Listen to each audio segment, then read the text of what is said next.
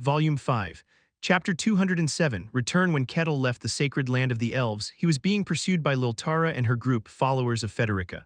They arrived in the city of mermaids without much difficulty, as the presence of the forbidden lands had disappeared. In the city, they met the leader. Cuculitan and Liltara asked if someone named Kettle had come there. Cuculitan answered affirmatively. He came here, but he has since left. Do you know where he went? Cuculitan hesitated for a moment before shaking his head. I'm sorry, I don't know the details. I see. Liltara instinctively realized that this mermaid knew where Kettle had gone but did not want to tell her. Although she felt the urge to intimidate the mermaid for information, she couldn't do so given the circumstances. Satisfied with the minor achievement, Liltara was about to leave when she asked one more question. May I ask one last thing? What is it? Cuculitan replied. What did the barbarian do here? He helped us, Cuculitan answered immediately. Liltara's eyes darkened. I see. As you may know, our city was taken over by the monkeys of the Forbidden Lands. Many survivors were trapped in the city, waiting for death. That's when Kettle appeared. Cuculitan spoke fervently, showing clear respect and admiration for Kettle. Kettle and his companions saved us without expecting anything in return. Even after defeating the Forbidden Lands, he helped us rebuild the city without asking for any compensation. He is truly an excellent person. I see. Liltara felt dizzy. She was currently pursuing Kettle under the orders of the divine. Since the gods had given a direct revelation, Kettle must be an enemy to the world. However, everyone she met spoke highly of Kettle. More than just good, they treated him as a benefactor. She now understood why the people of Kaloja had looked at her with hostility. They resented her for chasing their benefactor, Kettle. As Liltara was deep in thought, Cuculitan cautiously spoke to her. Are you pursuing Kettle? Liltara hadn't mentioned she was following divine orders, leading Cuculitan to mistakenly think she had personal reasons for chasing Kettle. Yes, you may misunderstand him because of his appearance, but he is truly a great person.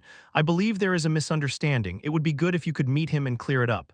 I see. Liltara's eyes grew even darker. The world was in great turmoil. Evil was revealing itself, and so were the Forbidden Lands. Kingdoms were falling, capitals were being invaded, and churches were being attacked. Events that were supposed to occur once in decades were happening all at once, spreading their impact across the world. Food prices were skyrocketing, and armor was selling out at lightning speed. Amidst this chaos, Malno Akasha, a merchant from the kingdom of Denayan, was extremely busy. She was sorting logistics and handling paperwork without rest, dark circles under her eyes. As she was frantically organizing documents in her office as usual, someone knocked on the door. Come in. Miss Malna, you have a visitor, said the guard, making Malna frown. A visitor. I told you not to let anyone in.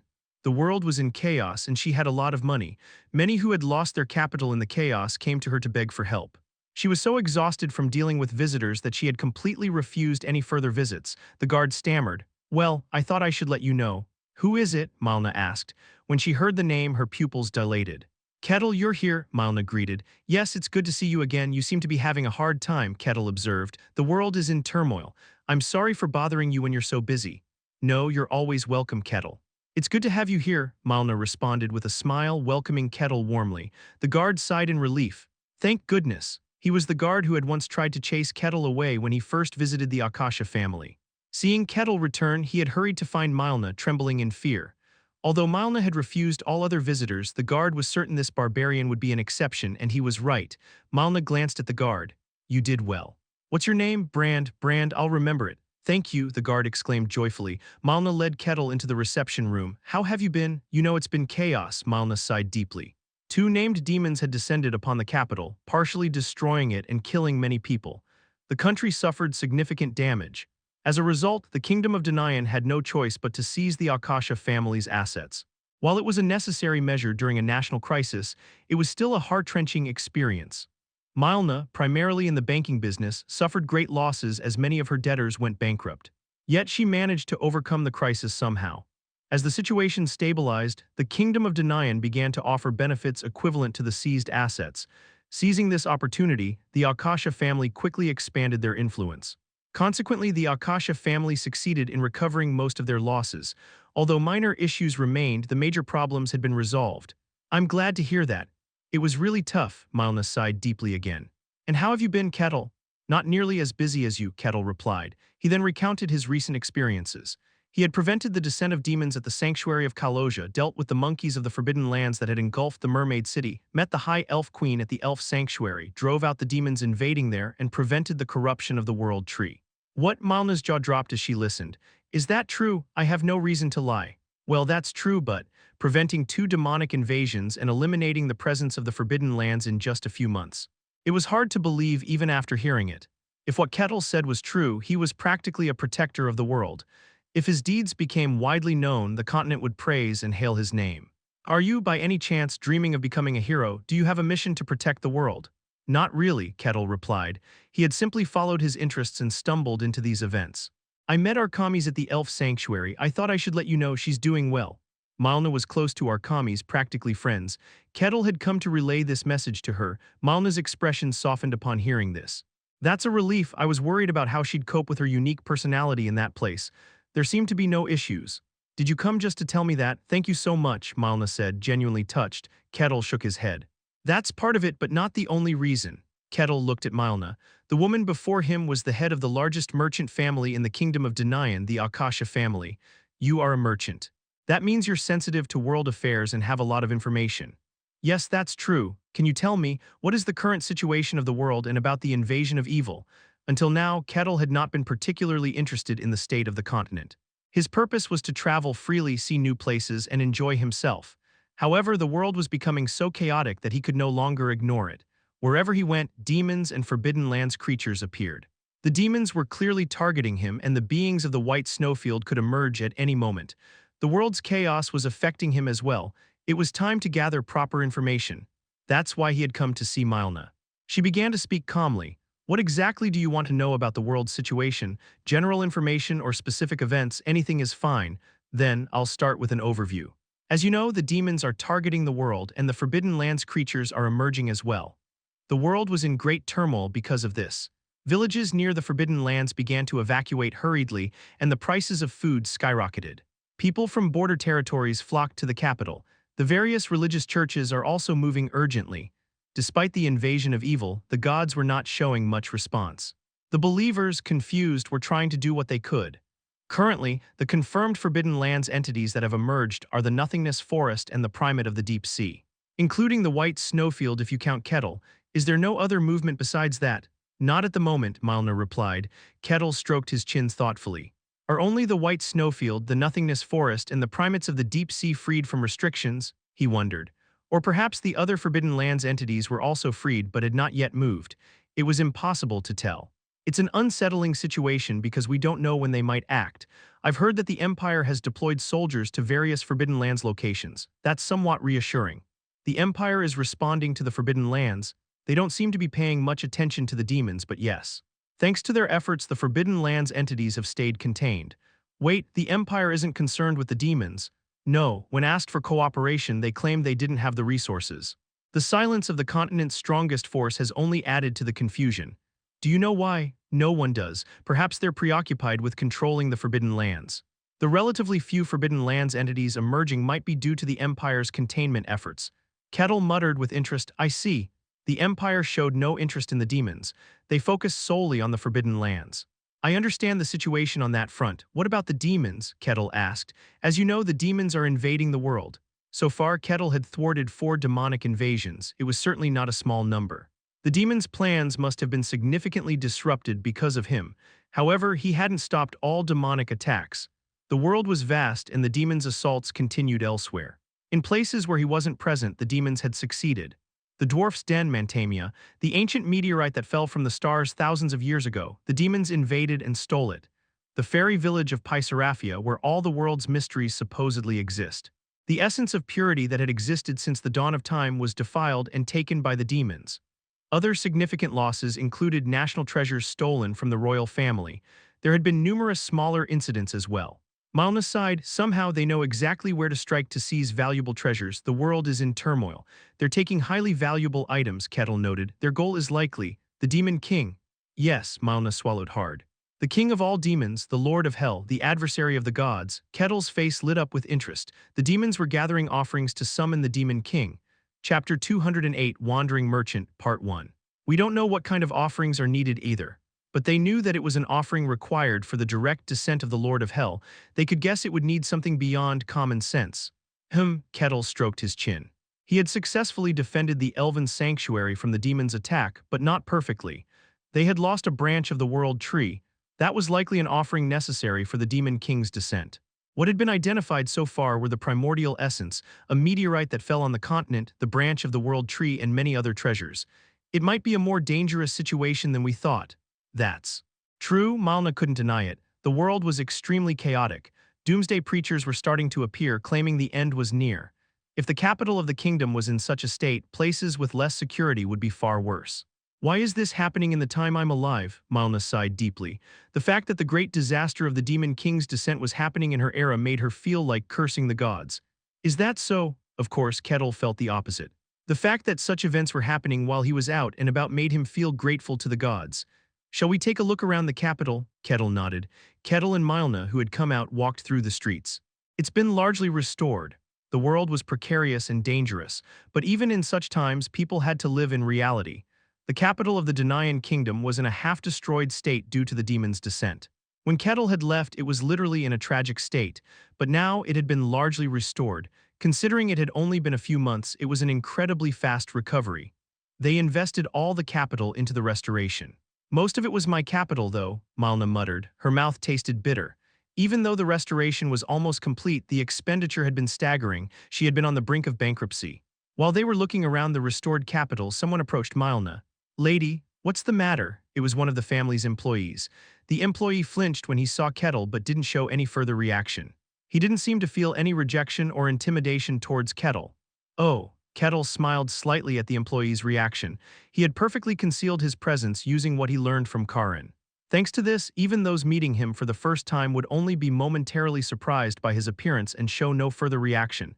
It was a very satisfying change. The employee spoke cautiously. The side that commissioned the artifact is pressing us." "Ah," Malna frowned, looking troubled. "Tell them we'll complete it as soon as possible. If they keep pressing, tell them I'll speak to them directly." "Understood," the employee left.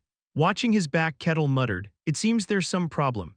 "Yes," Malna clicked her tongue. The Akasha family was a merchant family. They also made and sold various items. Artifacts were one of the family's main businesses. But that business was now facing a problem. We had a magician who was supposed to make the artifacts, but he had to leave urgently. This is already the umpteenth time. He seems to be a problematic magician. He often makes excuses and takes breaks. I want to fire him, but alchemists are rare, so I can't. It's a troublesome situation. There were no problems when Arkamis was around. She was a superhuman-level alchemist. Her skills were not just certain, they were overwhelming. Though she sometimes made strange artifacts, the risk was bearable considering her skills.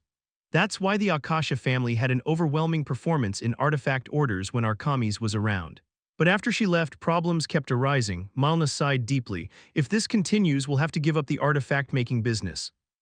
After a moment of thought, Kettle asked. "Is the artifact in a state where it has to be made from scratch?"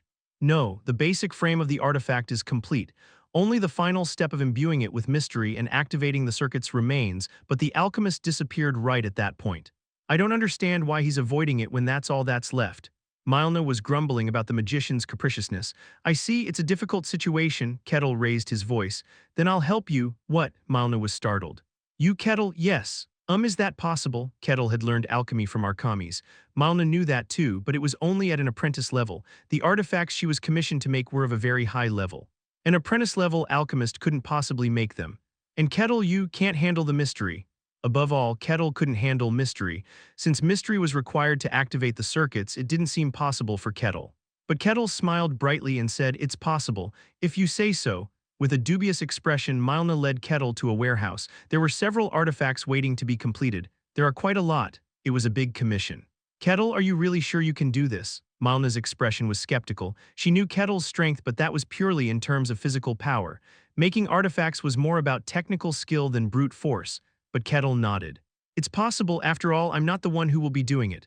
"What? I summon thee, one who embodies the primordial essence of purity." Malna's eyes widened. In front of Kettle, flames began to swirl and gather. The power contained within them was enough to dominate the space. Malna stepped back in fright. Kettle calmly finished his incantation. "Come forth, one who bears the horns of the pure flame." Piego, whoosh. The flames formed a door, and from it emerged a bull of flame. "You called me." "A highest-ranking spirit," Malna was stunned. She widened her eyes in disbelief, and with good reason. Spirits were pure beings of nature. While elves could easily summon them, humans found it very difficult. Spirit mages were rarer than magicians, and naturally, powerful spirit mages were even rarer. Even in the entire Denian kingdom, there was not a single spirit mage contracted with a mid-level spirit. It would take searching 2 or 3 kingdoms to find one. As for high-level spirits, they were out of the question. As far as she knew, there were fewer than 5 humans on the entire continent contracted with high-level spirits. Highest-ranking spirits were thought to be beyond human reach. Yet now, Kettle had summoned a highest-ranking spirit. Even seeing it with her own eyes, it was hard to believe. The pure flame filling the space was palpable even to her. She stammered, Kettle, how? I received it in the Elven Sanctuary. You received it. I resolved their issue. This was the reward. The highest-ranking spirit. Is that something the elves could give? I didn't receive it from the elves. Huh, then from whom? From the spirit god directly. Milna was confused. Piego, the summoned spirit, asked gruffly, so why did you summon me? There's no sign of battle. There are artifacts here. Piego glanced at the scattered artifacts. Then, as if realizing something, he grimaced. No way, the final step, can you do it? You, flames flared up fiercely. Malna held her breath. Did you summon me for such a trivial task? It was clear anger. Highest-ranking spirits had immense pride. Even a contractor could not summon them for trivial tasks without risking their wrath, potentially making them refuse future summons. But Kettle was indifferent. Yes, I did. Is there a problem? Kettle looked as if he saw nothing wrong. As if it had been any other contractor, Piego would have lashed out and returned to the spirit world immediately. And he would not respond to any summons for a while, but with Kettle he couldn't do that. This was because the contract had been directly facilitated by the spirit god. Not following Kettle's commands was tantamount to disobeying the spirit god. In the end, Piego suppressed his emotions. Understood. Whoosh. Piego exhaled a great flame that enveloped the artifacts. Mystery quickly filled the artifacts. Oh, it works, Kettle smiled. He realized that he could use Piego in such situations from now on. This will be convenient. Piego felt dizzy at Kettle's muttering. Who was he? A spirit imbued with the primordial flame, one of the oldest spirits. Though he occasionally made contracts, he was always in an overwhelmingly superior position. Contractors always groveled and catered to him, but now he was being treated like a convenient tool. This was hard for Piego to accept. I am the highest-ranking spirit. You should respect and consider me. I respect you, Kettle tilted his head. Please complete the artifacts. I ask this as a favor. Oh, spirit god, why did you make me contract with such a brute? Piego lamented. Malna watched the scene in astonishment. A highest-ranking spirit was being used like a tool. It didn't feel real. It was like a dream. Kettle smiled brightly and spoke to Malna. Just wait a bit. It looks like it will be done soon. Ah, okay. She could only nod blankly. The artifacts were completed in no time. Malna, looking somewhat dazed, left to handle the artifact commissions. Since the job required time, Kettle spent the night in his room. The next day, Kettle happily went to find Milna. Will it be possible now? He hadn't made the artifacts just to help Milna. He had a clear purpose. He wanted to obtain mystery. For that, he needed powerful catalysts imbued with mystery. Milna, from a renowned merchant family, would likely know such information.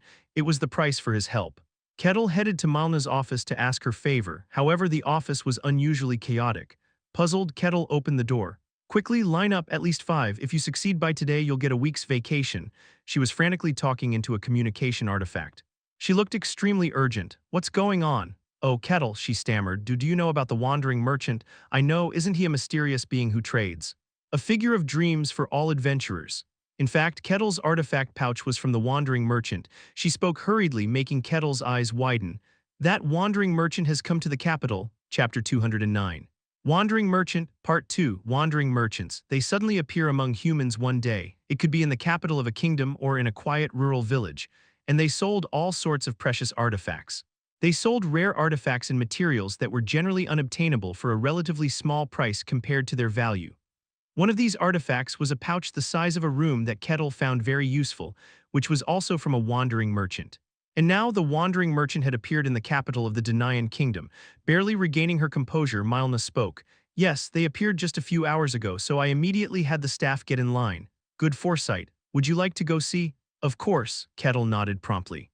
A wandering merchant, a mysterious trader who appears suddenly and deals in everything. What a fascinating existence. Since hearing the first story, he had wanted to see one. He wasn't going to miss this opportunity. Above all, they said the wandering merchant sells all sorts of things. They might sell something from which he could obtain some mystery. He was excited. Kettle followed Milna out of the building.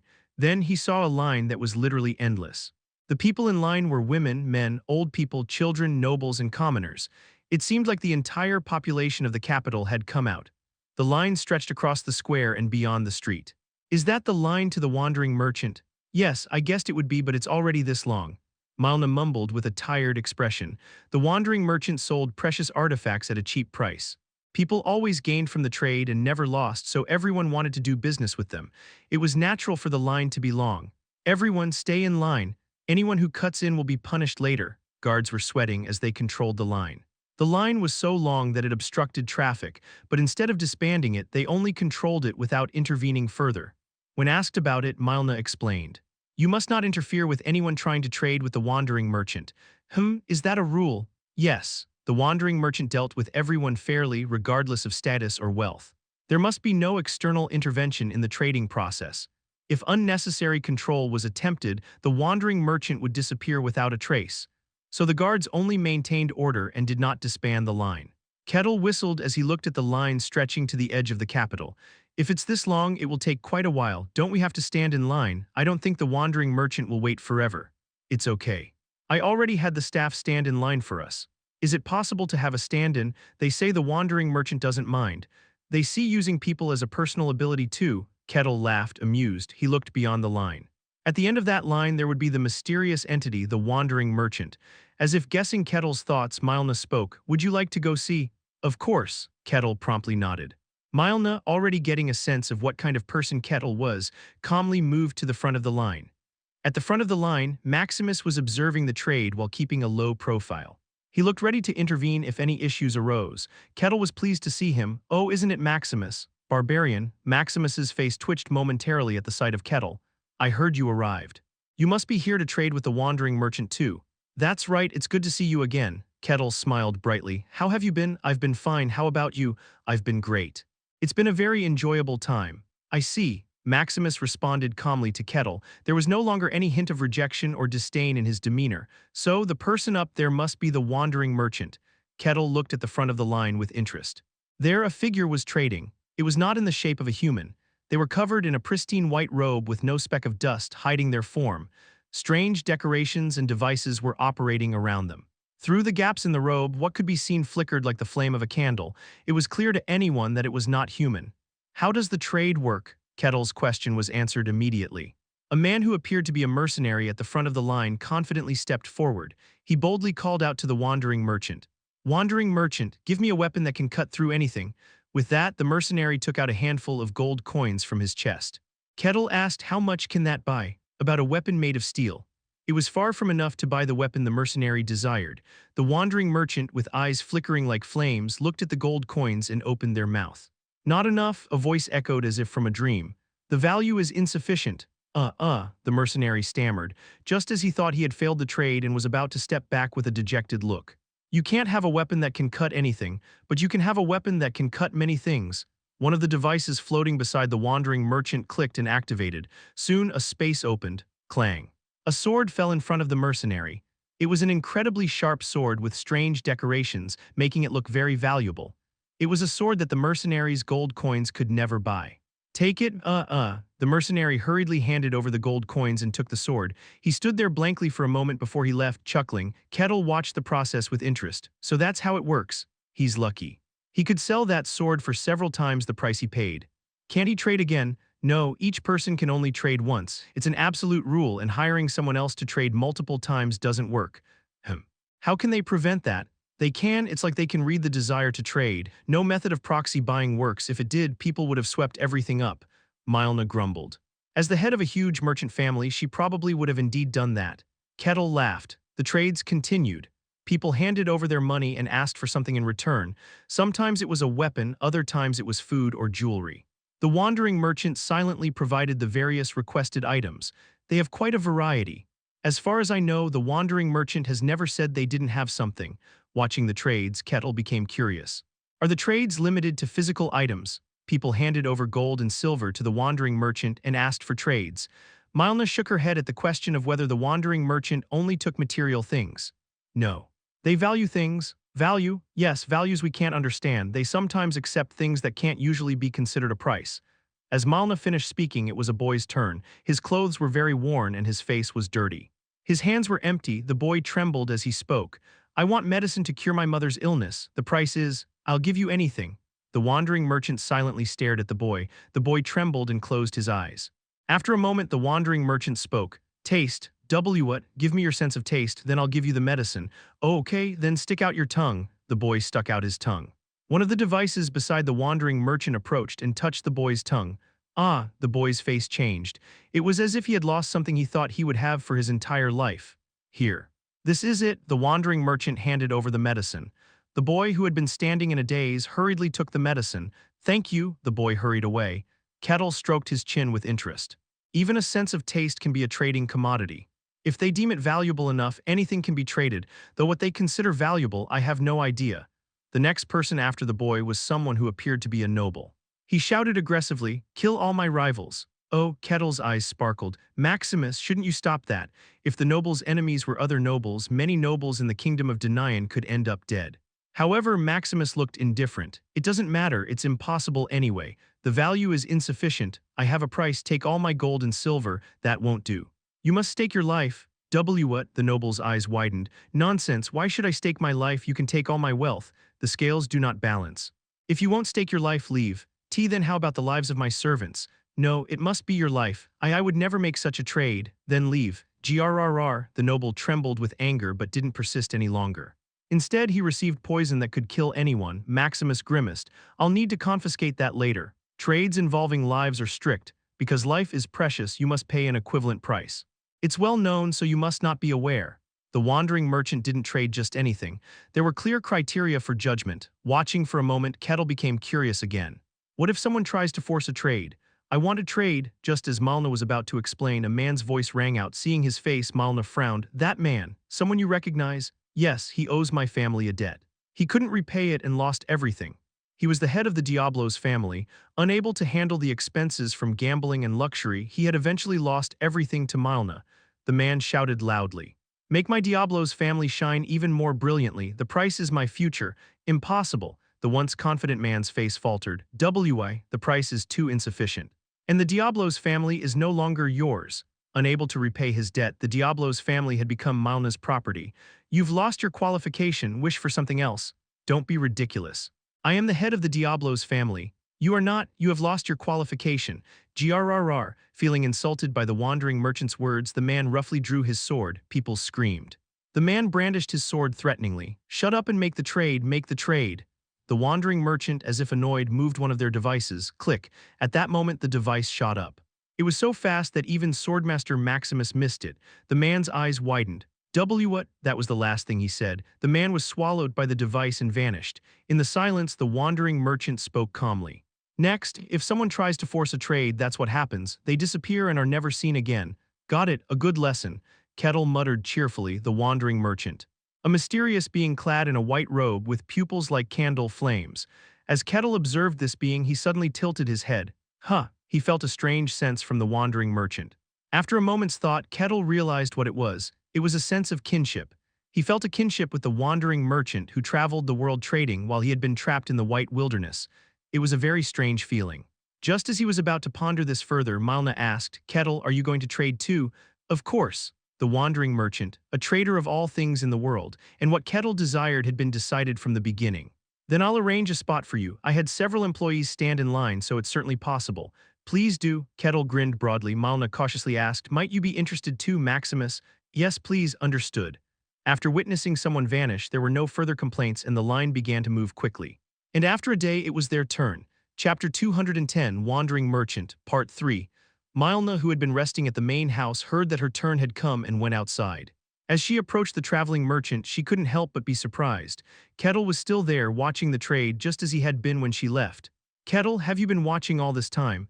When Malna left, Kettle had said he would watch a bit longer. She thought he would leave after an hour or two, but it seemed he had been observing all day. Kettle smiled brightly and said, it was so interesting that I couldn't tear myself away. Is that so? Your presence means it's almost your turn, right? Yes. Let's go get in line. Maximus, you should come along too. Thank you, said Maximus calmly. Malna approached the front of the line where several employees were holding her place. Head of the family over here. You all did well. I'll give you a week off and a generous bonus. Thank you. The employees, exhausted from standing in line all day, left with very happy faces. They joined the line. Kettle, with a delighted expression, said, I kept watching the trades. They really deal in a lot of things. Beyond simple gold and silver, there were items with historical and artistic value like art and artifacts. Even senses like taste and talents were subjects of trade. The traveling merchant literally traded in all things of the world. Among them, one trade stood out in Kettle's memory. They even traded talent in swordsmanship. A boy had asked the traveling merchant for an artifact that would protect him in this dangerous world. The traveling merchant, after observing the boy for a moment, asked for his talent in swordsmanship in return. The deal was made, and the boy received an artifact that was evidently very valuable. Maximus spoke up. They determined value. The boy's talent in swordsmanship must have been exceptional. If it were ordinary, they would have refused the trade. This meant the boy's talent in swordsmanship was excellent enough to warrant receiving the artifact. The child who traded their sense of taste also must have had an extraordinary sense of taste, beyond that of an ordinary person. That's truly amazing. Trading in talent was something unimaginable. This led to a curiosity. Where do they keep the things they trade? And what do they use all those traded things for? Do you know? No, probably no one does. What does the traveling merchant aim for in their trades? And where do they store all the traded items? Much about them is shrouded in mystery. They've been around for a long time, but almost nothing is known about them. All attempts to uncover their identity have failed. How long have they been around? It's only known that they are very old. From what information is available, they've existed since the time of the Magic Wasteland. Who? An existence from the same era as the White Snowfield. Kettle's interest grew even more. As they talked, the line moved quickly, and soon it was Mylna's turn. The traveling merchant asked calmly, "What do you desire?" Who? Mylna took a short breath. One could only make a trade with the traveling merchant once, so she had to be very careful. She already knew what she wanted to trade. Mylna spoke, "I want an artifact that connects space to space." The most important thing for a merchant was the distribution of goods. No matter how precious the goods were, if there were no buyers, they would just rot in the warehouse. Buying necessary goods locally at a low price and selling them where they could fetch a high price was fundamental for a merchant. And the process of moving goods was quite dangerous. There was a high risk of being robbed by pirates or bandits, and the cost of storing goods was significant. Many merchants went bankrupt because they couldn't bear these costs. That's why Mylna wanted an artifact that could solve this process in one go, an artifact of spatial connection. Is it possible? It's possible, but expensive. How much? One of your weapon warehouses. Which warehouse exactly? The 12th one you built. Mylna swallowed hard. It was much more expensive than she had expected, but her hesitation was brief. I'll trade. The value of the weapon vault was not insignificant, but the artifact for spatial connection was even more precious. Trading one weapon vault was a bargain. The device of the wandering merchant moved. Clunk, it's done. I've taken everything in your weapon vault. Is that so? The wandering merchant hadn't moved an inch, but he claimed to have retrieved all the weapons from the distant vault. There was no lie in his words. For the wandering merchant, distance meant nothing. Here, the wandering merchant handed two flag-like artifacts to Mylna. Place one at each location you want to connect. The space will be linked. After using it for an hour, it needs to recharge for a week. The distance, it can handle up to half the continent. Living beings can't be transported. Is that all right? Of course. Mylna happily took the artifacts. Being able to connect across half the continent was an exceptional ability, one rarely seen in the world. Next was Maximus's turn. What do you desire? I desire talent with the sword. Maximus spoke calmly. He was already at the pinnacle as a swordmaster, but he wasn't satisfied. He wanted to reach an even higher level. The wandering merchant could trade even talents beyond material possessions. What Maximus desired was higher talent. The cost will be great, I understand. To attain a talent that could elevate a swordmaster to the next level, a great price was to be expected. I am prepared to pay.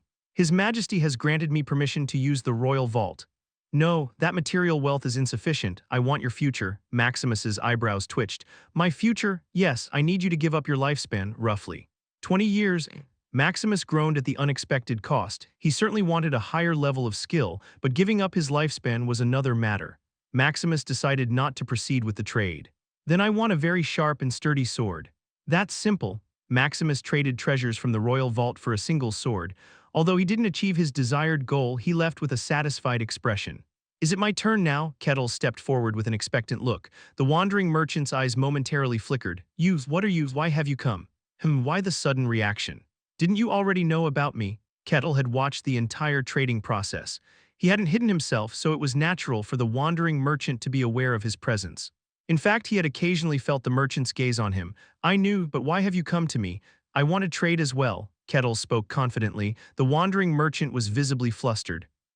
You want to trade with me? Yes, you want to trade. The merchant's reaction suggested that the very idea of trading with Kettle was bizarre. Kettle tilted his head. Is there a problem? The wandering merchant finally regained his composure. No, there's no problem, so what do you desire? I want to wield the mystery. The merchant was flustered once more. Why do you want such a thing? His reaction was like hearing a lion wish for a deer's antlers. Kettle replied, I just want to have it. The wandering merchant looked utterly baffled. Milner and Maximus watched the scene with awkward expressions. Did you know the wandering merchant could be flustered? I didn't until today. Is it impossible? No, it's possible. If you want to trade, you're a customer. The merchant barely managed to regain his composure. But if you want to wield the mystery, it will require a tremendous price. I understand. Kettle's eyes gleamed. The wandering merchant hadn't said it was impossible. That meant it was possible for him to wield the mystery. A price then? What would he have to pay? Milna, who had been standing aside, stepped forward. Kettle is my benefactor. I can pay a substantial amount for him. There was no falsehood in her words. Milna was willing to pay even half of her family's wealth for Kettle. Milna belonged to the largest merchant guild in the kingdom of Danayan. Their wealth was significant even on a continental scale. Half of her family's wealth was, quite literally, an astronomical amount. Impossible. But the wandering merchant refused. Milna's eyes widened. What? You won't make the deal. The value is vastly insufficient.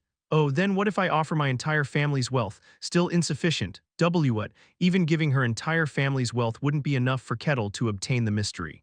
Maximus let out a dry laugh. It takes that much for this man to wield the mystery. Even if I offer my mastery, is it still impossible? Maximus knew how to wield the mystery. He was beyond a master, a transcendent being of the world. His level was beyond simple material value, but the merchant's attitude did not change. Impossible. What? The value is still vastly insufficient. No way. Even sacrificing the mastery of a swordmaster wouldn't be enough for him to wield the mystery. Maximus and Milna stared at Kettle with astonished faces. Kettle pulled a leaf from his pocket. Would a world tree leaf be insufficient as well? A world tree leaf? Where did you get something like that? Both were shocked. The wandering merchant's answer didn't change. It's valuable but still insufficient. I thought so. Kettle smacked his lips in disappointment. Is it impossible to get it right away? He had roughly guessed it wouldn't be easy. After contemplating for a moment, Kettle asked in another way. What he wanted from the wandering merchant was to wield the mystery. He wanted it to be possible right there and then. The price was insufficient. So he decided to ask for something else. It's impossible to pay the price for wielding the mystery, right? Then is it possible to ask for materials to obtain the mystery? That might be possible, the merchant asked calmly. What do you want? A dragon heart, Kettle said boldly. To wield the mystery, Kettle needed a very powerful catalyst. According to Archimedes and Charon, it needed to be at the level of a dragon heart. What Kettle desired was natural. What a dragon heart? Milna and Maximus were stunned. Kettle asked without concern, or a catalyst equivalent to it. Is that possible? There's no dragon heart, there is something similar. But you can't afford it. Well, a dragon heart is, Milna stammered, a dragon, its lifespan exceeded thousands of years. The older and stronger a dragon became, it was known to be as powerful as a hero. The heart of such a being was extremely precious. As far as she knew, it hadn't appeared in the world since it was used in the construction of the magic tower hundreds of years ago. Dragons rarely appeared in the world.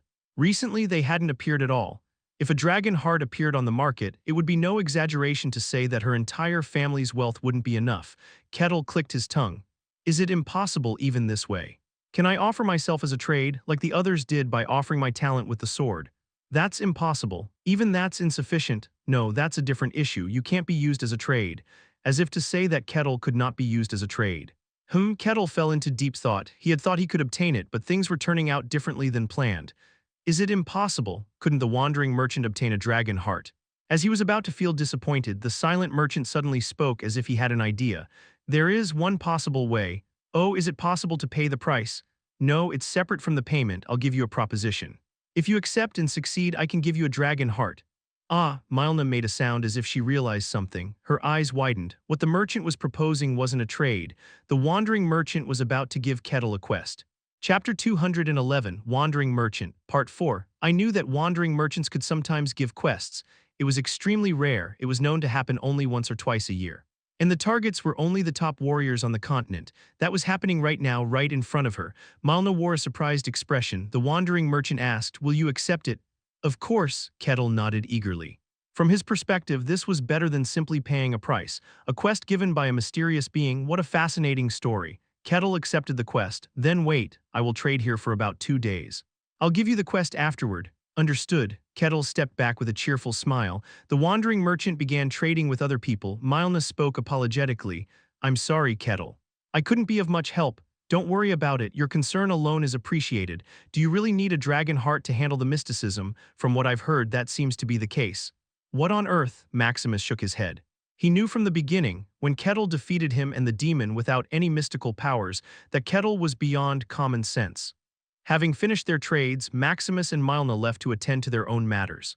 Kettle, however, stayed near the wandering merchant, watching the ongoing trades with a contented face. The wandering merchant spoke in an annoyed tone. Move along, you're in the way, just observing. I won't interfere. Sigh, though annoyed, the wandering merchant didn't forcibly drive him away. The people trading with the wandering merchant glanced uneasily at the barbarian standing nearby. 2 days passed. You're the last one, the wandering merchant finished his trades. Kettle admired him. You traded with around 1,000 people. I'm curious where you store all those goods. You counted that too, creepy guy. Follow me? Oh, wandering merchant, please, I haven't traded yet. The desperate people who hadn't traded yet tried to cling to the wandering merchant.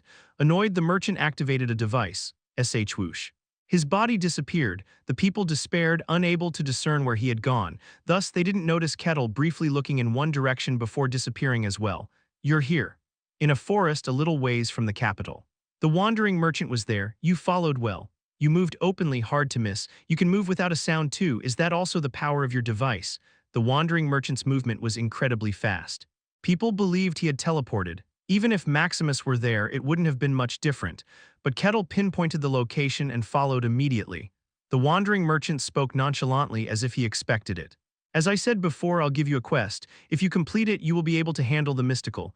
What's the quest? Simple, the wandering merchant spoke. Kettle's eyes widened. It's dragon hunting. There's a dragon.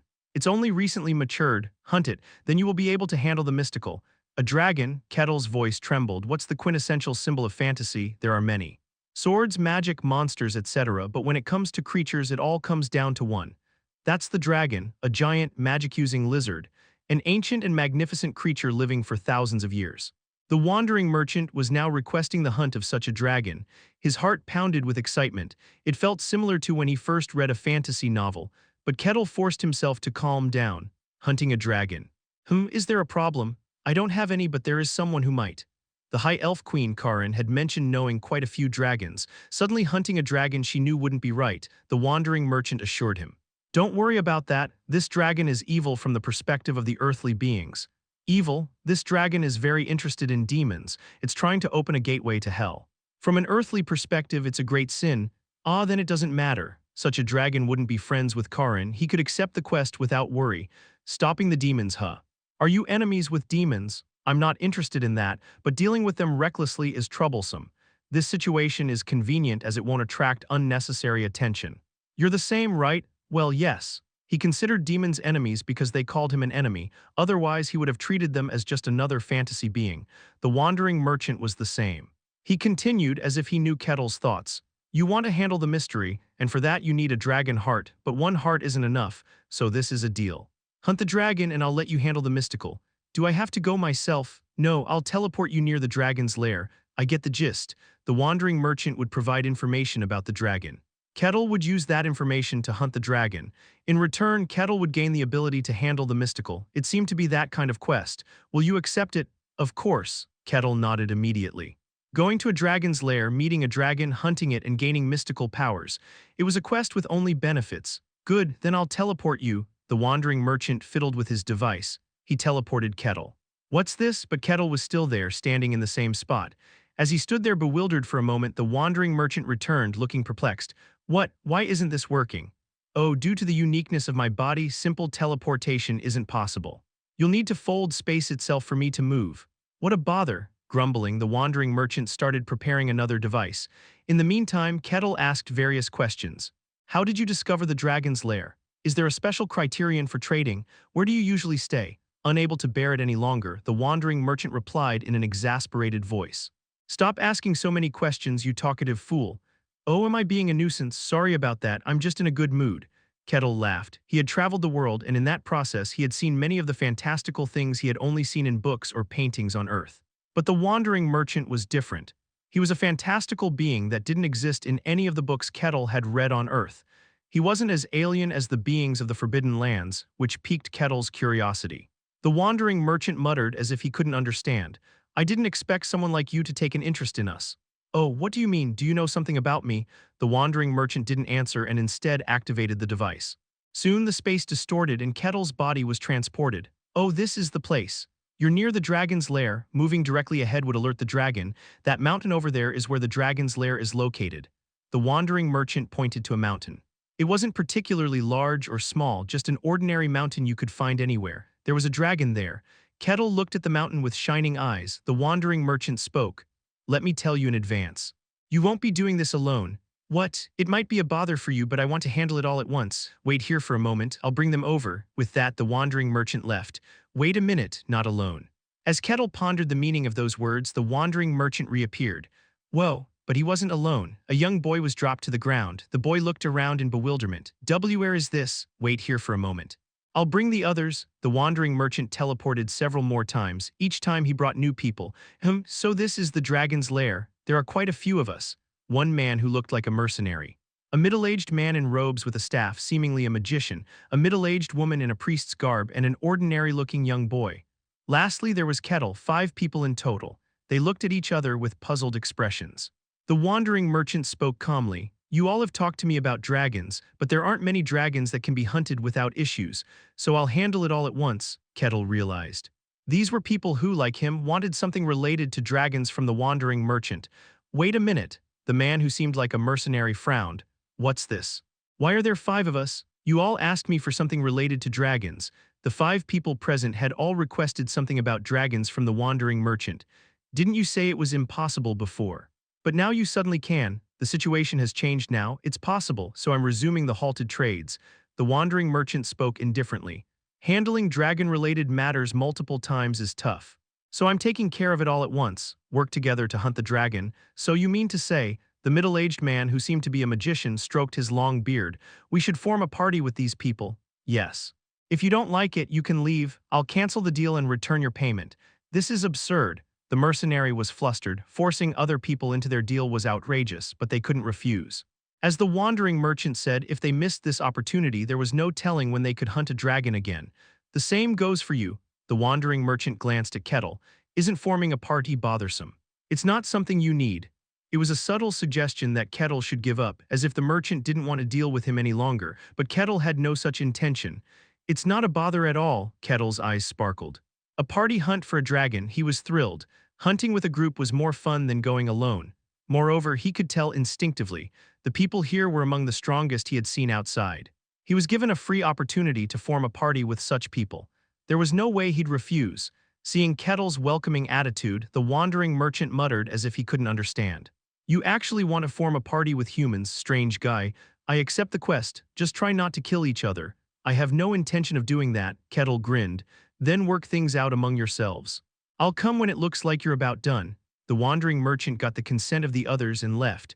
The 5 people were left standing in the middle of the forest. After a moment of silence, the man who seemed to be a mercenary spoke up. Chapter 212, The Quest of the Wandering Merchant, Part 1. It seems each of you has come here with a desire regarding the dragon. Whether you like it or not, we're in the same boat, so it's best to introduce ourselves first. The mercenary took it upon himself to start the introductions. I am an S-rank mercenary, Blood Edge. I've come here for the dragon's treasure. An S-rank mercenary. Their numbers were extremely few among all mercenaries. Even reaching the level of an A-rank mercenary was the limit for most. Being S-rank meant possessing power beyond that. The magician stroked his beard and spoke. I know your name as well. I never expected to meet the famed mercenary king here. Oh, Kettle exclaimed. The mercenary king, what an impressive title. A middle-aged woman who appeared to be a priest chimed in. I know of you too. You're the one who survived a solo challenge in an S-rank dungeon, a monster nest. I merely survived by sheer luck. Surviving by sheer luck is something no one else could do. Even my subordinate magicians tried several times but never returned. The mercenary king. True to his title, his strength had reached the pinnacle of superhuman capability. He was a legendary figure in the mercenary world. The mercenary king set the stage. Next, a middle-aged man who seemed to be a magician stepped forward. I am the head of the shadow reflected in the Void School Spellweaver. I'm here to obtain the dragon's magic. The head of a school, the mercenary king's eyes widened in surprise. A school leader was the head of a faction within the magic tower. To become a school leader, one had to understand and wield all the magic of their school. Someone capable of mastering all the accumulated knowledge over hundreds of years possessed great power. Although there were differences in power, school leaders often held superhuman strength at the highest level. The shadow reflected in the Void School, I've heard of it. Kettle also knew of the school. He had met a magician apprentice headed there when solving a commission related to demons in the past. Then, I shall introduce myself next. A middle-aged woman stepped forward. Her priestly robes were familiar to Kettle. She calmly introduced herself. I am Seraphina, the chief inquisitor of the sun god. I've come here for the dragon's blood according to the church's will. Behold the blade of the mighty god, the strongest church on the continent, the chief inquisitor of that church. Her strength was known to be at the highest level of superhuman capability. In terms of pure power, she was said to be among the top 3 in the sun god's church. She wielded significant influence. Oh, Kettle exclaimed in admiration. The chief inquisitor of the sun god, she was an inquisitor like Aquaz from the same church. He felt a sense of kinship. Seraphina averted her gaze slightly from Kettle's look. This is quite a luxurious gathering. The mercenary king chuckled. Each person held the highest position in their respective fields. Then, their gazes turned to Kettle and the young man. The mercenary king cautiously asked, "Who are you?" The aura Kettle exuded seemed at most second-rate. On the surface, he looked like a mere second-rate barbarian. However, the fact that the wandering merchant had brought him directly for the dragon hunt indicated otherwise. They all assumed as much. Kettle introduced himself. I am Kettle, a barbarian. Hearing his name, the mercenary king tilted his head slightly as if it sounded familiar. I don't belong to any group. What kind of power do you wield? Seraphina asked calmly. Her demeanor puzzled Kettle. Does she not know me? As the chief inquisitor, she could be seen as Aquaz's superior. Although Aquaz had kept his identity a secret, Kettle thought he might have mentioned him while explaining the journey's events, but she showed no sign of recognition.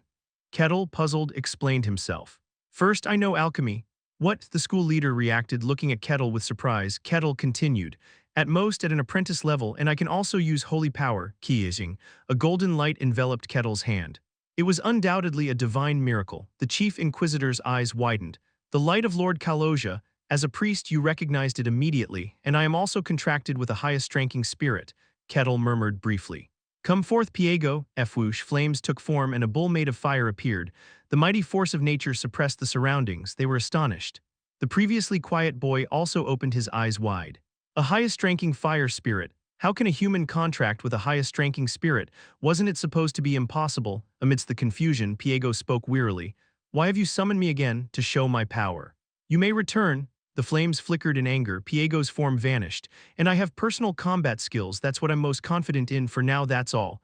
In the stunned silence, Kettle grinned broadly. What I seek is a dragon heart. Pleased to meet you.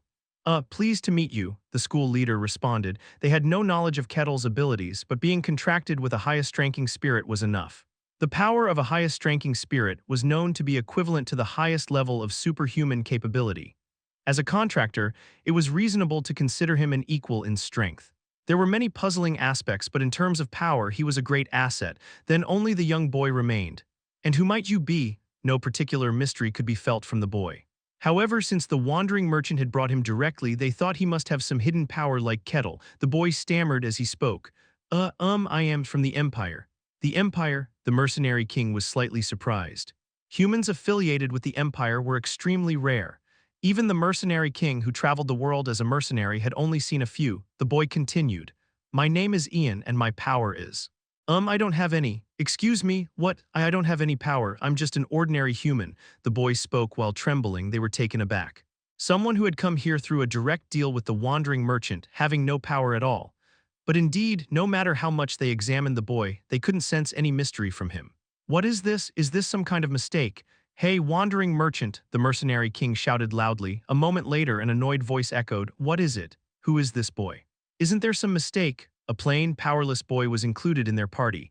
It was natural to think something was wrong. However, the wandering merchant replied indifferently. There's no problem. What? There's no problem, so just proceed. With those words, the wandering merchant's voice disappeared. The mercenary king frowned. No problem. Does that mean the quest has been properly assigned? Boy, do you have any thoughts of going back? This place is too dangerous for you. The school leader spoke gently to the boy, but the boy shook his head vigorously. I don't plan to go back. The school leader stroked his beard as if in a quandary. What do you think we should do? We can't just kick him out. The wandering merchant clearly said to proceed with this group. For now, let's take him with us, we can protect him. The party to hunt the dragon was complete with 5 members. Kettle smiled broadly as he spoke. Let's get along well during this short period. They said the location of the dragon's lair is in that direction. It's quite a distance. We should move quickly before it gets too late.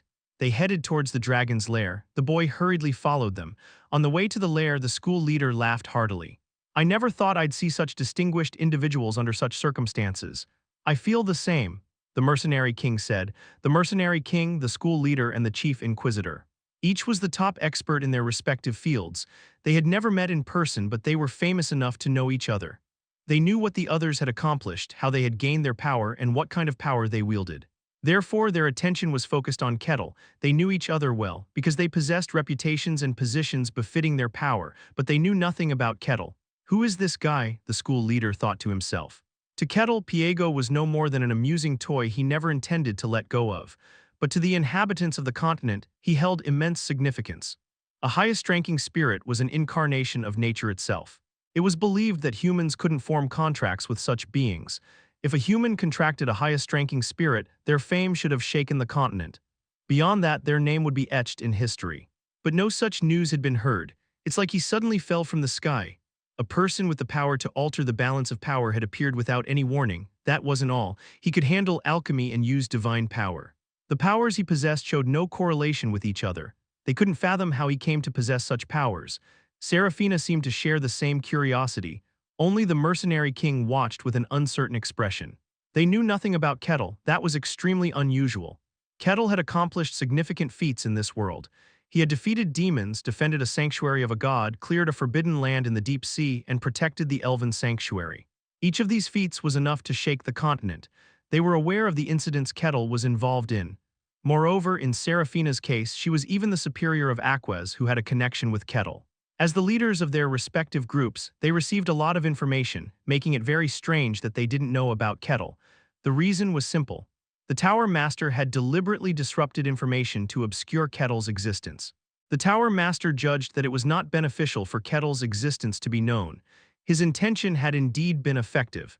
Except for places where Kettle was directly involved, few people currently knew about him. His fame had been intentionally concealed, but the Tower Master's efforts were in vain. Kettle had now met with the leaders of the Magic Tower, the Mercenary Guild, and the Sun God's Church. Their attention was focused on Kettle. And eventually, the Chief Inquisitor of the Sun God couldn't hold back and spoke first. "Excuse me, did you say your name is Kettle?" Her gaze was fixed on the jet-black bracelet on Kettle's wrist, a holy relic of Kaloja.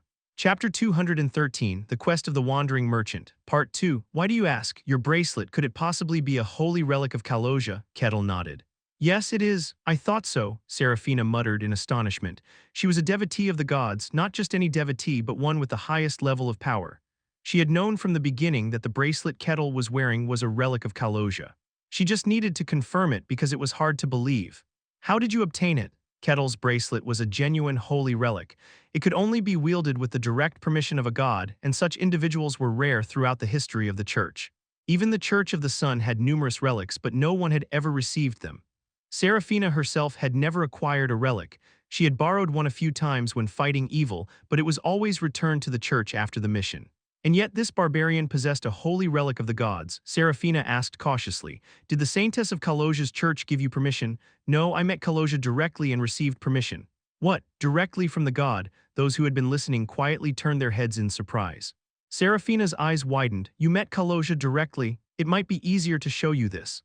Kettle showed the emblem of Kaloja he received from Shadrens, 100 layers of overlapping patterns.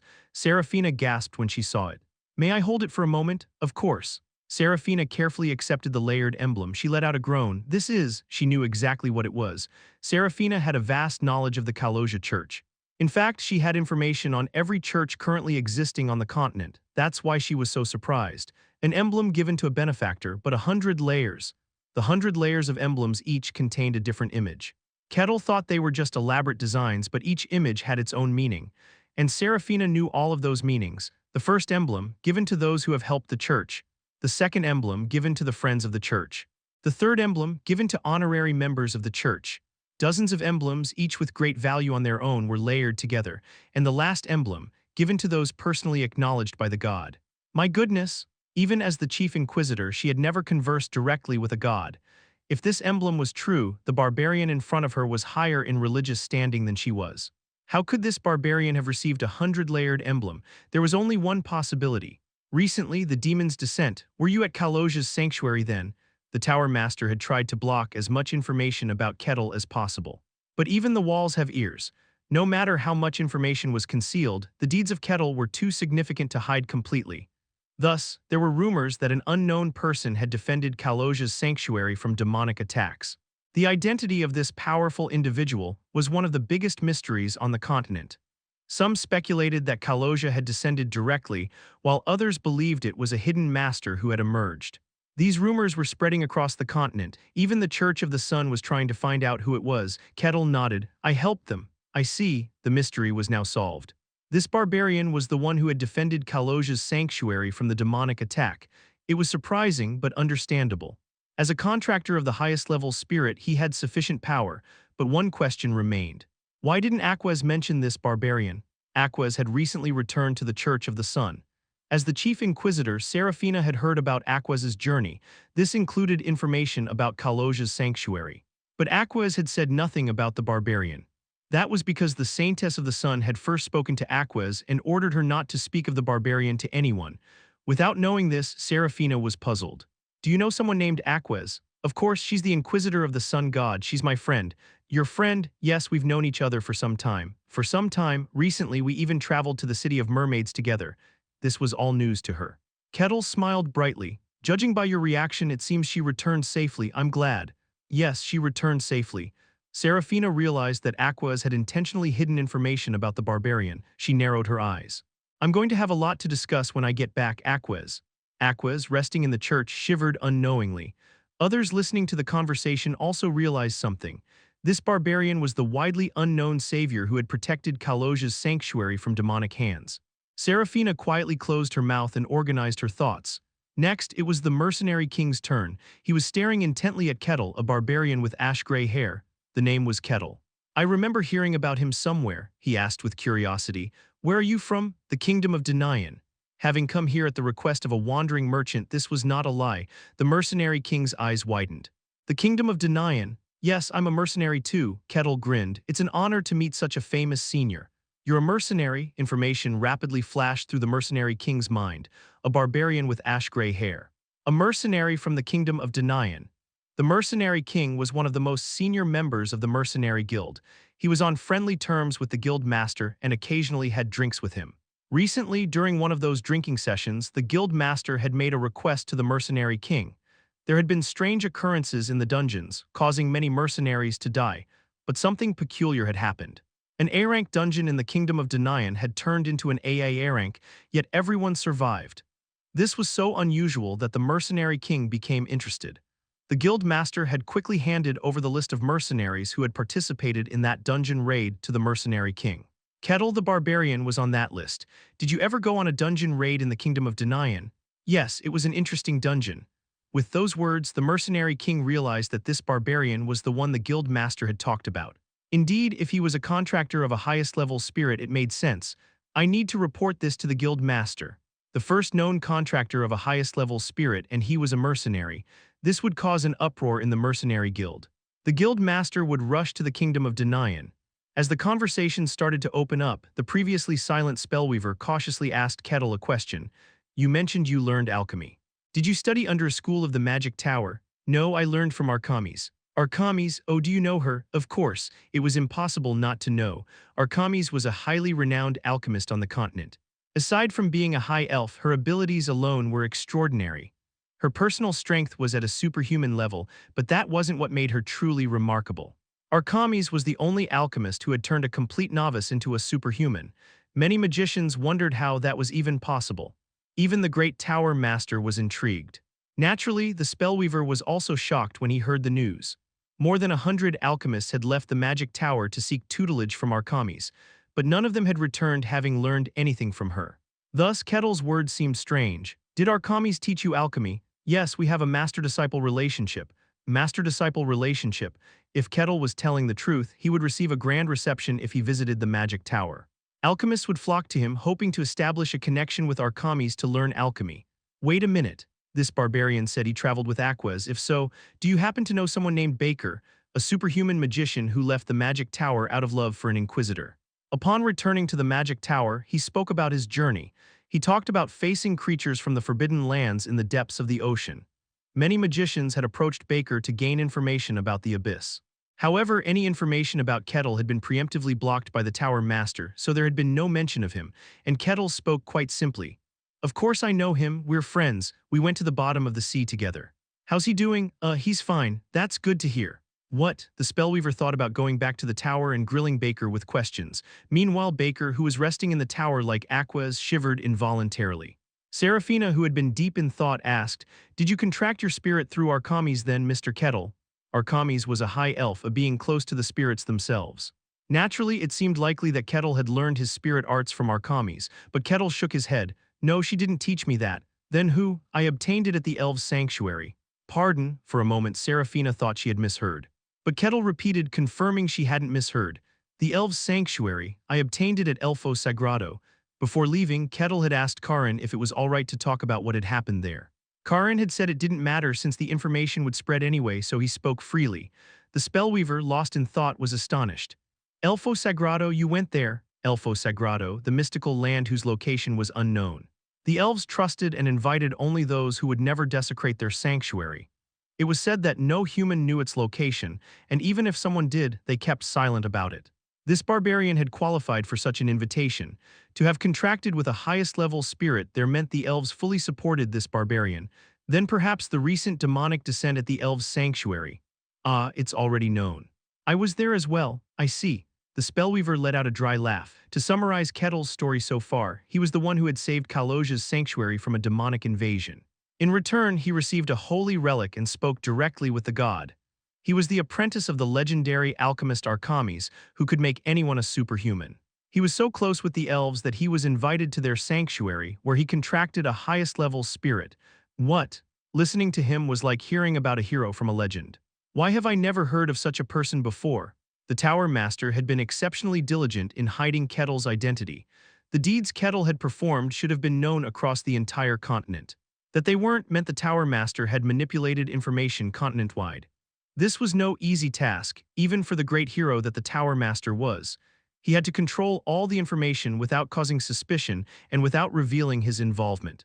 There were strong individuals besides the Tower Master in the world. To go unnoticed by them was incredibly difficult. Yet the Tower Master had done it. No one had realized anything about Kettle, and no one had found it odd. The Tower Master had succeeded in controlling information on a continental scale. This fact had immensely gratified the Tower Master, giving him a rare feeling of euphoria. It was so much so that he had spent an entire day boasting to his only disciple about his great achievement. But despite the Tower Master's efforts, Kettle had directly met with people. The continent was beginning to recognize Kettle's existence. Chapter 214, The Quest of the Wandering Merchant, Part 3, they kept asking Kettle about various things after that. Who he met and what he did in the sanctuaries of Kalosia, the Mermaid Village, and the Elven Sanctuary. The more Kettle answered, the more astonishment and shock appeared on their faces. Just as they were beginning to understand what kind of person Kettle was, they arrived at the mountain with the dragon's lair. "This is the place," Serafina murmured. They were now right in front of the mountain of the dragon's lair. She looked at the spellweaver. "Do you sense anything?" "I feel nothing." The spellweaver stroked his beard. The mercenary king narrowed his eyes. "Same here. If a dragon were present, there should be a strong wave of power, but it's dead quiet. Instead, perception is being forcibly disrupted." The information was accurate. A dragon's lair exists somewhere in the world, but no one had found its location. Its power was perfectly concealed, making it impossible to trace the dragon's lair through power and energy tracking methods. The magic tower had persistently pursued the dragon's lair for decades, but had gained no information. Even though the master of the tower did not participate, if the magic tower, where all the world's wizards gather, failed, there essentially was no possible group left. Thus they had to move in person, which was also impossible. There was only one reason. The mountain with the dragon's lair had a powerful perception disruption spell. What a peculiar sensation. It's clearly in front of us, but my consciousness wants to disperse elsewhere. If you lose focus, you'll immediately drift away to another place. Even they, the highest-ranking superhumans, had to concentrate intensely to be aware of the mountain before them. For anyone below them, it would be impossible to perceive. Moreover, the mountain was in a remote area where no one had set foot. In reality, there was no way to find it. These conditions were why the dragon's lair had remained hidden until now. Hence, they couldn't help but be impressed by the wandering merchant's information. As expected, things that have existed since the Demon War. Where on earth does he get such information? We paid a hefty price and were asked to catch a dragon, so we had complaints, but for information like this, there's nothing more to say. Indeed, they conversed. And Kettle sensed something strange. Paid a hefty price. Their words implied they had paid something to the wandering merchant, and it wasn't a small price, but Kettle hadn't paid the wandering merchant anything. He had just received a quest to catch the dragon. The location of the dragon's lair was just one of the pieces of information for the quest. Kettle remained silent. The mercenary king grabbed the sword at his waist. Then let's go in. According to the information, it might be quite dangerous. Right that, Ian, was it? Serafina cautiously spoke. The boy following them hurriedly nodded. Yes, yes. What about going back now? It's very dangerous ahead. Even we cannot guarantee your safety. Ian was an ordinary boy with no power. He was too weak to endure the journey ahead, but Ian, trembling, shook his head. And no, I will go with you. Serafina sighed. In her opinion, the boy shouldn't come along. She wanted to send him back forcibly. But the wandering merchant had said the boy would be no problem. This meant he was part of their group. Excluding him recklessly could cause issues. While Serafina was pondering what to do, the mercenary king nonchalantly spoke. Let him do as he pleases. The boy made his choice. He was a mercenary, one who risks life for profit. To him, Ian's choice was insignificant. Whatever he desires, he chose to follow us, so let him follow. Whatever happens, he has to bear it himself. But he's a child, Serafina objected. She was a follower of the god. Protecting the weak and caring for children was her duty. So, are you going to forcibly send him away? Who knows how the wandering merchant will respond, but I cannot expose a child to danger. We need to call the wandering merchant again and discuss this. He already said it wasn't a problem. I've never heard of the wandering merchant going back on his word. Their ideologies and values clashed. The spellweaver asked casually. Aren't you going to intervene? Intervene? Why? Kettle's face was one of sheer enjoyment. A mercenary and a priest of the god, two contrasting figures in a fantasy, their values colliding. It was a very entertaining sight. Kettle wanted to keep watching. I see. The spellweaver's expression turned uneasy at Kettle's attitude. He was the only one who could mediate. He cleared his throat and intervened. From my perspective, both sides have valid points. There's no need to argue. How about this? The spellweaver looked at the trembling boy. The boy seems determined not to back down. In that case, he'll have to come with us. Serafina, how about you protect him as much as possible? Let's do that. Neither side strongly opposed. They both knew that this was the most reasonable solution, as the spellweaver had said, but they were leaders of their respective groups. If they easily yielded to the other, it would diminish their group's prestige. Therefore, they refused to back down to the end. However, if someone suggested a compromise, they could accept it without losing face. The fact that the spellweaver was not someone to be easily dismissed also played a role. And Kettle was watching the entire process. Interesting, don't you think so? Well, I suppose, the boy named Ian answered hesitantly. It seems to be settled, then let's move on, Kettle said, smiling as he started walking. They entered the dragon's lair, and what greeted them were powerful monsters. Kea, it's like the monsters are holding a grand ball. What a spectacle, the spellweaver chuckled. The information was correct. Not much was known about the dragon's lair, but it wasn't completely unknown. Before the dragons disappeared, there had been a few dragon hunts, so some information was available. One such piece of information was about the mountain of the dragon's lair. The mountain of the dragon's lair was not an ordinary mountain. It was a den of powerful monsters from all over the world. When dragons created their lairs, they kidnapped monsters and sealed them in the mountain. Whether it was a personal hobby or a collector's impulse was unknown, but most of the mountain where the dragon's lair was located was filled with monsters. Since these monsters were brought by dragons themselves, the ones before them were all formidable. Basilisks, wyverns, drakes, even a hydra, quite a collection. An ogre looks like a mere underling here. An army would be annihilated if it tried to enter. Releasing even one of these monsters would bring disaster to the area. Even the strongest of the superhumans would struggle to progress through this place, but it posed no problem for them. Kaya, a hydra, charged at them.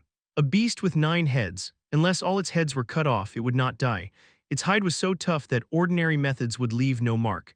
The hydra's venom was so potent that one would die within 3 steps of contact. It was a formidable monster that even superhumans could not easily deal with. Typically, it only appeared in AAA-level dungeons. A hydra, it's been a while. But the mercenary king calmly drew his sword. He then launched himself forward. As he moved to the opposite side of the hydra, it turned to bite him, but its body started to fall apart. Kea, the hydra's body was cut into dozens of pieces and fell to the ground, its blood spilling. The mercenary king shook the blood off his sword. Kaya, Kayak, dozens of wyverns charged at them. Seraphina quietly muttered, "O sun god, let your radiant light shine here." With her prayer, a shining orb rose in the sky. Its intense light and heat scorched the wyverns, burning their wings and causing them to plummet. Even though it was a simple prayer, its power surpassed that of the sacred scriptures of Aquez. HMPH. Precious monsters. The spellweaver looked at the monsters with a fond gaze. He waved his hand, then shadows stretched out like tendrils. Despite the sun being high, the shadows engulfed the entire ground. Yoo-woo, the monsters began to be sucked into the shadows. They struggled to escape, but the shadows swallowed them like a swamp right up to their heads. The spellweaver looked satisfied. "I'll have to use this for my research later." "Ooh." And Kettle marveled at their power. The heretic inquisitor of the sun god Aquez, the magician from the magic tower Baker, and swordmasters Maximus and Cain. Each of them was a powerful figure in their respective fields, but the people before him now were far stronger than them. Is this what the peak of the superhuman level looks like? Kettle had never seen the peak of superhuman level humans before. He had skipped directly from superhuman to hero level. He had met several demons, but their powers were so unique that direct comparison was difficult. Therefore, it was hard to gauge their power, but seeing it now, there was a definite difference in class. Kettle marveled at their combat prowess, and they too were impressed by Kettle. Of course, Kettle was not directly engaging in combat, but he wasn't just standing around either. Kaboom! Crimson flames, primordial fire swept through the forest. Powerful monsters were reduced to ashes without even screaming, yet the flames caused no harm to the natural surroundings. The spellweaver exclaimed, "Is that the power of a highest-ranking spirit? Indeed, it's strong." The mercenary king and Seraphina also looked astonished. Highest-ranking spirits could only be contracted by elves, but they never left their territories. So it was the first time even they had seen the power of a highest-ranking spirit. At that level, it's almost on par with me. They continued to marvel as they observed Piego. And Piego, feeling uncomfortable with their gaze, wielded his power even more fiercely. Damn it, what the hell is this? It felt like being a monkey in a zoo. He never imagined he'd find himself in such a humiliating situation. What made Piego even more flustered was something else. "Ooh, very strong. Is this the peak of superhuman level?" It was Kettle, continuously marveling at the others' battles right beside him. "What are you doing?" "I'm watching." "They are indeed strong." "Well, they aren't weak," Seraphina and the spellweaver. The mercenary king's strength was exceptional even in Piego's eyes. Such strong figures would be hard to find on the surface, but Kettle was stronger. Their strength was on par with Piego's, and Kettle had reverse summoned him with a single strike. Those others wouldn't be much different. To Kettle, all their strength was akin to children's play. Yet he was sincerely admiring and praising their strength. To Piego, who knew Kettle's true strength, it was incomprehensible. "Are you serious?" "I am. They are very strong. I want to learn their techniques too." Kettle was genuinely admiring them. Piego murmured sincerely, "You're insane." Chapter 215, The Quest of the Wandering Merchant, Part 4. "Why am I getting involved in this nonsense?" Piego couldn't understand it at all. It felt like watching grown adults seriously playing with children's toys. Kettle spoke leisurely. "What's the hurry? We have plenty of time. Let's take it easy and enjoy ourselves slowly." Kettle smiled as he watched others fight. There was a genuine light of joy in his eyes. Monstrous child. It wasn't a matter of power. It was hard to understand Kettle's philosophy. Piego sighed and swung his flame. The approaching ogre was incinerated, leaving no trace behind. "This place is a dragon's lair. How did we end up here? I thought it had vanished from the surface." "You're aware of it. We came through the wandering merchant." "You mean that monster? Indeed, there's no other way besides through him. You know about it?" "Of course, it's a mysterious creature that existed on this land long before I did." Piego spoke indifferently. "No one knows what it wants or where it resides. It's a mysterious monster. I can't understand why humans would trade with such a thing. If our interests align, I see no reason to refuse." "Is it different for spirits?" "It's not a creature of nature, it's more like an enemy to us." "Oh," Kettle showed an intrigued expression at Piego's words. It seemed that the wandering merchant did not have a close relationship with spirits. "But a dragon's lair, huh? Well, you probably won't have any trouble." However, Piego looked at the others curiously. "Who are those guys?" "They are a party to hunt the dragon with." "A party? To hunt the dragon with you?" Piego was momentarily startled. "With just those guys? Well, it should be fine." Piego, who was about to say something, soon realized. Common sense didn't work with Kettle. He closed his mouth. "Do as you please. That's the plan. Ah, there's one thing I want to ask." "What is it? What do you think about that boy?" The mountain was quite deep. It was quite dangerous as powerful monsters resided there. Of course, for those of the highest rank, it wasn't a big deal, but it was different for the boy. Huff, huff, huff. The boy Ian was following them with a pale face. His legs were trembling, perhaps from fear or fatigue from the mountain climb. He's just an ordinary boy with no power. It must be very hard for him to keep up. Is that all? Kettle asked as if there was nothing more peculiar about him. Piego spoke in a puzzled tone. What more is there? He doesn't seem to have any special power. I don't know why he's following, but you said the wandering merchant brought him, right? Then we can't do anything about it. Kettle's face showed interest. So that's the extent of your perception. Piego didn't think much of the boy, or rather he couldn't. I understand now. Then why did you ask? Piego grumbled. After advancing a bit more, Serafina spoke to the struggling boy. We should rest here. The day's getting dark, so it's a good idea. We need time to prepare. The mercenary king agreed. They set up camp near the forest. Serafina offered a small prayer. Sun god, please protect us under your light. A radiant light enveloped them. The boy barely managed to sit down, rubbing his trembling legs. Serafina offered a prayer of healing to the boy. Thank you. How much further do we have to go? At this pace we should reach in 2 days. Tusk, we have a long way to go. The spellweaver looked dissatisfied. Without the boy, they could have gone twice as fast. The progress was slow because they had to protect him. Although the spellweaver mediated, he wasn't pleased with the boy being in the party. He was a magician who valued logic and efficiency. It was frustrating to be delayed by the boy. The boy shrank under the weight of those gazes. To lighten the mood, Kettle opened his pouch. Everyone must be hungry. Let me cook for you. What? You can cook too? Instead of answering, Kettle showed them through action. He pulled out a pot and various stored ingredients, starting to cook at a quick pace. Piego, could you provide some fire? All right. Piego, suddenly treated as a log, resignedly breathed out fire. The ingredients cooked rapidly. Kettle smiled with satisfaction. That was quick, you're quite useful. Piego's flame flickered momentarily. The others watched with mixed feelings. Is it okay to treat a spirit like that? As far as I know, it's not. The higher the rank of a spirit, the prouder it was. It was said that even contractors couldn't treat highest-ranking spirits lightly. Although they tried talking to Piego out of curiosity, he completely ignored them. This confirmed the information. Yet now Kettle was treating Piego like a convenient tool. Is this really okay? No problem. I see. Judging by Piego's increasingly agitated flames, it seemed problematic, but since the contractor said it was fine, they had no room to intervene. Before long, Kettle made a meat stew and handed it to them. The mercenary king's eyes widened as he cautiously tasted it. It's delicious. Indeed, you're good at cooking too. Impressive, Serafina admired. Kettle smiled with satisfaction at their reactions. Thank you. The food quickly disappeared. They rested. The mercenary king muttered as if realizing anew. Will there ever be another gathering of this scale? Probably not. The chief inquisitor of the sun god, the archmage of the tower, the mercenary king, and a contractor with a highest-ranking spirit. Each was a high-ranking leader or someone with comparable power in their respective groups. The idea of such individuals gathering to undertake a quest together was a dream come true for enthusiasts. With this much power, we should be able to slay a dragon. To be honest, there's one thing I'm a bit skeptical about, the spellweaver said with a hesitant face. We are certainly strong, we have the power to be highly regarded anywhere. But our opponent is a dragon. It was said that only those who reached the level of a hero could face them. Even with 4 top-tier superhumans, there was a significant gap from being heroes.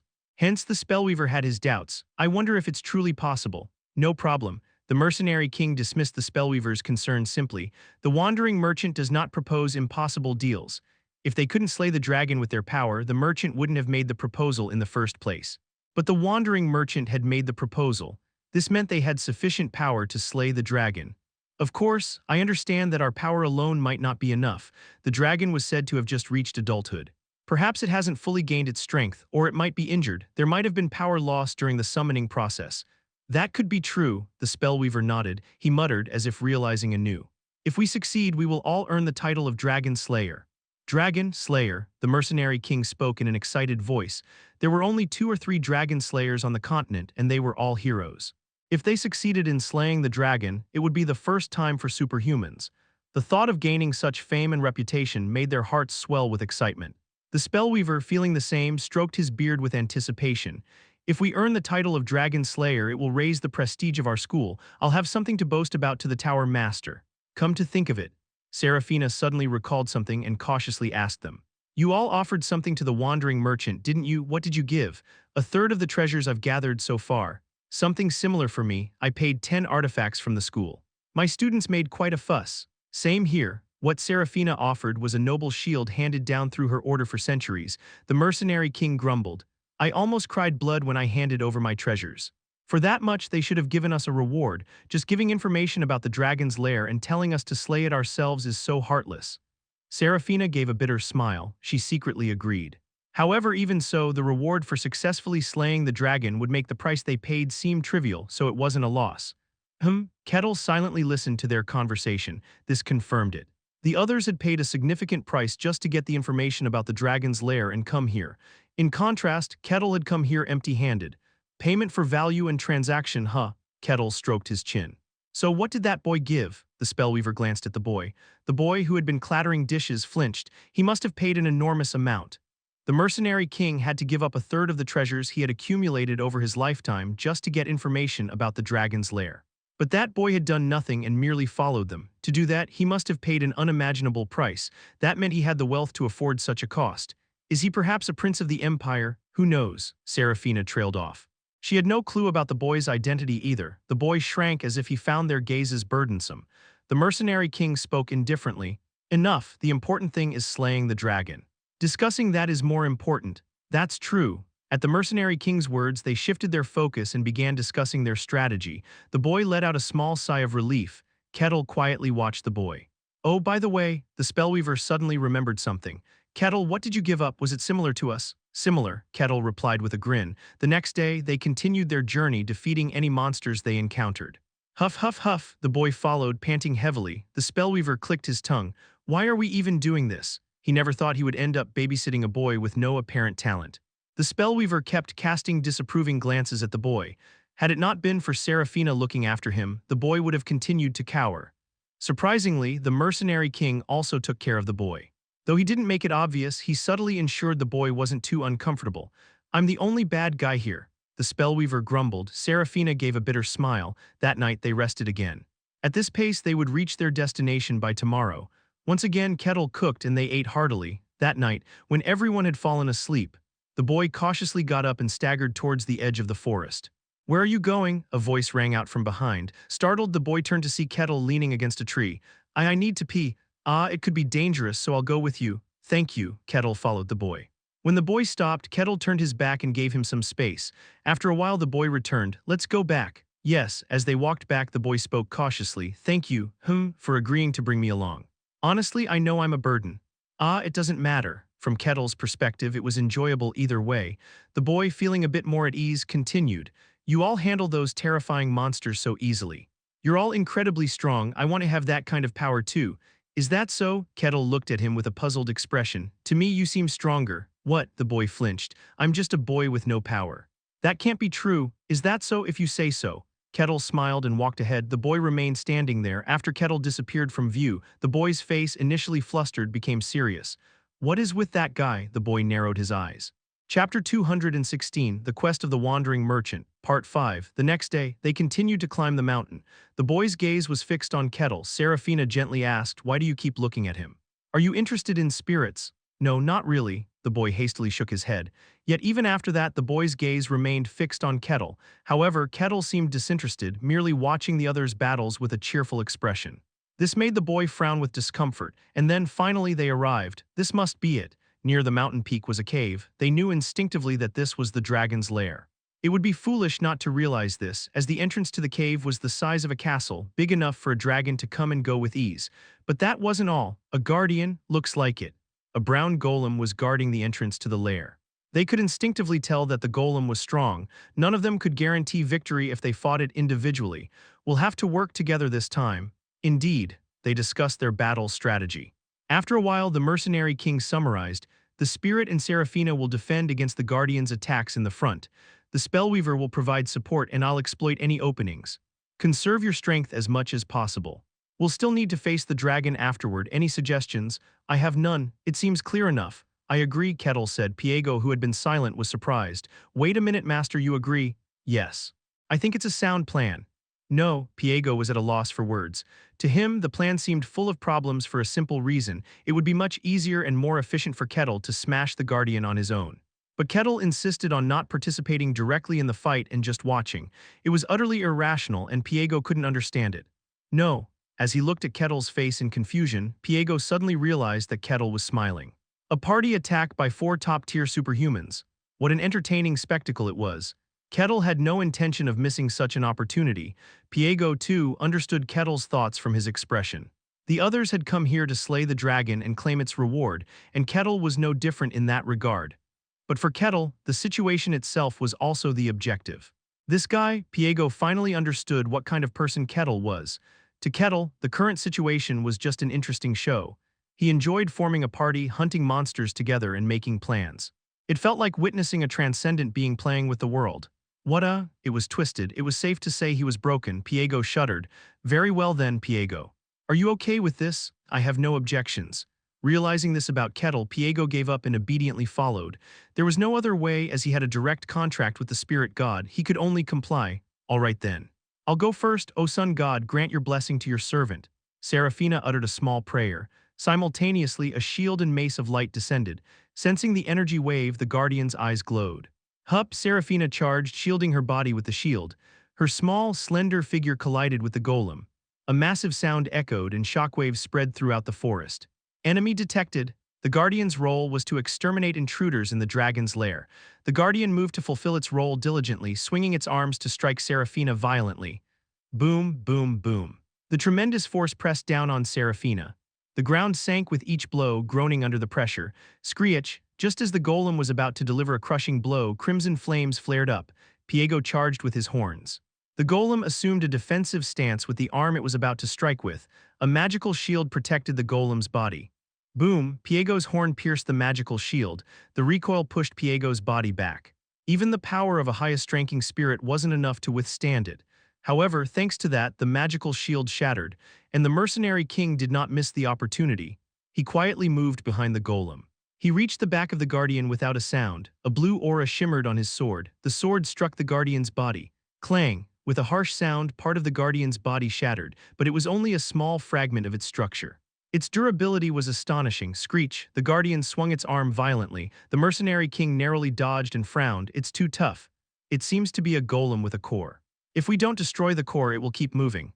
Where is the core? Right now, it seems well hidden. We'll need to keep fighting to create an opening in the magical concealment. I'll try to detect it. Understood. Hup! Seraphina thrust her shield forward. The guardian roughly pushed Seraphina away. Taking advantage of the opening, Piego struck with his horn. When the golem defended, the mercenary king struck its body with his sword. Using the gaps created, the spellweaver tried to locate the core. Impressive. Kettle, who had been watching, was impressed. The coordination was incomparable to any party he had seen before. It wasn't just about strength, it was about synergy. The teamwork was far superior to the old party he had seen in the capital of the Denayan kingdom. Although they had fought various battles while climbing the mountain, they had never fought together. The fact that they coordinated so perfectly indicated that their individual skills were exceptionally high. Kettle watched the battle with admiration. The boy next to him quietly asked, "Are you just going to watch and do nothing?" "It's not that I'm doing nothing, my spirit is fighting hard over there." Kettle was a spirit summoner. It wasn't a big problem if he didn't participate directly. The others, sensing that Kettle's presence wasn't particularly necessary, didn't object, but the boy narrowed his eyes. "Is that so? It seems you have considerable strength too. Wouldn't it be faster if you joined in?" "There's no need. I'll intervene if it looks dangerous, but it doesn't seem that way." Cracks were spreading across the guardian's body. At this rate, it wouldn't be long before the fight was over. The boy's expression was quite curious upon hearing Kettle's answer. His face showed puzzlement and curiosity, and a strange sense of kinship. "You asked me a question, so may I ask you one?" "Yes, go ahead." Kettle looked at the boy with curiosity. "Why are you dressed as a man?" The boy flinched, surprised by the unexpected question. "What? I'm a boy. I know, biologically you look like a boy." Kettle smiled.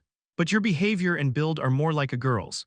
"What? If I'm mistaken, forget it. There can be boys like you in this world," Kettle concluded. The boy looked at Kettle with narrowed eyes. This guy, was he doing this on purpose?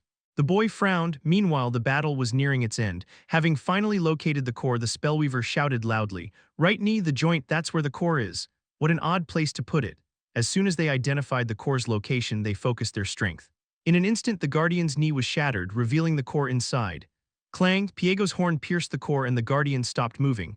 The light in the guardian's eyes went out. The battle was over. Seraphina took a small breath. "They're strong." Even with the coordination of 4 top-tier superhumans, it took considerable time. Despite holding back, their power was immense. They couldn't have guaranteed victory if they fought individually. So this is just a guardian protecting the lair. A dragon is a dragon, will need to be thoroughly prepared. They caught their breath and prepared to face the dragon. A few minutes later, after finishing all preparations, they began to enter the dragon's lair. Serafina spoke to the boy. Ian, you should wait here. No matter how skilled I am, I can't protect you inside. Oh, okay. This area seems to be free of monsters because it's near the dragon's lair, but just in case, I'll give you my necklace. If monsters approach, hold the necklace and pray to the sun god. They won't be able to see you. Thank you, the boy bowed his head. They left the boy behind and entered the dragon's lair. The boy watched them quietly. And the moment their figures completely disappeared, the boy's expression changed. What is with that guy? He frowned. The previously timid and scared look was nowhere to be found. His face now bore the expression of a shrewd, cunning person. He tapped his chin with his finger. I can sense something strange, but I can't figure it out. A being I don't know. Is that possible in this world? The boy murmured and suddenly paused. Or is it not from this world? His voice was filled with interest. I was planning to play a little prank while taking care of business, but something peculiar came up. After pondering for a moment, the boy stamped his foot. I'll watch for now. And at that moment, the boy's body vanished. Simultaneously as the boy's body disappeared, Kettle, who was entering the dragon's lair, halted. Serafina asked, puzzled. Is something wrong? Did you sense something? No, it's not that. Didn't any of you feel it? Huh, did you sense something? They all looked as if they hadn't felt anything. It was as if they weren't even aware that something had changed. Seeing their reactions, Kettle smiled. No, it's nothing. Let's keep going. All right. They continued deep into the dragon's lair. There were no obstacles or interruptions. They just kept moving through a deep, wide passage. And at the end, they arrived at the dragon's lair. Wow. Whoa, there was a massive chamber large enough to fit a castle. The chamber was shining brilliantly. The walls were literally made of jewels. The multicolored light brightly illuminated the dark cave. Selling all those jewels could buy a kingdom. They were momentarily captivated by the overwhelming brilliance. But there was something that outshone even those jewels. It was at the center of the dragon's lair. The spellweaver sighed. Kettle's eyes sparkled more than ever. Dragon, a chamber large enough to fit a castle, a gigantic creature that filled a third of it. A red dragon lying down with its eyes closed was in the middle of the chamber. The dragon was in front of them. Chapter 217, Dragon, Part 1. Kettle inadvertently let out a groan. He stared at the red dragon as if spellbound. He had seen many things since leaving the White Snowfield. Liches, ogres, basilisks, elves, mermaids, and demons, among others. He had witnessed beings that one could only dream of. Every time he was filled with admiration and emotion. Those feelings were still vivid, but the emotion he felt now was overwhelming compared to any he had felt before. A dragon, a quintessential mythical being, was right in front of him. The dragon's scales were red. Despite the brilliant gemstones embedded in the walls, the dragon's luster remained undiminished. Its entire body was covered with iridescent scales that gleamed like jewels. It had enormous wings that seemed capable of covering half the village. Its claws looked as though they could tear apart all creation. He was genuinely moved. Kettle could only stare at the dragon in a daze. This is a dragon. Amazing. Others were equally impressed by the dragon's appearance. However, unlike Kettle, they quickly regained their composure. It's sleeping. The dragon lay with its body reclined and eyes closed. It slept soundly as if the commotion outside meant nothing. What should we do? It seems best to strike before it wakes up. Blood Edge, perhaps you should move. Our powers are too broad and might wake it. Understood. Just as the mercenary king raised his sword and began to gather his aura, GRR, the dragon opened its eyes. The pitch-black reptilian eyes became visible to the world. They instinctively held their breath. The dragon slowly rose. Kettle marveled once more at the sight. The fantasy before him was moving. GRRRR. The dragon, having risen, looked at the humans who had intruded into its lair with a puzzled expression. It seemed to be wondering why they were there. But soon its expression turned to anger. How dare they? How dare these insignificant humans invade his nest? The dragon's anger soon turned into action. It inhaled deeply. The spellweaver was alarmed. Breath attack, the dragon's mouth opened. A thick, dark crimson flame spewed forth. In an instant they felt the heat. The temperature in the lair rose to that of a volcano's interior. Their skin prickled. You crazy, Piego swung his horn. The fire spirit's flames flared fiercely and confronted the dragon's breath. Piego, a spirit with the primordial flames. His flames were the purest in the world, possessing power and dignity befitting them, but before the dragon's breath they dimmed. Piego's flames were consumed by the dragon's breath and extinguished. Shadow, O sun god, protect your servant from this threat. The spellweaver and Serafina hastily unleashed their powers. Great magic and divine power shielded them. Whoosh. But all of it began to burn. Unlike hellfire, which burned everything because it wasn't of this world, the dragon's breath simply burned everything with pure power and intensity. Eek, Kahang. After a desperate defense, they barely managed to block the breath attack, but even that had consumed a significant amount of their strength. Sweat beaded on Serafina's cheeks. No, it can't be. "What is this?" The dragon's power exceeded their imagination. The dragon frowned, displeased that its breath attack had been blocked, and in that moment the mercenary king moved. He had already reached the dragon's vicinity. He had been moving ever since the dragon began to unleash its breath. His sword was honed sharply with aura. The dragon was a creature that wielded magic. Therefore, the solution was to kill it before it could use any magic. The mercenary king swung his sword. The speed left no time for incantation. But resistance occurred. The mercenary king's body was forcibly repelled. As he flew back, he hastily performed a landing technique. Magic, it was clearly magical resistance. The mercenary king's eyes wavered, but there was no sign of incantation. The dragon answered the mercenary king's question. Whirr. Dozens of magic circles were drawn simultaneously around the dragon. There was no incantation. The spellweaver groaned. A race of magic. The dragon was a race of magic, for magic was like breathing. The dragon spread its wings as if it was annoyed. Mana poured out from the magic circles. Boom, boom, boom, mana surged forth, pure mana without any design or structure, yet its power was like a storm. Grrr, they barely managed to move and dodge the attack, but in the confined space it wasn't easy. They tried to defend themselves somehow, but each time they felt like they were being struck by a hammer. It was far stronger than they had anticipated. They who were at the pinnacle of superhuman strength had to focus solely on evading the attacks. Damn it, for the spellweaver, the situation was even worse. The magic he was preparing was shattered by the dragon's mana. He was helpless, unable to do anything like a powerless child. To the dragon, magic was like breathing. Human magic could be dismantled with just a glance. Rumble. The spellweaver, surrounded by mana in an instant, was about to be struck directly by the storm. At that moment, Kettle moved. Boom, he pierced through the storm of mana and grabbed the spellweaver, pulling him away.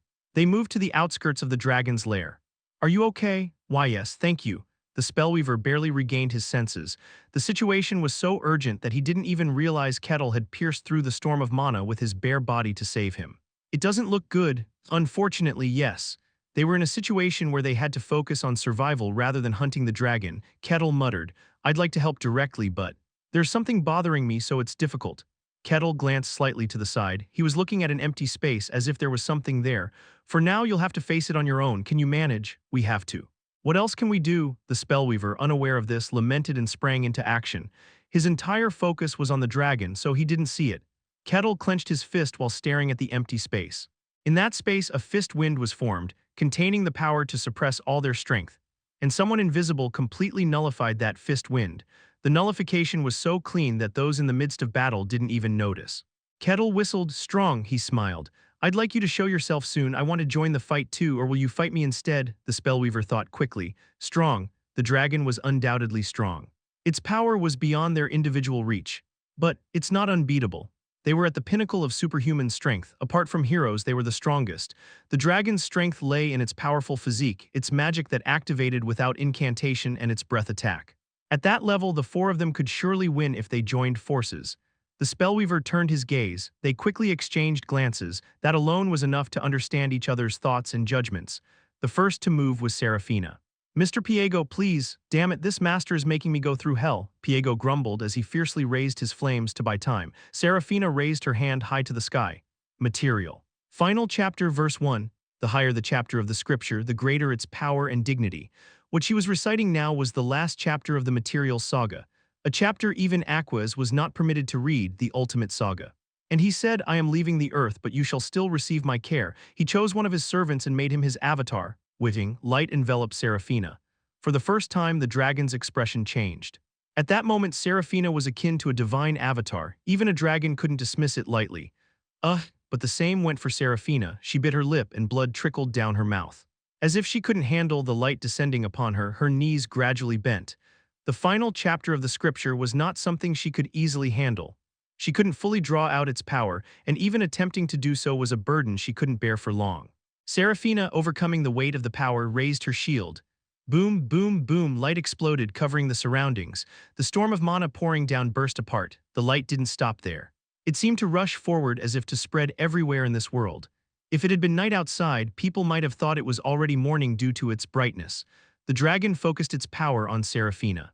A massive magic circle surrounded her, sealing her power. A tremendous pressure pressed down on her body. Light. The light exploded again, pushing back the pressure. Piego also supported Serafina. Their powers began to somewhat offset each other. Because of this, the spellweaver had time to prepare his magic. No matter how much of a race of magic a dragon is, I am the head of the school. I can't be taken down so easily. The shadow reflected in the Void School was a very old school with a history of hundreds of years. And he was the one who mastered all the magic created by the school's magicians over the centuries, earning the qualification of headmaster. Shadow that rises in the darkness, shadow that shrinks before the bright light. With his incantation, the ground beneath the dragon began to darken. Shadow that devours everything and vanishes futilely at dawn, I shall give you substance. Devour this world, stain everything and erase its color. The spellweaver finished his incantation. You shall gain freedom. Then the shadows rose, they undulated like mud and clung to the dragon's body. They covered the glistening red scales, turning them black. These were shadow creatures created by magic, entities with a desire to devour the world's colors and light. If not controlled, they were magical beings that would rush to engulf the entire world. Because of their danger, only the headmaster of the Shadow School was permitted to use them. Rumble, the dragon shook its body in annoyance. The shadows were crushed and mangled just by that. However, they persistently clung to its body, refusing to stop.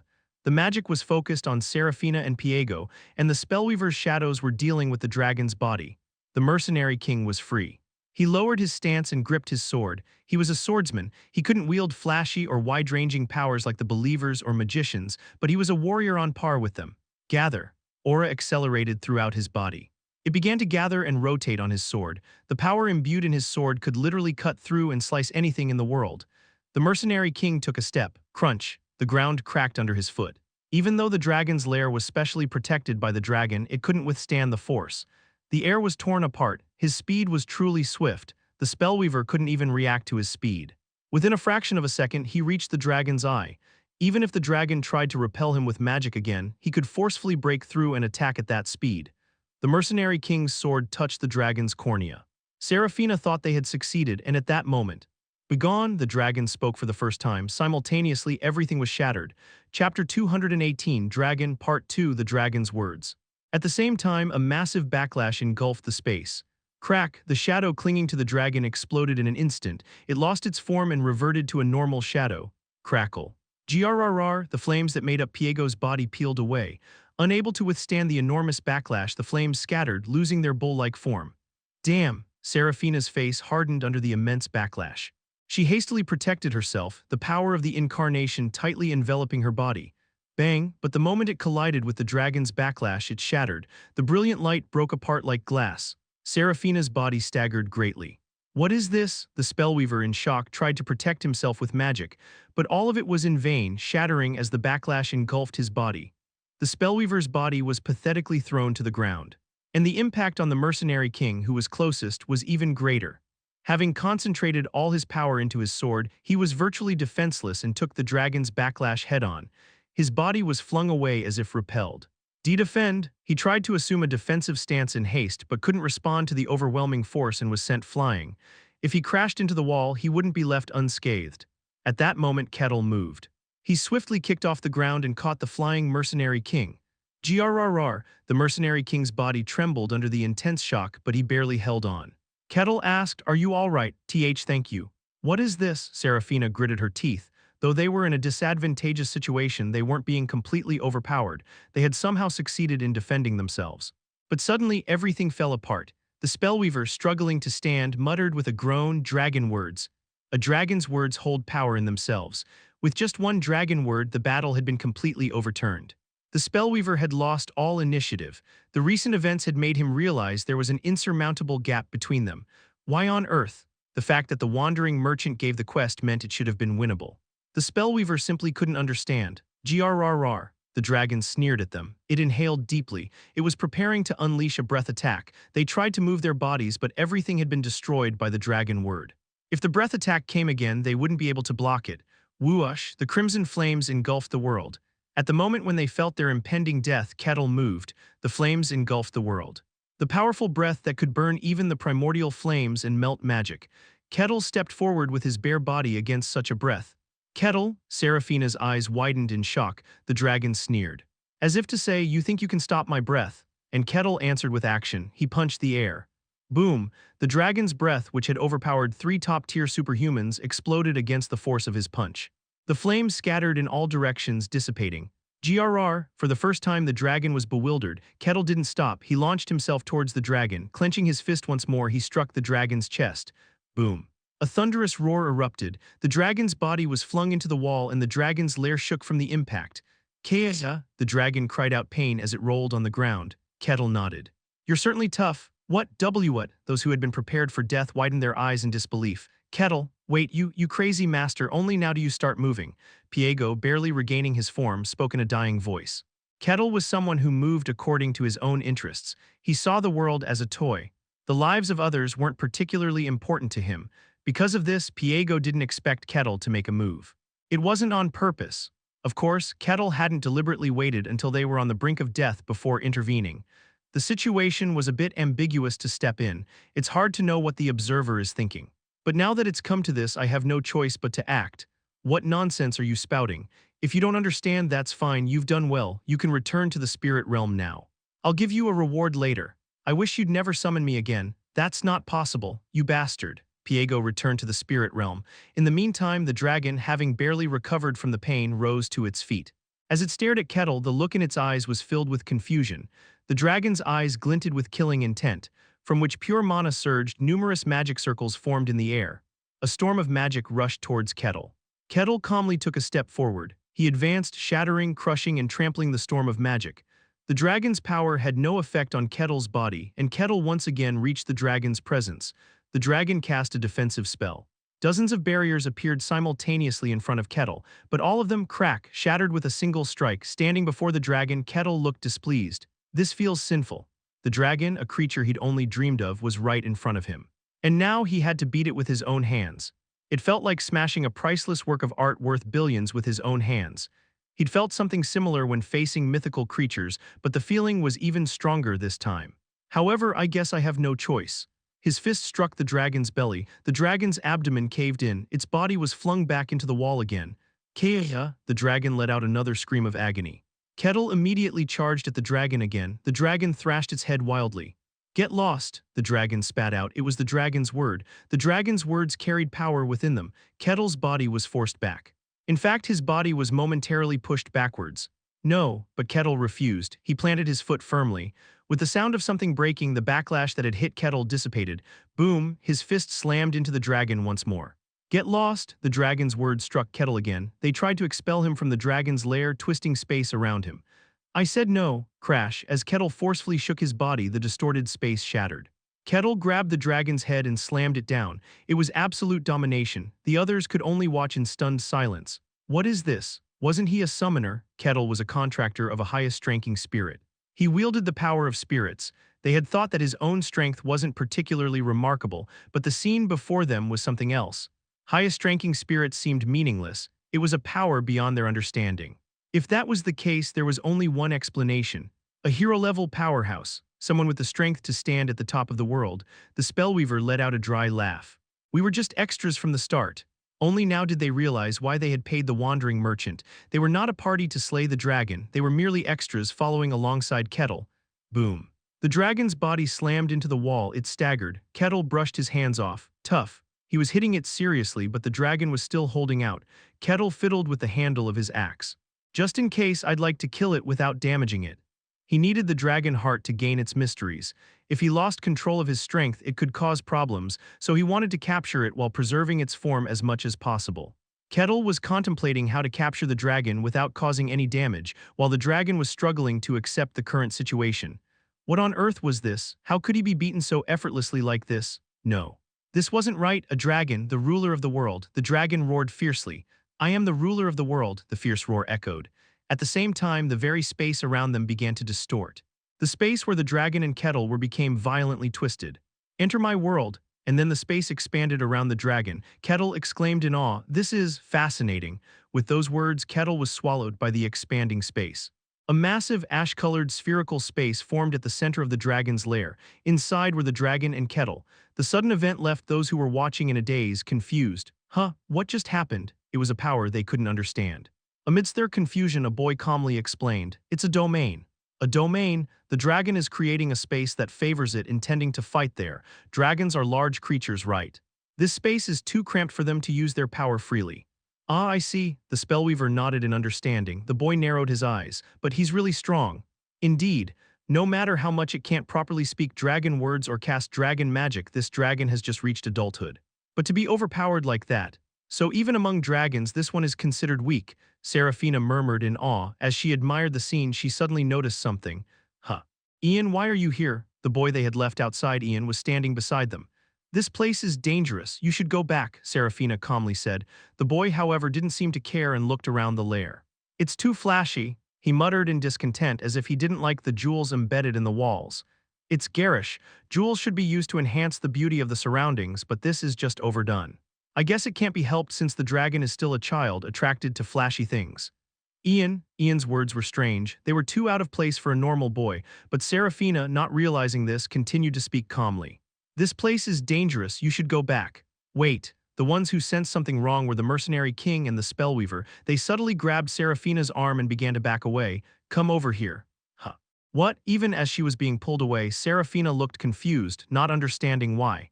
It was as if her very perception was distorted. The boy didn't pay any attention to them. It was like how no one would pay attention to ants crawling along the road while people were busy fighting. It was the same here. I noticed even though you were hiding. Could you really be one of those from the inside? Who are you? The mercenary king swallowed nervously and asked. Oh, I forgot I still looked like this, didn't I? With those words, the boy's appearance began to distort. As if erasing a drawn illusion from the air, the boy's form disappeared, revealing a new one.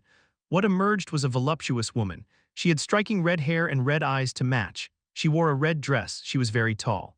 She was a head taller than the mercenary king.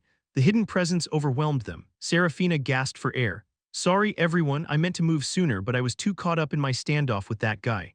While they had been fighting the dragon, Kettle had been preoccupied with something else. That something was this woman. The journey with you all was so much fun, especially you, Seraphina. Thank you for protecting me, even though you knew I wasn't really an ordinary person. The woman who had been a boy smiled sweetly.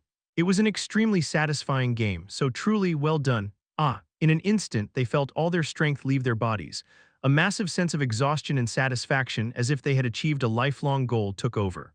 It was such an overwhelming feeling that they wouldn't have regretted it even if they declared their retirement right then and there. But they overcame it. They barely managed to shake off the satisfaction that had taken over their bodies. The woman looked at them with a hint of surprise. Oh, I told you to rest, but you resisted. You're the kind of people who can walk new paths even at the end of a journey. Who are you? The mercenary king had drawn his sword and stepped back. The spellweaver was preparing a spell, and Seraphina's hands were glowing with divine power. Their faces were filled with shock and wariness. No, something about this presence, just facing it made it hard to breathe. For these top-tier superhumans to feel this way, ordinary superhumans would have found breathing impossible. This woman had reached a level they couldn't comprehend. The spellweaver let out a groan. Theirs. Another hero class here. Chapter 219, Dragon Part 3. The mighty hero who had been disguised as a powerless child had been beside them all along. It was only later that they realized this fact. No way. What is this? Seraphina let out a groan. When she thought back, it had been strange from the beginning. There was no way a powerless child could have followed them on their journey. Yet they hadn't questioned it at all, not sensing anything strange about it. They had only believed her to be an ordinary child, caring for her and watching over her. It felt as if their perception itself had been twisted. Instead of answering, the woman clapped her hands. Yes, it wouldn't be satisfying for you if things ended like this. I'll entertain you appropriately. With those words, the woman stepped forward. In that moment, a chill ran down their spines. The woman first approached Seraphina. Seraphina quickly shouted, Material Chapter 23, Verse 1. The sun god answered the servants who raised their hands in prayer, who protected them from evil. Keying. A brilliantly shining barrier enveloped Seraphina. It was the shield of God that the sun god had once directly bestowed upon his believers. Now, it was recreated here through the power of the scripture. In the face of such power, the woman casually extended her finger. Crack. With just a simple gesture, the divine shield was torn apart like a sheet of paper. Seraphina was horrified. Even the dragon they had just fought couldn't have broken through so easily. The woman lightly touched Seraphina's head with her finger. Thank you for your care during the journey. Now you can rest peacefully. The power in her words overwhelmed Seraphina. She collapsed, losing consciousness. Her expression was one of utmost tranquility, as if all the worries of the world had vanished.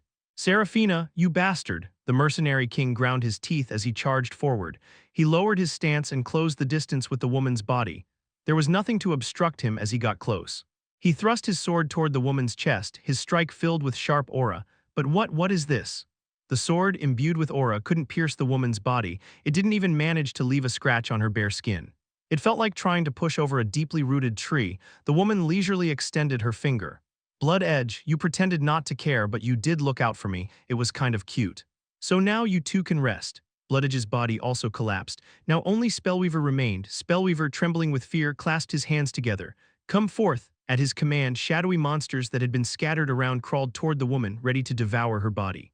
Oh my, a homunculus, you put a lot of effort into creating it, didn't you? The woman looked at the shadows with a fond gaze.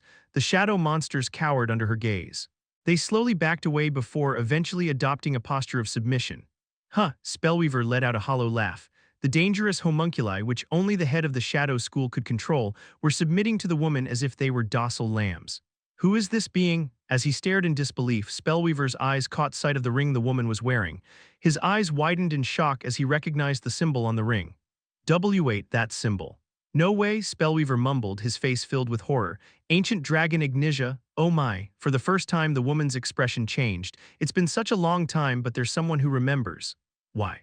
Why are you here? I have business to attend to. Your cold judgment was fitting for a magician. Now you two can rest. Just as she was about to put Spellweaver to sleep as well, boom, a deafening roar echoed. The dragon's lair shook violently. Their attention was drawn to the source of the sound. Boom, the gray sphere in the center of the dragon's lair was collapsing. Soon the wall of the sphere shattered. Kea, a red dragon appeared, raising its head and roaring. It stepped outside the sphere. Huh, Spellweaver's eyes widened. The dragon had broken out of the sphere and appeared as if it had won, but the dragon was forcefully pulled back into the sphere at that moment. Krea. The dragon struggled, swinging its front claws as if it didn't want to go back inside, but all its resistance was in vain and was drawn back in. And then thud, a loud noise echoed once again. The gray sphere slowly began to disappear. Kettle's figure came into view. He was standing right above the limp dragon. The dragon was motionless, its tongue sticking out. Kettle laughed gleefully as he stood over the dragon's corpse. That was somewhat amusing. Satisfied, Kettle turned his head. He saw the fallen comrades and the woman. Kettle's gaze met the woman's. What's this now? Kettle stroked his chin. He had fought the dragon inside the sphere, defeated it, and came out, only to find a woman seemingly having taken down his comrades. The woman smiled faintly. Hello. Should I say nice to meet you for the first time, Kettle? When he came out, he saw an unfamiliar woman who had taken down his comrades. It was a strange situation, but Kettle replied calmly. It's not the first time, is it? Your name was Ian, wasn't it? The woman narrowed her eyes. You recognized me right away. How did you know? I thought I had disguised myself perfectly. Your behavior was exactly the same. There's no way I wouldn't notice. But I didn't expect you to look like that. He had predicted she was a woman, but he hadn't expected her to be such a tall adult woman. Even Kettle was surprised. You can tell just from that. How interesting. The woman looked at her body curiously, as if trying to confirm whether her behavior matched Kettle's words. Kettle stroked his chin. I was worried it might come to this. There had been no hint of power from the boy named Ian who had followed them. Kettle himself hadn't sensed anything either, but Kettle had fought countless monsters in the White Wilderness. His instincts, honed through those battles, had warned him that the boy was strong, stronger than even the top-tier superhumans among his companions. Perhaps he was the most powerful being Kettle had ever encountered. The boy had quietly observed them as they fought the dragon, watching over them. This had made Kettle cautious, unsure of the boy's intentions in following them. However, when the battle with the dragon jeopardized his companions' lives, he had no choice but to intervene. After finally defeating the dragon, Kettle emerged to find that what he had feared had come to pass. Did you kill them? No, I didn't. I just put them to sleep. That's a relief. Then may I ask one question? Feel free to ask. Who are you? The woman smiled faintly in response to his penetrating question. Spellweaver wanted to say something but was overwhelmed and couldn't speak. Who do you think I am? A few possibilities come to mind. There was a high chance it was a lie, but Ian had claimed to be from the Empire. The woman could be a powerful figure from the Empire, or given the dragon's interest in demons, she might be a demon summoned to this world. But there was one thing Kettle was certain of: a hero, a being with a power of that level. Well, yes, the woman seemed slightly dissatisfied with his answer, but she didn't deny it. Kettle lightly jumped down from the dragon's body. So what are you here for? That thing behind you. The woman pointed at the dragon's corpse with her finger. Kettle clicked his tongue. Do you want the corpse? I originally wanted it alive, but I suppose the corpse will do. Sorry, but that's not going to happen, Kettle refused. The dragon's corpse was his, an offering to obtain mysteries. He had no intention of handing it over to anyone. The woman fell into thought. There was no real need to clash with Kettle over the dragon's corpse. She had already discussed everything with the traveling merchant. Kettle defeating the dragon had been a bothersome task solved on her behalf, not something to be upset about. They could conclude everything here and part ways. However, the woman stared at Kettle, considering him. An alien presence, someone who didn't seem to belong to this world, if he was indeed the type of being she suspected. I need to confirm something. So what if I insist on taking it? The woman licked her lips and Kettle relaxed his shoulders. Then I guess there's no other choice. When two beasts compete for the same prey, there was only one thing to do: defeat the other and claim the prize. The space around them grew heavy, a massive pressure bearing down on the still-conscious spellweaver. He let out a silent scream. The woman moved first. She took a step forward, her body instantly appearing before Kettle. It was a speed spellweaver couldn't even perceive. She swung her fist and Kettle tilted his head to avoid it. Boom. Her fist brushed past Kettle's head, the impact violently shaking the dragon's lair. The jewels embedded in the walls began to shatter. Kettle grabbed the woman's arm, spun around, and pulled her down, intending to slam her into the ground. Oops, the woman stomped on the ground, causing it to tremble with a loud noise. The unstable footing prevented Kettle from moving her as he intended. She then aimed a punch at Kettle's chest. Kettle deflected it with his arm, causing her arm to recoil. The shockwaves rippled out again, causing more jewels to fall. Kettle threw a punch and the woman responded in kind. Boom, space seemed to be pushed outward. This was the dragon's lair, a place cut off from the outside world. If it hadn't been, the trees on the mountain outside would have been uprooted by the force. Spellweaver barely managed to summon shadow creatures to shield his body from the impact, but even so he coughed up blood. The woman's body was pushed back, sliding across the ground. Impressive. Kettle was genuinely impressed. Since emerging from the wilderness, this was the first time someone had endured his close combat to this extent. Even among the barbarians of the White Wilderness, only a few had managed this. What was astonishing was that the woman wasn't using any sort of mystic power. Kettle had gained a rudimentary sense for detecting such power, even though he couldn't wield it himself. That's how he knew the woman relied solely on her physical strength to exert this power level. Kettle was genuinely impressed. How can you generate so much strength from such a slight frame? Are you mocking me? The woman looked exasperated as she shook her hand, which was now completely shattered. Chapter 220, Dragon, Part 4. Am I really being pushed this far in terms of physical strength? She was an ancient dragon. Her body was far more resilient than that of a dragon that had just become a true dragon. Even the strongest strikes from a superhuman couldn't pierce her skin. Even if she fought without using magic, purely relying on her physical body, there weren't many beings who could overwhelm her. Yet with just one clash, the bones in her fist were completely shattered. She could feel cracks forming in the part of her wrist that Kettle had struck. Although she quickly healed it with magic, it was clear that there was a difference in strength. This is ridiculous. But she was a dragon, a race of magic, not brute strength. She lightly flicked her fingers. Seems like a simple contest of strength won't work. How about this instead? At that moment, a spear of flame materialized. The fire contained within it was far more intense than the breath of the dragon she had faced before. Kettle's expression changed. Magic without incantation. It was just like the dragon he had faced.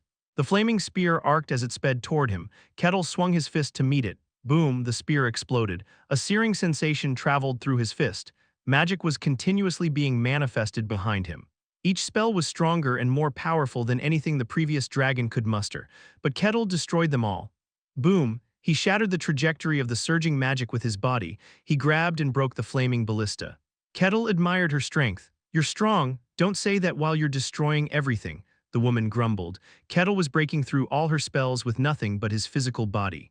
What kind of body does he have? The woman lightly stomped her foot. At that moment, the ground surged toward Kettle like a wave. Kettle stomped the ground in response. Unlike the woman, his stomp was purely physical. But the resulting shockwave was similar. The immense force crushed the ground and rippled out in all directions. It collided with the wave she had created, canceling it out. Boom, the floor of the dragon's lair heaved violently. Wow, the woman murmured in disbelief. The sheer physical force he had generated had nullified her magic. It was something she had never experienced in her long life. Boom, Kettle broke through the magic and reached the woman. The sheer force of his movement displaced the air. As he swung his fist, the woman spoke. It's scary, so I'd appreciate it if you didn't come any closer. In that instant, the power embedded in her words engulfed Kettle.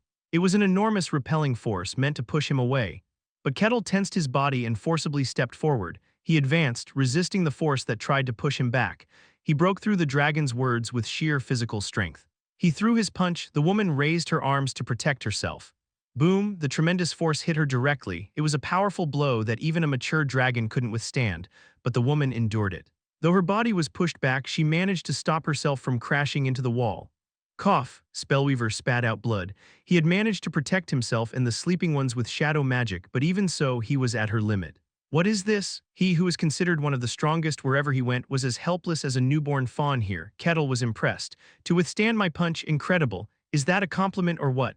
The woman grumbled as she used magic to heal her broken arm. You're ridiculously strong. She hadn't expected to be pushed this far with just physical strength.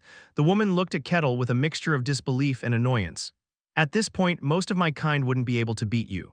I understand why that one was overwhelmingly defeated. Then I'd appreciate it if you backed off. Or do you have some grudge against your kin that you want to settle? Kettle realized it too. The woman before him was a dragon. And one far stronger than the dragon he had defeated. The woman shook her head. I don't particularly care about grudges, but my pride won't let me back down like this. Can you do it? Even with magic, she couldn't penetrate Kettle's body. He even withstood dragon words with brute strength. Based on the battle so far, the woman had no chance of winning, yet she had a confident expression on her face. I may not look it, but I'm very old. And when you reach a certain age, you can do things that the young ones can't. First of all, let's tidy things up. The woman snapped her fingers. At that moment, the fallen ones, the half-dying Spellweaver, and the dragon's corpse disappeared. What did you do? I just moved them outside for a moment. It's going to get pretty dangerous here. That sounds exciting. I'll make sure to meet your expectations. The woman lightly waved her fingers and began to chant. Letter 16A2, letter 16B4, letter 16B, letter 16C1, letter 16CF, letter 16CB. Let there be light. She infused the spell with dragon words. At that moment, light gathered at her fingertips. It was a pure red light. For the first time, Kettle's expression changed. The power within it fundamentally differed from the strength the woman had shown so far. No, it wasn't just different from the woman's power. Compared to any force Kettle had encountered outside, this was on another level entirely. It was the secret art of the great dragons, a power only those of ancient dragon status could wield. Even if you die, I'm not responsible. The woman casually finished her chant. Letter 16CB, letter 16AC, letter 16C3, letter 16DA pierced through, and the red light became a beam. A beam that filled the dragon's lair. It advanced toward Kettle, erasing everything in its path. At that moment, Kettle felt goosebumps all over his body. It was a sensation he hadn't felt since coming outside. His instincts sharply warned him if he took a direct hit from that, it would be dangerous. Kettle gripped his axe. Boom, the black axe collided with the red light. It split the light, preventing it from reaching Kettle's body. Crack, crack, crack. The split red beam obliterated the walls of the dragon's lair, shooting out into the vast sky. Kettle tightened his grip on the axe. The muscles in his arm twitched. HRRRRNGH. With a shout, he swung his axe down forcefully.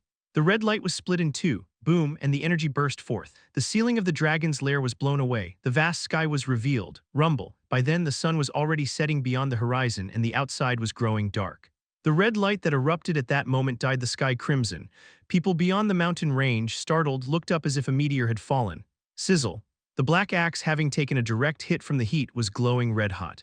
Kettle's entire body felt warm. Kettle let out a breath of admiration. You're strong. It was the first time he had faced an opponent of this level since coming outside. This level of power was hard to find even within the White Snowfield. If he had made a mistake, it could have been dangerous. And seeing Kettle's state, the woman let out a dry laugh. You're unscathed. There wasn't a single injury on Kettle's body. His skin was heated from the intense heat, but it wasn't even close to being burned. The woman found it absurd. You endured that with just your physical body without using any mystical power. She had expected him to block it, but she hadn't expected him to be completely unharmed.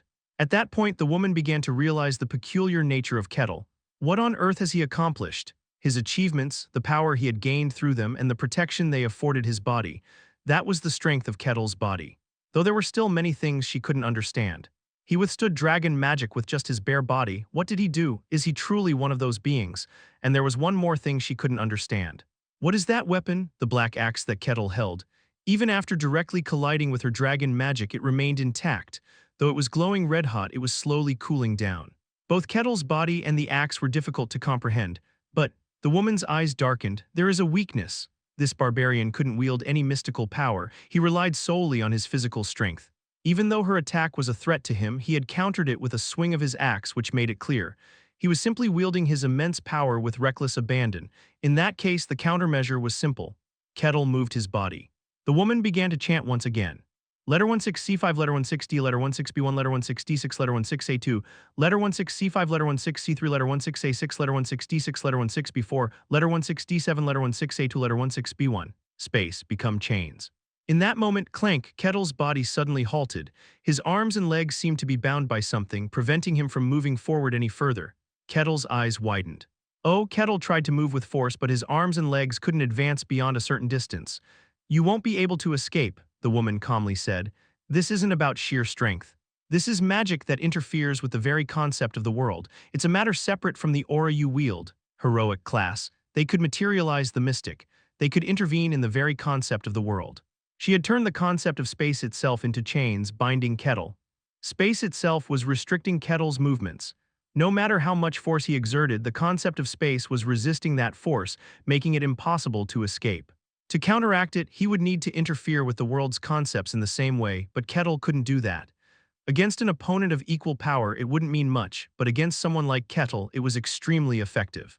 I acknowledge your power, but you can't break free by swinging around recklessly like that. This is fascinating. Kettle looked at his arms and legs in amazement, examining them as he tried to move. Despite not feeling anything, he couldn't break free. The woman quietly observed Kettle. What is this? Kettle's aura was formidable. He had withstood dragon magic solely through the protection granted by his pure accomplishments. In terms of sheer aura, he was far superior to the woman, but that was all. Kettle couldn't wield any power beyond that. It was a very strange thing. Why? Kettle didn't possess the power commensurate with his aura. Of course, this was not impossible. Aura and power were not always equal, but even considering that, Kettle's condition was very peculiar. If he has an aura of that magnitude, he should have gained something, right, whether it was an ability or something else. He should have acquired something. His aura was of that level. He's lacking. There was something unbalanced about him. It felt as if a god were trapped within a human body. While the woman quietly pondered this, Kettle was marveling. This sensation, it was similar to the spatial control that Karin, the High Elf Queen, had used against him in their sparring match, but this had far more power behind it. Although Karin had restrained her strength for the sake of the sparring, even taking that into account, this was on another level. Oh, though it was a situation that could be seen as a crisis, Kettle was filled with admiration. He had subconsciously underestimated the strength of those outside. He couldn't help it. He had encountered many strong opponents, but their power had been severely lacking compared to those within the White Snowfield. The High Elf Queen Karin had shown him some special power, but it hadn't been serious enough for a proper comparison. But the power the woman before him had displayed was truly extraordinary. He was witnessing this level of power in the fantasy world, not within the White Snowfield. It was truly impressive. If that's the case, it would be worth using his full strength. Kettle summoned all his power into his body. Chapter 221, Dragon, Part 5. The woman noticed. Kettle was exerting force to break free from his restraints. Impossible. She had transformed the entire surrounding space into a concept of chains binding Kettle. No matter how strong he was, escaping was impossible. Should I start letting him go? From the beginning, she had no reason to be hostile toward Kettle. The entire fight so far had been her playful mischief. Just as she was about to explain to Kettle, she sensed something strange. The woman's expression changed. She felt the ground trembling beneath her feet. After briefly investigating the cause, she soon realized something. Oh, the woman saw it. The space around Kettle was shaking. The chains of space that bound his body were quivering. What? Is he manipulating the mystery? Could this barbarian actually use the mystery? Was he using it to interfere with the chains of space? But after closer inspection, she realized that wasn't the case. Kettle was still simply exerting force with his entire body. That was all, but just with that, the space was trembling. How? The woman was genuinely bewildered. Pure physical force alone could never affect the chains of space. It was only natural. No matter how strong one was, they couldn't interfere with space itself. One would need the power to interfere with space to affect the chains of space. Otherwise, it was impossible. But now, no matter how she looked at it, Kettle's strength was causing the chains of space to tremble. As she anxiously observed the situation, the woman suddenly realized something. The ground is tilting. Jewels scattered from the aftermath of the battle were rolling down a slope. Dragons, by nature, had perfectionist tendencies. They built their lairs to be almost perfectly structured. As such, the ground was also perfectly level with the earth, but now that ground was sloped. The woman, faced with the impossible, expanded her senses. In an instant, her perception extended beyond the dragon's lair and spread across the entire mountain. What? And then she realized something. The mountain.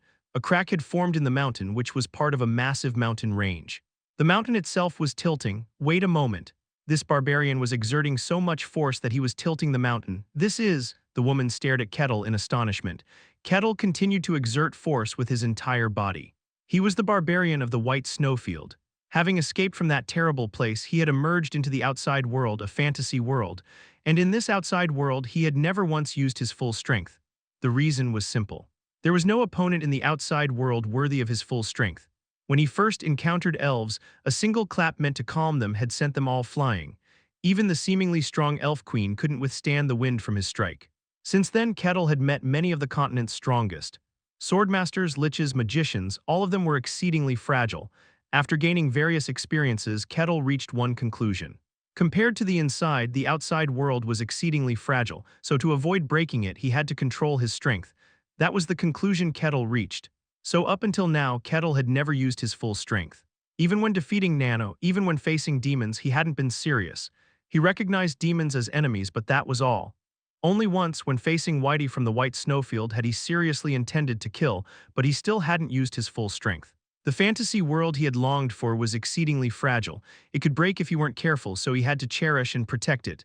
With that thought, Kettle had been enjoying the world, but now, if the opponent before him was of this level, there was no need to hold back. Rumble, rumble, rumble, the cracks in the mountain range widened, monsters screamed and fled, landslides began spreading all around.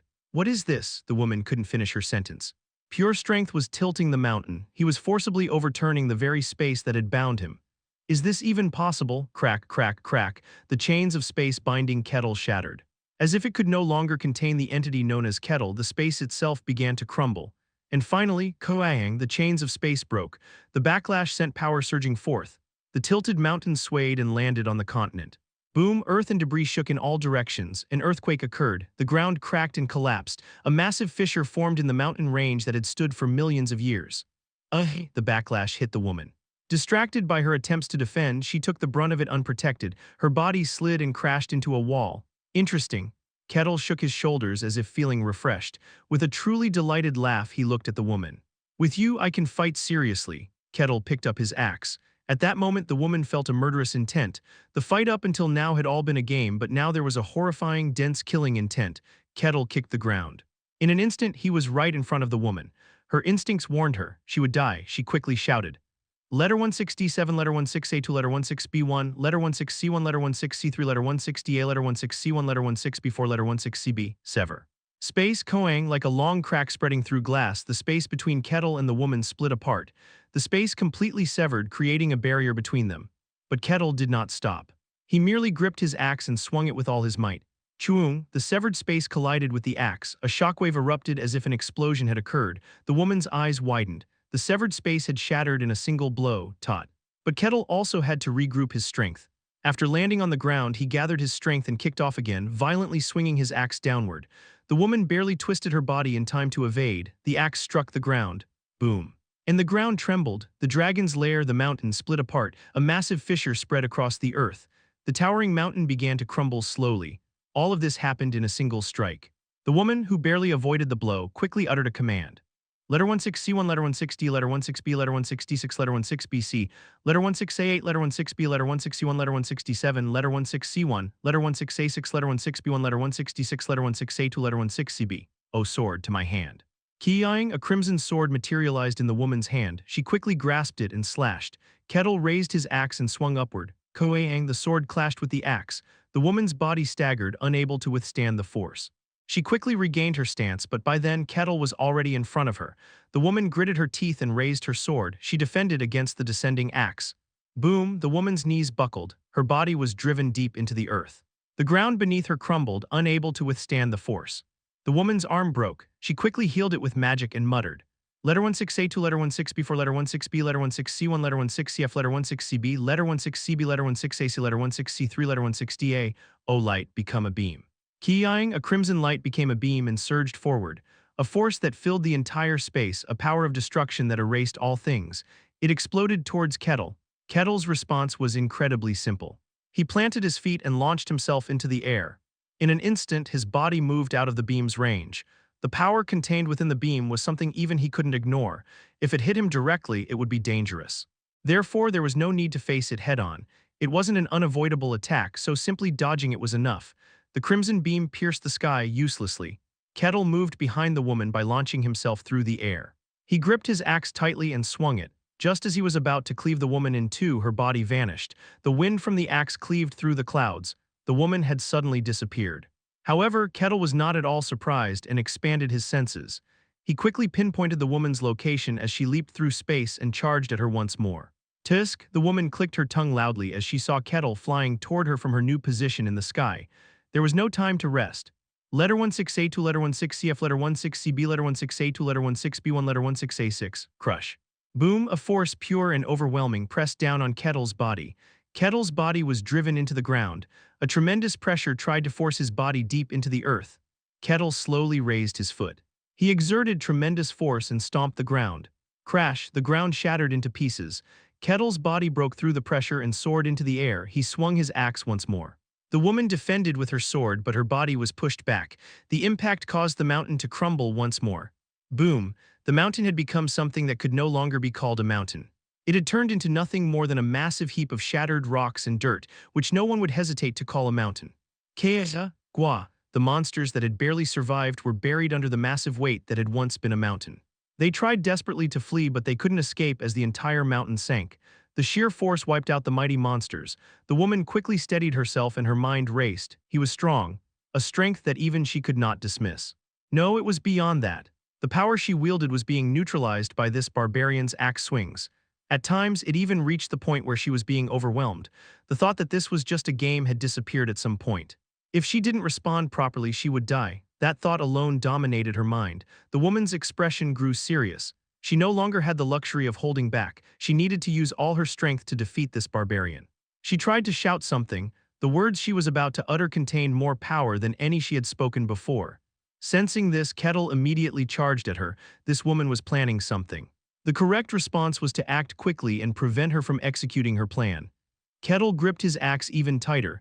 Just as they were both about to unleash their full strength, suddenly there was an intervention. Crack, crack, crack. The space itself became a prison, trapping Kettle. Kettle exerted his full strength. The space, transformed into a prison, began to crack and shatter instantly. Crash, Kettle landed on the ground.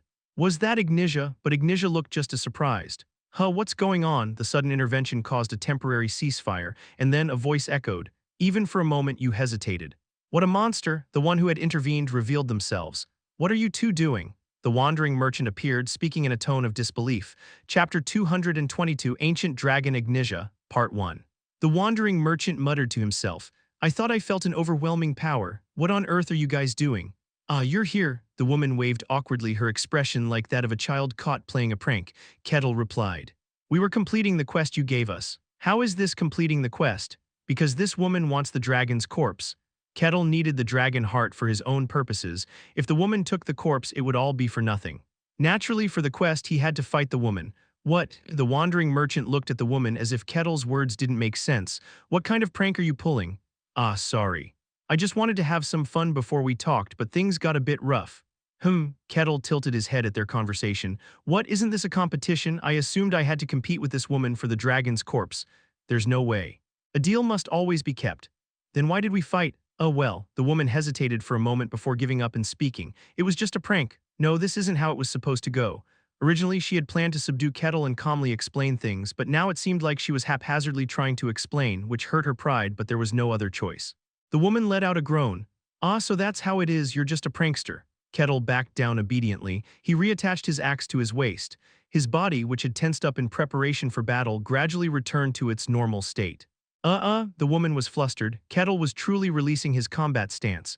Aren't we going to fight anymore? Regardless of the reason, she and Kettle had started to fight seriously.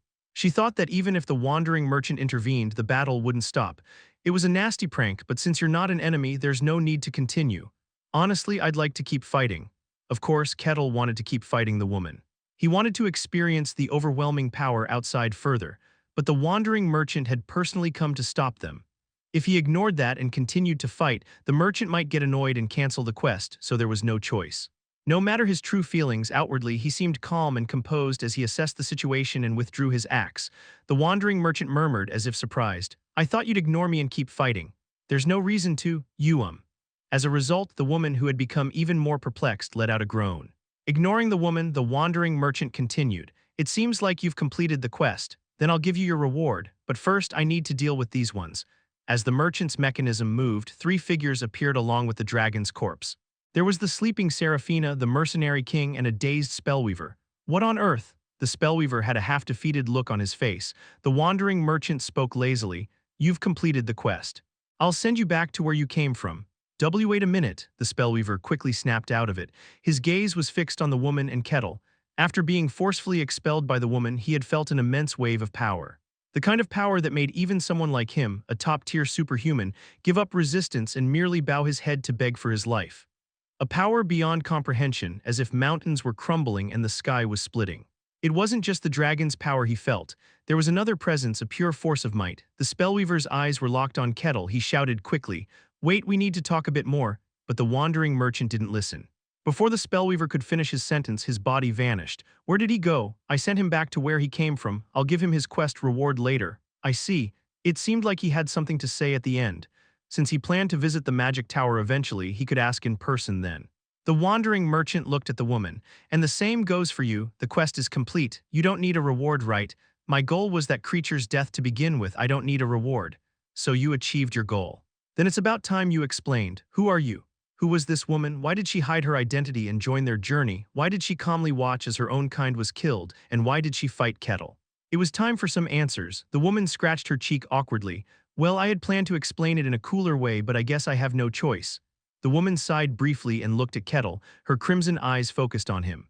You've probably guessed by now, I'm the same species as that corpse over there. But don't get it wrong, this isn't about revenge. My goal was to kill that guy. Why? Because he betrayed the world. The woman introduced herself calmly. I am the red dragon Ignitia. Perhaps you know me better as the architect of the magic tower. Oh, a dragon, and the architect of the magic tower. Kettle's eyes gleamed with interest. The woman gave a slight bow. It's very late to introduce myself, but nice to meet you, Barbarian from the inside. Ho, Kettle's face was full of deep curiosity. A dragon. It was said that the older a dragon got, the stronger it became. A dragon old enough to be called an ancient dragon must be especially powerful, and Ignitia claimed to be the architect of the magic tower. This meant she was connected to the tower created by the Tower Lord hundreds of years ago. His interest was rapidly growing. Ignitia spoke. Now that I've told you this much, you've probably figured out why I came to kill that guy. It's because he was interested in demons, right? The wandering merchant had mentioned when giving the quest that this dragon was committing a grave sin from the world's perspective. Specifically, the dragon had taken an interest in hell and was opening a passage to it. Ignitia nodded.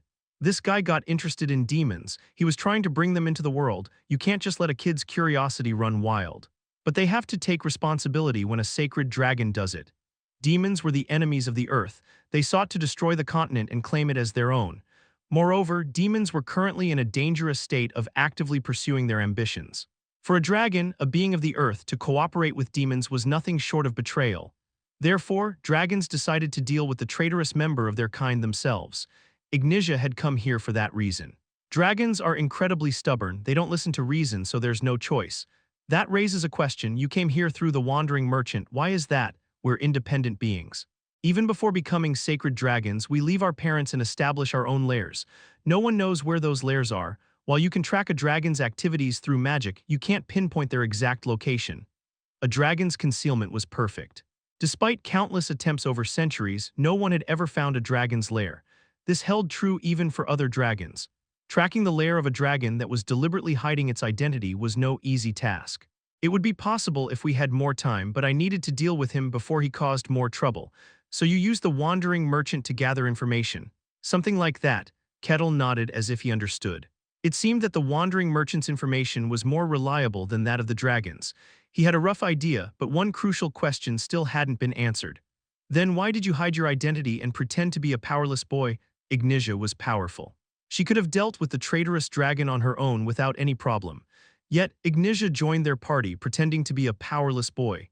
She accompanied them on their journey, acting like an innocent child until they encountered the dragon. My guess is that you used magic to interfere with our perception. Is that correct? Yes, as I thought. A powerless, ordinary boy joining a quest to hunt a dragon was highly unusual. The party should have been suspicious, wary, and hesitant to bring him along. Yet none of them were wary of the boy. They only questioned why the wandering merchant had brought along such a seemingly ordinary and weak child. It was clearly an odd situation. The reason was that Ignitia had interfered with their perception. The wandering merchant chimed in. At the beginning, this one came to me and asked if I knew the traitor's location. I said yes. After making a deal, I revealed the location, but then this one added one more condition. The condition was that if any humans came to hunt the dragon, Ignitia wanted to join them. That was the fundamental reason their party had formed. So that's why we ended up in the same party, but why did you do that? Well, honestly, it wasn't that urgent. I had already located him, so I could have stepped in when he did anything suspicious, but I wanted to have a little fun. Ah, Kettle realized the truth. It was a dragon's play. That's what it was, I see. Sorry. I just wanted to have some fun. No, it's fine. Ignitia was momentarily flustered by Kettle's immediate acceptance. She had expected him to be angry considering she had been toying with them, but Kettle had no reason to be angry. Because he was similar, if it was just for fun, there was no helping it. Kettle understood Ignitia, and Ignitia soon realized his true feelings as well. He's twisted. This barbarian was broken. But as she suspected, if he was from the inside, this was actually normal. Then there's no problem now. That's right, everything's finished. There had been issues, but the quest was successfully completed. Now it was time to receive the reward.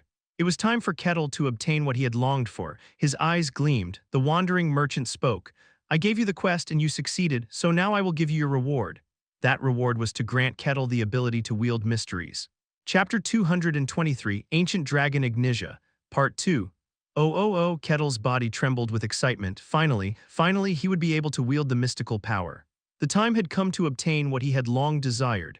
The wandering merchant activated the device, and the dragon's corpse vanished in the blink of an eye. I'll use the dragon heart to prepare it. I'll come back to you once it's made. How long will it take? About a week. A week. The wandering merchant spoke in a tone that suggested he couldn't understand what Kettle was saying. 10 years? Kettle, who had asked with eager eyes, hesitated. 10 years. Of course. Do you think it's that easy to make your body capable of handling mysticism? Moreover, even I can't easily handle the dragon heart. The wandering merchant couldn't have obtained the material if it weren't for this quest. It was valuable enough that the wandering merchant had to dedicate considerable effort to handling it. With your uniqueness added to the mix, 10 years is the minimum estimate. It could take decades. No way, Kettle was deeply shocked. The wandering merchant spoke in a tone of disbelief. Why are you so surprised? Time doesn't really matter to you anyway. That may be true, but there was a long time ahead. He could afford to wait leisurely. However, he had expected to obtain it immediately, so he felt a great sense of loss. Kettle became sullen. And the ancient dragon Ignitia silently watched him. After a moment of contemplation, she spoke as if she had made a decision. Shall I help? Huh, what did you say? From what I hear, you're trying to make a catalyst with the dragon heart, right? A catalyst to wield mysticism. In that case, I can help. I could probably make it within a week. What they were trying to make was a catalyst that would allow Kettle to wield mysticism. It was a form of alchemy. However, the wandering merchant did not use magic. He could produce similar results using various devices, but there were clear limitations. In contrast, Ignitia was an ancient dragon. She was a magical being. If she helped, the catalyst could be made much faster. What do you think? I don't mind. Are you okay with it? Of course, Kettle quickly nodded. Are you going to help me? You can consider it an apology for attacking you, even if it was just a joke. Ignitia scratched her head awkwardly. But that's not the only reason. I have a proposal. A proposal? What is it? During the week it takes to create the catalyst, would you be able to stay in my lair? Of course. Not only would he be able to wield mysticism, but he would also get to stay in an ancient dragon's lair. He didn't know why she wanted this, but Kettle had no reason to refuse. Then it's settled, okay? Understood. I'll take care of the cleanup. I'll come to find you once I'm done. Great, then let's head to the lair together. Sure. But I can't do spatial teleportation. It doesn't matter. I'll just fold the space. Then follow me. With those words, the two of them disappeared. The wandering merchant was left alone, standing still for a moment before letting out a deep sigh. What is this all about? The wandering merchant feigned composure. He acted as though the conflict between Ignitia and Kettle was not a big deal, but it was all an act. The merchant's robe fluttered and broken devices spilled out from inside. These were the devices that protected the wandering merchant. They protected him almost absolutely. In the past few hundred years, they had never malfunctioned once. All of those devices, more than 10 in total, were now completely destroyed, to the point where they couldn't even be repaired. The wandering merchant clicked his tongue. They all broke just from blocking a single attack. Kettle had genuinely tried to attack Ignitia. At that moment, the wandering merchant intervened to block the attack. He had pretended to block it effortlessly, but that wasn't the truth. The devices that had been activated to block the attack couldn't withstand the force and were all destroyed. That monster, the wandering merchant, was an ancient being from the very beginning. He knew many things. His knowledge extended to a place called the Forbidden Lands. Since the wandering merchant and the Forbidden Lands had the same origin, it was impossible for him not to know. Therefore, the wandering merchant couldn't help but be puzzled. Why is that guy still human? The wandering merchant muttered in confusion. This is the place. Oh wow, Kettle was impressed. He was now inside the ancient dragon's lair. The structure was completely different from the lair he had just been in. Unlike the excessively ornate lair of the holy dragon, this one was much more refined and luxurious. Make yourself comfortable. I won't refuse that offer. Kettle sprawled out on the sofa. It was the most comfortable sofa he had ever sat on. So why did you call me? It's nothing serious. Ignisia spoke as she laid down on the sofa opposite him. I was just curious. You're the barbarian of the White Snowfield, aren't you? Ignisia asked a direct question. Kettle calmly acknowledged it. Yes, I knew it. She had half suspected it. A barbarian with ashen hair and that much power, Ignisia wasn't foolish enough to not recognize his identity. But hearing a direct confirmation was still a strange feeling. I knew the gates were open, but I didn't expect to see you so soon. I feel the same way. I didn't expect to meet a famous ancient dragon either. It's flattering to hear that from the ashen-haired barbarian. I'm very curious about many things. May I ask you a few questions? Of course, Kettle nodded. I feel the same way. Kettle recalled the information he had heard from Arkamis during their previous conversation. A clash between the gods and the Forbidden Land had occurred in the distant past. However, there were no records of the Forbidden Land's existence being revealed to the outside world. It was a contradiction, but even Arkamis didn't fully understand it. It was a secret of the world, a story from a distant past that left no records behind. Arkamis said perhaps the dragons might know something. There are a few ancient dragons that have lived since before the Emperor's legend. And now there was an ancient dragon standing before him. Ignisia gestured in the air. 2 glass cups appeared. The glasses in front of Kettle and Ignisia automatically filled with alcohol. Here you go. Thank you. Kettle took the glass, lightly sniffed the aroma, and expressed his admiration. It has a wonderful fragrance. After taking a sip, Kettle marveled once again. It was an incredibly delicious drink. It was comparable to the elven liquor. Ignisia swirled her glass and spoke. It's a drink made by a very skilled artisan 2,000 years ago. It's so precious that less than 10 bottles were sold in a day. A drink aged 2,000 years. We are drinking something truly rare. Kettle laughed, indicating his enjoyment. It seems we both have many questions. May I ask first? Since it was my fault, I don't mind. What are you curious about? You called yourself an ancient dragon. That implies you've lived for a long time. Indeed I have, Ignisia said, an ancient dragon, a dragon that had lived for an especially long time. One of those was Ignisia. In that case, were you present during the era of the Emperor's legend? Ah, so that's what you're curious about, Ignisia responded with a knowing expression. The continent was in great turmoil. It was a major concern for us as well. Although it ended in failure. I see. From those words, Kettle realized something. Ignisia was a dragon that existed even before the legend of the Emperor. Just how long is their lifespan? Kettle chuckled. In that case, she must know a lot. Kettle brought up the main topic. As you might have guessed, I am a being from the place you call the Forbidden Land. I lived in the White Snowfield. So it was as I suspected. She had been half sure, but hearing it directly from him made her feel a deep sense of realization. The legendary Ashen Barbarian stood before her. Ignisia looked at Kettle with new eyes. And as I've heard, the beings from the Forbidden Land are considered enemies of the world. Is that correct? That's right, Ignisia nodded. A being who had lived since before the Emperor's legend acknowledged Kettle's words. Kettle stroked his chin. I see, so that is indeed the case. How far does this enmity extend? To everything. Ignisia said it clearly. The continent, the world, humans, elves, dwarves, gods, and demons. Literally, beyond the middle world encompassing the spirit world, hell, the divine realm, all of it. The beings from the Forbidden Land were enemies of the world itself. Kettle frowned. They're treated worse than demons. And rightfully so. Why is that? Of course, the beings from the Forbidden Land were not particularly friendly to the surface. You could tell that just by looking at the creatures in the White Snowfield and the monkeys deep within the sea. But even so, they weren't considered enemies of the entire world. Ignisia shook her head. Even if you ask me why, I don't know about that part. The beings from the Forbidden Land were the enemies of the world. They could not assimilate nor coexist. It was an absolute truth that had existed since before she was born. That's why I'm puzzled right now. I never thought I'd be able to have a conversation like this with a being from the Forbidden Land. I believed it was impossible to have a normal conversation with them. Kettle did not deny it. It wasn't incorrect after all. Conversations were possible. The monsters of the White Snowfield and even Nano, the outside being of the Forbidden Land, could communicate. But that didn't mean they could hold a normal conversation. Nano intended to replace all things in the world. He did not understand the rejection, nor did he intend to understand it. Even though they could converse, it was impossible to have a normal conversation. The monsters of the White Snowfield weren't much different. They could speak, but they had no intention of engaging in conversation. In that sense, Ignatia's words were correct. But I am here. The problem lay in Kettle's existence itself. He was now having a conversation with Ignitia without any issues. That's why I'm puzzled. What I know is so different from what I'm seeing.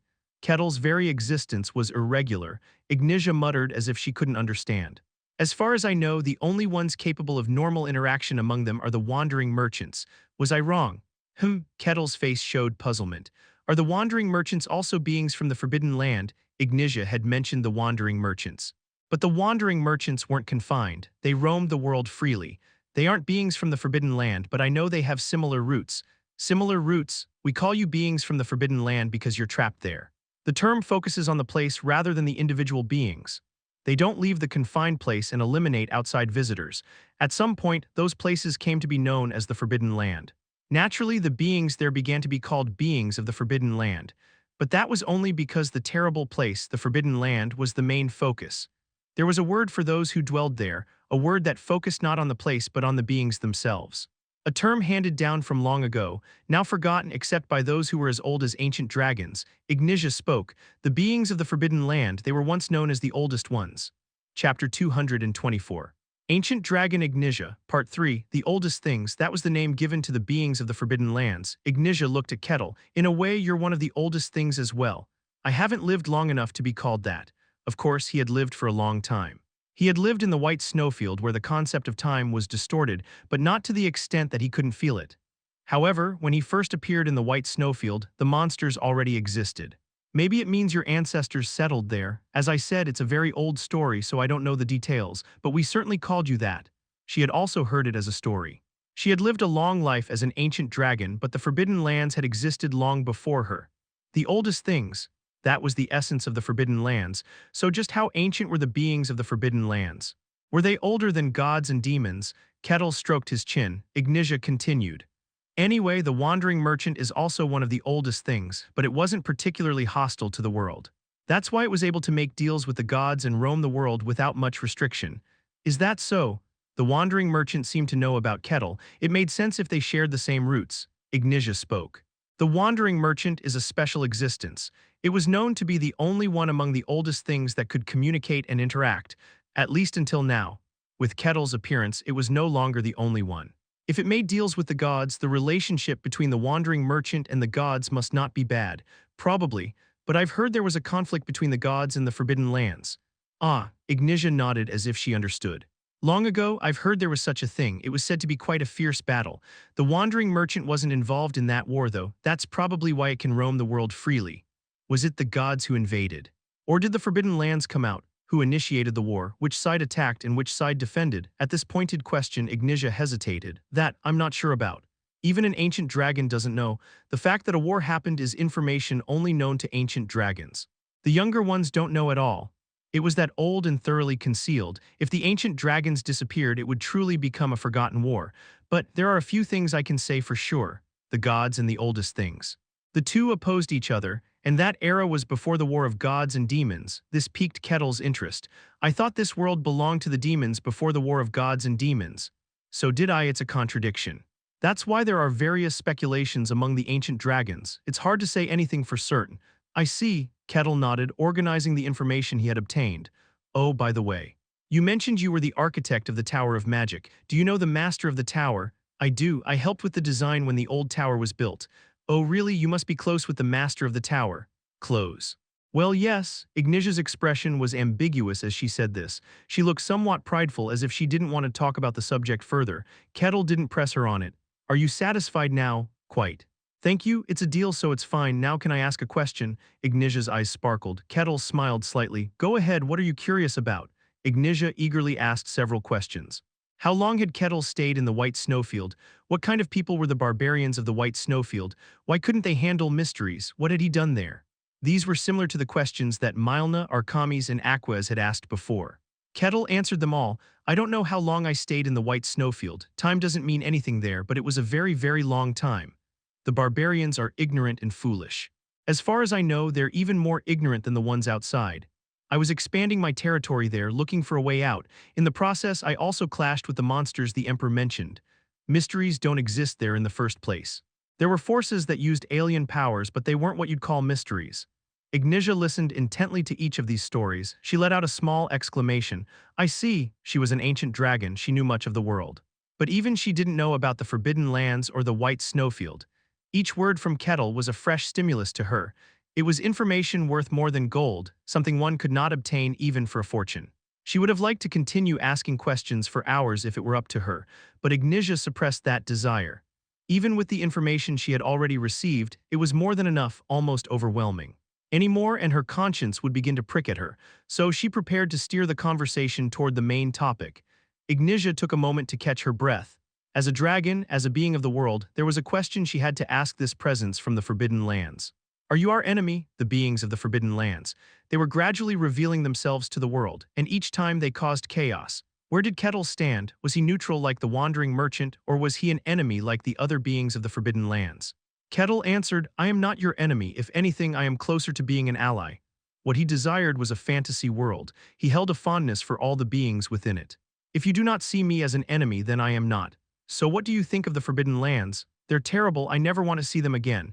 Kettle shook his head with a look of disgust. It was a genuinely repulsed expression. I see, Ignitia made her conclusion. Kettle was on their side. It was hard to understand how a being from the Forbidden Lands could be an ally to those of the surface, but there was too much evidence to deny his words. Ignitia looked at Kettle's wrist, the black bracelet. It was a holy relic of Kalosia. The fact that he possessed it meant that Kalosia had personally met and acknowledged Kettle, but that wasn't all. Kettle was a contractor of a highest-ranking spirit. Yet Kettle had very little mystical energy. Combined with his unique personal characteristics, it would have been impossible to form a contract through normal means. This led to only one conclusion. The spirit god had personally facilitated the contract. To confirm, Ignitia asked, have you been to the Elven Sanctuary? I went there recently. I also traveled to the spirit world through the High Elf Queen, just as I thought. Is Karin doing well? She seems to be doing fine, you know her. We have a connection. Karin had mentioned knowing some dragons. It seemed Ignitia was one of them. The god of lies and deceit, Kalosia, and the spirit god Beatrice had personally met Kettle, gifting him a holy relic and a spirit. This was a clear sign of trust. If they trusted him, then Ignitia could too. Ignitia muttered to herself, surprised. A being from the Forbidden Lands is on friendly terms with us. How strange. Are the other barbarians like you? Absolutely not. I am the exception. Oh, I see. Kettle immediately denied it. Her main doubts had been resolved. Ignitia took a deep breath. Then I have one last question. The most primal and savage question, in some ways the most important one. How strong was Kettle in the White Snowfield, and from his perspective, how strong was she in that place? Just as she was about to ask him, a sound rang out, a tearing of space. The wandering merchant appeared. Everything is finished. You have impeccable timing. Why are you picking a fight? No, I can ask later. Did you bring the dragon heart? Here it is. The wandering merchant opened a space. From within, a large red heart emerged. Kettle was impressed. It's big. Given the size of a dragon, the heart was equally enormous. It was large enough to hold 3 kettles inside. Ignitia inspected the heart. I was worried it might be tainted with demonic energy since the owner had a keen interest in demons, but it's clean. This should do. Now, wandering merchant, I'll tell you the materials needed to create the catalyst, so please pass them on. If you ask for more, I will demand a price for everything. You're so strict, don't worry, I won't. Ignitia grumbled. The wandering merchant left to gather the materials. She turned to Kettle. I'll make it for you. It should be finished in about a week. It might take a bit longer due to the uniqueness of your body, but it will definitely be done within 2 weeks. Oh, thank you. But is this okay? It seems like a heavy burden. Helping someone who had used the heart of one of her kin as material to kill another member of their species was hard to understand from a human perspective. Ignitia shook her head. He's someone that needed to be dealt with anyway, so it's fine. Besides, I was in the wrong, so consider this my apology. She had hidden her identity and provoked Kettle. She had genuinely attacked him. If Kettle had been more aggressive, they could still be fighting. I appreciate that you think so. Then I'll start making it right away. Take it easy while you wait. Thank you, Kettle smiled warmly. It wasn't long before the wandering merchant brought the necessary materials. Ignitia immediately began working on the catalyst using the dragon heart. In the meantime, Kettle found himself with nothing to do.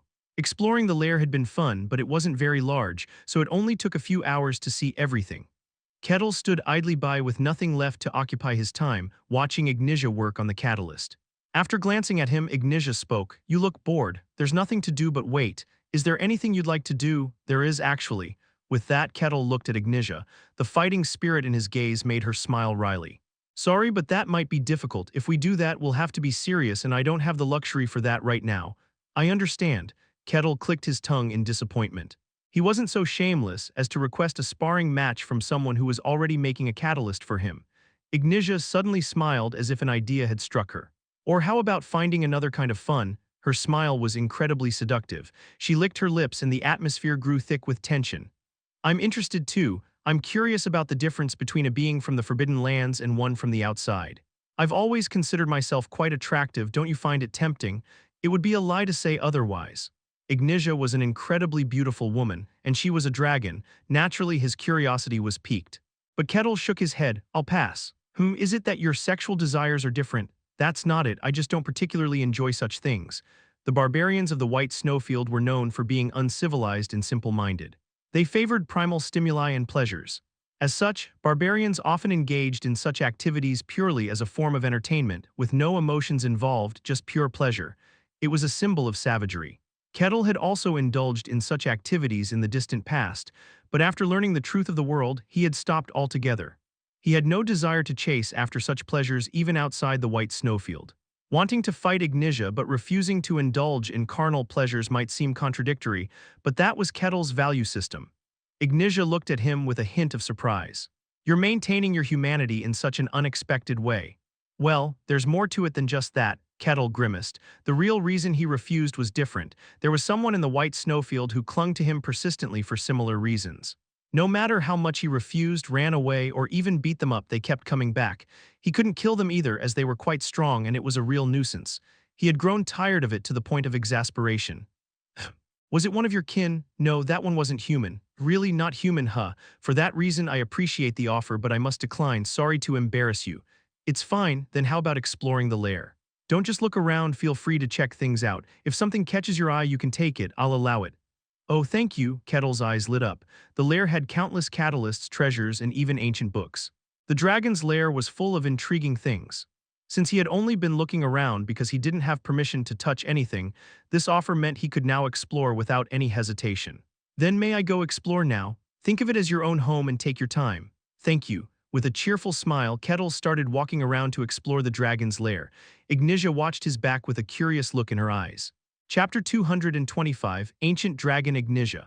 Part 4. Ignitia allowed Kettle to roam freely within the dragon's lair. There was a reason for this. She had discerned what kind of being Kettle was, what he was, where he came from, and the extent of his power.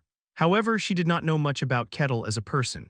She had no idea what his objectives were, what values he held, or what his ideology might be. Although Kettle had introduced himself as an ally of the earth, she needed to determine what that truly meant. Even the illusions of the forest claimed to be our allies. She had connections with the designer of the Magic Tower, the master of the tower. Recently, she had met him in person and heard stories about the forest and Nano. The Nanos tried to replace everything in the world in order to help it. Their actions might have been evil, but their intentions were pure and benevolent. Of course, Kettle had met with gods directly, so such issues might not be a concern for him, but Ignitia still needed to investigate thoroughly. Her intention in seducing Kettle was partly driven by personal curiosity, but it also had this purpose. As Ignitia was crafting a catalyst, she muttered to herself, I want to understand his actions. Her dragon's power activated, and every one of Kettle's actions became known to her. She quietly observed him, watching what he did and how he behaved in the dragon's lair. To her surprise, Kettle's behavior was quite unexpected. He's not touching anything. This was the lair of an ancient dragon filled with countless precious treasures. Gold, silver, and jewels lay scattered like trinkets, along with various artworks and artifacts, and even wines aged for thousands of years. These were treasures that anyone, even an outsider, would recognize as priceless, items unattainable even with a fortune. Anyone would be tempted. Moreover, she had told Kettle he could take whatever he liked. She intended to gauge his level of greed. However, Kettle showed no particular desire. It's incredibly extravagant. Of course, he was interested and did look around, even touching a few items out of curiosity, but that was all. His eyes and actions revealed no greed or desire. What's going on? His attitude was surprising to Ignitia. Kettle had taken on a quest from a wandering merchant, meaning he was not someone completely devoid of worldly desires, yet he showed no interest in the treasures of the dragon's lair. While his quest for the wandering merchant was to obtain mystery, Ignitia, who didn't know this, could only feel confused. Instead of treasures or artifacts, Kettle seemed more interested in ancient books. May I read this?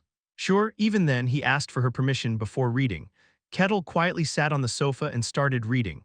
Although he occasionally moved to find new books, he went out of his way to minimize any noise so as not to disturb her.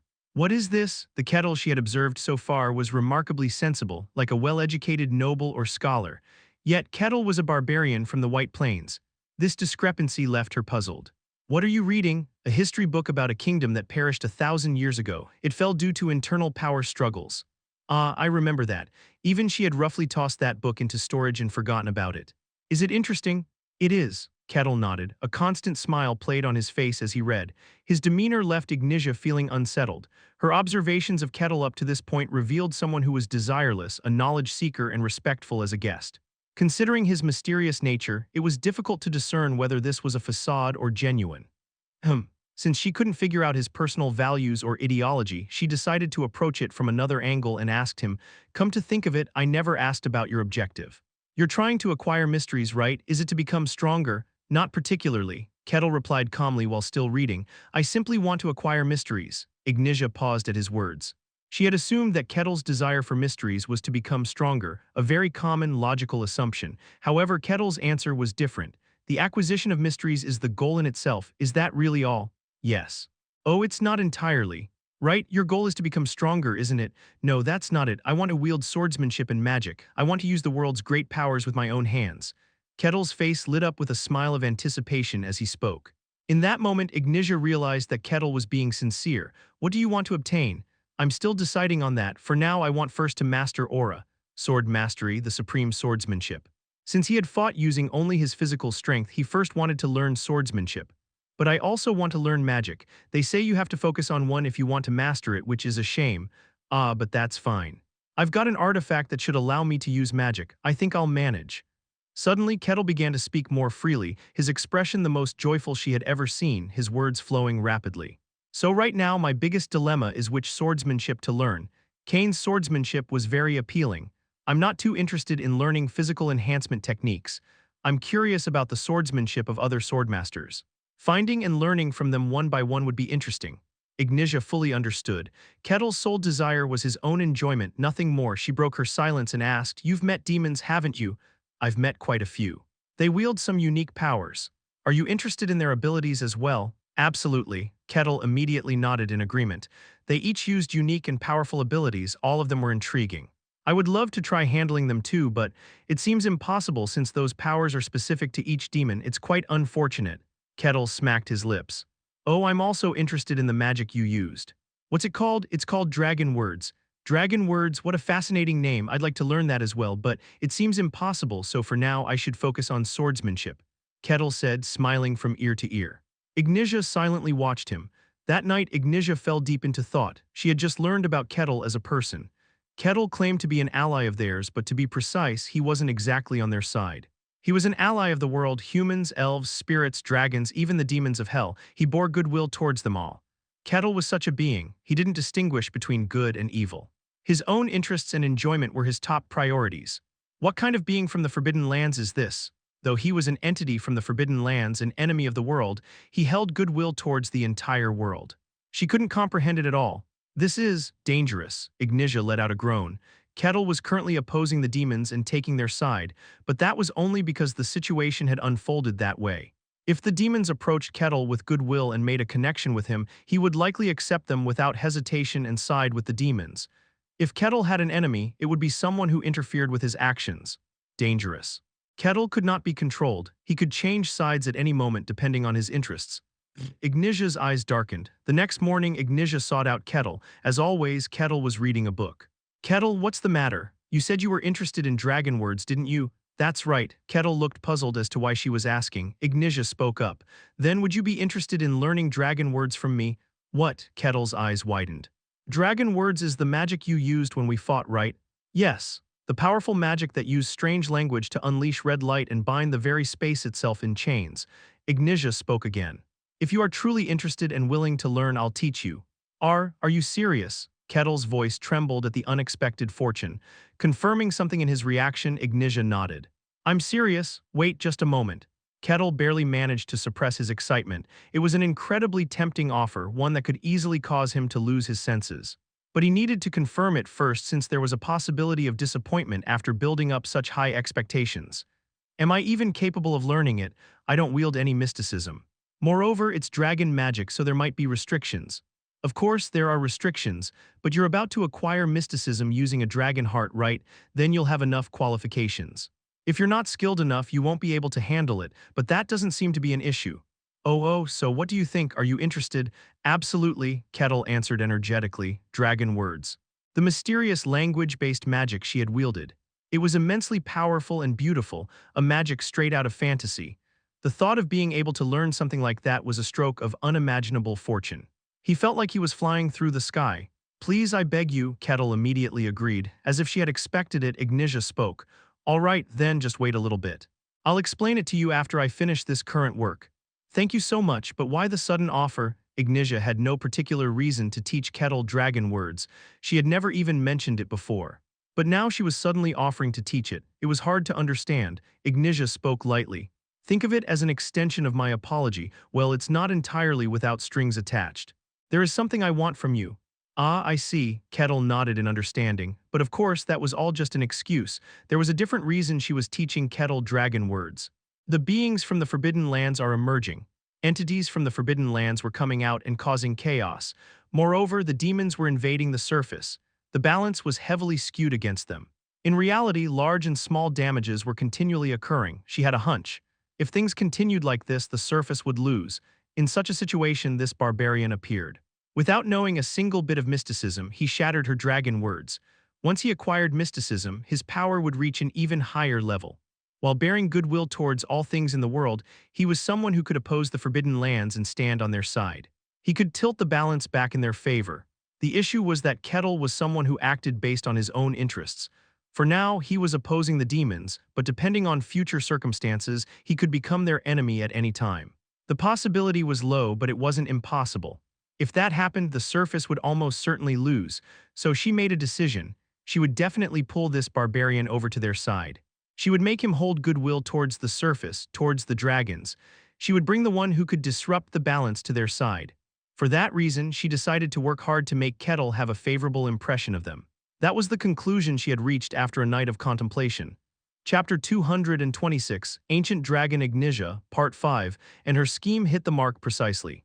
In Kettle's eyes, a deep favor appeared as he looked at Ignitia. I never thought there could be such a kind being. She misunderstood him and even taught him how to handle mysteries and the magic of words. He almost wished she would continue to misunderstand him. He felt like he was soaring to the heavens. What is the price? Ignitia mentioned there would be a cost. It wouldn't be for free. Whatever she desired, Kettle was prepared to pay. Literally, whatever it might be. Kettle's eyes flickered dangerously. Ignitia flinched reflexively. Wah, it's nothing special. I just hope you'll have some goodwill towards us.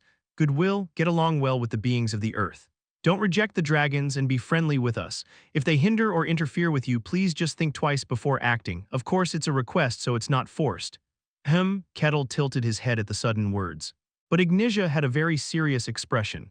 Kettle's principles of action were driven by his own interests and pleasures. Though he thought of them as allies now, that could change with future experiences and events. So she placed a restraint like this. Of course, there was no coercion, but at least it could make him think twice before acting. Seeing her expression, Kettle realized she wasn't joking. He nodded seriously as well. I understand. I'll try my best. Given that several had already become quite close, he intended to do so even without Ignitia saying it. Is that all? No, there's one more thing. I hope you can do me a favor later. We're quite busy at the moment. The dragons had not shown themselves to the world for a while, and there was a reason for that. Ignitia rubbed her forehead as if tired. There's a lot to do. We could really use an extra hand. What kind of work? It's hard to say right now because the situation is changing moment by moment, but it won't be something too difficult for you. I understand. I accept, Kettle nodded eagerly. No matter what she proposed, he intended to accept it all. Compared to the magic of words, anything else felt light. Then, okay, Ignitia nodded, I'll teach you. Ooh, dragon words. It was time to learn the mysteries of the great world. Kettle's face lit up with excitement. Ignitia moved to the living room of the lair with Kettle. First of all, you can't learn it right away. You still don't have any mysteries. Dragon words ultimately dealt with the mysteries of this world. To handle it, one needed to know how to handle mysteries. However, Kettle still found it impossible. So first, I'll explain what kind of power it is. Since it's the power you will eventually handle, you need to understand its basic framework. The detailed usage will be taught after you can handle mysteries. I understand. Ignitia began her explanation. Kettle listened intently as if he wouldn't miss a single word. First, I'll explain the power of dragons. Our power can be broadly divided into two types: dragon words and magic. I'll explain our magic. Ignitia lightly waved her hand. Then the cap of a liquor bottle on the table opened and its contents floated into the air. It moved chaotically according to Ignitia's finger and soon formed a complex statue. Kettle gasped in amazement. That's amazing. Kettle was impressed, but for a magician it would have been a shocking level of magic. For a superhuman top-tier magician to achieve the magic Ignitia was performing, they would need to spend several days designing and using catalysts just to barely accomplish it. And she was doing this magic without any preparation or incantation, just with a simple hand gesture. Ignitia extended her finger, causing the statue to collapse, and the liquor returned to the bottle. For us, magic is as natural as breathing. There was no need for incantations. If they desired it deeply, they could manifest magic. That was why dragons were called the magical race. But magic isn't our core power. To dragons, magic was as natural as breathing. In other words, it meant it was merely the most basic form of power. The true power of dragons was dragon words. When we speak, we can imbue that power. You know what it feels like. I understand, it's very powerful. In a party of 4 superhuman top-tier warriors who had come together to capture a dragon, they had fought against it. They were losing, but it was not a level at which they would easily be defeated. They had even succeeded in launching an attack just before finding an opening. However, the moment the dragon spoke for the first time, "Get lost," at that moment the tide of battle turned. With a single word, the strength of the 4 superhuman top-tier warriors was mercilessly torn apart. More precisely, it feels like this. "I wish there was one more golem protecting the lair," Ignitia said. There was power in those words, and then the world moved. Clang, artifacts began to fly from the lair's storeroom. They gathered and combined, starting to form the shape of a golem. Oh, as Kettle observed closely, he realized one thing. Ignitia wasn't manipulating the artifacts to create the golem. The artifacts were moving on their own to fulfill Ignitia's words. Before long, a golem was completed. It looked incredibly powerful. Even the 4 superhuman top-tier warriors who had faced dragons couldn't guarantee victory. "Time to work, thud, thud, thud," Ignitia said lightly. The golem departed to guard the entrance at her command. "Do you get it? I just felt that the artifacts seemed to move on their own to fulfill your words." "That's right. That is the power of dragon words." The words of dragons were imbued with power. It was a command directed toward the world. The world itself moved to fulfill the dragon's words. That was the great authority possessed only by dragons. It's a power that almost all dragons use as their main strength. A dragon who could properly control their dragon speech was a being akin to a natural disaster. With the ability to command the world at will, there were few who could stand against them. It's a powerful force and just as dangerous. It was a power that even dragons could not easily handle. The bigger problem was that it was difficult to control. In fact, young dragons couldn't even speak carelessly. Since they couldn't control their dragon speech, opening their mouths recklessly could cause them great harm. That's why dragons only slowly learned to control dragon speech after reaching adulthood. "Ah, so that's how it is," Kettle muttered as if he understood. The dragon they had faced, which had just become an adult, did not speak carelessly. It seemed that the dragon still couldn't properly control dragon speech. A power so strong that even speaking was dangerous. He could wield that or even stronger power. He was very pleased. Ignitia brought up the main point. Magic and dragon speech. These are the 2 abilities dragons wield. And the power to combine those 2 into one. That was dragon speech magic. Our own unique magic, which we wield by speaking the language of magic with dragon speech, allowing us not just to command the world but to wield it freely. Whoa, it was a power that ordinary dragons could not wield. Only a dragon that had aged to the level of an ancient dragon could do so, and with that much power, Kettle could not underestimate the dragon speech magic that Ignitia wielded. Even in the White Snowfield, such power was rare. Ignitia continued. As Kettle listened, a question arose. "Then are you stronger than the king of the wind spirits?" According to the explanation of dragon speech magic, it could freely interfere with the concepts of the world. It was a much broader range than the spirit kings who were bound to a single concept, but Ignitia shook her head. "No, that's not the case. Dragon speech magic can widely interfere with the world's concepts, but it's thin. Those who are specialized in a single concept have their own powers. At that level, it varies depending on the difference in ranks." "I see, I understand. Originally, no one but a dragon could wield dragon speech magic. But you might be able to. I will embed a dragon heart into your body." The power of a dragon would dwell in his body. He had now gained the qualification to wield dragon speech magic. To wield dragon speech magic, rank is also required, but that won't be a problem for you. The rank that Kettle possessed was very peculiar and powerful, perhaps even higher than Ignatia's. He was more than qualified to wield dragon speech magic.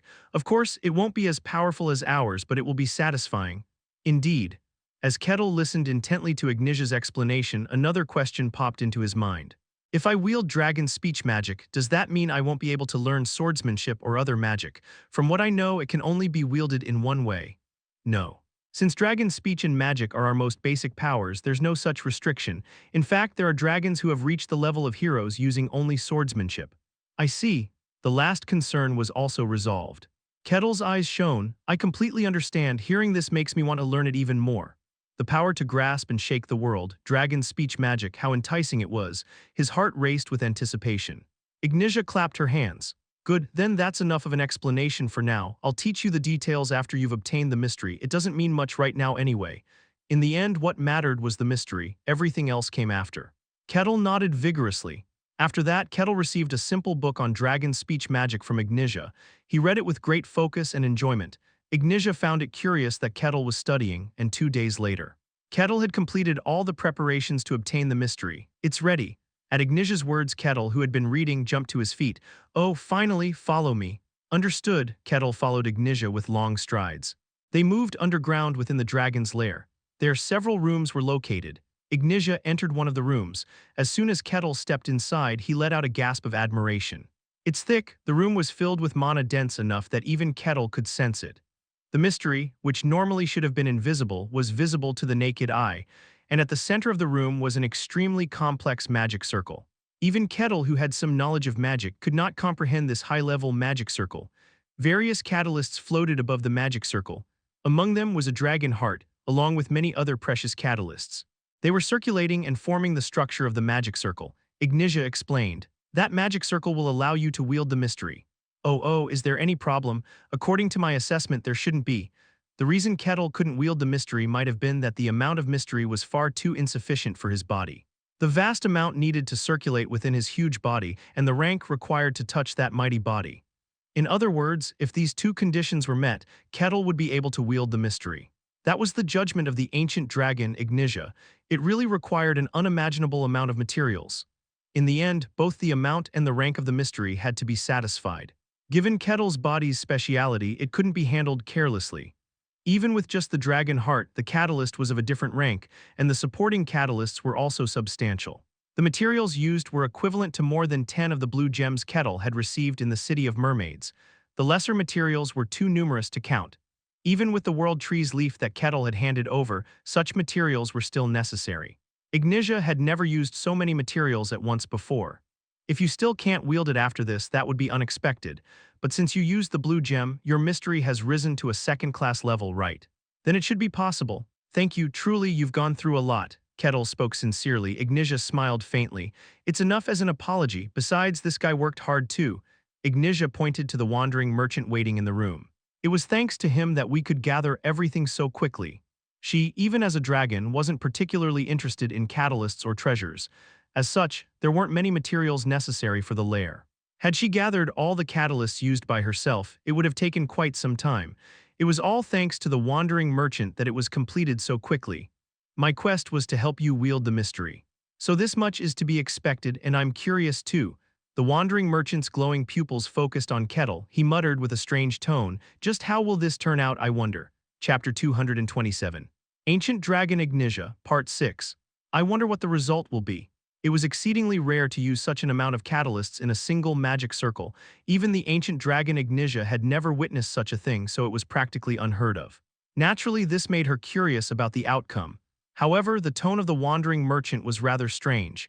It was as if he anticipated that the result would be distorted and ruined. Ignitia didn't pay much attention to it. I've thoroughly calculated everything, so there shouldn't be any problems. Let's get started. All right, what should I do? First, go to the center of the magic circle and sit down. Understood. Kettle walked forward with long strides and sat cross-legged in the center of the magic circle. Ignitia tilted her head. Aren't you uncomfortable? People often ask me that. I'm fine. If you say so, then. Ignitia took a deep breath and her eyes became serious. I've been pondering how to contain all of this within you. Each of the catalysts was enormous. It was impossible to do this using conventional methods. So I'll just go with a straightforward approach. Letter 16B1, letter 16BA, letter 16CA, letter 16B7. Acceleration. Ignitia cast her dragon magic, and at that moment the numerous catalysts floating in the air above the magic circle began to accelerate. They started spinning rapidly around the magic circle. Letter 16B1, letter 16BA, letter 16CA, letter 16B7. Acceleration. She cast the dragon magic again. The already accelerating catalysts sped up once more. They spun rapidly around the magic circle, gradually losing their shapes. Kettle's eyes gleamed with interest. So this is your method. You figured it out. It's like a particle accelerator. The catalysts were trapped within a confined space, then accelerated and rotated. The immense kinetic energy generated there would break down and mix the forms of the catalysts.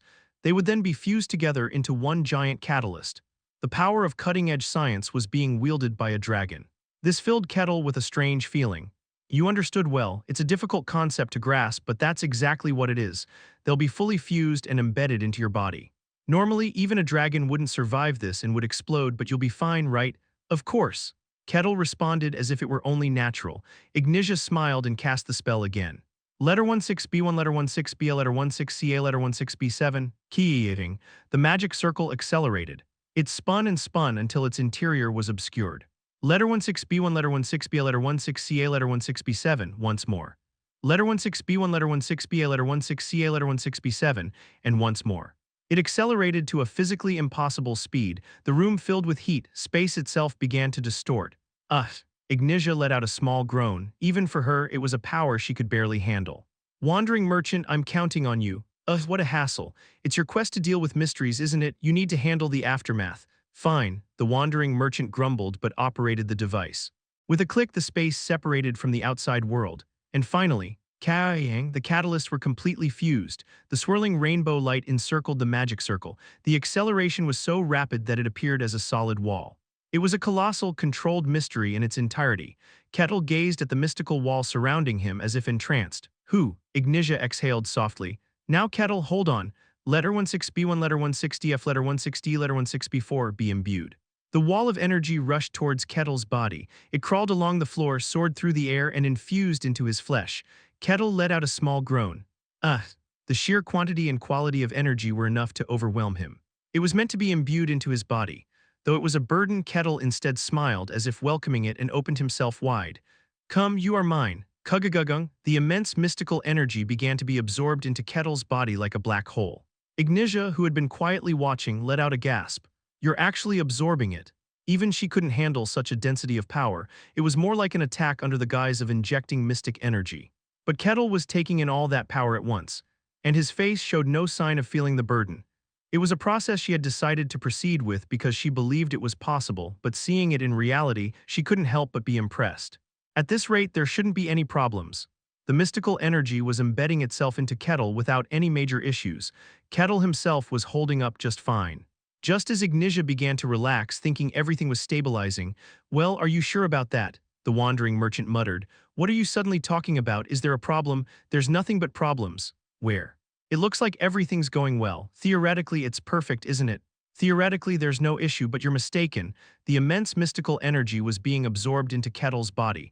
The wandering merchant spoke calmly. "That's a being of the Forbidden Lands, one of the oldest things. You don't understand what that really means at all." Ignitia was confused, not understanding what the wandering merchant meant, and then the problem arose. The fused mystical energy was being absorbed into Kettle's body without any issue, but then a crack appeared. Crack. The mystical energies began to seep out slowly. It was as if they didn't want to be embedded in Kettle's body. Ignitia shouted again. Letter 16B1, letter 16DF, letter 16D, letter 16B4. Embed.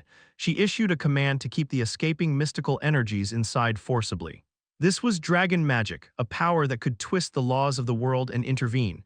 Since she had given the command, the mystical energies should have been absorbed into Kettle's body again. But they weren't. The mystical energies continued to try to escape. Ignitia repeated her command. Letter 16B1, letter 16DF, letter 16D, letter 16B4. Embed. 3 layers of dragon magic.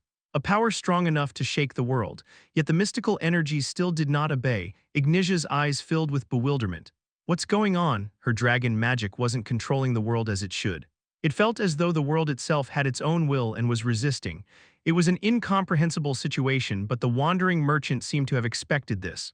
Well, that's just how it is. This is impossible. They were beings of the Forbidden Lands. They did not belong to this world. You can't become us and we can't become you. Those energies seem to want to become you, but that's impossible. The mystical energies were slowly breaking free from Ignatia's control. They were on the verge of bursting out. Wait a minute. Ignatia began to understand what the wandering merchant was saying. She frowned. So did you know from the beginning that this was impossible? Something like that. But the quest will still be completed. The wandering merchant looked at Kettle indifferently. It's not entirely impossible. Kettle couldn't become a being of the world, but he could dominate a part of it. Not all of the mystical energies were escaping. Some of them couldn't escape in time and were embedding into Kettle's body. Even just fragments of that energy would allow him to handle mystical powers. But that wouldn't have any meaningful effect. It would be insignificant. It wouldn't affect the existence of Kettle in any significant way, but the quest would be considered complete. With that, the wandering merchant's task was finished. Ignatia, seemingly out of stubbornness, tried to force more of the mystical energy into Kettle, but in the end, it was impossible. Ignatia eventually lowered her hand, a look of disappointment on her face. As the wandering merchant waited quietly for the process to finish, the wandering merchant sensed something strange. The mystical energy that had been desperately trying to escape was, at some point, slowly being absorbed into Kettle's body. What's going on? The wandering merchant looked at Ignatia, but it wasn't her doing, as she also looked surprised. Isn't this your doing? I was just about to give up. I have no idea why it's going back in. Did the mystical energy come to its senses? At that moment they realized something. The world was distorting around Kettle. Ignatia lowered her hand. She stopped trying to control the mystical energies to keep them from escaping. The natural reaction would have been for the mystical energies to flee the moment they were free, but they couldn't escape. They were being held in place, centered around Kettle. You belong to me. They are mine. Kettle bared his teeth. He had noticed it as well, starting from the middle of the process. The mystical energies weren't trying to enter him, they were trying to escape, but Kettle had no intention of letting them go. This was his mystical energy. It belonged to him. It was his possession. How dare they try to escape? That was unacceptable. You belong to me. You cannot escape. You must be bound to me. Shut up and get in. The mystical energies began to be absorbed bit by bit. This is, The two of them watched the scene in a daze. A powerful will was trampling the world. Centered around Kettle, the very fabric of the world was twisting and breaking. His will was warping rules and laws. Perhaps realizing they couldn't escape, the mystical energies changed their approach. They lunged at Kettle, trying to overturn and destroy his body from within. Kettle welcomed it instead. Run wild all you want. I'll accept all of you. But in return, you belong to me. Crack, a storm raged within Kettle. It was as if he was being attacked from all sides. It tore through his entire body. But Kettle endured. He accepted and embraced it all. And finally, whoosh. The storm calmed. The flames of the magic circle went out. Even the remnants of the mystical energies that had been desperately trying to escape were swallowed up by Kettle's body. Grumble, they heard it then. A sound like a beast growling in discontent. But there were no other living beings here besides the three of them. Ignatia decided it was just a trick of her mind. However, as someone of her strength, she knew it couldn't just be a simple illusion, yet the situation left her with no other explanation. The growling sound lasted only a moment and then disappeared. Kettle remained still, his eyes closed. A long silence followed. Ignatia finally spoke quietly. Kettle? Kettle opened his eyes. A broad smile spread across his face. Oh no, his laughter echoed all around. The wandering merchant and Ignatia raised their defenses. The power contained in his laughter caused their defenses to tremble. The wandering merchant doubted his own senses. There was mystical energy within Kettle's laughter. He muttered to himself in disbelief. How is this possible? Ignoring the wandering merchant, Kettle's body trembled. An intense power surged within him. A mighty force filled his entire being. It was the mystical energy of the world that he had possessed but could never fully control. Now he had become able to wield the mystical energies. Chapter 228, Ancient Dragon Ignatia, Part 7. Kettle let out an exclamation. Within him, within the depths of his body, the fantasy mystery that exists only in this world was moving. It wasn't just residing in him, it was circulating according to his will. Ignatia cautiously asked. Did it work? It worked perfectly. It looked like something was wrong, but you managed to do it. In the end, there was an incredibly bizarre sight. The world itself was twisting and breaking around Kettle. But now it was as if such a thing had never happened, leaving everything completely clean. He didn't quite understand what had happened, but he was glad it seemed to have worked out. Kettle shouted joyfully, Ignatia, it's all thanks to you. I sincerely thank you. Kettle rushed forward and hugged Ignatia tightly. Ignatia's face turned pale. It hurts, crack. Kettle, overwhelmed with joy, wasn't controlling his strength at all. As a result, Ignatia felt a strong pressure. Her entire body creaked. She hurriedly teleported away to escape. "Oh, did it hurt? I apologize. I couldn't contain my emotions." "And no, it's fine. Truly, thank you." Kettle beamed with a big smile. Right now, the mystery was moving inside him. He was so happy he could go mad. It wasn't a figure of speech. He genuinely felt like he could go insane. Meanwhile, the wandering merchant was muttering as if he could understand. "How on earth? We can't become like you." It was a strange remark, but Kettle didn't pay any attention to it. He was simply overjoyed.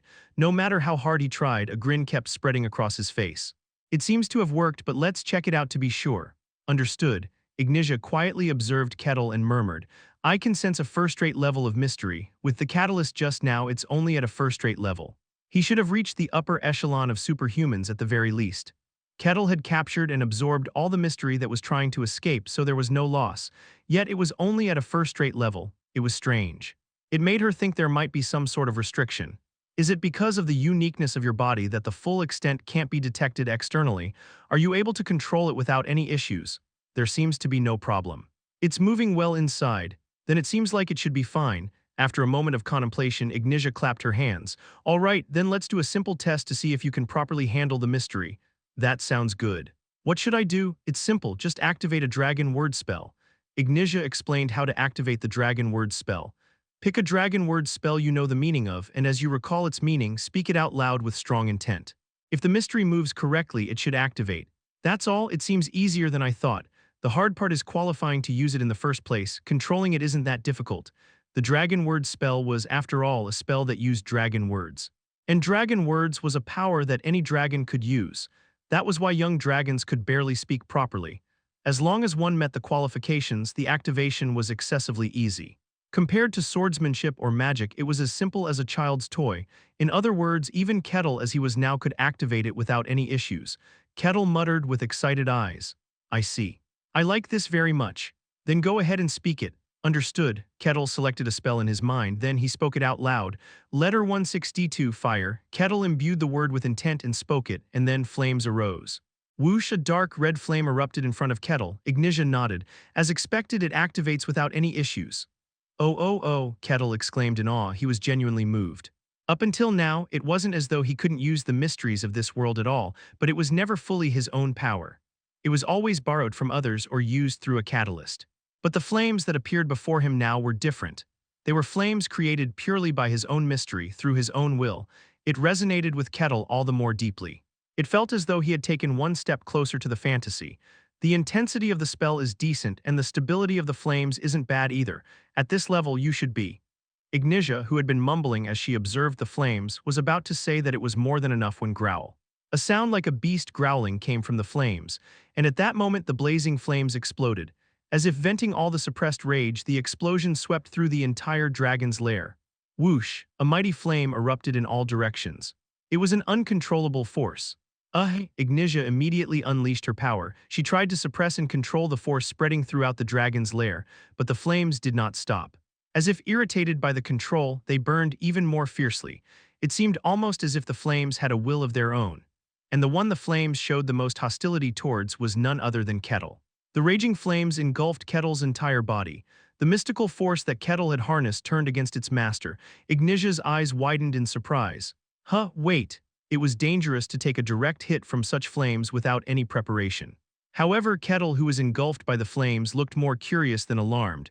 "It's quite hot. It feels like I'm burning up. Is this how it's supposed to be?" "Of course not." "Extinguish," Ignitia spoke with authority, trying to command the flames, but the flames did not extinguish. Although their intensity decreased, they still fiercely tried to burn Kettle. Ignitia was taken aback. Why? Kettle had certainly obtained the heart of a dragon, allowing him to wield dragon words magic, but he was still not a dragon. There were clear limitations. A dragon of her caliber should have been able to extinguish the dragon words magic that Kettle had harnessed with just her command. But her command had only managed to lessen the flames. Letter 16B1, letter 16C3, letter 16B2. In the end, she had to resort to casting a dragon word spell. Only then did the flames, which had been spreading throughout the dragon's lair and engulfing Kettle, slowly die down. Grrrr. However, they did not extinguish easily. As if dissatisfied, the flames tried to reignite with a fierce growl. Only after completely extinguishing them did Ignitia catch her breath. "Are you okay?" "There's no major problem." Kettle's body was red hot. If it had continued for a little longer, he would have suffered serious burns. Ignitia found the situation absurd. Kettle, with a curious expression, muttered, "My own magic attacked me, I couldn't control it, is this normal?" "No. That's not supposed to happen." Ignitia shook her head firmly, a mystical force turning against its master, rising uncontrollably as if it had its own will. Even for Ignitia, an ancient dragon, this was unheard of. As she pondered in confusion, the silent wandering merchant spoke up. "It's probably because of your very existence." "What do you mean by that?" "The mystical force of this world rejected being absorbed by you. It resisted and tried to escape." As the wandering merchant said, the mystical force that was being absorbed into Kettle's body suddenly resisted and tried to break free. It even rejected Ignitia's control. "But you forcefully suppressed it and devoured it." And Kettle had crushed that resistance with sheer willpower, absorbing it entirely into himself. "It has indeed become a part of you, but you forced it in. And it has become distorted." The mystical force that Kettle had absorbed was no longer an ordinary mystical force. It had been twisted and damaged by Kettle. "Of course, the more you absorb, the stronger you will become, but it will take some time. With lesser powers, it might be manageable, but something on the level of Dragon Word's magic will still be difficult for you to control." "Is that possible?" Ignitia looked surprised, but Kettle seemed to understand. "I see. So I just need time. Simple swordplay or regular magic should be fine, right? With that level of power, there shouldn't be any problems. Then, for now, I should focus on other powers rather than Dragon Word's magic. I'll have to put it off until later." That seems to be the case. It's unfortunate. It's not a problem." Even though he couldn't wield the Dragon Word's magic he had long desired, Kettle didn't seem disappointed at all. He had finally obtained a great mystical power and could wield it. It was disappointing that he couldn't use Dragon Word's magic right away, but the joy far outweighed that feeling. "Then I'll have to put it off until later."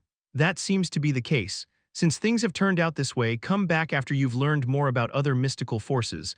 I'd like to observe you more, but unfortunately, I don't have the luxury of time."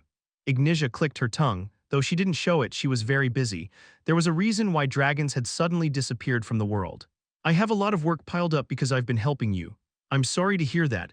"No, it's fine. I said I had a favor to ask, didn't I? I'll call you again then. Let's properly learn about Dragon Word's magic next time." "That sounds good. Then take this with you." Ignitia handed him a ring. It was made of a red gemstone. "I'll call you later through that ring. Please wait until then. I hope you call me as soon as possible," Kettle said cheerfully as he received the ring. Although the conversation had come to a close, Kettle didn't leave immediately. He needed to take some time to confirm that his body was truly unharmed. As a result, Kettle stayed at the dragon's lair for one more day. While Kettle was resting in his room, enjoying himself immensely, the wandering merchant appeared as the space split open. "I have a question for you." What question?" "You are the Ashen Barbarian of the White Snowfield, aren't you?" "That's right." Kettle nodded. He gazed at the wandering merchant. "Ignitia said that you and I share the same roots." "That's true, so there's one thing I don't understand. How did you manage to make the resisting mystical force your own?" There was pure curiosity in the wandering merchant's voice. "I didn't do anything particularly special."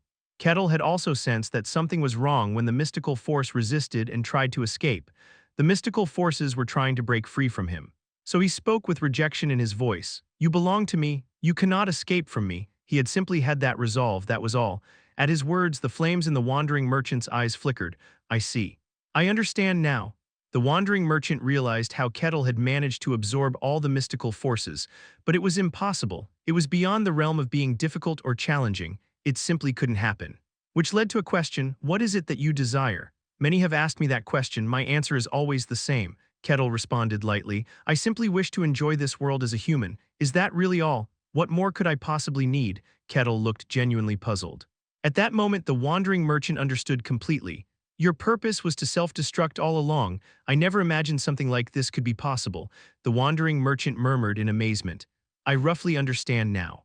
But it doesn't concern me. It doesn't matter to me which side wins." The wandering merchant opened the space again. "What matters to me is the trade of value. As long as that's upheld, it doesn't matter to me who wins, so that's your purpose." As he was about to leave, Kettle spoke to him.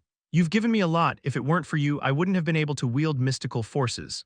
Ultimately, all this began with the wandering merchant's quest. It wouldn't be an exaggeration to say that he was Kettle's benefactor. Kettle spoke sincerely. "I hope we can meet again someday." The wandering merchant also responded sincerely. "I refuse, monster." With those words, the wandering merchant left.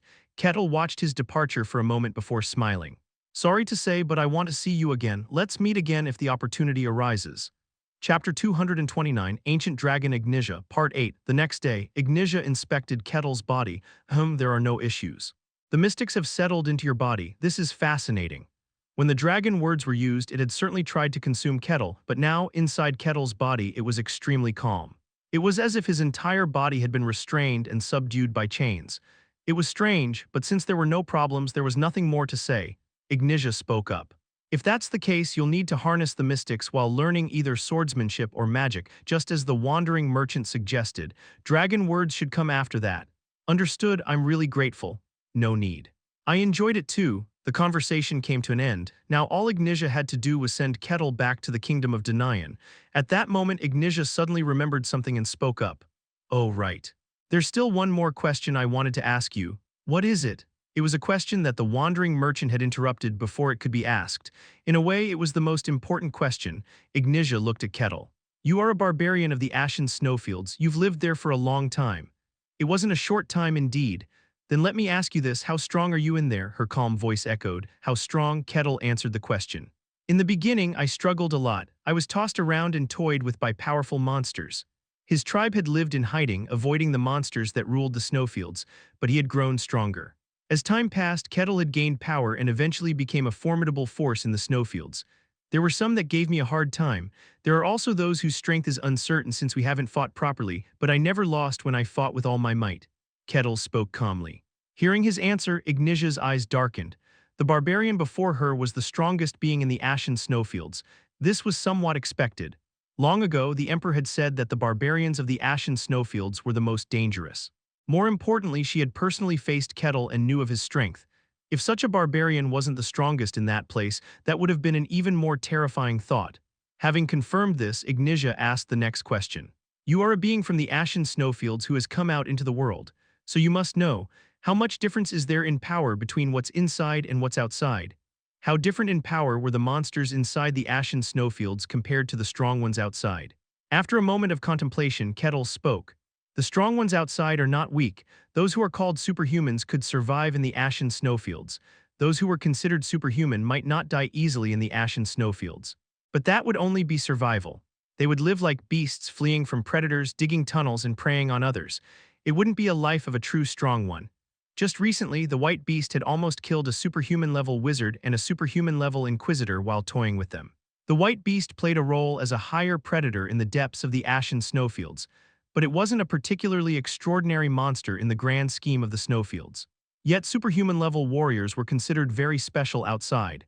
Just by that comparison, the Ashen Snowfields were clearly superior. Hearing Kettle's explanation, Ignitia's eyes darkened.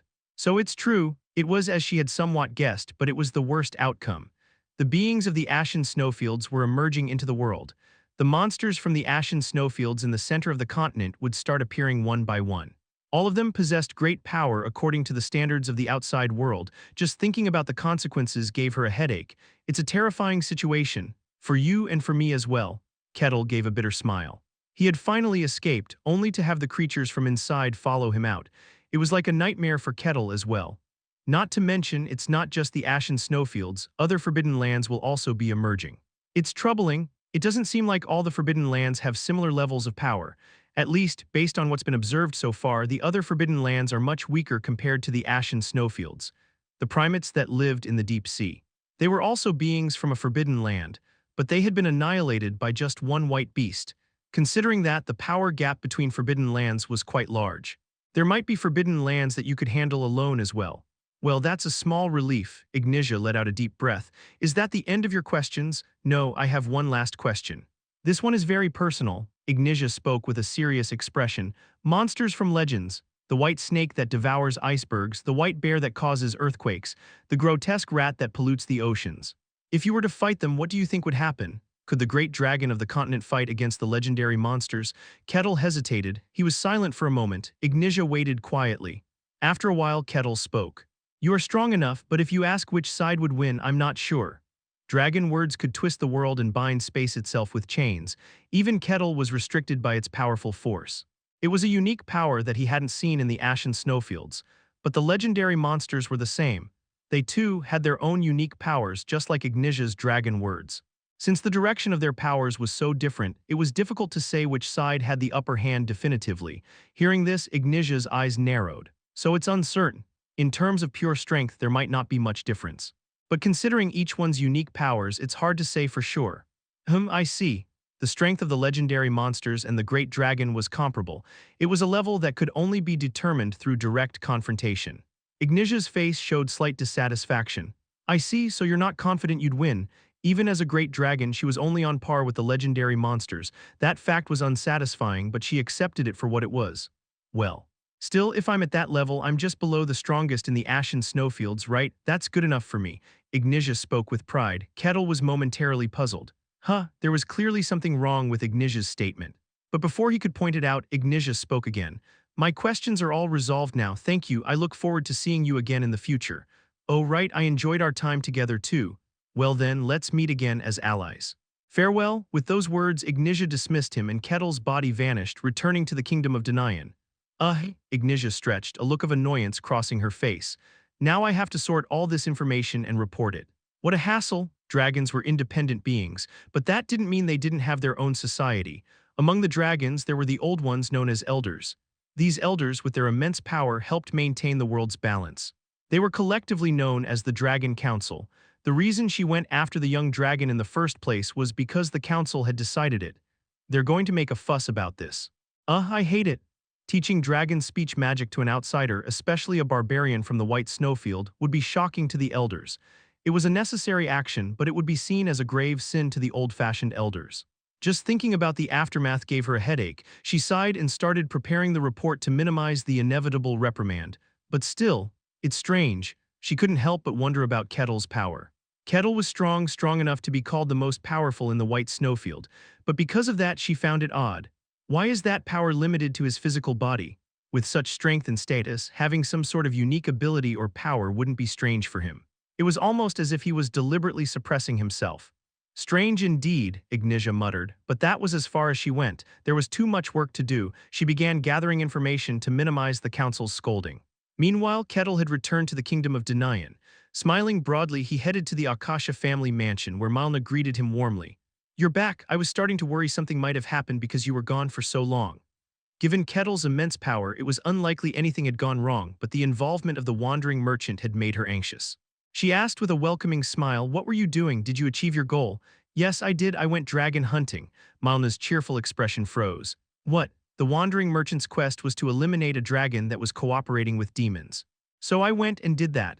Kettle spoke as if it was a simple task, akin to clearing a dungeon. Malna was utterly bewildered. Are you serious? Yes, it was an enjoyable time.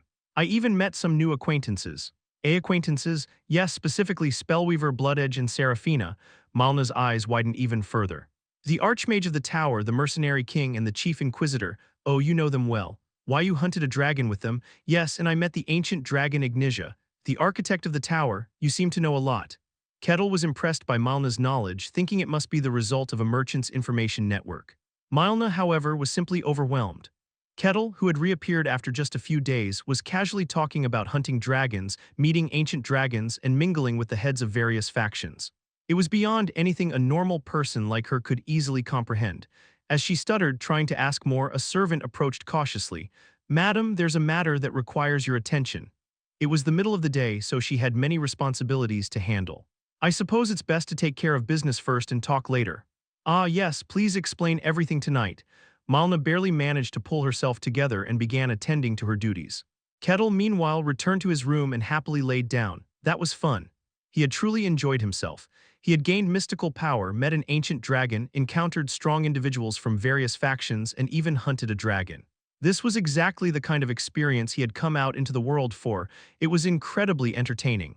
As he reflected on all that had happened, Ignitia's words suddenly came to mind. Well, even if I'm at that level, it still makes me the strongest just below the very top in the White Snowfield, right? That's good enough for me. When he heard that, Kettle had been puzzled because there was an error in her thinking. He had intended to point it out, but the conversation ended before he could. That's not right. Now that he thought about it, it wasn't just Ignitia. Most people outside had the same misconception. The white snake that devours icebergs. The white bear that causes earthquakes. The hideous rat that pollutes the ocean. They were indeed powerful monsters dominating vast territories within the White Snowfield. They were creatures strong enough to be called legendary beasts. But I never once said that they were the strongest monsters in there, Kettle muttered. Chapter 230, The God of Hunger, Federica, Part 1. That night, after barely finishing her work, Malna heard from Kettle about what had happened. Hearing the story that spanned several days, Malna was left dumbfounded. You killed a dragon? That's right, killing a dragon meant one thing. Dragon Slayer? Ah, now that you mention it, yes, I suppose so. In the midst of concentrating on the battle at Ignitia, Kettle had forgotten. But Malna was right, he had killed a dragon, thus he had earned the title of Dragon Slayer. Kettle smiled with satisfaction. Good. Is that all? Becoming a dragon slayer was an achievement that would shake the entire continent. Yet Kettle's reaction was as if he had just gotten an amusing new toy. As a normal human, Malna couldn't possibly understand. I didn't do it alone, the party was with me. You're talking about Seraphina, Bloodedge, and Spellweaver, right? Did the four of you take down the dragon together? Yes, we all combined our strengths to take down the dragon. They would have immediately denied Kettle's words if the other three had been present. They had been overwhelmed by the dragon and nearly killed. It was Kettle alone who had slain the dragon. When they returned to their respective affiliations, none of them would ever claim to have killed the dragon. But to Kettle, it was all just a minor incident. In his view, the dragon had been slain by the combined efforts of all four. It's a shame I didn't get to properly say goodbye before leaving. Kettle smacked his lips in regret. He wanted to talk more, but the wandering merchant had forcibly sent him away. Well, I'll meet them again someday. I'll save the enjoyment for then. Is that so? Malna barely managed to reply. Although Kettle was speaking lightly, she couldn't take it that way. It was impossible for her to do so. That was because the other three people Kettle mentioned were all famous powerhouses across the continent. Seraphina, the chief inquisitor of the sun god, who was the face of the church. Bloodedge, the mercenary king, who commanded the respect of all mercenaries and held enormous influence. Spellweaver, the head of the Hawk faction, one of the great factions of the Magic Tower. Even the great swordmaster Maximus of the Denaian kingdom paled in comparison to them. Even the king of Denaian was no exception. These were people who could exert influence over the entire continent, and to think he had traveled with such figures as part of a party, it was hard for her to accept. Really? Kettle tilted his head at Malna's reaction. But after thinking for a moment, he understood. In earthly terms, it was like someone she knew suddenly claiming they had gone camping with world-famous movie stars. Thinking of it that way, he understood Malna's reaction. But in the end, they were not the story's main characters. There was someone else who outshone even them. Malna let out a groan and muttered, "And you met the ancient dragon Ignitia as well?" "Yes. They're said to be the architect of the Magic Tower. Is that true?" "That's right," Malna explained. "The Magic Tower, the great tower where all magicians gather. It wasn't something that even the tower's master could create easily. It was impossible to do alone, so help was needed. After much deliberation, the tower's master made a decision to seek the help of a dragon. As beings of magic, they would be of great help in designing the tower. With that thought in mind, the master of the tower sought out a dragon, and they found the great ancient dragon Ignitia. Kettle murmured in understanding. So they got the cooperation? Yes. But it said the process wasn't smooth. Dragons are mighty beings, and with that comes great pride. Ignitia rejected the tower master's proposal to help with the design of the tower, and they said, "If you need my help, prove your strength. Show that you are worthy of creating the great tower of magic." The tower master accepted the challenge. After a long battle, the tower master forced Ignitia to submit. That's the history of the tower. It's one of the tower master's great achievements, known throughout the continent. After hearing the story, Kettle showed an intrigued expression. So the tower master is stronger. Ignitia's power was immense. He fought with all his might for the first time since coming to this world, and the tower master had subdued such an ancient dragon. Kettle laughed happily. It seemed the outside world still had many powers he didn't know about. The future seemed very exciting. Well, I'd rather not think about it too much. Malna shook her head. The story was far too grand for her to comprehend. She concluded it was best to simply give up on understanding. Then you've gotten what you desired. Yes, Kettle grinned. He had obtained the quest's reward. He now had the ability to handle the mysteries of the great world. Malna smiled. Congratulations. Thank you. Is there no problem handling the mysteries? It's not that there are no problems. The mystery was still crying out within him. Like a living beast, it was revealing its dissatisfaction as if it had been forcibly chained. Stay still, Kettle commanded. He suppressed the mystery that was trying to rise. The beast cried out in displeasure but bowed its head in obedience to Kettle's command. It's dangerous, but I'm controlling it. There won't be any issues. Is that so? Malna was flustered. Kettle's words were very peculiar. It was as if he were managing a dangerous beast. Is the mystery always this dangerous? As far as she knew, it was never like that, but since the person who obtained the mystery said so, she had no choice but to believe it. The conversation was wrapping up. Malna sighed as if exhausted. It was really a huge ordeal. It's way too big for me to handle. It's all over now, so can I ask you for a favor? What is it? Could you find me a master who can help me with handling the mystery? Kettle needed to train in swordsmanship or magic. It was too much for him to handle alone. He needed a teacher. Malna nodded. Understood. Which do you need, swordsmanship or magic? Swordsmanship would be better. Swordsmanship is it? How about Maximus? He would probably teach you. He's appealing, but I'd prefer someone else.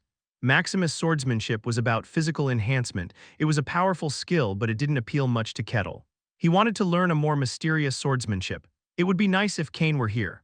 The swordsmanship that created tangible illusions was certainly appealing to Kettle as well. He clicked his tongue in disappointment. Milna nodded in understanding. Then I'll start searching for someone. It might take some time since it won't be easy to find someone of that caliber. No problem, I'm counting on you. Kettle smiled brightly. Milna began searching for someone to teach Kettle the mysteries he sought. Kettle waited patiently. Of course, he wasn't just idle. Since Milna was helping him, he thought he should help her in return. He assisted in crafting the artifacts that had piled up. Entering the warehouse, Kettle called out to Piego, "What now? I want you to make some artifacts." Piego resignedly began crafting the artifacts. "So you won against the dragon, I take it?" "Yes," Piego responded as if he had expected as much. Kettle was strong. No matter how powerful a dragon might be, a newly matured one couldn't possibly win against him. But what Kettle said next left Piego stunned. "After that, I also met Ignitia." "Ignitia, you mean the ancient dragon?" "Yes, the boy who was following us turned out to be Ignitia." "What?" Piego was shocked. "That powerless boy was Ignitia. Now that I think about it, it was strange. A boy with no power tagging along on a dragon hunt made no sense, but at the time I didn't find it odd. Was it a manipulation of perception?" "Oh, correct." "You've got it? Hold on, don't tell me you fought Ignitia." "Yes, quite strong, I'd like to fight again." Kettle murmured as if he found it enjoyable. Piego was astonished. "You're crazy." Who was Ignitia, an ancient dragon with immense power. Likely even stronger than Karin, the high elf queen. And Karin was the strongest among the elves. Kettle's words meant that, even considering the entire elf race, there was no one who could stand against him. "I knew he was strong." Piego had thought Kettle was only on par with Karin, but it seemed he had underestimated him, and that made it even more incomprehensible. "With such power, do you really still need me? Can't we just end our contract now?" "That will never happen. You are indispensable to me." Kettle smiled softly. Piego fell silent, knowing that there was no room for argument in that voice. "What a strange, crazy person I've gotten involved with. Oh, spirit god." For the first time he felt resentment towards her. Piego lamented deeply in his heart. After that, nothing much happened. Milna continued searching, and Kettle leisurely enjoyed the capital. Except for Maximus coming by to ask if anything had happened, there was nothing unusual. It was the first time in a long while that he had experienced such a peaceful, uneventful time. Since leaving the outside world, this was the first time he had spent time so leisurely. This is new, too. Kettle found it quite enjoyable. It truly felt like he had become a part of the world. He planned to continue enjoying this relaxed time until a master was found, but that time didn't last long. An uninvited guest arrived in the kingdom of Denian. As always, Kettle was returning to the Akasha family's main residence after a day of sightseeing in the capital. The sun was gradually setting, and people were heading home. The citizens who saw Kettle showed no particular reaction. His presence was becoming accepted in the capital of the kingdom of Denian. Just as he was about to return home in high spirits, someone blocked his path. They were incredibly shabby. Their clothes were dirty and tattered, resembling rags. Their hair was unkempt and their faces were smudged with grime. It was hard to tell they were wearing priestly robes without a closer look. "Are they beggars?" When it happened, Kettle was about to take some money out of his pocket to give them alms. At last, the woman at the front spoke. Her voice trembled with excitement, the voice of someone who had finally found what they had been searching for after months of hardship. "At last, we have found you, sinner of the prophecy." "Huh. Are you talking to me? Your name is Kettle, is it not?" "My name is indeed Kettle, but, as expected." The woman reached out into the air, light gathered there, and soon a sword appeared. "Oh," Kettle's eyes widened. He could tell what that light was. It was holy power. The woman raised the sword and pointed it at Kettle. In a voice as if delivering a sentence, she spoke to him. "I am Liltara, priestess of the god of hunger, Federica. By the will of the great Federica, I will take you to the Holy Land." Barbarian Kettle. Chapter 231, The God of Hunger, Federica, Part 2. What's going on? Citizens of the capital, who were on their way home, heard the commotion and came to investigate. They gasped when they saw Kettle and Liltara, who was pointing a sword at him. The citizens instinctively knew something barbaric, something that should never happen in the capital, was about to occur. Some fled in haste while a few curious ones hid and watched. Federica? It was a name Kettle had heard somewhere before. As he thought, he realized. On his way to a coastal city to confront the marine primates, Kettle had many conversations with Aquez. Among those discussions was one about a unique church that wielded divine power in a peculiar way. The conversation had touched upon the Church of Federica. Now, standing before him were the followers of Federica, the god of hunger. Liltara quietly spoke. We have been tracking you according to the divine revelation Barbarian Kettle. Following the divine revelation, Liltara and her group had been relentlessly pursuing Kettle, from the Denayan kingdom to the holy grounds of Kaloja, from the coastal city to the mermaid village. Finally, they had returned to the Denayan kingdom and found Kettle. You've done well to avoid our gaze. I wasn't trying to avoid anything. Kettle hadn't even realized they were tracking him. Liltara ignored him and continued. Please come with us, sinner of the revelation. We intend to take you to the holy grounds. We will not accept refusal. I don't quite understand what's going on, but in other words, you're trying to take me to Federica's holy grounds. Kettle's eyes gleamed with interest. Another god was calling to him, trying to bring him to the holy grounds. Oh ho, he was deeply intrigued. Normally, he would have eagerly followed, but unfortunately, Kettle had something to do at the moment. I'm sorry, but I can't. His current goal was to save his master who dealt with mysteries. Everything else had to take a back seat. I'll go with you right after I finish what I'm doing. Kettle offered a compromise. Of course, his words fell on deaf ears. Your opinion is not required. Clank, the holy knights moved to surround Kettle. The onlookers screamed in fear. Kettle whistled. So you're going to force me, huh? Kayiting light surrounded Kettle. But it wasn't a bright golden light. It was a dark, dense, brown light. Liltara spoke. We hereby strip you of your freedom to roam as you please. We strip you of your freedom to think as you wish. We strip you of your freedom to refuse. Oh ho, a strange sensation pressed down on Kettle. It was a formidable divine power, the power of the great Federica, which deprived and restricted will, freedom, desire, and longing. Kettle's actions were stripped away one by one until before long the only option left to him was to follow them. So something like this is possible. Kettle was impressed and stood still, thinking he was now controlled. Liltara lowered her sword. Come with us, that is the only action left for you. Following you might be an enjoyable experience, but Kettle smiled. Unfortunately, as I said, I have something to do right now. Step. Kettle took a step forward by his own will. Liltara, who had been calm, widened her eyes in shock. How? She had clearly stripped him of all his actions. Liltara and the holy knights, now flustered, exerted more power. The brown light bore down on Kettle, the divine power stripping away his actions and freedom. It certainly is a peculiar feeling, but that was all it was. It couldn't suppress Kettle. He ignored the deprivation caused by the divine power and attempted to break through their encirclement. Liltara shouted fiercely, We strip you of your freedom. I told you I don't want to. Kettle lightly stomped his foot. Boom, the ground trembled. With a clear refusal, the divine power that had been pressing down on Kettle shattered. The backlash swept over the holy knights in Liltara. Ugh! Cough. The holy knights coughed up blood and collapsed, unable to withstand the backlash, and fainted. Kettle leisurely stepped out and headed back home. You, how dare you? Only Liltara remained standing, though with a face twisted in pain. She shouted in a strained voice. Do you think you can escape? The god is watching you. We will continue to pursue you. That sounds exciting. As I said, I'll come to you later. I hope you can wait until then. Kettle spoke lightly and left Liltara behind. She bit her lip in humiliation. Kettle returned home where Milna was resting on the sofa after finishing her work. You're back. There was a commotion outside. What happened? There was a situation. Milna, may I ask you a question? What is it? Do you know anything about the god Federica and their church? Are you talking about Federica, the god of hunger? Yes. Milna's response was hesitant, noticeably different from how she reacted to other churches. Kettle asked, Can you explain it to me? Well, yes, it wouldn't be a bad idea to know about it in advance. Milna began her explanation. The god of hunger, Lady Frederica, is a deity of the concept of hunger. A god of food, then? No, the hunger that Lady Frederica speaks of encompasses a broader domain. She's closer to a god who rejects the concepts of yearning and desire. Oh, the starving seek food to fill their bellies, those with endless greed hunger for more offerings, those starving for great power wish to become stronger. Scholars starving for knowledge desire to accumulate more wisdom. Those who desire something ultimately do so because of longing, desire, and lack. Frederica was the goddess of such longing, desire, and deficiency. So that's why she's called the god of hunger. Yes, ultimately she believes that all greed and desire in the world arise from physical or mental hunger and starvation, and the Church of Lady Frederica that worships such a god has quite an extreme disposition. Like other churches, Frederica's church worships the concepts of Frederica. They wish for yearning, desire, and deficiency to fill the continent. As a result, the Church of Frederica developed a twisted set of values compared to ordinary people. They abhor the abundance of the world. What Frederica desired was hunger itself. Naturally, she didn't like that hunger being satiated. Therefore, Frederica's church also despised the world's abundance. They harbored greed and desire yet refused to have them fulfilled. They simply wished for the world to starve. They wanted everyone to go hungry and for desires to never be satisfied. Milna spoke softly. Honestly speaking, they're not a very welcome church. The Church of Frederica went beyond merely desiring this. They forced it upon the world.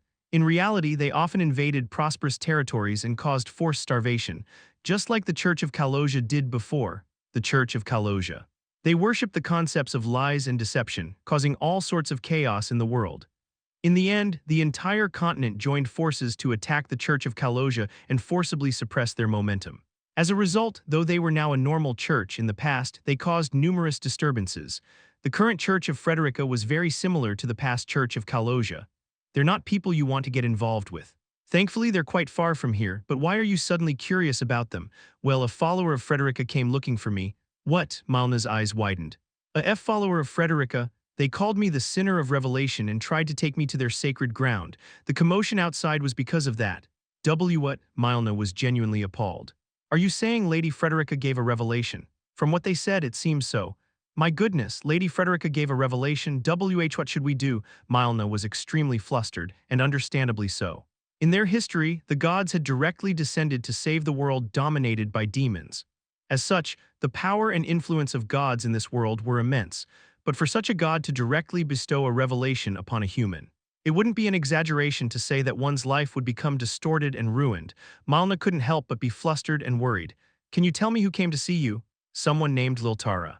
Do you know that name? Yes, Milna groaned. Liltara, a renowned follower of Frederica, a person who had reached first-rate levels at a young age, possessing exceptional talent. She was someone who received the full support and expectations of the church. To put it simply, just as the sun god's church has an inquisitor named Aquez, the Church of Frederica has a saint named Liltara. She's evaluated at that level.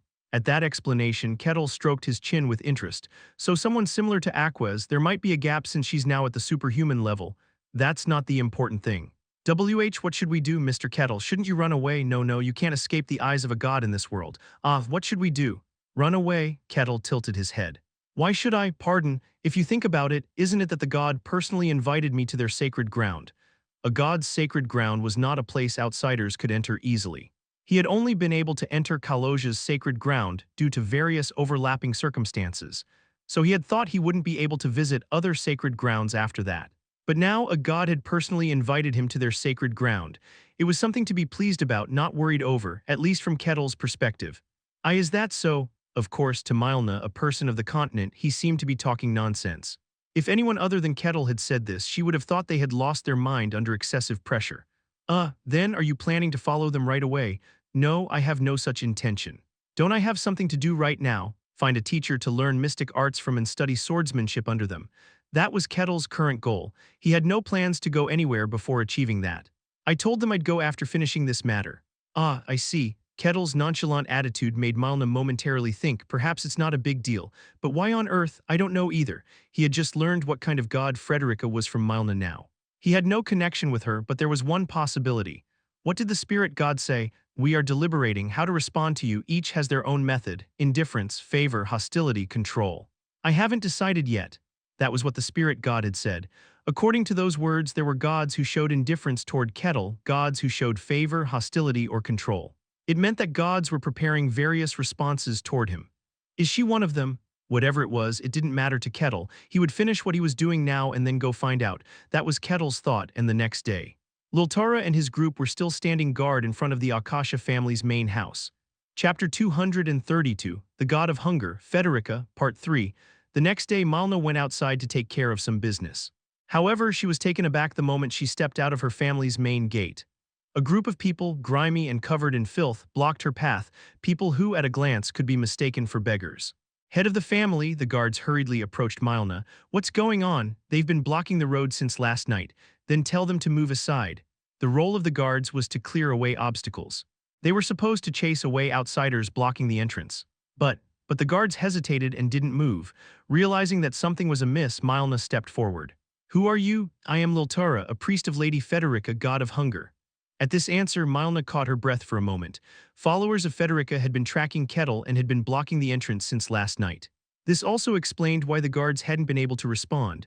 Milna calmly introduced herself.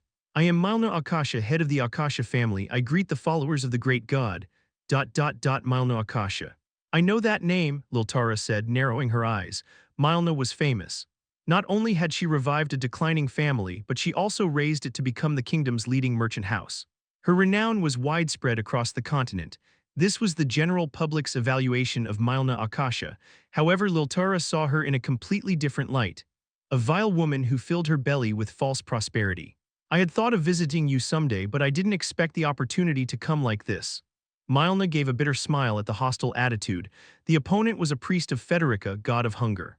To someone like her who values scarcity, she would be seen as a sinner who defied that principle by reviving a dying family. Without losing her composure, Milna asked, "What brings the priests of Lady Federica to my family?" Liltara replied coldly, "We have confirmed that the sinner of the prophecy has come here. Hand him over to us." As expected, Milna thought they had come here tracking Kettle. She shook her head. "I'm sorry, but I can't do that. Are you refusing the will of the god? Even if the god personally commanded it, I have no reason to comply." Milna calmly stated, "Kettle is my benefactor. Even if the god directly issued a prophecy, abandoning my benefactor would be to reject righteousness. Interfering with or obstructing divine prophecy could cause serious problems, but there was no need to comply blindly in cases where interests were involved. If that were not the case, the world would be in constant turmoil under the dictates of divine prophecy." "How dare you?" Liltara's face twisted in anger. She revealed his fury towards Milna, who refused to follow the god's prophecy.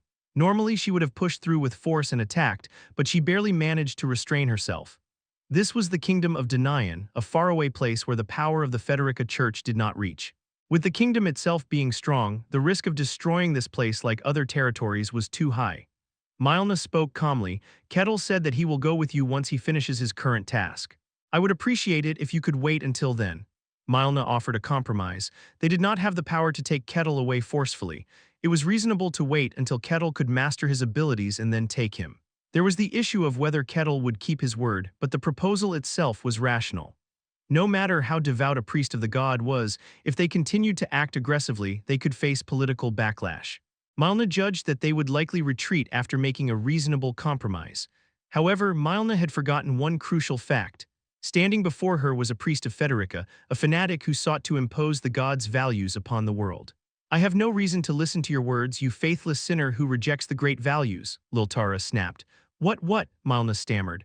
"I would love to storm in and crush you right now, but I am showing a minimum of mercy. And yet you dare to make a proposal? How arrogant, know your place." Milna was flustered. She hadn't expected such outright hostility. The Federica Church was composed of zealots who forced the values of their god upon the world. There was no room for compromise. Liltara spoke harshly, "But acting through brute force would be barbaric. We won't do that. If you refuse to hand over the sinner of the prophecy, our task is simple." Clang. Liltara drove her sword into the ground as if to root herself in that spot. "Here and now, we will wait until you hand over the sinner." Literally, they would wait forever, without taking a single step. Holy knights followed Liltara and surrounded the Akasha family's building. No, Milna was shocked by the unexpected audacity. She quickly summoned help from the royal castle, and soon Maximus arrived. "I heard about the situation yesterday, but this has turned into a real headache." Maximus frowned at the sight of Federica's followers standing firmly. "Maximus, is there nothing you can do? I too would like to remove them, but I have no justification." Divine prophecies did not have to be obeyed blindly. Like Milna, one could refuse if there were personal connections. However, in other cases, it was forbidden to interfere with divine prophecies. In this world, the words of the gods held immense power. Blocking those following such prophecies without cause could lead to serious consequences. It was akin to extraterritoriality. If they were causing a disturbance in the capital, I could intervene, but as long as they're just standing there, there's nothing I can do. Then we just have to watch and do nothing. They were surrounding the entrance to the Akasha family home. While coming and going was possible, the pressure was immense. The surrounding people were whispering, wondering what was happening. Their presence was already causing significant damage to her, and yet they could do nothing. Maximus clicked his tongue. "For now, wait, His Majesty will act soon. He is preparing to contact the Federica Church directly and take action. When that happens, they will have no choice but to retreat. Then until then, seems like it's going to be an uncomfortable time for a while. This can't be happening," Milna muttered with a bewildered expression. In the end, she had no choice but to back down. She quietly approached Kettle and spoke to him. Mr. Kettle, there's a problem." Milna explained the situation to Kettle. Upon hearing her explanation, Kettle frowned.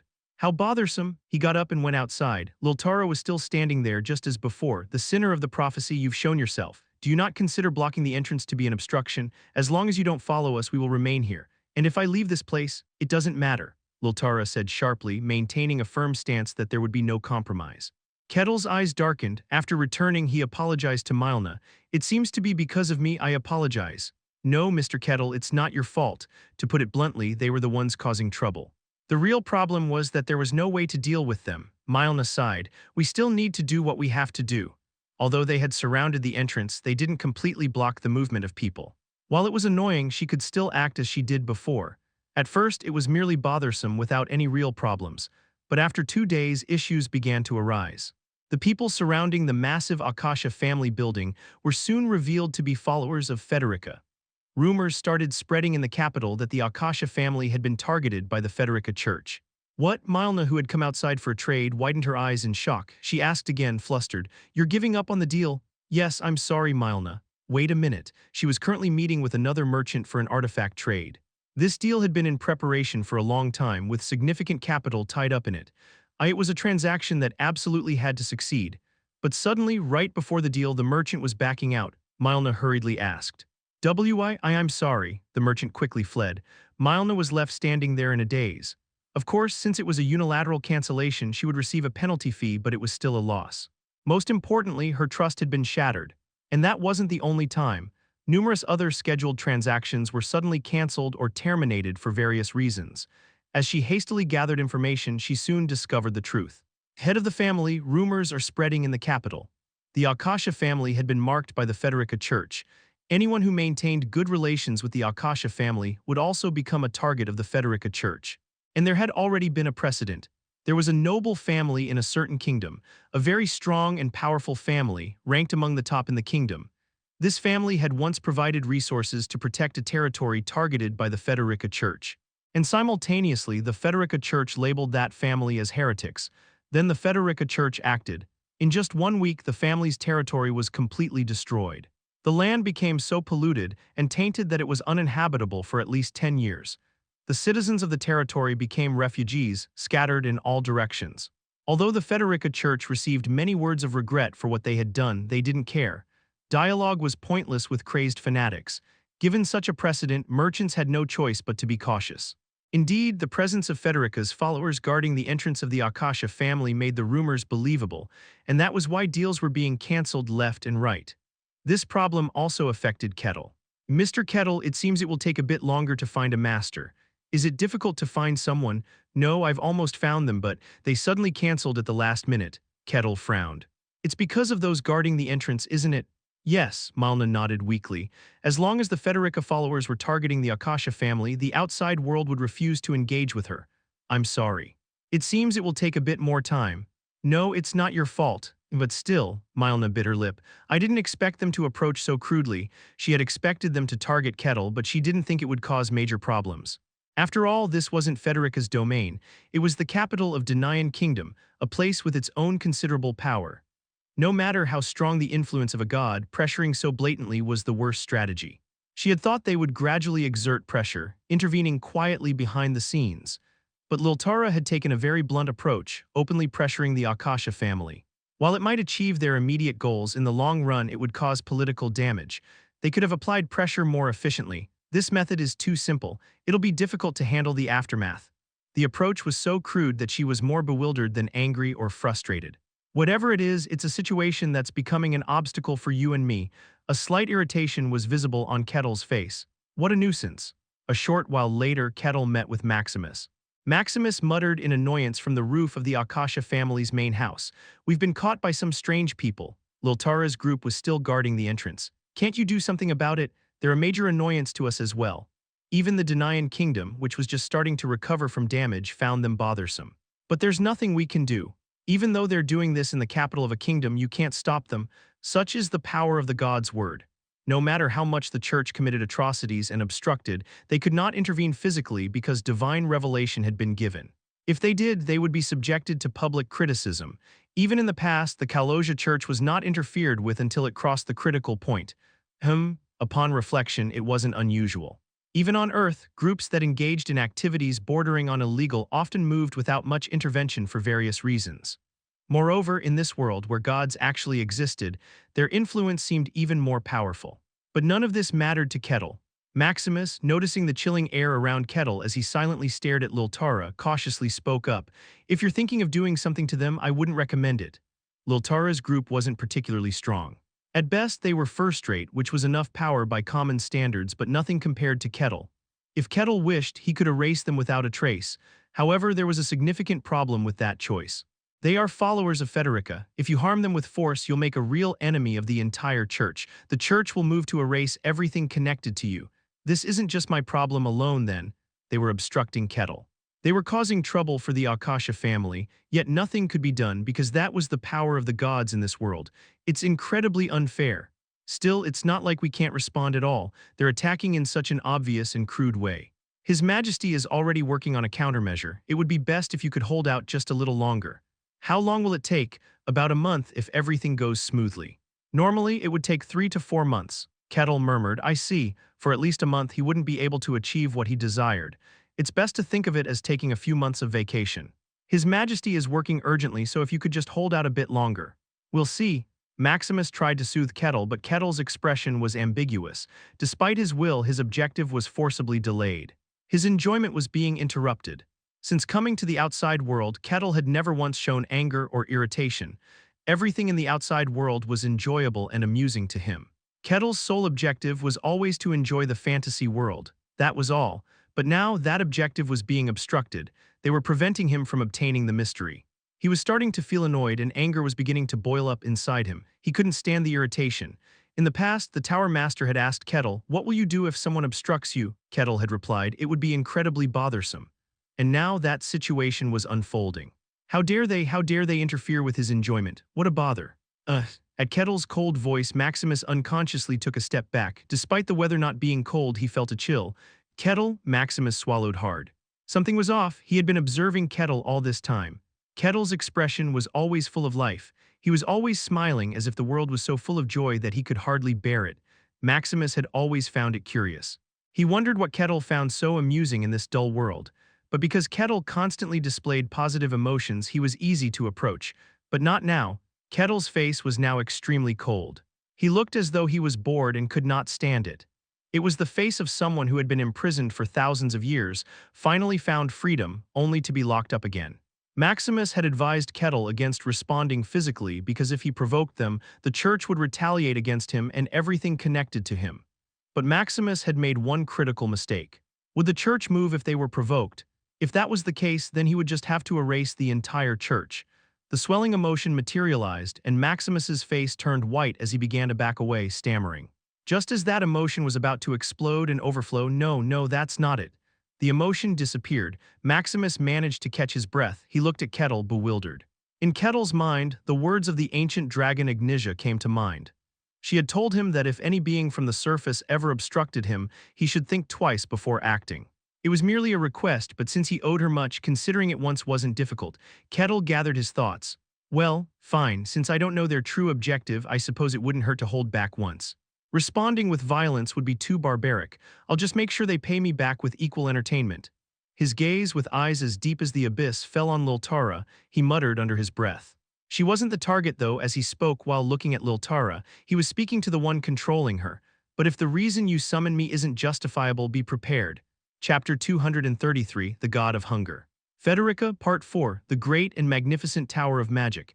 It was the Tower of Magic, a magnificent structure designed by the Tower Master centuries ago. Its status was extremely lofty as a place where all the continent's magicians gathered. It wasn't an exaggeration to say it was an artificially created world tree. And there was a man in a small room at the very top of such a tower. The man had his head bowed to the ground with his waist raised. He supported his lower body with the tips of his toes with both hands behind his back. He looked as if he were being punished. If someone who knew the man's identity saw this, they would doubt their eyes. The man was Elian, the Tower Master's first disciple. He was the only magician qualified to inherit all of the Tower Master's magic as his foremost disciple. He was once evaluated as the one who would someday inherit the Great Tower. And he had the power to match that expectation. He was a magician who had reached the pinnacle of a great hero. With both his personal power and background combined, no one could treat him lightly. Even the saintess of the sun god showed every courtesy when dealing with Elian. Yet here was Elian being punished like a child who had done something wrong. It was an unbelievable sight. But the moment one saw who was perched on top of him, they would have no choice but to accept it. My disciple, the lick sitting atop Elian's waist, the tower master spoke lazily. I am in a very bad mood. Why this time? Because the information manipulation I painstakingly arranged has been broken. Is it about that barbarian? So you know, how could I not? Despite how busy I was, you wouldn't stop bragging about it all day. Elian spoke with difficulty and the tower master muttered as if remembering. Ah yes, I did, it was truly a great achievement. The tower master had attempted to manipulate information about Kettle. The scope was the entire continent, so it wasn't an easy task even for the tower master. But the tower master succeeded in manipulating the information. The continent remained unaware of Kettle's existence, and now that had been shattered. To think he would progress the quest of a wandering merchant, I never imagined it would break so easily. Kettle had progressed the quest of a wandering merchant and joined forces with the continent's strongest individuals. As a result, information about Kettle was spreading. Of all people, the leaders of various factions were involved, the chief inquisitor of the sun god, the mercenary king, and the head of the school, making it difficult to intervene. He could, but the aftermath would be troublesome. The tower master had no choice but to watch helplessly. I'm in such a bad mood, I want to vent, but doing so to others would make me seem petty, so I can't do that either. Aren't you venting at me right now? A disciple isn't an other, you are like family. It's a disciple's duty to soothe the master's feelings with both body and mind. That's an outdated tradition from 200 years ago and it's disappearing now. I'm an older man than that, so it doesn't matter. Damn it, Elian lamented inwardly. What kind of barbarian was this to make him suffer like this? His legs were trembling, he was reaching his limit. Enough, Sai, venting on you is pointless anyway, the tower master grumbled as he got off Elian's waist. Hearing that, Elian barely held back his words. If you know that, why are you taking it out on me? It was absurd, but Elian let it pass. His master, the tower master, was a figure respected by all, but only a few knew the truth. He was just a cranky, capricious old man. Elian barely stood up and straightened his back. His spine creaked and screamed in protest. I'm not exactly young anymore. Can you please stop this barbaric punishment? I think my back is going to give out. You dare act like an old man after rejuvenating yourself with a miraculous elixir. Why don't you become a lick like me? You wouldn't need to eat, sleep, or relieve yourself. You could devote all your time to magic. It's wonderful. No, thank you, Elian flatly refused. The tower master, not having been serious, didn't press further. Sigh. Despite tormenting Elian to vent his frustration, the tower master's voice still sounded irritated. I'll have to think about how to respond next. My head is starting to hurt. Master, I have a question. May I ask? Go ahead. Elian asked with a face that clearly showed he couldn't understand. Why do you go to such lengths concerning that barbarian? The White Snowfield's ashen barbarian Kettle. The tower master's interest in Kettle was special. Even as his disciple who had spent many years with him, Elian had never seen the tower master show so much interest in anyone. I understand that Barbarian is strong, and that he's special too. Elian was the closest human to the tower master, so he knew Kettle's actions and power well. But do we really need to treat him with such caution? The existence of the Forbidden Land was slowly being revealed to the outside world. Kettle wasn't the only one who was special. Of course, he was still unique as the only being from the Forbidden Land capable of communication. And with such immense power, it was only right to treat him with respect and caution. But the Tower Master went beyond that, trying to keep the very existence of Kettle a secret from the continent. Elian couldn't understand why. Is it really necessary to give him such special treatment just because he's from the Forbidden Land? Yes. Because he is special. Ever since the Tower Master discovered Kettle, he had been searching for information about the Forbidden Land. There was very little information and it was well hidden. So much so that even the Tower Master found it difficult to uncover, but he did manage to find a few things. The beings of the Forbidden Land were known as the oldest of their kind, and he learned what they were born from. The conclusion he reached was this: he is a miraculous existence. Kettle was an impossible miracle, a miracle in itself. A miracle, you say? Elian was astonished. The Tower Master never spoke of miracles. He believed that to speak of miracles was to set limits on oneself as a magician. For him to call Kettle a miracle was unprecedented. There is no better comparison, just think of it that way. I see. It was surprising, but it didn't answer Elian's question. Then all the more reason not to hide his identity, isn't it? Wouldn't it be better to make his achievements known and let him gain fame? He seems to be a friendly existence towards us based on his actions. He had stopped the demon invasion, helped the elves, and dealt with the beings of the Forbidden Land. Wouldn't it be better to make his identity known and let him gain fame and honor? It was a reasonable suggestion, but the Tower Master replied indifferently. You have no idea why I'm hiding his identity. Aren't you trying to protect him from organizations like the Empire? But if his fame spreads, they wouldn't dare to act rashly against him. No, it's the opposite. I'm not protecting the barbarian. I'm protecting the world from the barbarian. What? Elian's eyes widened in surprise. The tower master explained. Do you know of Ignitia? Yes, the ancient dragon who designed the tower, isn't she?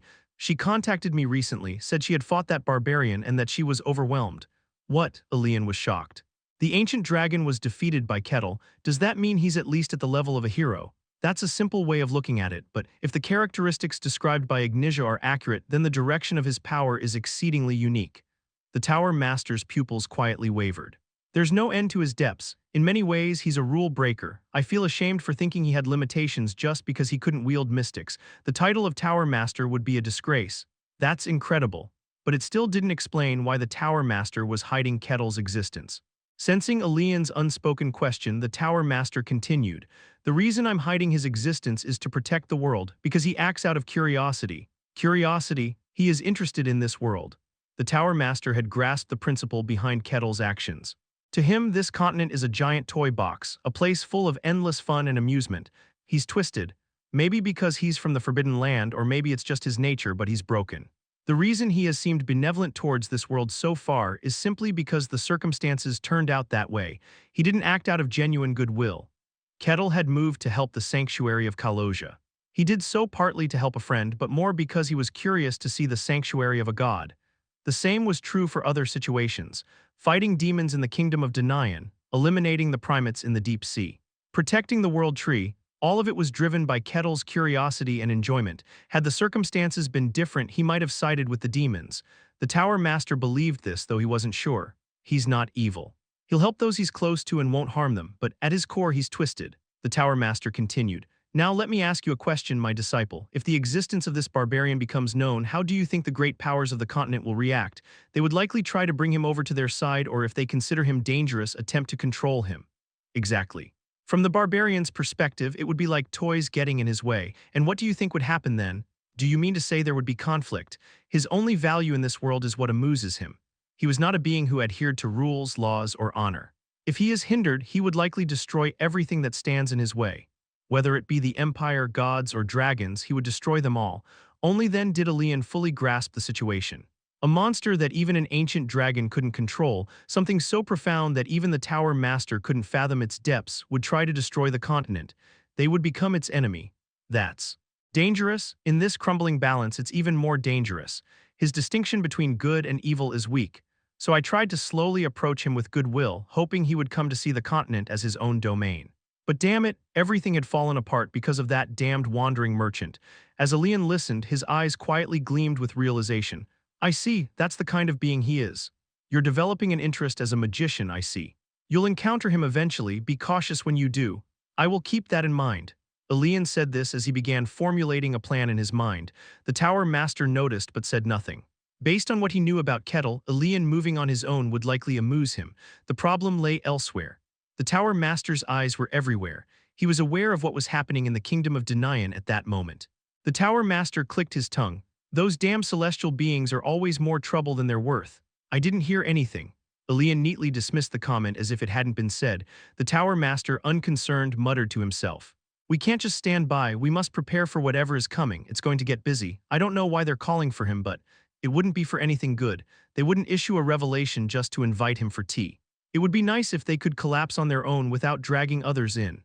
Liltara and his group continued to stand guard at the entrance of the Akasha family estate. Unwashed, dirty, and smelling foul, they paid no attention to their condition. It was part of their duty. Then the door opened. Kettle appeared. As Liltara quickly reached for her sword, Kettle raised a hand. I have a question for you. What is it? You called me the sinner of the revelation. Am I truly a sinner? Yes, you are, Liltara nodded. Lady Federica herself has specifically named you. She has decreed that the barbarian Kettle be captured and brought to her land. My duty is to take you to the sanctuary. A god had issued a direct revelation. Liltara had no choice but to bring Kettle with him. Sinner of the revelation, the only thing you can do is follow us. I see, Kettle muttered as if he understood. So it's this Federica who is trying to hinder me. Hinder, what are you? Liltara was about to explode in anger at the insult, but then Kettle nodded vigorously. Then I must respond to that call. Very well. Liltara, was it? Why yes. I will follow you to Federica's sanctuary. I'll be in your care for a while, Kettle said energetically. Liltara's eyes widened in surprise at the sudden statement. Kettle was smiling brightly. Chapter 234 to Federica's Sanctuary, Part 1. Malna's eyes widened. Why you're going to follow them? Are you sure about this? What other choice do we have? Given the current situation, there are no answers left, are there? Milna was at a loss for words. He wasn't wrong. Rumors had already spread throughout the capital that the Federica Church had marked them. They had tried everything, even offering large sums of money to rescue people, but all efforts had failed. I'm sorry, it seems I've caused you trouble. No, you've done nothing wrong, Kettle. But still, even though Liltara and her group were committing outrageous acts, there was no way to resist them. Malna bowed her head in deep helplessness. I'm sorry, I said I would save my master, but in the end I failed. No. It's fine, Kettle smiled softly. I've decided to find my own enjoyment in all of this. At that smile, Malna shuddered involuntarily. Kettle had decided to follow Liltara's group to Federica's sanctuary. The news was relayed to King Barbossa of Denayan through Maximus. Barbossa groaned. The words of the Tower Master echoed in Barbossa's mind. He had said that Kettle had goodwill towards this world, but if that goodwill were to be shattered, no one could predict what might happen. Fearing that the disaster might reach his kingdom, Barbossa had been frantically searching for a solution, but Kettle moved first. Maximus summoned Kettle. In the end, Barbossa called for Kettle. With an expression unbefitting a king, Barbossa cautiously asked Kettle a question. I'm sorry, Kettle, I didn't expect my kingdom to cause you such trouble. I was trying to help as quickly as possible, but it has come to this. I'm truly sorry. Everyone apologizes to me first, but you've done nothing wrong. You have no reason to apologize. Is that so? Barbossa felt a deep sense of relief that Kettle wasn't showing any strong emotions. At least it seemed that his kingdom wouldn't suffer Kettle's wrath. So you plan to go to Federica's sanctuary? That god is passionately courting me, so I have no choice. I plan to go there and find out what they want from me. And if their answer doesn't please you, what will you do? Well then, Kettle smiled. Barbossa felt a chill run down his spine. I'll just have to make a decision. I see. Barbossa was intensely curious about what that decision might be, but he was too afraid to ask. In the end, he bid Kettle farewell and sent him off. Well then, Kettle removed the pitch-black bracelet from his wrist. It was a holy artifact he had received directly from Kaloja. This might get in the way of what's coming next, so I'll put it away. Kettle placed the bracelet in his pocket. And the next day, Kettle joined Liltara's group. Let's go. Liltara looked at Kettle with a perplexed expression. The person who had been consistently refusing to go had suddenly changed his mind and was now eagerly following along. It was a strange thing, very well, but Liltara didn't think much more about it. She decided that the sinner of the revelation had finally given up resisting the will of the god. She wasn't smart enough to consider anything beyond that. Follow me to the great Federica's sanctuary. All right, Kettle smiled and followed them. They set off for Federica's sanctuary. Kettle had decided to follow Liltara's group to Federica's sanctuary. Staying where he was wouldn't help him achieve his goals, so he might as well seek out some other enjoyment. Well, fine. When he thought about it, the situation wasn't all that bad. Considering that not just anyone could enter the sanctuary of a god, it was a significant opportunity. Above all, Federica had personally summoned him to her sanctuary. Why did she call Unani 1000? What did she want? How important could her reason be? He was extremely curious. If it wasn't something significant, he would simply destroy everything in his path, and following them was a kind of enjoyment in itself. It was the first time he had encountered such an extreme believer. Traveling with them was somewhat enjoyable. Kettle opened his mouth. Your name is Liltara, right? I've heard you're a very famous follower of Federica. I look forward to your guidance. Liltara didn't respond. Kettle, unfazed, shifted his gaze to the Holy Knights. And what are your names? Since we're traveling together, it would be nice to at least share our names. Kettle asked a question. But no answer came. The Holy Knights silently continued walking. Disappointed by their disregard, Kettle's expression soured. It would be nice if you could at least respond. You are a sinner, Liltara said coldly. Kettle was not joining them as a guest. He was being dragged along as a sinner, marked by the god's own revelation. There was no reason for them to engage in friendly conversation. We have no intention of conversing with you. Be grateful that we aren't dragging you in chains. Kettle made a vague expression. They were much more extreme than he had thought. In the end, Kettle walked on without further conversation, and soon it was time to eat. Liltara's group sat down in a suitable spot and pulled out some dried jerky. Wait a moment, I'll cook something for us. From ancient times, nothing opens the heart like good food. After all, didn't Aline, whom he once escorted, open up after enjoying some delicious meals? Kettle took out various ingredients and tools from his pocket. At that moment, Liltara's expression twisted. What do you think you're doing? I'm preparing a meal for us. What? Liltara's expression contorted further as if she had witnessed a grave sin. You dare to cook and in front of us? Kettle realized something. They were priests of the god of hunger. people who placed value on being in a state of hunger. They abhorred and rejected the very idea of satisfying their hunger with delicious food. Liltara spoke coldly.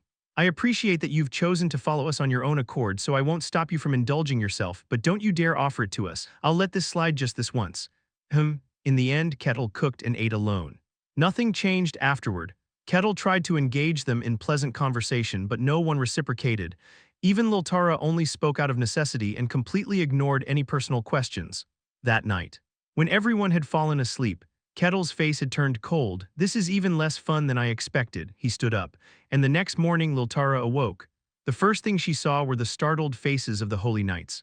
What's the matter, Liltara? The barbarian is gone. What? Liltara's eyes widened. She quickly looked around, but Kettle was nowhere to be seen. No way he had escaped. I thought he wouldn't try to run since he decided to come along on his own. Liltara gritted her teeth. He must have gone back to Denaian Kingdom. Let's go find that barbarian. Yes, the Holy Knights hastily packed up. As they turned to head back to the Denaian Kingdom, they heard a voice. What's this? You're up already? From beyond the forest, Kettle appeared. Wait, you, where have you been? I got bored, so I went to a nearby village. I had a pleasant time drinking with the villagers. Kettle grinned as if he had found it amusing. Liltara was dumbfounded by his nonchalant attitude. Do you not understand your situation right now? I understand. You're taking me to Federica's sanctuary as the sinner of the revelation, right? Then you knowingly broke free from our watch. Yes, Kettle was utterly unapologetic. Liltara narrowed her eyes. She issued a stern warning. Don't ever leave my side again. This is your final warning. Why should I listen to you? Kettle responded with a puzzled expression. Liltara was momentarily at a loss for words, clearly not expecting any pushback. You are a sinner directly marked by the God's revelation. You must follow us to the sacred ground. And I am following, am I not? But I see no reason why I should listen to you. You, Kettle sighed as if he was growing tired of the conversation. In that moment the air grew heavy. A tremendous pressure descended upon them. Liltara and the Holy Knights felt their breath catch. Liltara managed to gasp for air, her face pale with fear. The Holy Knights couldn't even stand, collapsing to the ground under the weight of the pressure. Wait just a moment. Kettle had merely sighed out of irritation, yet that alone brought them to the brink of death. Like rabbits exposed to a lion, their limbs went numb and they nearly lost control of their bladders. One of the Holy Knight's teeth began chattering uncontrollably. Kettle smiled. With that, the pressure lifted. Liltara gasped for breath, sinking to her knees. I said I would follow you, but that's only because your God summoned me. It wasn't because you or your kind pressured or forced me. To be frank, Kettle had no real need to follow them. He could simply figure out the location of Federica's sanctuary and head there directly. He could finish everything on his own. With his speed, it wouldn't even take a day. Still, I'm following you because I'm looking forward to the journey. The journey with fanatics. That alone held some appeal to him, so he decided to follow them. But if you fail to amuse me, well, I'll have no choice but to go alone. No, you can't do that, you mustn't. Liltara, snapping back to her senses, cried out. Bringing the sinner of the revelation to the sanctuary, that was the mission given to her. If Kettle left them and went to the sanctuary on his own, she would have failed to fulfill the mission given by the church. She would become someone who couldn't even accomplish anything despite the sinner coming of his own accord. That would be a massive issue for her and the Holy Knights. Failing to uphold a direct revelation from the God would mean losing the church's trust and possibly being cast aside. Kettle had to accompany them to the sanctuary. Why should I have any reason to do so? The problem was that they had no means of forcing Kettle. They couldn't overpower him with strength. Even a small annoyance from him had brought them to the brink of death. Kettle had the power to toy with them as he pleased, as if they were mere playthings. And pressuring Denaian Kingdom again was no longer an option. If they tried that, Kettle would simply abandon them and head to the sanctuary alone. Kettle smiled. If you truly want me to continue following you, your task is simple. Amuse him, meet his expectations for this journey. Realizing this, Liltara's face turned white. She had believed that she was taking Kettle to Federica's sanctuary. She had no doubt that the situation was under their control, but in truth, it was the opposite. They were merely toys in Kettle's hands. Her fate was entirely dependent on his whims. Then I look forward to our journey together, Kettle said cheerfully. Liltara felt her breath catch in her throat. Chapter 235 To Federica's Sanctuary, Part 2. Liltara and the Holy Knights had their illusions shattered. It wasn't that they were leading Kettle to the sanctuary, rather, Kettle was accompanying them. From now on, they had to do whatever it took to keep Kettle from leaving. This was something the Holy Knights could hardly accept. To think we must do such a humiliating thing. It was a grave disgrace for a devout follower of the great Federica to act like a jester for someone else's amusement. Liltara bit her lip. We have no choice. They couldn't handle Kettle by force. Just the thought of him sighing in irritation made their hearts want to stop. They had to keep Kettle pleased somehow so he wouldn't leave. I'll do it. You all don't need to worry. Lady Liltara, are you sure? This is something I must do. She was their leader. It was the leader's role to step up in times like this. Liltara decided to sacrifice herself. The holy knights spoke in awe. Oh, Lady Liltara, Lady Federica will be watching over you. They praised Liltara's sacrifice. Meanwhile, Kettle was listening to their conversation with an amused expression. Liltara walked beside Kettle, her mind in turmoil. She had to keep Kettle entertained somehow, but there was a major problem. What should I do to entertain him? She had lived a life of deprivation. She didn't really know what it meant to be entertained, let alone how to entertain someone else. In the end, all she could do was awkwardly try to read his mood. Even when Kettle asked her something, she could only respond with brief answers, having no experience with normal conversation. Kettle's expression slowly cooled. You're boring. The moment she heard those words, Liltara's heart sank. She tried to open her mouth to say something, but no words came out. Her anxiety was obvious. Kettle clicked his tongue and asked, Do you have anything on you? Just a moment. Liltara hurriedly opened her pouch. As she pulled out its contents, Kettle's expression grew more disinterested. You really don't have much, do you? All she had were a small water pouch and some dried jerky. It was frugal to the point of poverty, almost pitiable. As Kettle's interest waned, Liltara pulled out one more item from her pouch. What's that? It's a book containing the teachings of Lady Federica. It was a book of doctrine that she had specifically brought to read during the long journey. Hearing this, Kettle's expression changed. Oh, a book containing the teachings of a god. Now this piqued his interest. Kettle asked, May I read it? What? Liltara's face turned pale at the question. Is he planning to defile the sacred book? She could only think of one reason why Kettle would want the book. She wanted to refuse, but she was certain he would leave if she did. All right. In the end, Liltara reluctantly handed over the sacred book with tears in her eyes. Lady Federica, please forgive me. Oh, thank you. Kettle smiled and opened the book. From that point on, Kettle continued reading the book during breaks, meals, or just before sleeping. At first, Liltara watched with a worried expression, but soon she became surprised. Kettle wasn't defiling the book. Far from it, he was reading it with great seriousness, focusing on each passage and occasionally asking her questions when he didn't understand something. What is this? She had never imagined that the sinner of prophecy would seriously read a book of sacred teachings. But for her, it was a stroke of luck.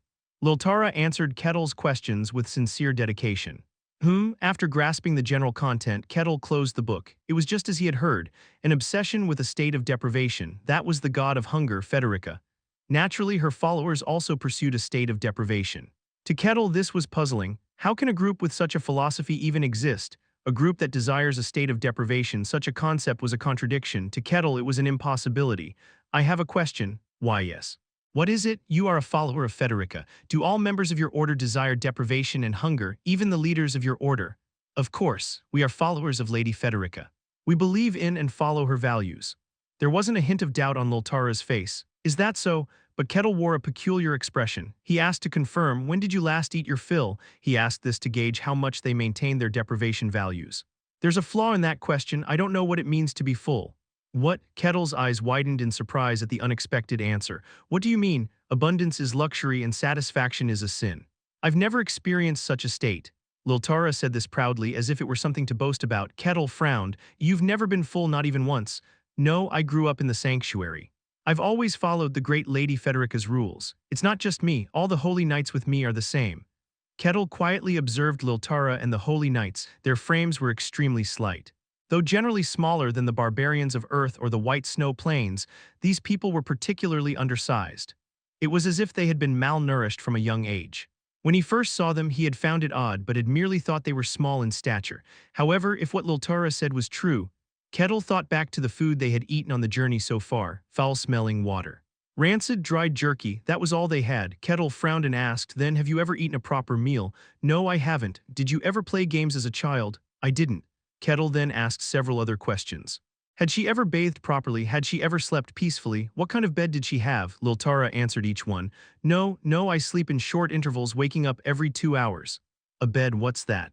I sleep on the floor. Anyone else would think this was abuse. Kettle had to suppress a laugh that was trying to escape, but Liltara looked immensely proud. I am diligently following Lady Federica's will. In that regard, I am second to none. Is that so?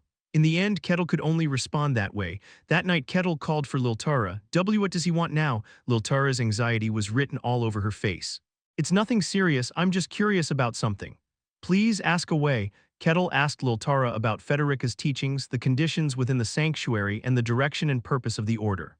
Lil Tara, puzzled by how specific his questions were, answered them. After hearing her responses, Kettle stroked his chin. I see. He fell silent. Lil Tara watched him with a worried expression. Why does he want to know all this? No matter how she looked at it, she couldn't understand why Kettle would be curious about the teachings. After thinking it over for a moment, Lil Tara's eyes widened. Could this sinner have realized the greatness of Lady Federica? Was he planning to convert and become a follower of hers? For a brief moment, the thought crossed her mind. Her eyes filled with newfound affection for Kettle. But that illusion was quickly shattered. Do you really believe in Federica and follow her will? What do you mean by that? Lil Tara, who had been momentarily stunned, jumped to her feet and shouted, her face full of anger. How dare he question her faith? Even though she was supposed to keep Kettle entertained, this was an insult she couldn't tolerate. But Kettle, unfazed, spoke indifferently. No, I can't help but think this way. Federica's teachings are about belief in a state of deprivation. But deprivation is something that can only be spoken of by those who know what satisfaction is. Lil Tara had said she didn't know what it meant to be full. She hadn't played, appropriately bathed, or slept peacefully. How could someone who had never been fulfilled understand deprivation? You believe you are following Federica's will, but in reality, you're not. In fact, you're distorting her values more than anyone else. What nonsense is this? Then refute me. Do you know what it means to be full? Lil Tara was at a loss for words. Kettle laughed. You don't know what it means to be full. You don't know what satisfaction is, so how can you claim to understand deprivation? Are you truly living by Federica's values? It seems I'm upholding them better than you are. Stop talking nonsense. I don't want to discuss this any further. Lil Tara tried to end the conversation, but Kettle had no intention of stopping. You are denying Federica's values. You claim to understand deprivation without knowing satisfaction, so let me bring you closer to Federica. What? I will teach you what satisfaction is, Kettle smiled. If you still seek deprivation after knowing satisfaction, then you'll be upholding Federica's values better than anyone. Lil Tara wanted to reject this immediately. She wanted to shout that this sinner had no right to question her faith, but if she refused, Kettle might leave. Thinking of that, she couldn't bring herself to say no. She bit her lip. Kettle found her hesitation amusing because it was a denial of Federica's values in itself. Very well. In the end, Lil Tara accepted Kettle's proposal. It doesn't matter. Lil Tara thought this was a trial from Lady Federica. No matter how much Kettle tried to tempt her, she just had to resist. She was determined to show her iron will. I'll accept. Good, Kettle smiled as if he was looking forward to what would happen next. The next morning, Lil Tara explained Kettle's proposal to the Holy Knights, their faces twisted in horror. Ah, that wretch dares to make such a proposal. It's an insult to us. It's all right. As long as I overcome it, there will be no problem. Lil Tara calmly reassured the Holy Knights. They praised her for sacrificing herself for the sake of the divine revelation. Lil Tara was confident. She believed she was following Federica's values better than anyone. She was certain she could resist whatever temptations Kettle offered. Well then, let's have breakfast. Yes. Just as they were about to take out their foul-smelling water and dried jerky, Kettle called out to Lil Tara. Lil Tara, your meal is here. Pardon? Kettle handed her a piece of jerky and some water. I thought starting with a proper meal might be too much, so I brought jerky similar to what you're used to. Of course, the quality was worlds apart. The jerky Lil Tara usually ate was dried out, completely devoid of moisture and stank. She had to suck on it for a long time before she could even chew it, but the jerky Kettle handed her was much smoother. Its surface was brown and moist, and it smelled richly of smoke. Kettle had brought it from a master artisan in the kingdom of Danayan. This is your breakfast. Go ahead, eat it. Understood. Lil Tara took the jerky with a downcast gaze. She thought Kettle was trying to tempt her with this kind of food, but she was a follower of Federica. She planned to chew and swallow it without changing her expression. However, the moment she put the jerky in her mouth, her face changed. She instinctively realized that the taste was on a whole different level. What she had been chewing on until now was something dried out and barely edible. It was more of a struggle to swallow than actual food, but this jerky filled her mouth with a rich meat aroma. There was no need to soften it with saliva, it was chewy right from the start. Juices flowed out from the crushed meat fibers, filling her tongue. It was a taste she had never experienced before and couldn't have imagined. She could hardly believe this was the same kind of jerky she had been eating all along. She chewed the jerky almost in a trance. A moment later, as it slid down her throat, she let out a soft moan. A strong sense of emptiness followed. She snapped out of it. No, she couldn't fall for this temptation. She tried to forget the taste that lingered in her mouth, but Kettle had no intention of stopping. It seems you enjoyed it. Here's another one. What? I told you you need to learn satisfaction. That includes tasting good food and understanding what it means to be full. Kettle opened his pouch. Inside were dozens of pieces of jerky. He handed them to Lil Tara one by one. Come on, eat to your heart's content. Until you're full, Kettle smiled brightly as he spoke. This is a temptation. It was a temptation meant to make her question her faith, but if I refuse, he might leave. I have no choice. She was only doing this to maintain the divine revelation. She wasn't falling for the temptation. With trembling hands but without outright refusal, Lil Tara accepted the jerky. Chapter 236. To Federica's Sanctuary, Part 3, Lil Tara chewed on the jerky absent-mindedly, her pace unnaturally fast as if she couldn't control it. Kettle watched with amusement. Cough. Cough. Lil Tara suddenly started coughing as if the food had gotten stuck in her throat, pounding her chest.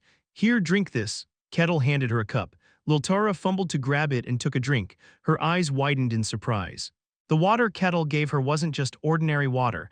It was a sweet beverage infused with fresh fruit juice. The taste and aroma of the fruit, which she'd never experienced before, made her dizzy. Even though her throat was clear, she continued to drink eagerly. Unconsciously, she emptied the cup. Ah, Lil Tara let out a soft moan, her expression dazed, almost as if she was on drugs. They said the addictive nature of sugar was stronger than that of drugs, so the comparison might be apt. She kept reaching for more jerky, stuffing it into her mouth and suppressing the moans that tried to escape. But gradually her hand movements slowed and eventually stopped. Are you full? Yes. How do you feel? I feel full. Of course you do. Kettle chuckled at such an obvious statement. She had never felt such a sensation before. My body feels heavy, and the suffering is gone. The constant suffering that had always accompanied her was gone. Kettle nodded knowingly. It was probably the feeling of hunger. It's an unpleasant sensation. Hunger, Lil Tara murmured absently. She had lived her entire life with hunger, believing it to be normal. For the first time she realized it wasn't. Oh no, she snapped out of her daze. No, Lady Federica, I haven't succumbed to temptation. She tried to justify herself internally. She hadn't indulged mindlessly in the taste. She was merely trying to keep Kettle from fleeing, doing what was necessary. But she had definitely let out a moan of pleasure from the taste. A deep sense of self-loathing enveloped her. After the meal, they continued on their journey. A holy knight cautiously approached her and asked, Are you all right? I'm fine. Lil Tara bit her lip. She must not fall into temptation. The taste had been incredibly alluring and still lingered in her memory, but it was a sensation she didn't need. She resolutely steadied her mind. How long had they been walking? At some point, Lil Tara realized something. My stomach. Her stomach was starting to feel empty again. The ever-present feeling of hunger began to return. Lil Tara frowned. It was only then that she realized how unpleasant hunger really was. It's about time. As evening approached, Kettle began preparing a meal. He took out his cooking tools and ingredients. Looks like it's not just jerky this time. It's a simple dish. Kettle moved his hands skillfully. A fire was kindled and the pot heated up. Lil Tara watched the scene in a daze. Numerous ingredients transformed into various forms under the tools. It was like watching a grand play. She had never seen cooking before. Before long, Kettle had made a simple pasta dish. I thought something too flavorful might be overwhelming, so I'm starting with a simple dish. It's pasta. I'm guessing you've never had it before. No, it was an oil-based pasta. The pasta, coated in oil, glistened like jewels. Kettle offered it to her. Go ahead, eat. Lil Tara closed her eyes tightly. That night, too, she was thoroughly satisfied. After dinner, it was about time to sleep. Lil Tara and the holy knights began preparing for bed. But Kettle stopped her. What are you doing trying to sleep? You need to wash first. Lil Tara was quite dirty. She even smelled foul. If it had been hot, insects would surely have been swarming around her. Have you ever bathed? I've kept myself clean in a simple way. At most, she had wiped her body with a cloth. She had never bathed properly. Kettle nodded understandingly. Then it's best to clean up properly.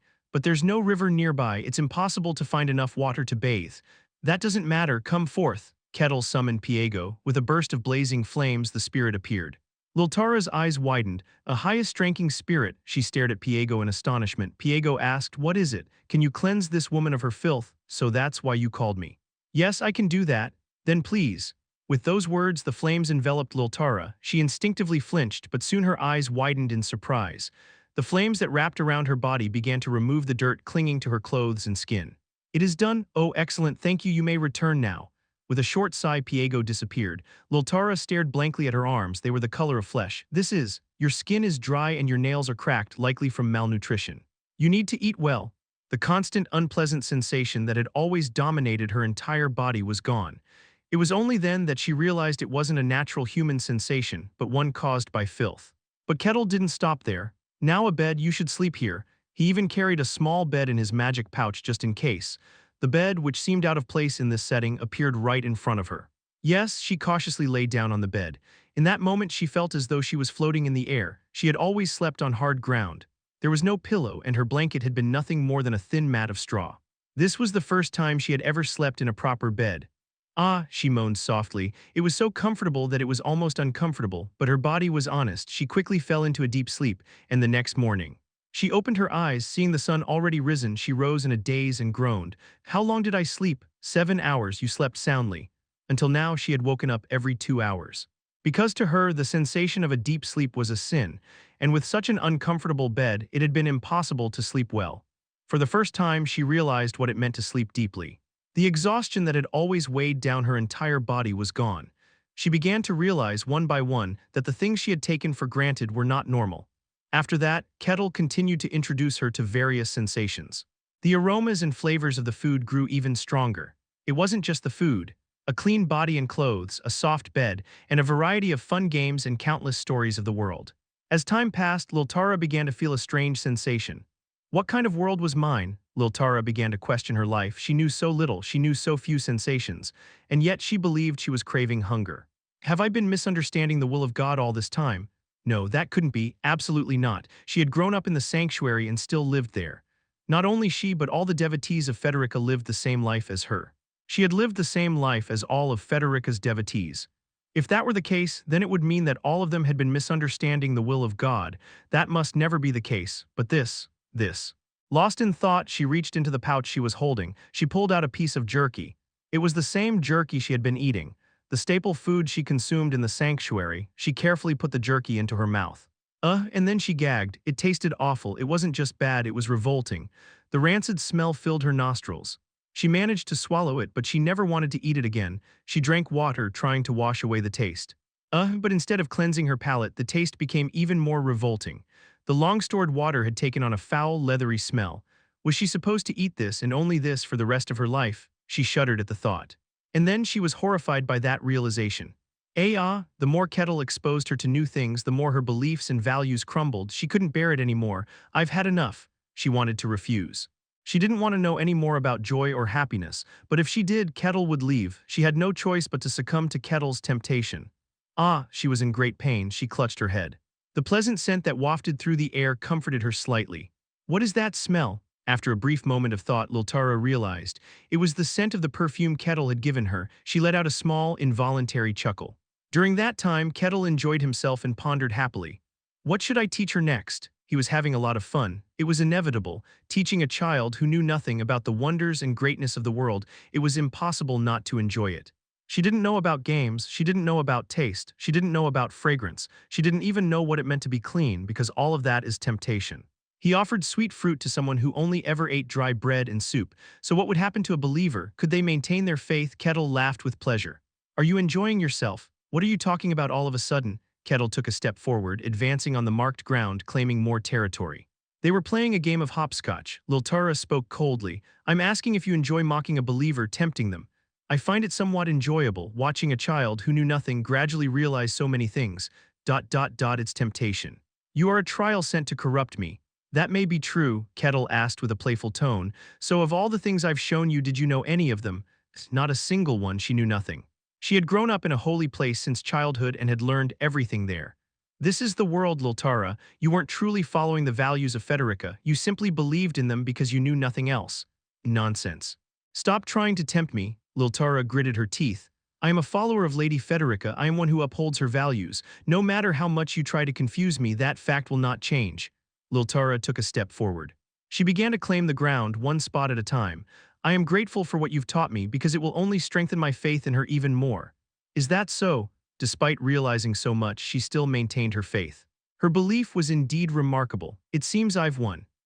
Kettle had won the game of hopscotch. Lil Tara's eyes wavered. She stood there, frozen. Kettle, understanding, asked, would you like to play another round? If you propose it, I cannot refuse. I accept, she answered quickly. Her actions made it clear that she was only agreeing because Kettle suggested it, not because she wanted to. Kettle smiled and drew the lines on the ground again. Chapter 237.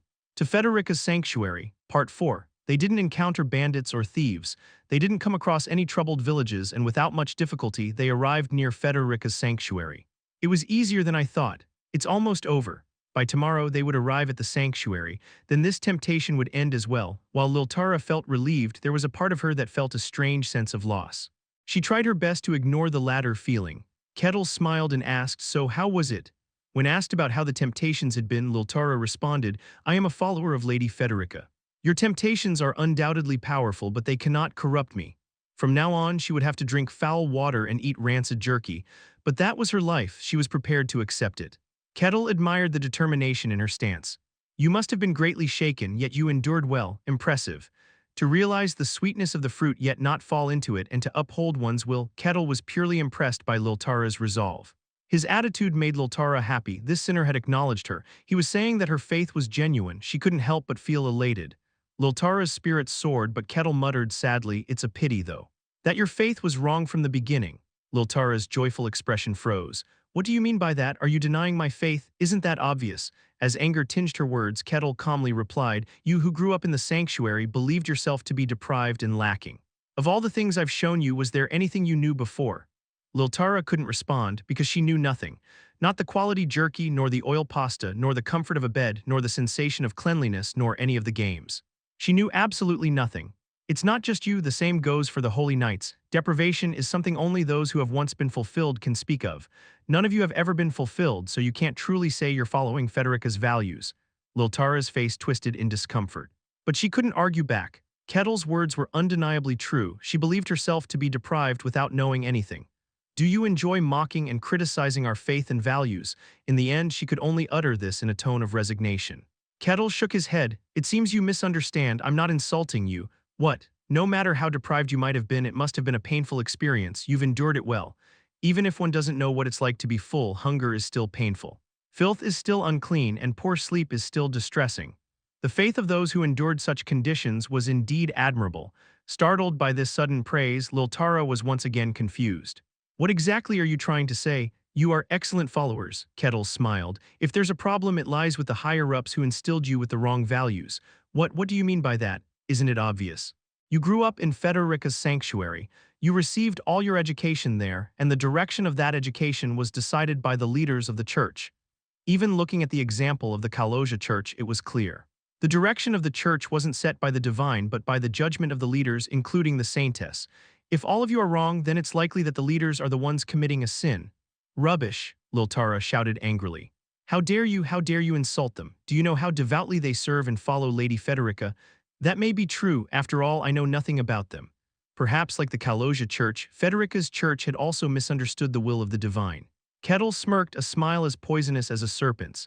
"So Liltara, I'll plant a seed in you. When I first met you, your skin was very dry. It was only natural, given that she hadn't been receiving proper nutrition." Liltara's skin was dry and rough. Her hair was brittle and her nails were cracked at the tips. The same was true for the holy knights. But now you're different. As a result of Kettle's forced nourishment, Liltara had become a completely different person. Her cheeks had filled out, her skin was smooth, and her hair had become silky. That is the result of abandoning deprivation. It's proof that you're enjoying abundance. And what of it? You gave me food, so naturally I changed. I told you it's a seed. When you meet the higher-ups, take a closer look at them." Liltara bit her lip and didn't respond, and the next day, they arrived at the sanctuary. "There it is." Kettle looked at Federica's sanctuary with curiosity. It was surrounded by plain gray walls without any emblems. Because of this, nothing could be seen inside. It looked more like a prison than a sanctuary. "Let's go." "Yes." Kettle, the sinner of the revelation, took the lid. The followers who were supposed to be leading him followed behind. They reached the entrance of the sanctuary. "Who goes there?" "It's me." Liltara stepped forward.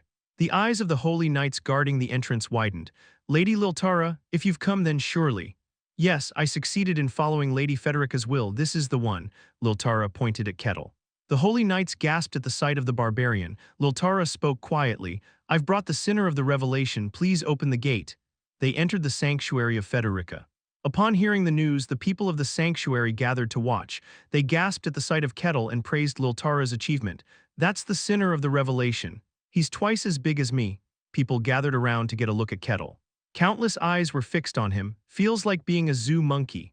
Well, he wasn't much different from them in that he was also observing. Kettle looked around the inside of the sanctuary. The ground was uneven and bumpy, as if it hadn't been maintained. The buildings looked as though their exterior didn't matter. They were constructed from wooden planks. It resembled a slum more than a holy site. The people's appearances matched this setting. Their clothes were dirty and their skin was cracked. Malnutrition had left them with small, frail bodies. They all looked like Liltara before she met him.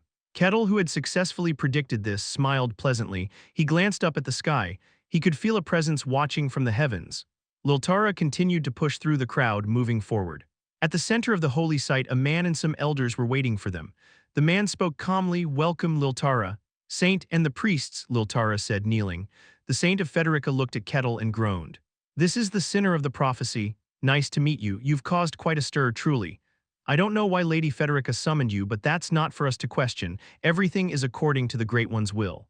Take this man to the deepest prison." "Yes." The holy knights grabbed Kettle and began dragging him away. Just before being taken, Kettle whispered quietly to Liltara, "Then I'll see you later."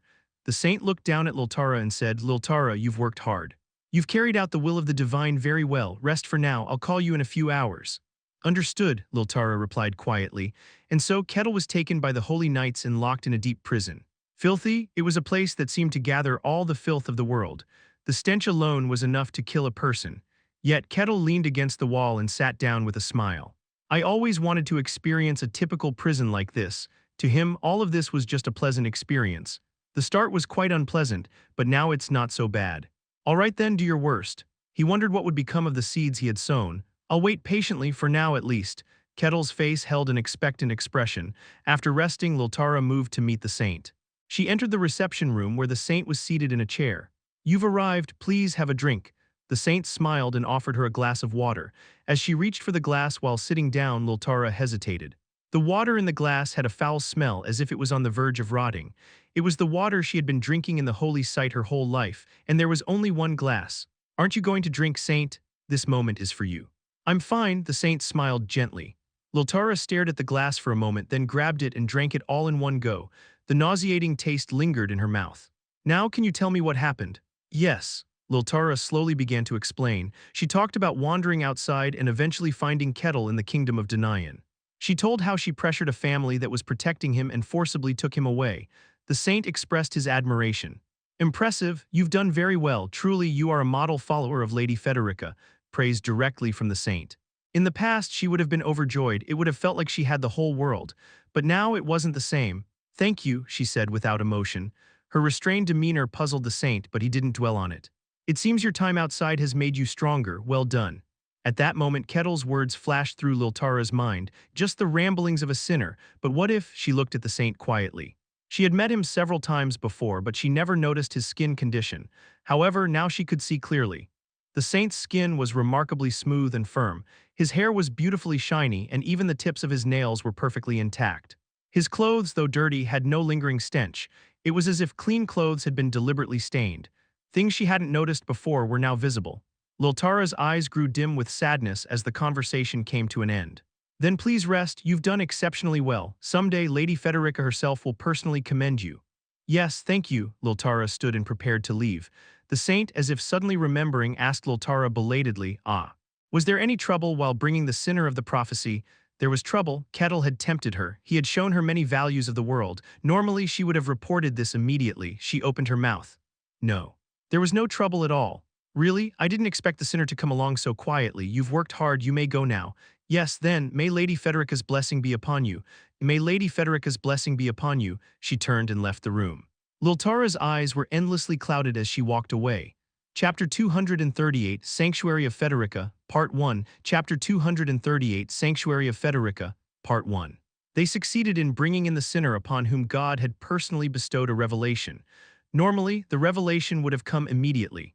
But this time, it took a while for the revelation to arrive, as if something had gone awry, causing a moment of hesitation. That night, the delayed revelation finally descended. "Offer that sinner to me, I shall obey." The saint responded quietly. According to God's will, preparations had to be made to offer the sacrifice. As it was a significant offering, nothing could be done carelessly. The saint quickly conveyed the contents of the revelation and began preparations. Everything for the offering was rapidly set in motion. As the saint watched this with satisfaction, one of the elders approached quietly. "What is it?" "A message of regret has been delivered from the kingdom of Denian." The saint made a face as if they had anticipated this. They had taken Kettle, who was in Rilta, the capital of the kingdom of Danayan. From Danayan's perspective, it was as if the capital had been manipulated by Federica's followers. For the kingdom of Danayan, it was necessary to convey a formal expression of regret to maintain their pride. As before, we can ignore it. The saint decided to dismiss it neatly. They had destroyed and ravaged numerous territories under the pretext of carrying out Federica's will. Each time, a message of regret had been delivered, but they had ignored them all. There was no reason to be swayed by the kingdom of Danayan's words now. They probably don't expect us to listen, it's just a formal document, ignore it. Understood, the elder nodded, though with a troubled expression. The content had been rather strong for a mere formal document, but there was no reason to pay attention, so the elder followed the saint's words. And then, another group sent a message of regret. The elder approached the saint once more. Saint, the mercenary guild has delivered a message of regret. What? The saint frowned, this time caught off guard. The mercenary guild, some might belittle them as a mere group of errand boys, but the mercenary guild was not a force to be underestimated. Spread across the entire continent, they gathered all sorts of information and had ties with many.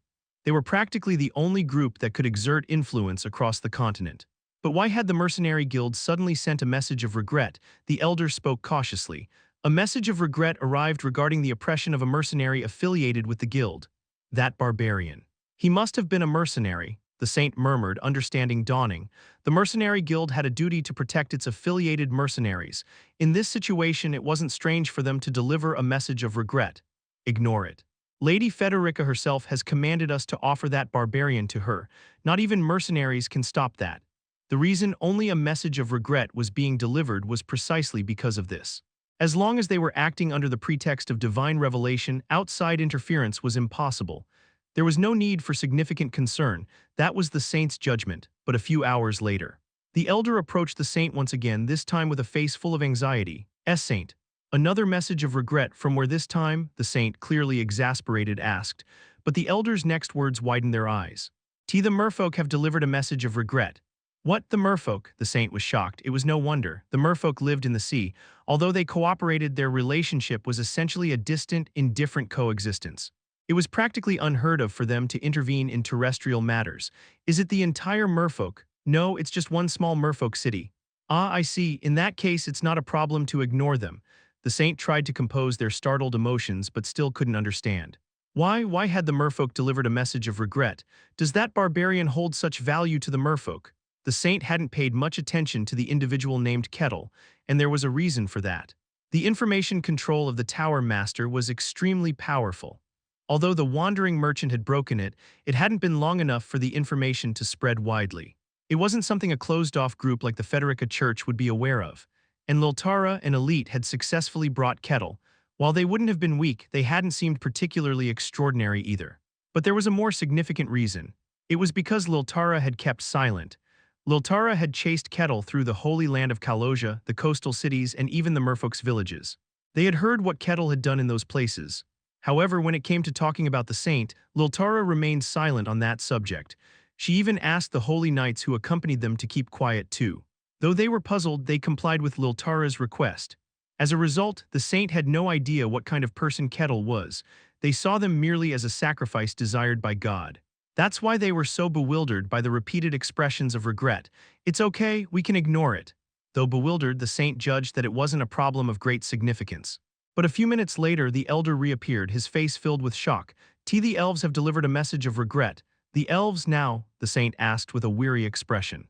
Is it just one village again? And no, the elder shook his head, and the saint's breath caught at his next words. The high elf queen from the holy land of the elves, Elfo Sagrado, has personally delivered a message of regret. Are you talking about Lady Karin? Yes, no. Why the high elf queen Karin? She was incredibly famous. The only being on earth who had made a pact with the Spirit King, the guardian of the world tree, and a powerful hero of great renown. She was, in effect, the ruler of the entire elf race. Such a person had personally delivered a message of regret. In other words, it was as if the entire elf race had delivered a message of regret. No. Why the high elf queen never left the holy land of the elves? It was extremely rare for anyone to see her. But for her to have a connection with that barbarian, it was incomprehensible. The elder, equally baffled, wore a deeply troubled expression. Saint, what should we do? Hold on a moment. Now it couldn't be ignored as before. The saint's mind was in turmoil, but it didn't stop there. Other elders came rushing in. Saint, a message of regret has been delivered from the magic tower. What? Why the magic tower? Saint, the Kaloja Church has sent a message of regret.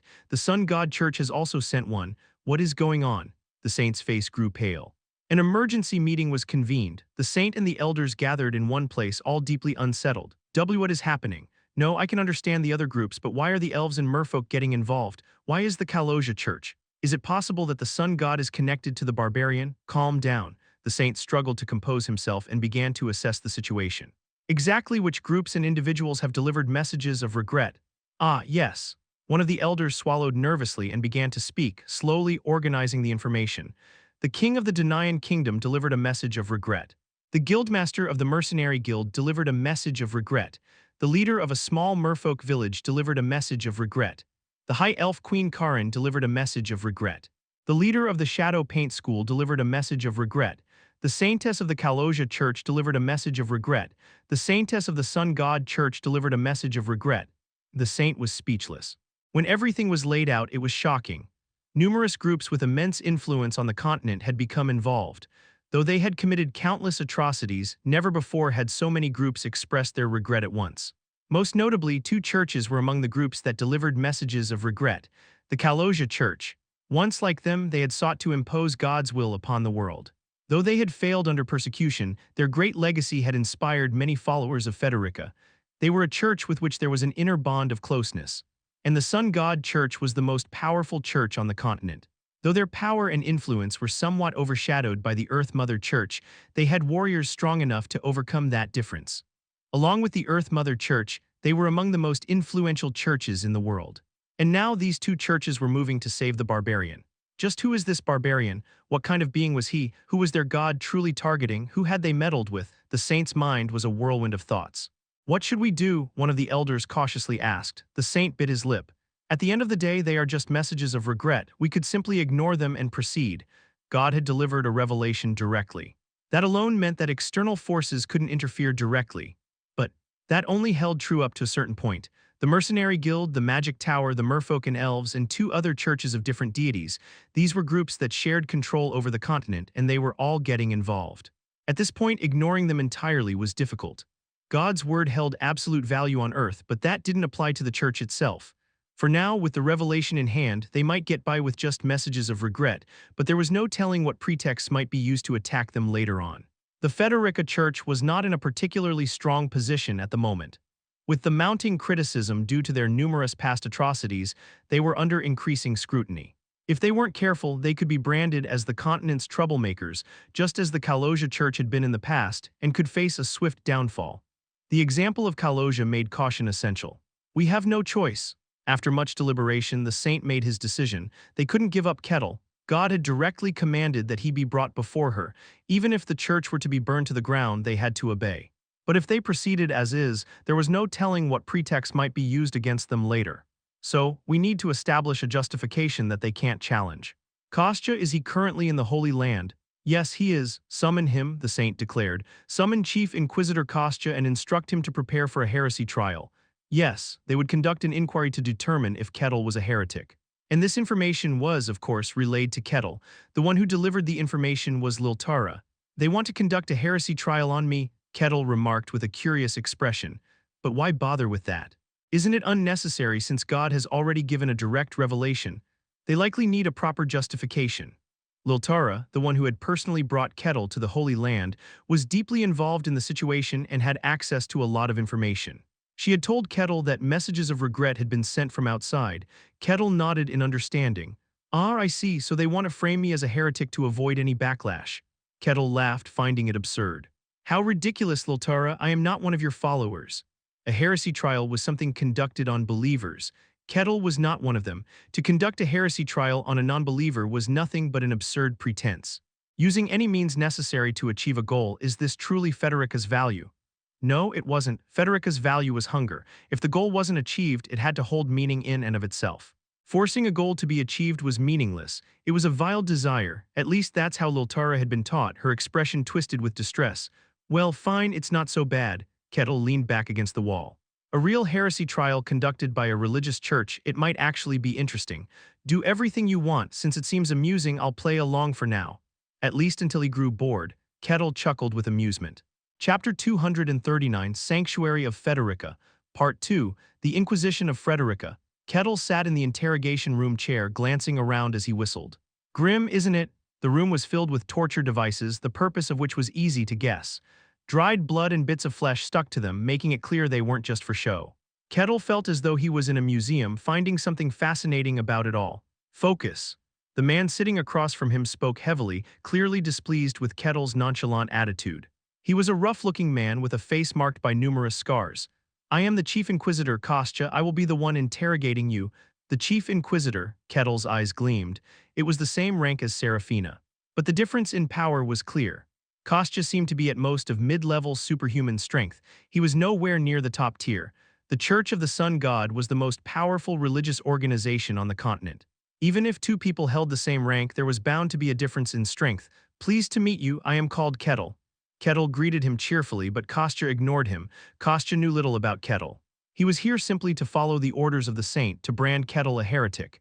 Is this the man Lady Frederica is after? On the surface, Kettle appeared to be just an average, skilled barbarian. Kettle had already hidden the sacred relic of Calrosia in his pocket, concealing its power completely, so that was all Kostya could see. Why would Lady Frederica want someone like this? Kostya was momentarily puzzled, but quickly pushed the thought aside. He had one task: to make this man a heretic. Then let's begin the interrogation. Only 3 people were in the room: Kostya, Kettle, and Liltara, who stood by the wall to assist. She watched Kostya with calm, sinking eyes. Kostya's skin, like that of the saint, was exceptionally clear. Liltara's eyes sank even further.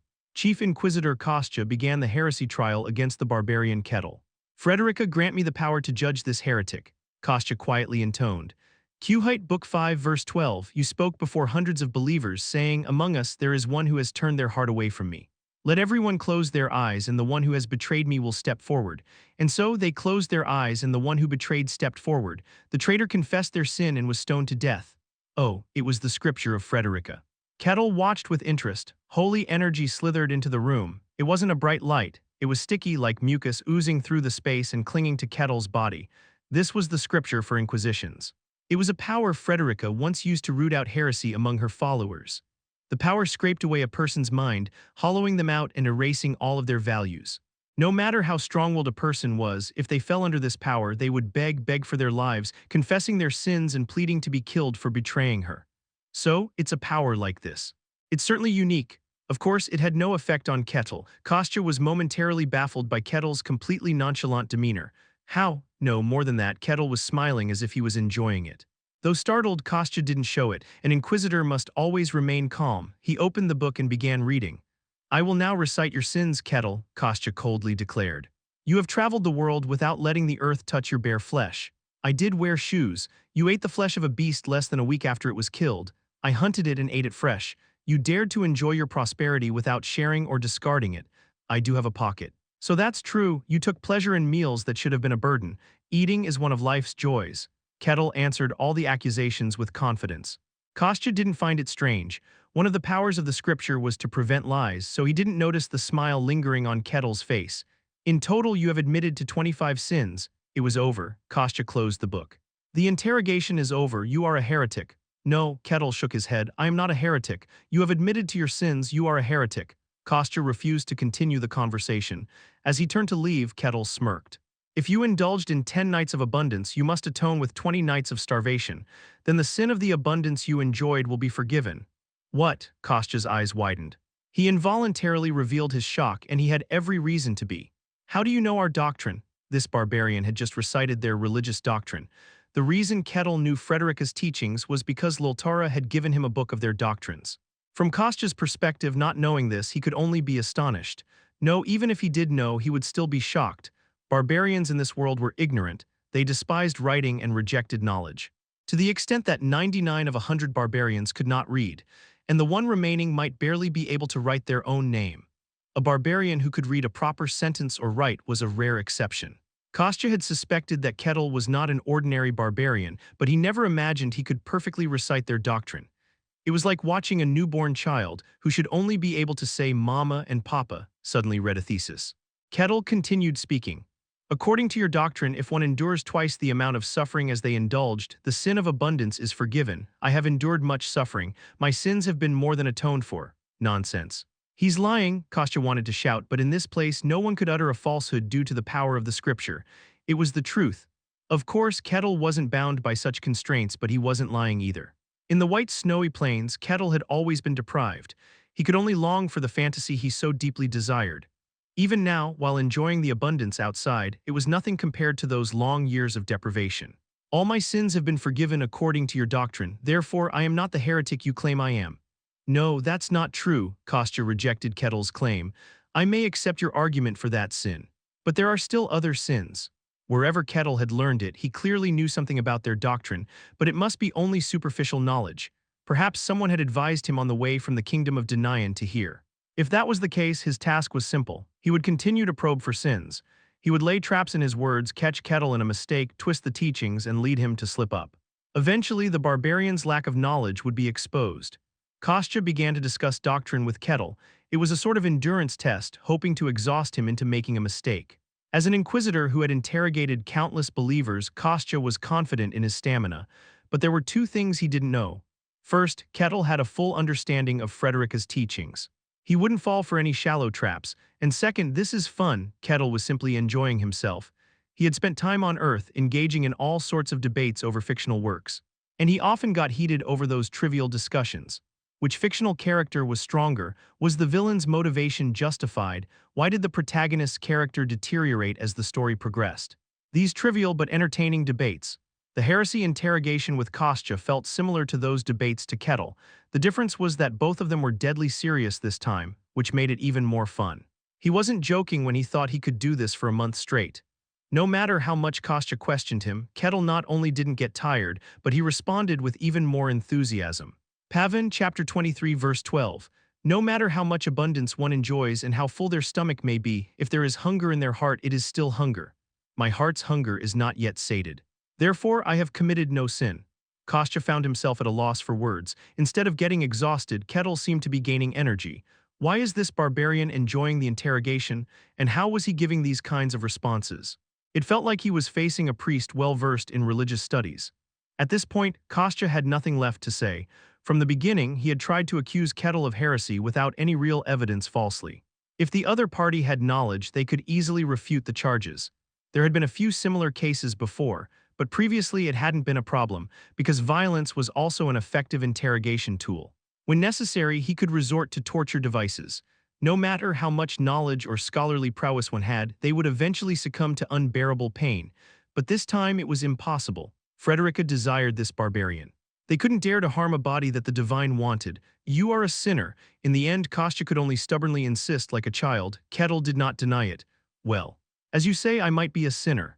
If so, let me ask you one question. If I repent, if I receive baptism from you, can all my sins be forgiven? Of course they can. That was the very first sentence in the Book of Doctrine. That is correct.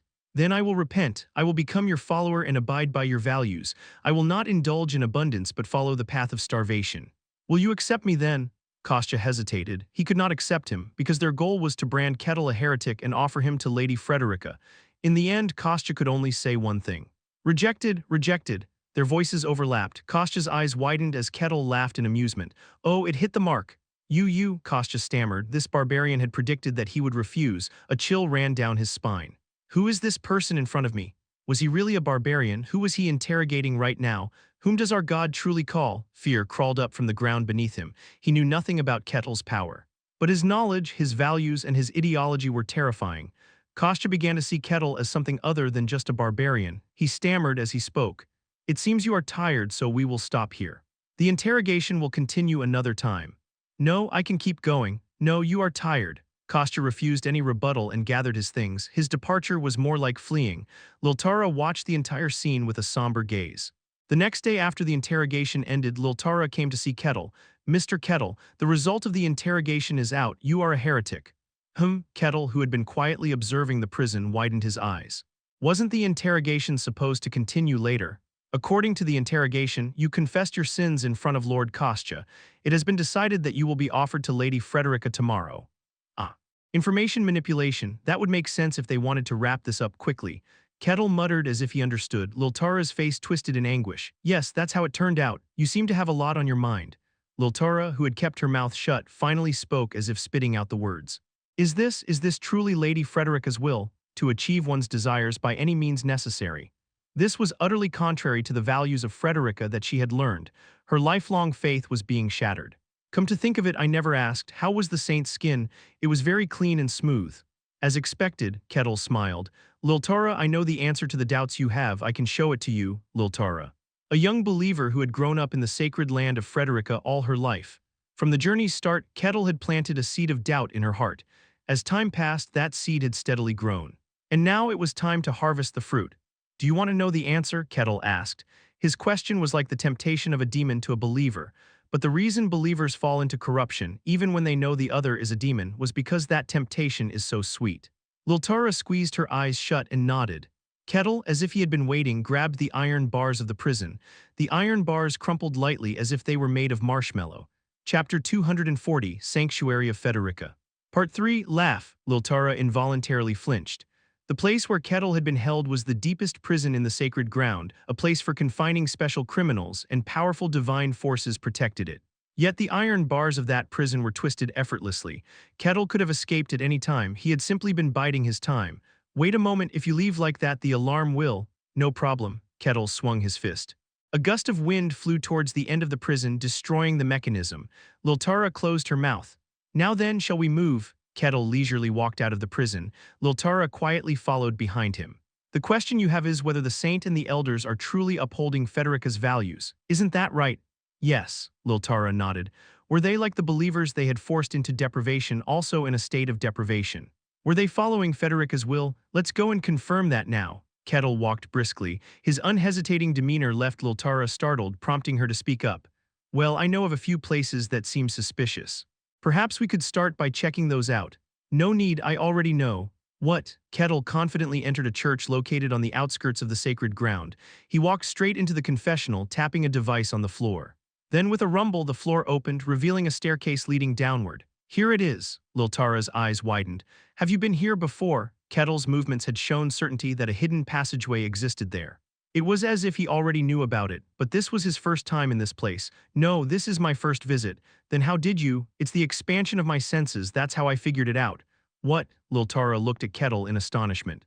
The idea of expanding his senses to detect a secret passage in a church at the edge of the sacred ground was beyond belief, but Kettle was just as surprised. It wasn't like this before. He had always possessed perceptive abilities beyond common understanding, but he had never been able to locate secret passages within the sacred ground perfectly. In the past, it would have taken him several attempts to find something like this. His senses had sharpened, and it wasn't hard to guess why. Mystic power. The mystic power he had obtained with the help of the ancient dragon Ignitia. The beast that howled with discontent within him. It had sharpened his senses, even though he wasn't using the mystic power directly. Changes were occurring within him. This is strange indeed. His power had been stagnant for a very long time. One could even say he had hit his limit, but now that limit was slowly being broken. Well, let's head down. Yes, they descended the stairs and walked through a narrow passageway. After a while, they came upon a small room with 2 doors.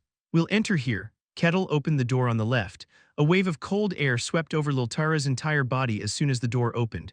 Her eyes widened as she looked inside.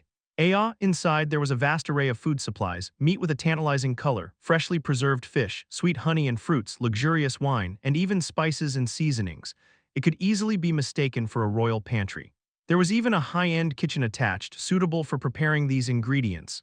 Liltara's face twisted in disbelief. What was this? Was this not the abundance that they had so adamantly rejected? Kettle picked up a piece of meat and ate it raw. It's of high quality. A single piece of this could buy 100 of the jerky you eat. Should they move on to the next room, they left the food storage and moved to the door on the right. It was a banquet hall, a chandelier adorned with various jewels, a luxurious carpet. In one corner there was even a lavish bathhouse. Liltara let out a groan. As Kettle examined the carpet, he noticed something. There are marks. Signs of recent use within the last few days. At that moment they felt someone's presence. Liltara instinctively lunged forward and captured the intruder. The person let out a scream and collapsed to the floor. Who are you? It was a face Liltara had never seen before. Having grown up in the sacred ground, Liltara knew everyone there by sight. This person was an outsider. Who are you and why are you here? I'm a servant. I came to clean, the person answered, trembling. After a brief hesitation, Liltara asked another question. Do you know what this place is used for and who uses it? At that moment the servant's expression went blank. As Liltara looked closer, she realized that the servant was under a restriction imposed by Federica, a restriction preventing them from revealing certain information. It was an incredibly strong restriction. Breaking it would be difficult for anyone who did not serve the same god as the one who imposed it. Break. Kying, Liltara broke the restriction immediately without hesitation. Who used this place and for what purpose? T. the Saint and the elders used it. They held banquets here sometimes. Were the food supplies in the next room used for these banquets? Yes, the servant answered with a fearful face. Liltara's expression twisted in distress. She motioned for the servant to leave. I see you may go now. But why are you here? Are you here to discuss the schedule for the next banquet? No, we're just here to inspect the area. It's nothing important, so don't worry about it. Oh, I understand. The servant quickly hurried away. The sound of the door closing echoed and Kettle spoke. It's not easy to maintain the appearance of humility and restraint. I guess they relieved their stress in this way. Liltara let out a long sigh filled with despair as if the world had ended. How could this be? Why, how could such sin exist in our sacred ground? The saint and the elders of the Federica Church were committing sins. And this fact did not surprise Kettle much, as the same was true of the Church of Kaloja. The Church of Kaloja did not uphold the values of deceit and trickery. They were denying the will of their God. But even though Kaloja pitied them, it did not correct the believers. Even if it meant the eventual downfall of the church, it had concluded that there was nothing to be done. To a god, their church is like their children. But they do not lead their children by the hand. Like the Church of Kaloja, the Church of Federica could easily go astray. However, there was one curious difference. Liltara, can the saint and elders use the scripture? Yes. They all use it, that's the difference. In the Church of Kaloja, only the saint who upheld the values of deceit and trickery could use the scripture. The god did not grant power to those who denied its values. Why, and ultimately, what was the main reason they had called him? As Kettle pondered, he came to a simple conclusion. I'll just ask them directly. After all, they would meet soon enough. His curiosity could be resolved then. It wasn't a particularly important issue for an outsider like him, but for Liltara, it was different. She was a girl who believed in and followed the values of Federica more than anyone else. To a girl who had spent her entire life learning these misguided values, the truth about the church must have felt like her world was crumbling. Kettle waited quietly. Liltara kept her head down for a long time, silent before finally speaking. But still, I am a follower of Federica. But even knowing the contradictions, even realizing the truth, the girl had lived her entire life this way. Now she could not break free from this contradiction. There must be a reason, or perhaps they were briefly tempted. If I speak to them and make them realize, it will be. Okay, but there was no strength in Liltara's voice as she said this. Her expression showed that she knew she was saying something impossible, but she couldn't accept it. Kettle smiled. So that's how a true believer reacts. Interesting, I'm sorry, Kettle. She was the one who had brought him to this contradictory place. She had believed she was following Federica's guidance, but with the saint in this state, she couldn't be sure. Although there was no deception involved, Liltara couldn't know that. I'll do whatever I can to help you escape, Kettle. I'll talk to the saint and make them see reason. No, there's no need. I've seen all I need to. What? Liltara flinched at his words. Kettle's expression had changed. It was the face of someone waiting for the final act, the climax of a story. But Liltara, can you do me one favor? What is it? Tomorrow do nothing. Liltara's eyes widened at the unexpected request. Kettle spoke quietly. No matter what happens tomorrow, you are only an individual. Do nothing and do not get involved. Can you promise me that? Yes, I understand. Though she didn't fully grasp his meaning, Liltara nodded. Kettle smiled in satisfaction. All right then. Everything was in place, the audience was ready. Now all that was left was to enjoy the show. The next day, the Holy Knights brought Kettle out of the prison. They were puzzled by the appearance of the iron bars which Kettle had restored to their original state, but they chained him up and led him away.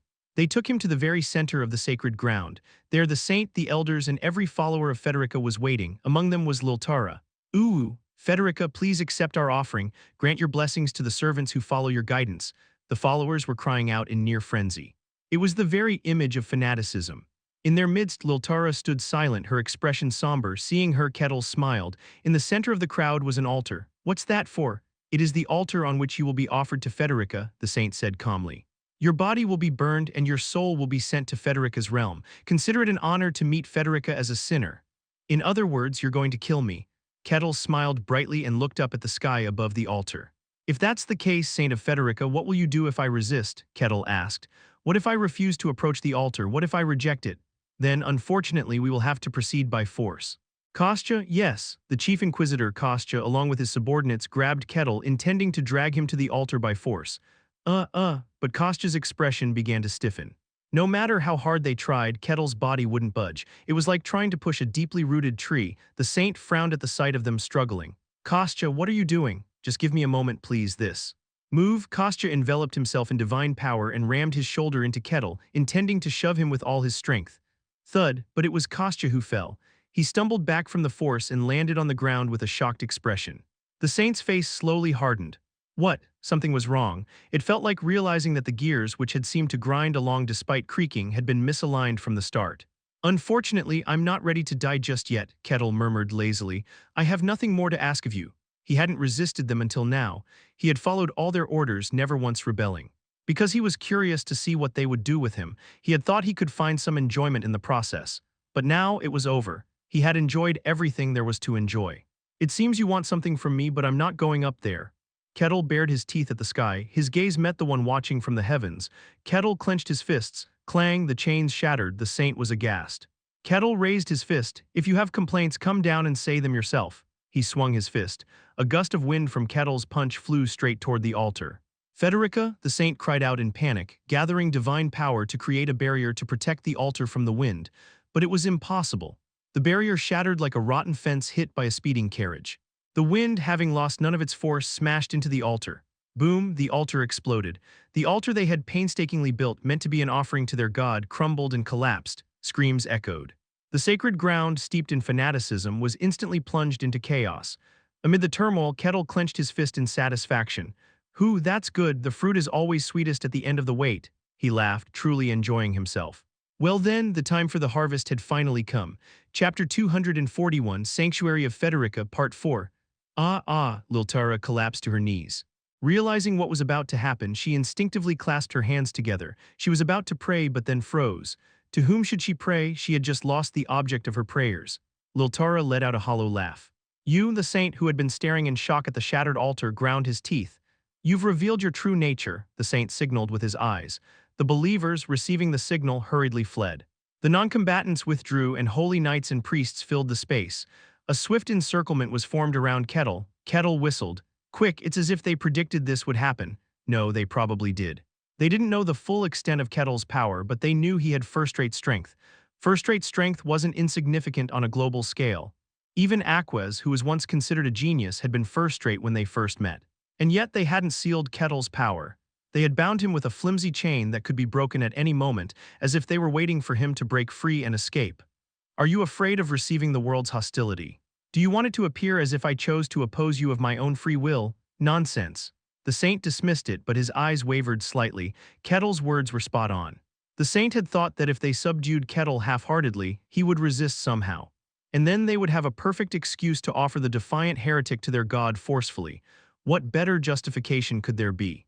But who would have thought this barbarian would see through even that? No. Even if he did, it didn't matter. In any case, they now had a solid pretext. The saint issued an order. Everyone, the great offering to our god is resisting. Restrain that heretic. For Federica, the holy knights charged all at once. They brandished shields and spears, rushing to crush him. Kettle smiled and raised his hand. The holy knight who arrived first, thrust his spear. Kettle caught the spearhead. He applied pressure with his arm. Arg, the holy knight's body soared through the air. He flew across the sanctuary, crashing through a building and landing inside it. The other holy knights took advantage of the gap, thrusting their spears in unison. It was a flawless, coordinated attack. Kettle didn't dodge, he simply stood there. Clang, clang, clang, and with just that the spearheads were deflected. The holy knights, unable to withstand the recoil, were thrown back. You all are in truth innocent. They were merely being used by Federica, victims forced by their leaders to uphold false values. So sleep, Kettle lightly tapped the forehead of the holy knight who had collapsed before him. With that simple touch, the knight's brain was shaken and he fell unconscious. As he advanced, he flicked his fingers lightly. One by one, the holy knights fell like flies. The saint shouted loudly. Everyone, push him back by force, crush him. The holy knights formed up and tried to crush Kettle with sheer force. The combined weight of dozens of holy knights, along with divine power, pressed down on Kettle. Kettle cheerfully took another step forward. He leaned in with his shoulder and pushed ahead. The holy knights were knocked away like bowling pins. Then in that moment, Chief Inquisitor Kostya charged. He thrust a sharp sword at Kettle's back. Kettle casually turned and caught the sword's tip with his fingers. Oops. Kettle twisted his fingers. Kostya's body flipped over. He tried desperately to regain his posture, but a fist struck his chest before he could. Crunch. The sound of armor crumpling accompanied Kostya's body as it was hurled away. He crashed into the wall at the sanctuary's edge, twitching but unable to get up. In just a few minutes, all the holy knights were annihilated. The saint narrowed his eyes. You were hiding your power. The aura Kettle emitted seemed to be at the first-rate level, but he had just subdued Kostya, a superhuman powerhouse, with a single blow. This meant he hadn't shown his true power. Well, fine. I suspected that the sinner personally summoned by Lady Federica wouldn't be ordinary. This must be another trial. Step by step, the saint moved forward. There was no fear on his face. It can't be helped. I have no choice but to step in myself. Slowly, a dense, dark divine power enveloped the saint. The Federica Church had committed countless atrocities. The number of territories and kingdoms that had suffered directly from their actions was immense. Yet none of them could formally protest against the Federica Church. While the power of the divine church was formidable, it wasn't so overwhelming that complaints couldn't be lodged. They could have demanded justice for the harm done to them. But they didn't. The reason was simple. It was because of the Saint of Federica. He was a top-tier superhuman, one of the strongest in the world, second only to the heroes. No one could dare speak out against the Federica Church as long as he existed. The saint swung his arm. A powerful wave of divine energy surged toward Kettle as if it was about to engulf him. The force within it was truly that of a top-tier superhuman. Even the mercenary king, Seraphina, or the spellweaver would have had to respond seriously. No matter how strong that barbarian was, he couldn't be at the level of a top-tier superhuman. The saint was certain, impressive, but Kettle simply swung his fist. The divine energy that had surged like a tidal wave burst apart as if it were nothing. The saint's eyes widened. What? In an instant, Kettle was in front of the saint. The saint hastily tried to protect himself, but the punch went right through his defenses. Crunch. With the sound of ribs shattering, the saint's body was hurled across the ground, gouging the earth as he tumbled. Cough, cough, what just happened? The saint barely managed to heal himself with divine power and staggered to his feet. What he saw was Kettle looking at him with an expression of curiosity. Oh, I did hold back a bit, but I didn't expect you to stand up so easily. The saint was strong. Among the humans Kettle had encountered, he was one of the strongest. In that case, I guess I can use a bit more force. Kettle muttered with a smile. The saint felt a chill down his spine. The fear of death overwhelmed him. He quickly shouted Latija chapter 8 verse 12, crush the enemies that threaten you. A black divine energy took shape, rushing toward Kettle to crush him. Kettle spread his arms as if delighted. The holy scriptures of Federica. That's nice, crack. Kettle's punches smashed and shattered the divine power formed from the scriptures. The divine power wielded by a top-tier superhuman was destroyed like a child's toy. The saint screamed as he shouted, Latija chapter 12 verse 14, no abundance shall reach you. The power of the great scriptures burst forth. The power that the god once wielded on this earth tried to crush and overpower Kettle through its agent. But it all broke apart. The scriptures that refused abundance and forcibly caused desolation. The scriptures that consumed space and nullified all value. The scriptures that carried the footsteps of the great Federica who once walked this earth. Kettle's power destroyed all. The saint was on the verge of madness. Even the chief inquisitor of the renowned sun god couldn't overwhelm me, yet this barbarian was shattering the scriptures he wielded as if dealing with a child. It was utterly incomprehensible. Boom.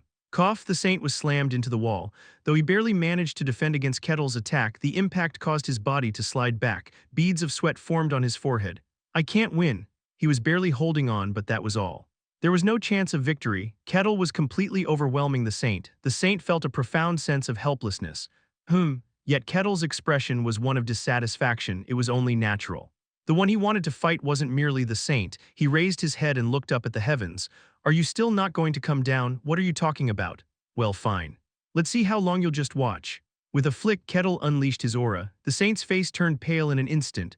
It was something beyond his comprehension. A vast, dense aura pressed down on the world. The saint had experienced something like this once before. A long time ago, when he had just become a saint, he briefly encountered Federica. In that fleeting moment, the saint had sensed death. He realized that he was nothing more than dust. He had encountered something beyond human perception, something unattainable and incomprehensible, and now he was feeling something similar to that sensation. The unleashed aura of Kettle weighed down on the sanctuary. The earth groaned in pain and the space around them began to warp. The worshippers struggled to breathe. Kettle lifted his foot filled with aura, then he stomped on the ground. Crash. The entire sanctuary shook. Cracks formed everywhere as the earth began to fracture. The saint's eyes widened in shock. With just a single stomp, a human had caused an earthquake. Kettle lifted his foot again and stomped. Boom. The ground started to sink. The foundation crumbled and buildings collapsed into the earth. The ground split apart, revealing the rocks beneath. The sanctuary itself was being destroyed with Kettle at the center. Impossible, Liltara hurriedly protected the unconscious holy knights. Kettle hadn't targeted her when he unleashed his aura, so she could move without difficulty. Otherwise, she would have been lying on the ground, unable to do anything. The saint gaped in disbelief. A single individual was destroying the sacred sanctuary of a god. What was this? Was this truly a human? Was this really happening? The sanctuary was becoming something that could no longer be called holy ground. Kettle lifted his foot once more. If he stomped again, this place would cease to be a sanctuary. It would become nothing more than a ruined wasteland. Stop, the saint desperately shouted, but there was no power behind his words. Just as Kettle was about to stomp down again, a beam of light descended from the sky. It touched the saint's head. The saint opened his mouth in a daze. Something immense began to take over him. It erased his existence and filled the void with something else. I will borrow you, the immense being spoke. And no, the saint tried to resist, but it was futile. His body went limp. Kettle stopped his foot mid-stomp. He retracted the aura that had been crushing the sanctuary. Finally, you've arrived. Kettle bared his teeth in a grin. And then, after a brief moment, the saint opened his eyes. They were filled with a gloomy black light. His gaze turned to Kettle. I reject you. The will of the entity descended upon Kettle. It was a power that erased existence and left only emptiness. It enveloped Kettle, trying to bind and twist him. Kettle smiled faintly. No, Screech, the word of refusal echoed, clashing with the word of rejection. The sound of shattering filled the air as the two forces canceled each other out. The being that had taken over the saint's body frowned in displeasure. A bit aggressive for a first meeting, isn't it? Kettle chuckled, genuinely amused, and politely greeted the entity with proper courtesy. Nice to meet you, Federica, the great celestial being. Chapter 242, Federica, Part 1. Ha ha, Liltara gasped sharply for breath, a great celestial being. Federica had descended to this place, borrowing the body of the saint. Her mere presence suppressed everything around. Liltara swallowed hard, her face turning pale in an instant. Kettle glanced at her and released the energy he had gathered once again.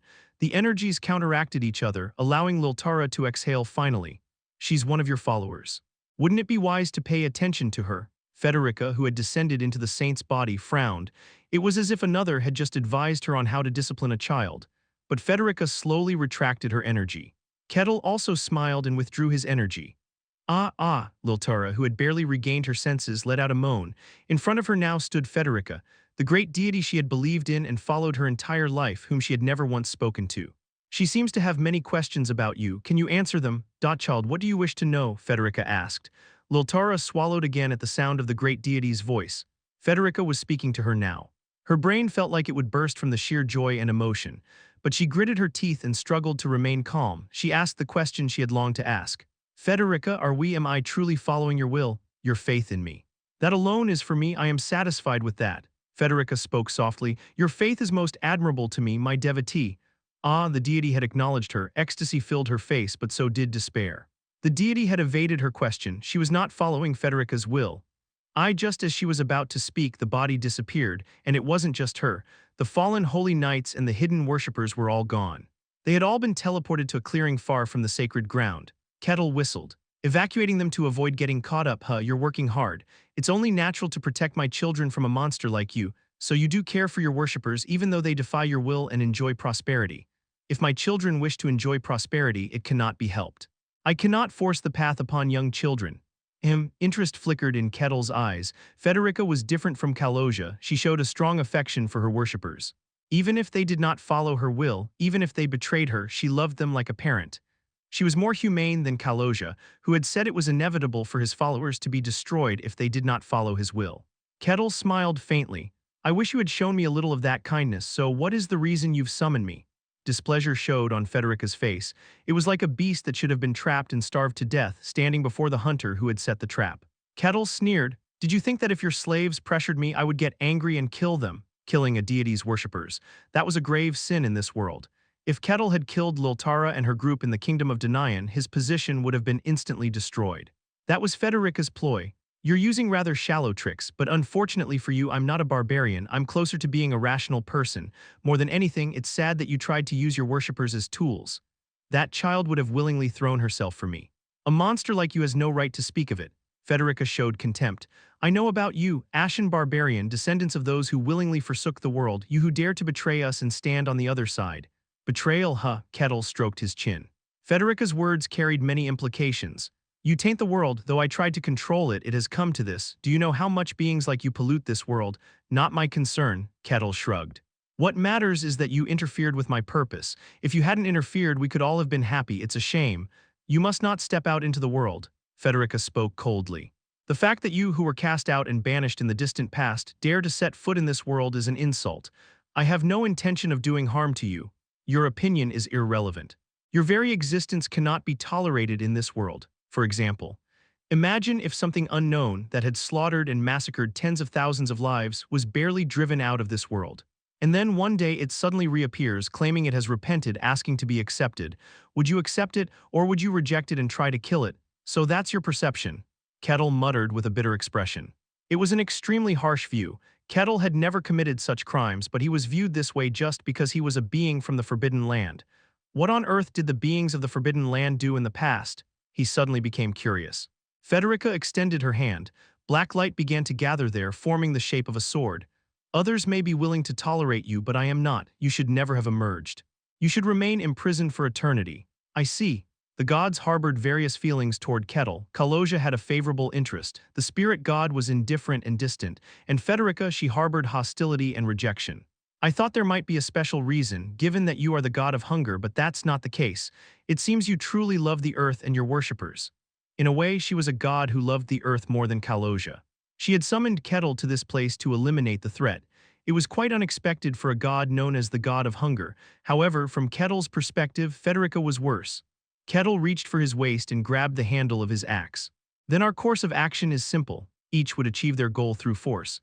Kettle bared his teeth, revealing undisguised hostility and a readiness for battle. Federica also responded by raising her energy. The energies of the god and the barbarian clashed violently, distorting the space around them. Aya, Liltara, who was sitting far away, suddenly regained her senses. She realized something that had never been seen in history, not even in mythology, was about to happen at their sacred ground. Kettle grinned as he tightened his grip on the axe. His opponent was a god, a great celestial being. There was no need to hold back, no reason to show mercy. From the very beginning, he would fight with all his strength. He stomped the ground, the earth crumbled beneath him. With his axe in hand, he charged at Federica. He swung his axe. Within it was Kettle's true intent. It was a force that even the ancient dragon Ignitia couldn't withstand barehanded. But Federica did not retreat. She met his strike with her sword. The black sword and the black axe collided. Boom.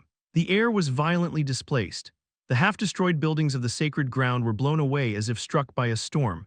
Crack, the force made Federica take a step back, and Kettle also took a step back, his eyes widening. Oh, Federica approached, dragging her sword across the ground. With a graceful movement, she swung it upwards. Kettle brought his axe down to meet it. Thud, another collision occurred. The forces perfectly canceled each other out. Federica stepped back and spoke. I reject you. The will of the god descended upon Kettle. It attempted to erase Kettle's very existence from this world. Kettle tensed his entire body, resisting the divine will. HMPH, but a gap opened. Federica didn't miss that opening. She slipped in and attempted to thrust her sword into Kettle's neck. Kettle shook his entire body, breaking free from the god's will. He twisted his body. The sword narrowly grazed past his neck. He spun around, using the momentum to swing his axe. Federica's body was pushed back 3 steps. Kettle immediately rushed in. He tightened his grip on the axe and brought it down with all his might. Each strike contained the power to topple mountains and split seas. Federica did not retreat before such power. She gracefully held her black sword and swung it. Crash, a thunderous roar erupted. Federica successfully defended against every one of Kettle's onslaughts. Is her strength similar to mine? Kettle couldn't help but be astonished. Federica did not retreat at all under his assault. This was remarkable because even the white serpent that connected heaven and earth couldn't withstand his power. But upon closer inspection, he realized that wasn't quite the case. At the moment when the axe collided with Federica's sword, the power contained in the axe noticeably diminished. It was likely that Federica's authority was imbued within that sword. That fact astonished Kettle. So if one is a god, they can interfere with my physical body. Yet rather than troubling him, Kettle found this exciting. He bared his teeth further and swung his axe again. Crash, the impact reverberated. Federica parried the axe and was pushed back, her eyes narrowing as she looked at Kettle. Just as Kettle had noticed, Federica's sword carried her divine authority. It was an authority that stripped away the value and meaning of anything it touched, leaving it in a state of deprivation. And that deprivation wasn't temporary, it was permanent. However, Kettle wasn't subject to a permanent loss of power. Although his strength could be temporarily taken when they clashed again, his power remained unchanged. It was as if her authority couldn't penetrate deep into his body. How strange! And that was exceedingly strange. The fact that it could only temporarily take his power wasn't what was strange, it was strange that it could take it at all. Federica had participated in the war against the most ancient beings, those now imprisoned within the Forbidden Land, back in a distant past. She knew that her authority was ineffective against those oldest beings. This was because her authority, the power of a god, was inherently at odds with those ancient beings. But with Kettle it worked, albeit temporarily. That was what was so strange. Boom, the battle continued. Although Federica's authority had a definite effect on Kettle, it was only temporary. His strength remained unchanged. No, rather, his momentum was only growing. You should not exist in this world, Federica declared, her authority imbued in her words. The force of the universe itself was within them. I said no, but Kettle shook off the authority in an instant. He tightened his grip on the axe even more. Federica braced herself with her sword, crack. With the sound of something breaking, Federica was pushed back. There was now a clear difference in strength compared to before. Kettle swung his axe cheerfully. I'm getting the hang of this. This is fun. Federica, who had been pushed back, slowly stood up. She quietly stared at Kettle and murmured as if she understood. I see. What do you mean? You are different from the others in there. Her black eyes focused on Kettle. Though you are a being from that place, you possess power in the way of this world. No, it's more accurate to say you're close to what you desire. That's why my authority affects you, because you're suppressing it yourself. Federica frowned. Because of that, you're incredibly weak. Even in this mere avatar, which was not her true form, she could somewhat hold her own against him. Why is that? There was doubt in Federica's voice.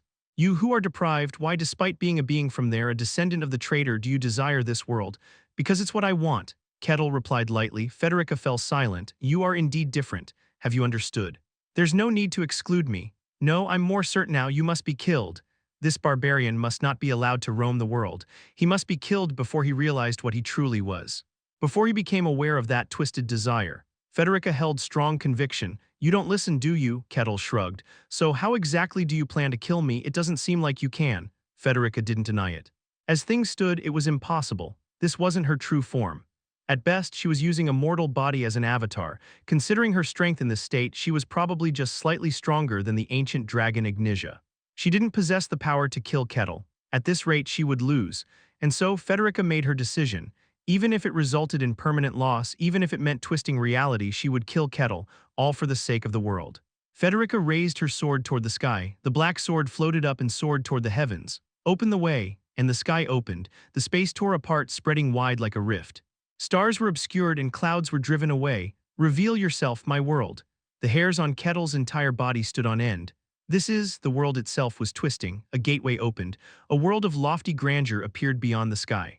A world filled with light emerged. Something that should not reveal itself in this world was showing itself. The aftermath of it shook the entire continent. Ah, Kettle realized, high above the heavens had opened. And beyond that, something immense could be seen. It was truly something as vast as the universe. Kettle instinctively understood that was Federica's true form. It was something as colossal as the cosmos. The heavens and the god's true form were now revealed before him. A massive, glaring gaze focused on Kettle. That alone began to distort the world. Intense hostility enveloped Kettle. To kill you, Federica was about to declare with all her will, but then hesitated, startled. What are you? Ooh, oh, Kettle let out a sigh of admiration. It was as if Federica's hostility didn't matter at all. He looked up at her with genuine awe and reverence on his face. Chapter 243, Federica, Part 2. The Tower Master stood on the roof of the magic tower, gazing into the distance. Beyond the horizon where he was looking lay Federica's temple. Are you still worried? If you're that uneasy, instead of just sending your regrets, why don't you go there yourself?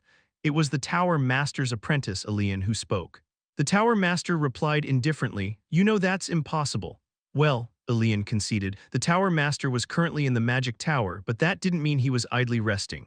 While his true self was here, numerous dolls were scattered across the continent, acting on his behalf. If it weren't for him, the chaos across the continent could have been twice as severe. Then stop looking and forget about it. Didn't you already judge that there wouldn't be any problems? You're not an old man worrying about his grandchildren left near the water, so what are you doing? You're young and speak harshly. But you're not wrong. Kettle would be able to handle the situation, whether by fleeing or using force. Given his personality, the problem wouldn't spread outside, yet something still felt off. The Tower Master's instincts were warning him. He knew he couldn't just sit back and watch. Maybe I should go and check. Just as the Tower Master was about to make a decision, the world trembled. A wave from beyond the horizon rippled across the entire world. It was the surge of a power so high and mighty, most people wouldn't even realize that such a wave had occurred. Only those qualified to sense it, those who had reached a level where their will could intervene in the world, would recognize it.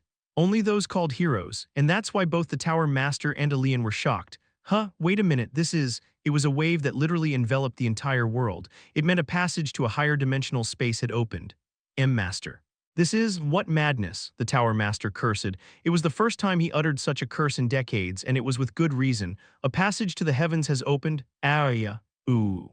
Ooh. The believers, who had been driven out of the sacred grounds by Federica, wept as they bowed their heads. They couldn't keep their sanity. The profound joy and reverence had broken their minds. They could only bow their heads and cry out Federica's name, and that was indeed the correct response. Their brains would have been fried if they dared to look upon the great god's appearance. Liltara's pupils were also shaking madly. The heavens had opened. The great Federica was directly gazing down upon the earth. That alone was enough to make the world submit. All beings bowed in worship to the great god. Even those who denied gods, even dark magicians, would feel a sense of awe and reverence. And the gaze of the god, Federica, the god of hunger, everything touched by that gaze lost its value and became desolate. Buildings decayed into dust. While their foundations remained, they became uninhabitable and unstable. The land rotted, unable to sustain life for centuries, though just barely allowing a few seeds to grow. The same went for the air. Only just enough breathable air remained to prevent death. Beneath this space, Kettle was simply overwhelmed with emotion. The heavens could be seen through the passage that had opened in the sky. It was the place where the great god resided, and there, gazing down at him, was something like the universe itself. That was the god. Kettle had prayed every day on earth to that god. He prayed every night for hours without stopping, asking to be taken to a fantasy world. And his prayer had been answered, albeit in a twisted form. Because of this, the god held great significance for Kettle. And now he had seen the true form of the god. Tears of emotion streamed down his cheeks. Kettle spoke earnestly, "Thank you truly," and Federica realized as well. Kettle wasn't on guard against a powerful enemy, but was merely overwhelmed with emotion at the presence of his true god. Broken. Federica spoke with a voice full of contempt. "I shall erase you. If it's your request, I want to grant it, but that's something I cannot do." Kettle smiled. Federica had made up her mind. She would kill Kettle. The heavens obeyed her will. A massive pillar of pitch-black light descended upon Kettle. It was power incarnate, embodying the concept of hunger. It was too immense a force to be contained on this earth. Therefore, the moment it touched the ground, it rapidly deteriorated. But even so, it was the power of a god. Kettle raised his axe. Hup, crack, the axe blocked the pillar of light. Kettle's body was driven deep into the earth, his knees almost buckling. HRRRRGH, Kettle exerted all his strength in his arms. Clang, the pillar of pitch-black light was deflected. Kettle, who had repelled the god's attack, burst into laughter and shook the arm holding the axe. Strong, his knees had nearly buckled. It had never happened to him before. It wasn't because the power contained in the pillar was stronger than his own. The moment it touched his axe, it interfered with his body. As if exhausted from intense exercise, he suddenly felt a wave of fatigue. It was Federica's power of hunger. At this level, she can definitely interfere with my body. A power incomparable to that of ancient dragons, demons, or anyone else. And even this was a deteriorated form of it. This was a god. Die, Federica spoke calmly. Following her will, pillars of pitch-black light fell in succession. Kettle moved his body to evade them, but he couldn't dodge all the descending lights. In the end, Kettle raised his axe to block and deflect them.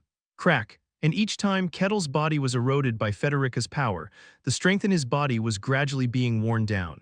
He wanted to counterattack, but Federica was attacking from the heavens.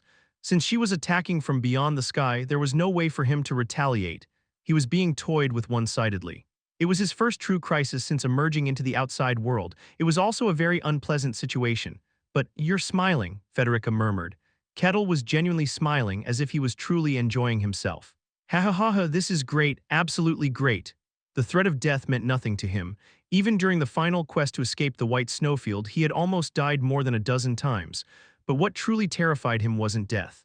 It was the thought that if he failed, he wouldn't be able to go out into the world, that he wouldn't be able to step into a fantasy world. That was the only thing that frightened him. Now he was in a fantasy world. And no less than a great god was personally trying to kill him. Why should this be unpleasant? He should be rejoicing in such a special experience. And then, with this power level, it's not like I haven't seen this before. Federica, displeased by his smile, expressed her dissatisfaction. You seem to be enjoying yourself, then remain buried while still enjoying it. Vroom, Federica gathered her power. She was about to unleash a light even stronger than before. Now then, what should he do, Kettle thought. While the situation was enjoyable, it wasn't exactly favorable. Federica's power was slowly eating away at his body. The rate of consumption was outpacing his recovery.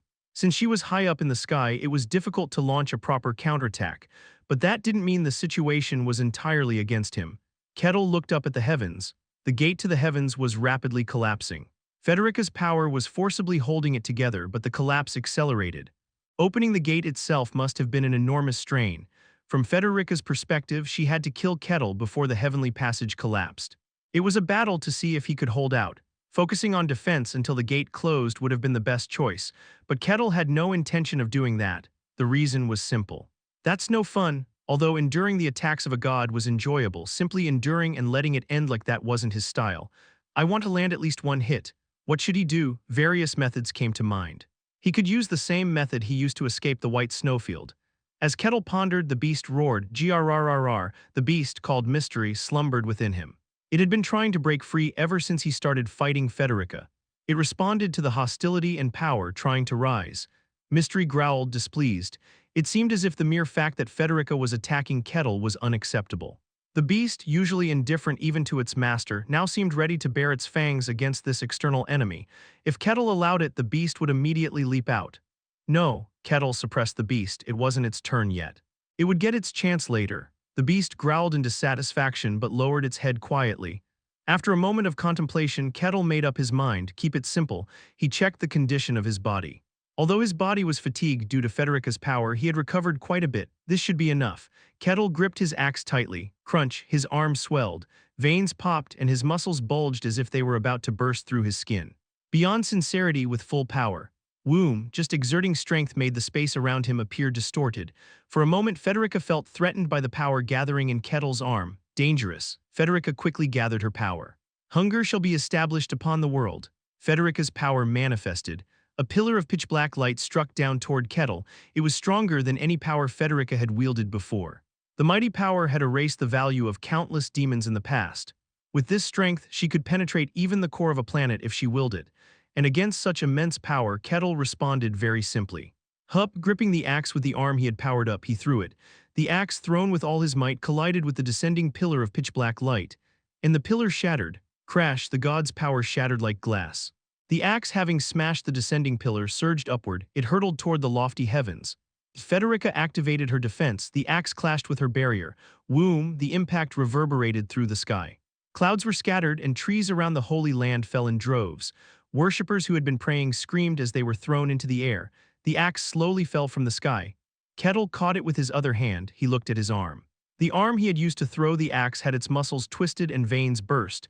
His body couldn't withstand the power and it had been damaged, but Kettle looked satisfied, still intact. This was a very favorable condition. His injuries were healing rapidly. Perfect control of my strength even after all this time. Satisfied with himself, Kettle looked up at the sky. Hugh, and he whistled. The place where the great god resided, the heavens had a crack. There was a hole in the barrier Federica had erected. Crack. A small blemish on Federica's true form was visible through that hole. It was a blemish so small that it could hardly even be called a fragment, given Federica's enormous size. But it was undoubtedly a wound. Crack. The shattered fragment fell toward the earth. It was a piece of Federica. Kettle grasped the fragment. A piece of a god, huh? I'll gladly take it. You, crackle, the words didn't continue. The passage to the heavens forcibly closed. Already unstable, it had reached its limit after taking in more power than it could handle. Kettle turned his gaze toward Federica's saint. You're still there, it seems. But it looks like you're at your limit as well. The presence of Federica, who had descended into the saint's body, was gradually fading. She was no longer permitted to remain on the earth. It was a lot of fun. I thank you for that. To be in such a state of deficiency and yet still, how in the world, Federica groaned, you should not exist on this earth. The defeated are meant to be confined to the prison of eternity. I don't know about the past. But the one defeated now is you, and for what it's worth, I truly love this world, so don't worry, nothing like what you're concerned about will happen. Kettle raised his fist. So stop interfering and get lost. He swung it at the saint. The force swept away the Federica who had descended into the saint. Crash, the saint's body collapsed like a puppet whose strings had been cut. Kettle stretched as if feeling refreshed. In his hand were the axe and the fragment of the god. Chapter 244, The Blooming Flower of Evil. Part 1. The gates of heaven had closed. Federica was also cast out from this world. After the battle ended and things quieted down, the believers cautiously returned to the sacred ground. But what they found was a ruin. The sacred ground had become a wasteland, so decayed that nothing could grow except for a handful of seeds, and that wasn't the worst of it. There was a much bigger problem, the believers screamed. Lady Federica, please look down upon us, don't abandon us. The place where they stayed was Federica's sacred ground. True to its name, divine energy enveloped the entire land. But now that energy could no longer be felt. The ever-present gaze of their god had vanished. The sacred ground was no longer sacred. When the believers realized this, they despaired, but the problem didn't end there. Oh, Federica. Federica, the believers desperately prayed. Normally, their prayers would grant them divine power befitting their devotion. But now, no matter how much they prayed, no matter how much they cried out Federica's name, nothing happened. They had lost their divinity. Federica, have you forsaken us? The believers cried out in madness. The elders were no different. Those who once wielded first-rate power had lost all their divine energy overnight. They knelt in stunned disbelief. Savior, please guide us. They desperately tried to awaken Federica's chosen one. But the chosen one lay there, eyes rolled back, drooling, completely out of his mind. Federica had once descended to this world using his body. They couldn't endure it unless one had reached the level of a hero. His body and mind had been overloaded, unable to withstand the strain. The gaze of the god could no longer be felt. They could no longer wield divine power. Even the chosen one, the only god connection, was broken. The believers were in a frenzy. The only ones maintaining their composure were Kettle and Liltara, just the two of them. It's total chaos, Kettle said as he watched the believers from the roof of the church. Wails and screams echoed all around. Liltara stood behind him, her eyes trembling as she looked at him. What exactly happened? It's nothing much. She tried to kill me and I resisted, Kettle explained casually. That Federica had opened a gateway to try and kill him, and that he had blocked the attack and driven Federica out of this world. Liltara groaned as she listened to the explanation. Did Federica lose to you? It's hard to say it like that. He and Federica hadn't really fought. Federica had opened a direct gateway to attack him. The power that could even interfere with Kettle's body was certainly a formidable force. But Kettle hadn't just stood there and taken it. Ultimately, he had thrown his axe at Federica with all his might. He shattered that power, sent it flying to the highest heavens, and broke through Federica's defenses. He left a scar on Federica's true form. Part of that was now with Kettle. Since they hadn't fought with everything on the line, it was hard to say who won. But in a sense, yes, Federica did lose. Her goal was to kill Kettle. But Kettle was still very much alive. Kettle had achieved his goal, but Federica had not. In that sense, it was Kettle's victory. Ha ha ha ha ha ha, Liltara let out a hollow laugh. A god had been defeated, a great, absolute god. An omnipotent being. Now that absoluteness had been marred, she felt dizzy, barely able to stand. She bit her lip hard. Is that why we lost our divinity? It seems Federica overexerted herself. Has there ever been a case where a god appeared in person like that? No, not since the War of Gods and Demons. As I thought, the demons had said, this world is no longer yours. It meant that even the gods couldn't easily intervene in this world. Federica had overreached in her attempt to kill Kettle. That's probably why she won't be able to intervene for a while, but it won't be permanent. She'll return someday. No one knew when that would be, perhaps not until after they were dead. Liltara groaned. The faith she had nurtured her entire life, everything she had learned at the holy place, the absolute power and value of Federica, all of it was shattered. Kettle asked, do you resent me? It would be a lie to say I don't. Kettle had ruined everything for her, but in the end it was I who summoned you. Kettle had clearly refused, saying he had other things to do and would follow later. It was Liltara who forcibly brought him along. She had essentially been the one who destroyed the holy place. Liltara realized. This was the punishment bestowed upon her. She deeply regretted it and repented. Kettle smiled faintly.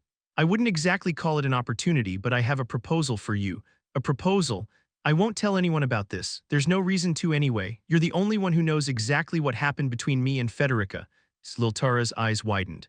Their leader, the saint, was now in a vegetative state, and she was the only one who knew the truth. Kettle added one more drop of poison. If you directly ask me to step down, I will leave your church without a word. She could drive out the monster that had destroyed the holy place with just her words. What would the believers think of her then? She would gain absolute influence. Of course, it won't be easy. There will be those who doubt your relationship with me. You'll face all sorts of attacks. But if you overcome all that, you'll earn the right. She would earn the right to lead this broken and crumbling church. She could become the next leader of the church. And if that happened, she could correct the church's misguided teachings with her own hands. Liltara covered her face with her hands. You are truly cruel. So what will you do? Kettle smiled faintly as if he didn't care about her choice. Liltara closed her mouth and lowered her head. Faith, belief, knowledge. And the absoluteness of the divine, all of it had been shattered, but even so she was still a believer in Federica. Her eyes darkened. She spoke to Kettle with a determined expression. Kettle looked satisfied with her answer. Heh? Kettle looked at the fragment in his hand. A luminous fragment, something that seemed otherworldly, and it was. This was a part of Federica's true form, a part of a god, huh? His voice was filled with excitement. How can I use this? Honestly, he had been quite annoyed at first.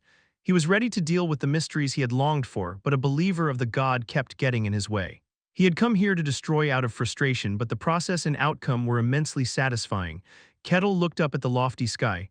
I don't know if you're still listening, but let me tell you, thank you. I mean it, Kettle smiled faintly. He wasn't lying. Federica had genuinely tried to kill Kettle. She had judged him as an enemy and used all her power to erase him, but Kettle had never once thought of killing Federica.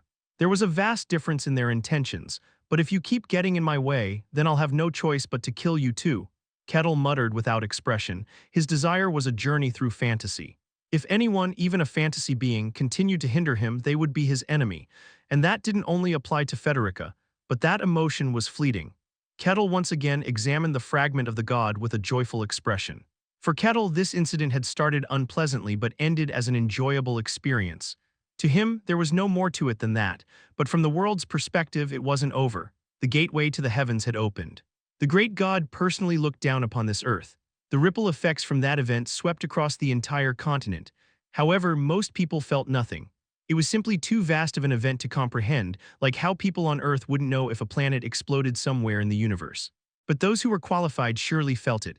Those who had reached the level of projecting their will upon the world, the heroes of the world, unmistakably realized what had happened. My word, what kind of thing is this? The master of the great magic tower and his apprentice were astonished. Wait a moment, surely no, right? The queen of the high elves doubted her own senses and denied the possibility. Oh, this is really unexpected. The saintess of the sun god tried to remain composed, but her trembling hand betrayed her as she held her teacup. What exactly happened? The king of all barbarians, ruler of the north, groaned. And the emperor of the empire was perplexed. All the heroes of the continent realized it, but it wasn't just those on the earth who understood. The beings of the heavens also realized it, and the beings of hell. The demons became aware of it too. What could this be? A castle located at the very edge of hell. In one of its chambers, 4 demons gathered, a voluptuous woman in a luxurious dress. A non-human demon made up of various devices. A demon with extremely dry, pale skin wearing a long sword at his waist, and an amorphous, writhing entity. They sat at a long table, but curiously the head seat remained empty, as if the master of the table had not yet arrived. The demon in the form of a woman spoke first. You all felt it right, ... It would be impossible not to. The dry demon spoke slowly, his voice as thin as his appearance.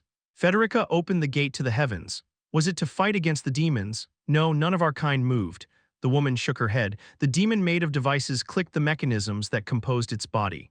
A god descended to earth and attacked someone. It was an attempt to kill, and it failed. The god did not achieve its goal and was driven away from the earth. Federica will not be able to intervene in the mortal world for decades. Serves her right. But in a way, it's disappointing. I wanted to tear her apart myself. The demon in the form of a woman spoke as if it were entirely possible for her to kill Federica, a great god, the amorphous being murmured. So if it wasn't demons, then who was Federica fighting against? Wasn't it the barbarians? Recently, the underlings have been making quite a fuss. The dry demon tilted his head in confusion. Barbarians, don't you know? Stop focusing solely on your sword and pay attention to the world. They're quite the hot topic in hell these days. I don't have that luxury, I haven't reached it yet. You're so tedious. The woman grumbled. The amorphous entity spoke. Since we're gathered here for information exchange, we might as well start discussing it now. How long has it been since the 4 of us gathered? It feels like thousands of years. It doesn't feel that long. It's probably been over 10,000 years. Unlike humans who serve many gods, demons serve only one. The demon king, he was the absolute ruler of hell. All demons worshipped, believed in, and followed him. But the demon king was not the ruler of hell. He was the king of all demonic beings, a much larger concept. He was, in fact, closer to a transcendent idea. There were other rulers of hell, those demons closest to the demon king. The lords of hell. Then let us begin the meeting, the amorphous entity said. Chapter 245, Blooming Flower of Evil, Part 2, A Demon in the Form of a Woman Speaks. Our slaves are working hard on the surface. By slaves, she meant black magicians. They invaded various places on the surface according to the demon's will. There are some issues, but overall it's not bad. We're losing some but replenishing them as well. The plan is still on track. How about you? The woman asked the device. Is the sacrifice for the demon king being prepared well? We're diligently procuring it. Still lacking some, but we're slowly gathering them. Not bad. Good. The woman smiled with satisfaction. This time she asked the bizarre one, and how about you? I'm corrupting believers and nobles. I've successfully manipulated them to cause internal strife in 2 kingdoms and a religious church. Couldn't you topple them completely? It's not easy. Even though the gods' revelations are unstable, they intervene just enough to make it challenging. On top of that, the Tower Master is interfering. The one who gave up on humanity, the Tower Master had lived for a very long time, to the point where even the Lords of Hell were aware of him. Yes, he's intervening before chaos can be maximized. I could have destroyed 3 kingdoms and 4 religious churches by now without him. Annoying, the woman narrowed her eyes. Shouldn't we kill him first? It's not easy. He's strong. The Tower Master's power was formidable. Even the demons couldn't take him lightly, as he had defeated even ancient dragons. The world's fissures aren't deep enough yet to send down the power required to kill him. Annoying, but it's not a big problem. No matter how strong he is, he can't stop everything. Well, I understand your situation. Now then, the woman looked at the emaciated demon. The emaciated demon spoke lazily. I don't know about such things. He fiddled with his sword hilt. I just hone my skills. Boring guy. The woman clicked her tongue. Are you just going to sit there and waste time? At least share your thoughts. After a moment of contemplation, the emaciated man spoke. Who is this barbarian? This seems like something you should know better than me. The woman turned her head to look at the bizarre one. They didn't know everything about the surface. The bizarre one was the one gathering and organizing all the information about the surface. The bizarre one replied, there is a barbarian on the surface. His name is Kettle. Is he interfering with us? Very much so, more than anyone else. A look of interest appeared on the emaciated man's face. What kind of interference has he done? The bizarre one began to explain. They first became aware of Kettle in the Balkan territory. There, Ashishire had quietly descended. According to the original plan, Ashishire would have devoured the village and then the territory, expanding the domain and eventually taking over the kingdom. It would have brought great chaos to the continent. It would have been proof that the demons had manifested in the world and a warning to the continent. Even the Aquas who came following the gods' revelation was defeated, so the plan should have gone smoothly. But Kettle was there. He ruined their first step. They tried to brand his body, but even that failed. The next was the kingdom of Denian. They tried to capture the high elf Arkamis and drag her to hell, but they failed due to Kettle's interference. The woman muttered as if hearing it for the first time, oh, that was because of him. We still haven't captured the high elf. If this continues, we might have to use a different sacrifice. The device spoke as if troubled. The bizarre one continued, and then there was the Holy Land of Kalosia. What was that also because of him? The plan was to devour the Holy Land, erase the influence of the gods from the surface, and turn it into a sanctuary of evil. It would become the demons' forward base for invading the surface. It was an attack that even the demons had carefully prepared. They were on the verge of success, but Kettle was there. He ruined their plan. And then there was the Elven Holy Land. They had to obtain a branch of the world tree from there. Luckily, they succeeded, but if things had gone slightly wrong, they would have failed. The story ended. The woman had a look of disbelief. So when you summarize it, he's the most annoying being on the surface. A single human had interfered with their plans 4 times. He was even more troublesome than the Tower Master, making them wonder. Why weren't there any revelations about such a being? Revelations weren't exclusive to gods. Demons had them as well, revelations from the Demon King. The demons were acting according to those revelations. Since the barbarian was causing significant disruption, there should have been something about Kettle as well. The bizarre one answered that question, because he is a being of the Forbidden Lands. The Forbidden Lands? The Forbidden Lands. The other 3 demons reacted to that word. The bizarre one continued. It was confirmed by the last demons who descended. He is definitely a being of the Forbidden Lands.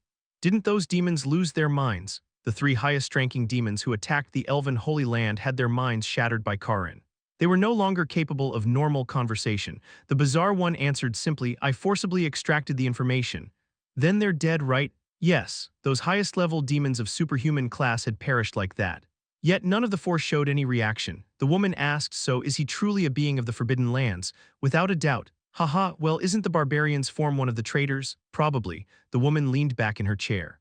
They were aware that beings of the Forbidden Lands were being released, but it was still unsettling. Then why is he siding with the surface? Weren't those things enemies of all creation?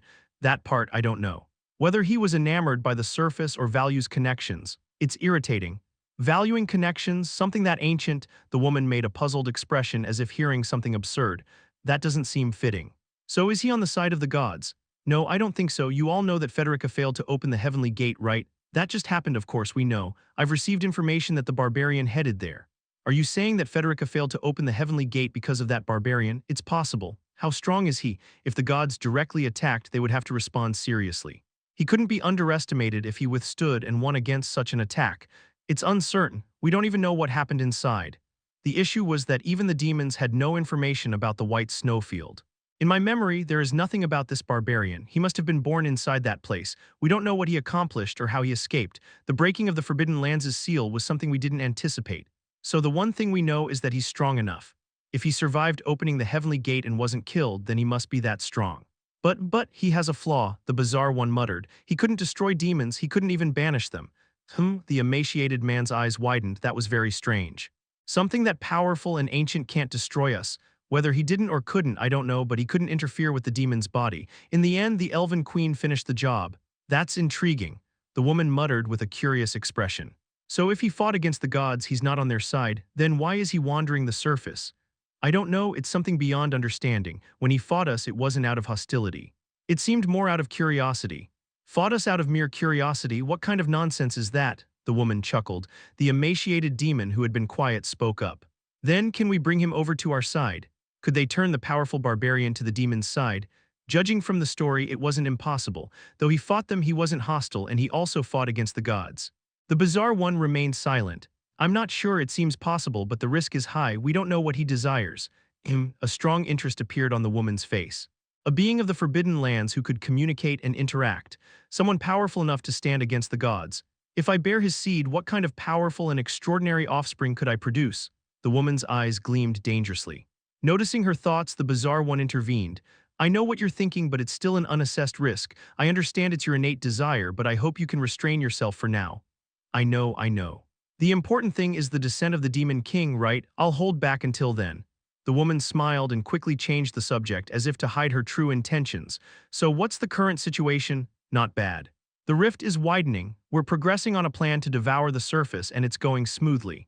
They had previously failed to consume the holy sanctuary of Kaloja due to Kettle's interference, but this time they succeeded. We've devoured a god's holy sanctuary, soon it will blossom. That's good news. The conversation started to wrap up. The woman stood up from her seat. Then let's disperse for now. Everyone go attend to your tasks. The woman spun around with a strange smile on her face, licking her lips with her tongue. While ominous plans were unfolding in hell, the target of those plans, Kettle, lay idly on the ruins. I'm bored. No, actually, he wasn't bored. The very fact that he was in a fantasy world right now was delightful, but after meeting and directly battling a god, everything now felt mundane. No, that's not right, he shook his head. He had longed to be in a fantasy world and now he was complaining of boredom. What a spoiled thought. Kettle organized his thoughts. It's time I start handling mysteries. It wasn't just about curiosity anymore. He genuinely felt the need. If I reached the level of an ancient dragon or a god, they could interfere with my body. Their powers had directly influenced Kettle's physical form. If a hero-class being could interfere with his body, it meant that his body alone couldn't withstand everything anymore. But if he could wield mysteries, things would change. With mysteries, he could prevent their interference. Maybe it's time to return to the kingdom of Denian. As Kettle was getting up, Liltara approached him. Kettle, you're still here. Liltara's expression became curious as she observed him. Your arm, it's fully healed. When she returned to the holy sanctuary, Kettle's arm had been damaged, burst veins, and torn muscles. It was an injury that would require over a month of rest. But within a day, Kettle's arm was perfectly fine. Kettle answered casually, my healing speed is fast. I see. Though it was beyond mere fast healing, Liltara didn't press the issue. Common sense didn't apply to someone who had defeated a god. Did you come to tell me to leave? Don't worry, I'll be gone by today. Liltara had publicly asked Kettle to leave in front of the believers. Kettle had readily agreed. He needed to leave anyway to keep his promise, but Liltara shook her head. There's no need for you to leave immediately. Someone has come to see you. Me? Why? Probably to help you. Kettle had been trapped in Federica's holy sanctuary. And words of regret had spread from all sides to support him. More than just sending words, someone had come directly to help. Kettle muttered as if he understood, they're too late. Yes, it's meaningless now, Liltara smiled wryly. Everything had already ended. The person who came to help Kettle would only find the devastated remains of the god's holy sanctuary. They said they'd arrive today. You should meet with them, but if you don't want to, you're free to leave. I have no power to force you. Well, it's not a big deal. Who is it? Liltara answered, the mercenary King Bloodedge. Oh, hearing a familiar name, Kettle smiled with interest. Chapter 246. The Blooming Flower of Evil, Part 3. Is it about time? The mercenary king took a deep breath. He was now heading towards the Federica church. Even though it was quite a distance from the mercenary guild, he had moved himself personally. Because it was such a sudden journey, he didn't have a single subordinate with him. The reason he was suddenly heading towards the Federica church was simple. He had heard that Federica had given a revelation to Kettle and dragged him to the church, and he wanted to help him. The mercenary king had survived thanks to Kettle. If it weren't for him, he would have died at the hands of the dragon. He was moving to repay that favor. Something is wrong. Him, a criminal of the revelation, Kettle was a strong man among heroes. He had toyed with a mighty dragon. Although he didn't know the details since he had fainted afterward, it seemed he had also dealt with a monstrous woman without any issues. He was someone who possessed awe-inspiring power, even across the entire continent. And yet, such a person was now considered a criminal of the revelation. Something had gone terribly wrong. Although he had already expressed his regrets, he judged it wasn't enough, so he headed directly to the holy sanctuary of Federica to plead for leniency on Kettle's behalf. Since the revelation came directly from God, it's likely it won't work. He couldn't just stand by and watch Kettle die. Of course, that wasn't the only reason. There was another reason as well. But the primary reason was still to save Kettle. He moved swiftly. Being at the pinnacle of superhuman strength, the background rapidly passed by in a blur. Hopefully, it hasn't ended already. He had come running as soon as he heard the news, but a considerable amount of time had already passed. The mercenary king felt uneasy. Now, just over this hill, he would be able to see the holy sanctuary of Federica. The mercenary king crossed the hill. And then he froze.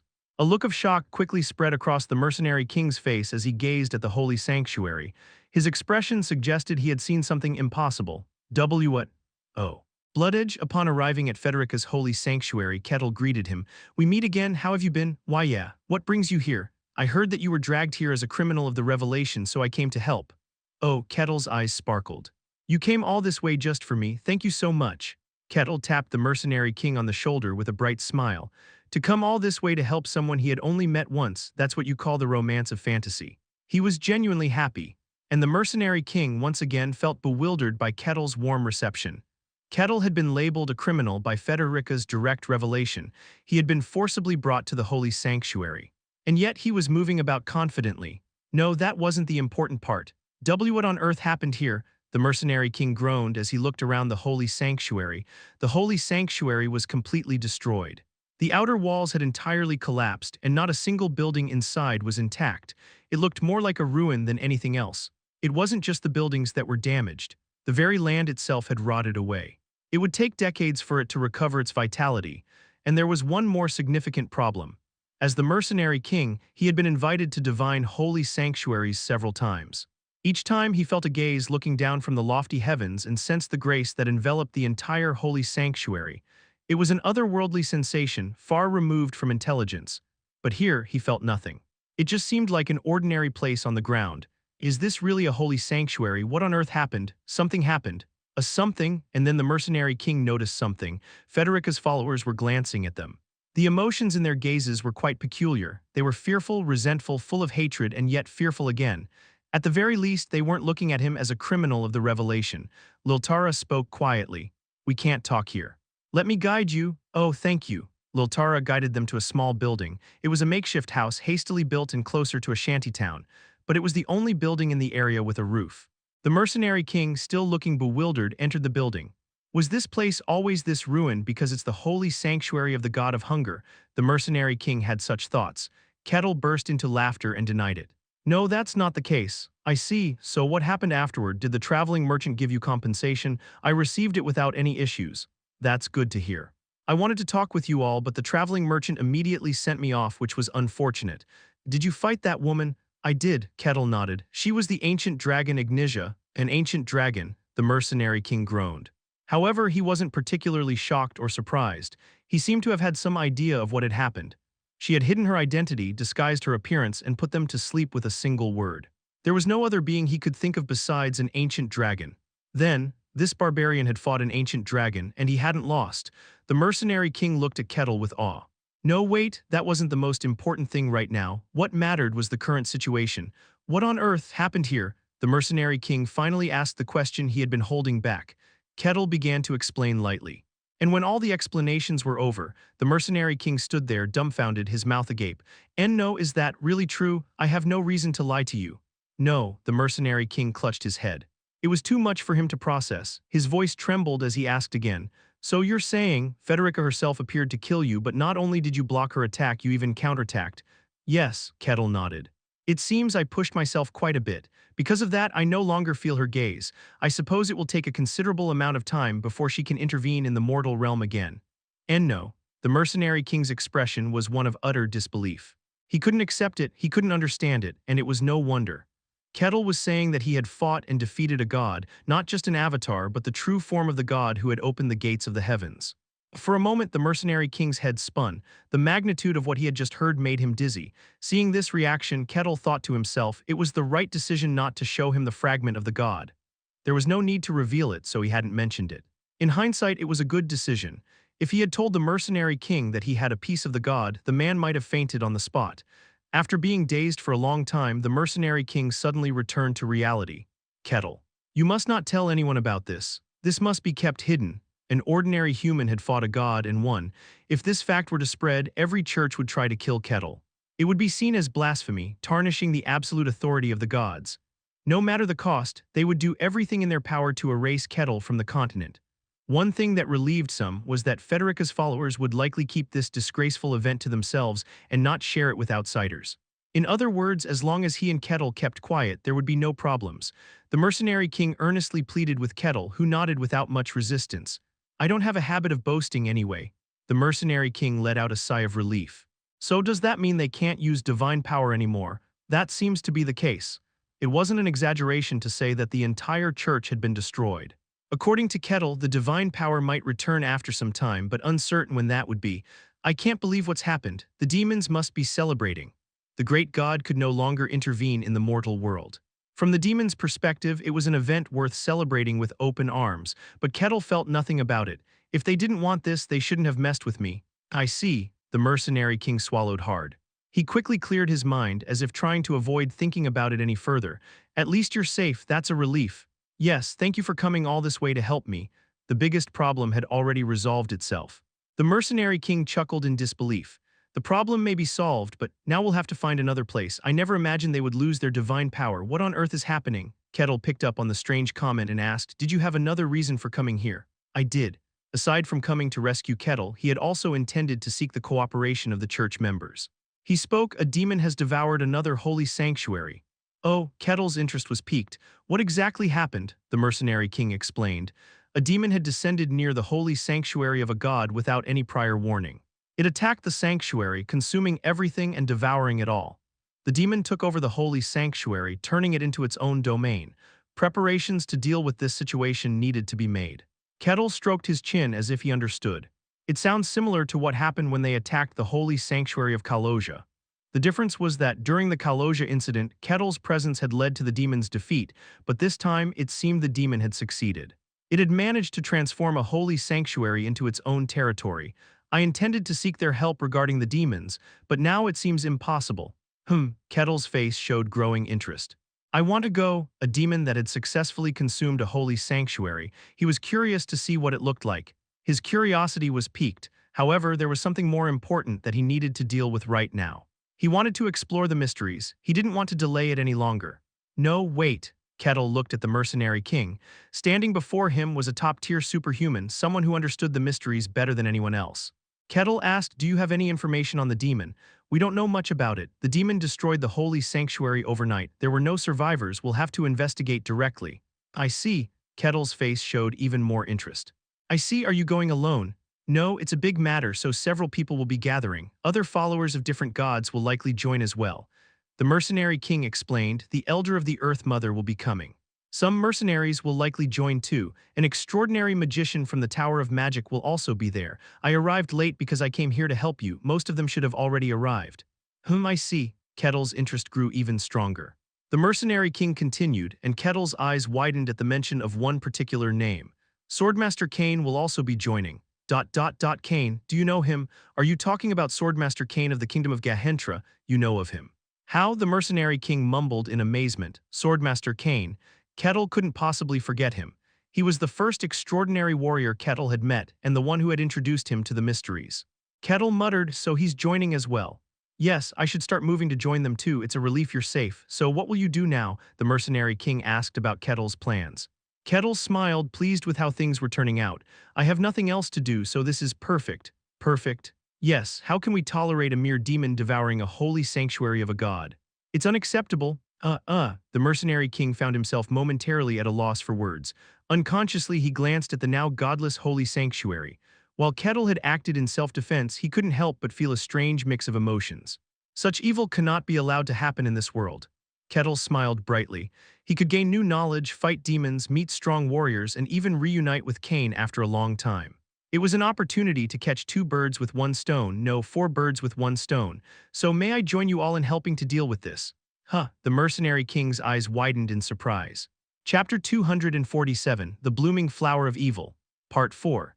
A few days before Kettle met the mercenary king, as he was preparing to move towards Frederica's holy sanctuary, there was a sacred place of another god. The god of harmony, Lupiciana. Located in a remote region of the continent, Lupiciana's temple was very peaceful. It neither attracted much attention nor caused any trouble. In the chaotic world, it maintained its influence by cooperating with various factions. The temple was generally well regarded. One day an old man appeared there. He was a small and frail old man. He walked towards Lupiciana's holy sanctuaries. A holy knight guarding the entrance greeted him warmly. "Greetings, what brings you to our sacred place? Is this Lupiciana's holy sanctuary?" "Yes, it is." "Looks like I've come to the right place." "It was a tough journey," the old man said, patting his bent back. "Hand it over." "What?" the holy knight asked, bewildered by the sudden request. At that moment the old man raised his hand. A powerful demonic energy began to surge from it. The holy knight's eyes widened in shock. "Evil." He couldn't finish his sentence. The demonic energy burst forth, engulfing and obliterating the holy knight. Boom. The entrance to the holy sanctuary shattered into pieces. The old man leisurely stepped inside. In an instant, the once peaceful holy sanctuary turned into chaos. Worshippers screamed and fled, and the holy knight scrambled to take action. Hearing the commotion, the saint, who had been resting inside the church, rushed out in panic. "This can't be." "How?" He felt the demonic energy invading the holy sanctuary. It meant a demon was attacking. The god hasn't given any revelations. There had been no warnings or prophecies, nothing. It was a perfect ambush. Thump. The saint spotted the demon and gasped. It was powerful. The demonic energy surrounding it was overwhelmingly thick. The demon appeared as a frail old man with small brown horns on his head. The demon of design, a formidable demon who had made a name for himself during the Holy Demon War. The saint's head spun with anxiety. This was an opponent they couldn't defeat even with all their strength. But the saint gritted his teeth and shouted defiantly, "How dare a demon invade our holy sanctuary? You will regret this." His words were not out of arrogance. The demon had entered the holy sanctuary with blatant disregard. In the god's domain, the believer's strength was amplified, while the power of demons was diminished. It was like a human trying to fight a mermaid underwater. Even if it's the demon of design, the demon of design was on par with the demon Rubitra. The Church of Calrosia had managed to fend off Rubitra, the demon of dark magic. If they could do it, so could they, everyone. "Surround the demon." "Yes," the holy knights and clerics responded, encircling the demon. The demon merely watched them indifferently. "Everyone pray, Lupiciana, the strength of unity is greater than anything." A resonant hum filled the air as the power of the clerics and holy knights synchronized. The god of harmony. Lupiciana's power allowed her followers to harmonize their strengths and reach greater heights. All the worshippers within the holy sanctuary synchronized their power with the saint, who even used the sacred scripture to amplify it. A tremendous power surged through the saint's body. The saint felt exalted by the immense strength he had gained within the holy sanctuary, wielding both divine power and the sacred scripture. Evil one. "Return to your world," he shouted as he charged toward the demon, full of confidence. But there was something he didn't know. The Church of Calrosia hadn't defeated Rubitra with their own power. "You're trying so hard," the demon said, almost playfully extending his hand. A tear in the air appeared, revealing what looked like a massive cannon. Then the cannon fired. A powerful dark projectile shot toward the saint. He tried to push it away with his divine power, crunch, but it was impossible. The divine power was literally crushed. The projectile of demonic energy pierced through the saint's body. He staggered, his body riddled with holes, and then collapsed. With that, the battle was over. The worshippers stood in stunned silence. At first, they couldn't comprehend what had just happened, but soon they realized the saint had been defeated in a single blow. The worshippers screamed, descending into panic. One of the elders stammered and desperately shouted, "Everyone, kill the demon, avenge the saint." Wah! The holy knights charged forward with desperate cries.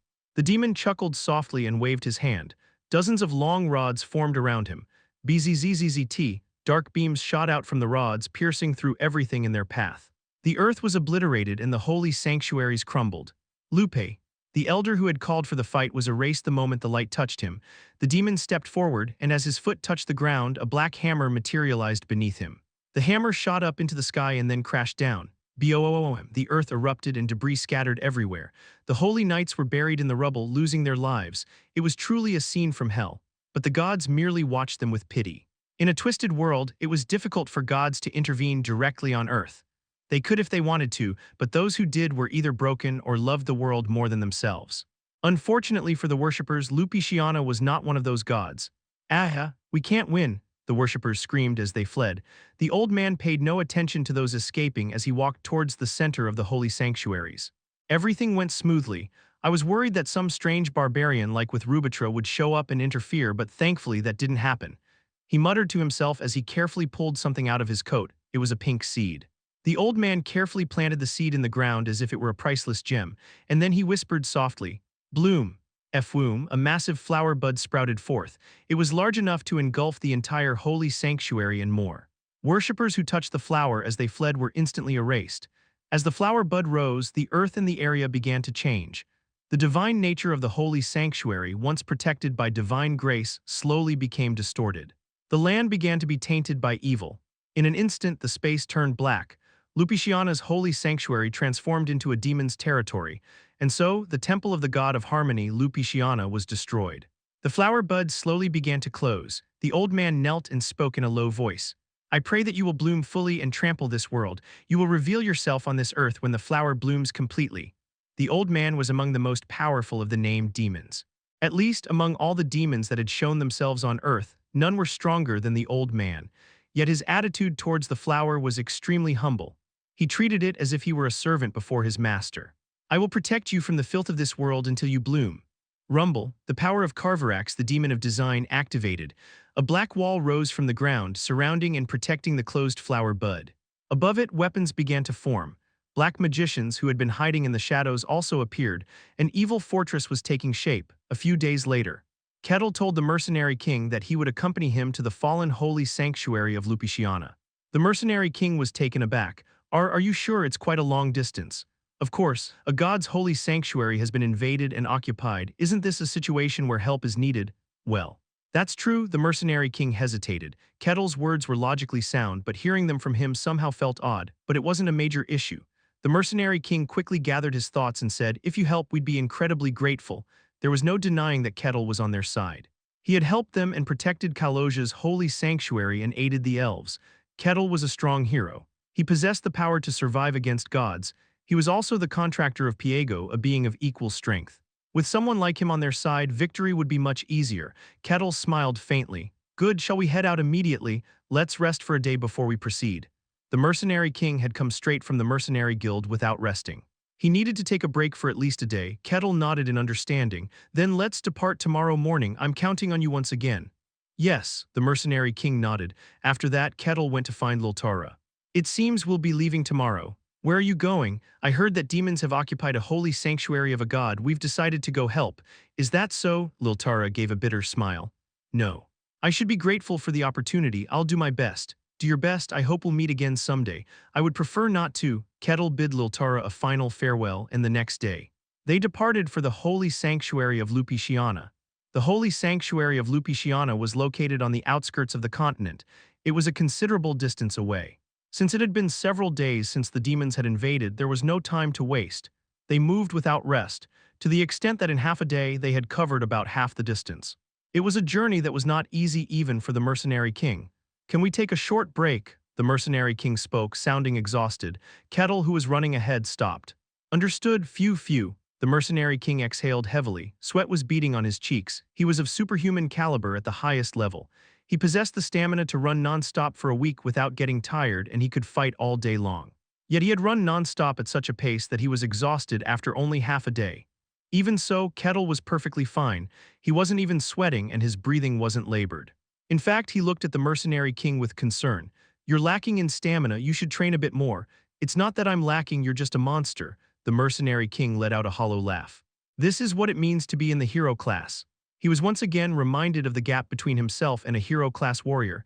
Someday, I too will reach that level, determination sparked in his eyes. The mercenary king gathered his strength and stood up. They continued their journey. The mercenary king pushed himself to his limits to keep up with Kettle, and as a result, they soon approached their destination. Finally, they arrived at the holy sanctuary of Lupiciana, which had been destroyed by evil. Oh, a flower, Kettle showed a look of interest. The mercenary king let out a groan. A flower. Is there? There was an enormous flower bud at the site that used to be sacred. Even though it was closed, its size was large enough to devour the entire holy sanctuary. If it were to bloom, it would literally fill the plains. And there were thick walls, mechanisms, and weapons protecting that flower. Monsters, black magicians, and demons could be seen. It was a perfect stronghold of evil. A little distance away from this stronghold of evil, there was a small outpost. That's it, it was a place where the forces of the continent had gathered to confront the stronghold of evil. Let's go, understood. Kettle smiled brightly as they moved. As they approached the outpost, a priest came forward. Who are you? Oh, the priest widened his eyes when he saw the mercenary king. Mercenary king, Archbishop of the Earth Mother, it's been a while. The mercenary king responded. The priest before him was the Archbishop of the Earth Mother. The Archbishop greeted the mercenary king warmly. It's been a long time, mercenary king, you've joined us. With the continent in crisis, I couldn't just stand by. You make us feel much more secure. With you here, there shouldn't be any major problems. The Archbishop was genuinely delighted. It was a natural reaction. Someone of superhuman caliber at the highest level was rare even on the continent. If such a person joined, it could change the entire course of the battle. The Archbishop glanced slightly at the mercenary king's side as he rejoiced. And that person beside you is, he looked at Kettle. The mercenary king replied. A barbarian. Kettle, the Archbishop pondered the name momentarily and then his eyes widened. Could it be? Hold on, is it the person I'm thinking of? Yes, my goodness, the Archbishop swallowed hard. It was clear that he knew exactly who Kettle was. He quickly regained his composure and bowed respectfully. This was an extremely high position for an Archbishop of the Earth Mother's Church. Combined with the Church's influence, even the king of a nation would have to show utmost respect before the Archbishop. To put it simply, even the king of Denian, Barbosa, would lower himself before the Archbishop. The Archbishop had that level of power and authority, but here he was lowering himself before Kettle, as if he had met someone even greater. The Archbishop spoke humbly. Kettle, sir, your reputation precedes you. It is an honor to meet you. Chapter 248, Fortress of Evil, Part 1, It seems you know me. Of course, it was impossible not to know. The Archbishop swallowed nervously. Kettle smiled faintly. Nice to meet you. Kettle looked around at the people in the outpost. There are many, and they were strong. Each of them was at least first-rate, with many at superhuman levels. People from various groups had gathered here. As Kettle watched them with interest, his expression changed. Among them, he spotted a familiar face. With a joyful heart, Kettle called out, Cain. The swordmaster who noticed Kettle. Cain widened his eyes in surprise. Cain. It's been a while. Yeah, it's been a while. Kettle approached him cheerfully. Conversely, Cain looked more bewildered than pleased, as he hadn't expected to meet Kettle here. The mercenary king watched Kettle greet Cain warmly, his expression turning slightly curious. So you really do know each other? I have no reason to lie. No, I didn't think you were lying, but it's still hard to believe. The idea that this transcendent being had ties with an ordinary human felt jarring. But it wasn't the most important thing. The mercenary king collected his thoughts and said, It seems you have things to discuss. Let's reconvene in a few hours. We should all get some rest. The mercenary king wasn't in great condition at the moment. He had pushed himself hard to keep up with Kettle and needed to recover. Kettle nodded. Understood. Then Archbishop, if you would. Yes, please follow me. The Archbishop of the Earth Mother Goddess guided the mercenary king away. Kettle moved to a secluded spot with Cain and asked happily, How have you been? Well, I've been very busy. The world had been chaotic. The Forbidden Lands had begun showing itself, and dark magicians and demons were constantly targeting the surface. A superhuman like him couldn't just sit idly by. Especially since Cain had a strong sense of patriotism, he had been even more driven. To protect his kingdom, he followed the Emperor's orders to investigate the Forbidden Lands and dealt with the dark magicians lurking near the kingdom. He also resolved the issues with dungeons that hadn't been properly managed. He was here now due to a problem that arose near a kingdom that had a blood alliance with his own. His life had been extremely busy. In meeting Kettle, there hadn't even been a week where he could rest properly. Kettle spoke with concern. You've been very busy. It must have been tough. Not as much as you. Oh, you know, I do. It was impossible not to know. The Tower Master had occasionally visited Cain and told him about Kettle's deeds. The one you challenged holds this much power and has achieved these accomplishments. What do you think, boy? The Tower Master would continually provoke him in this way, and the memories were burned into his mind even if he didn't want to remember. You've really done a lot. Kettle had defeated a demon that descended upon the kingdom of Danayan, protected the holy sanctuary of Kaloja, defended the mermaid's village, and safeguarded the sacred ground of the elves.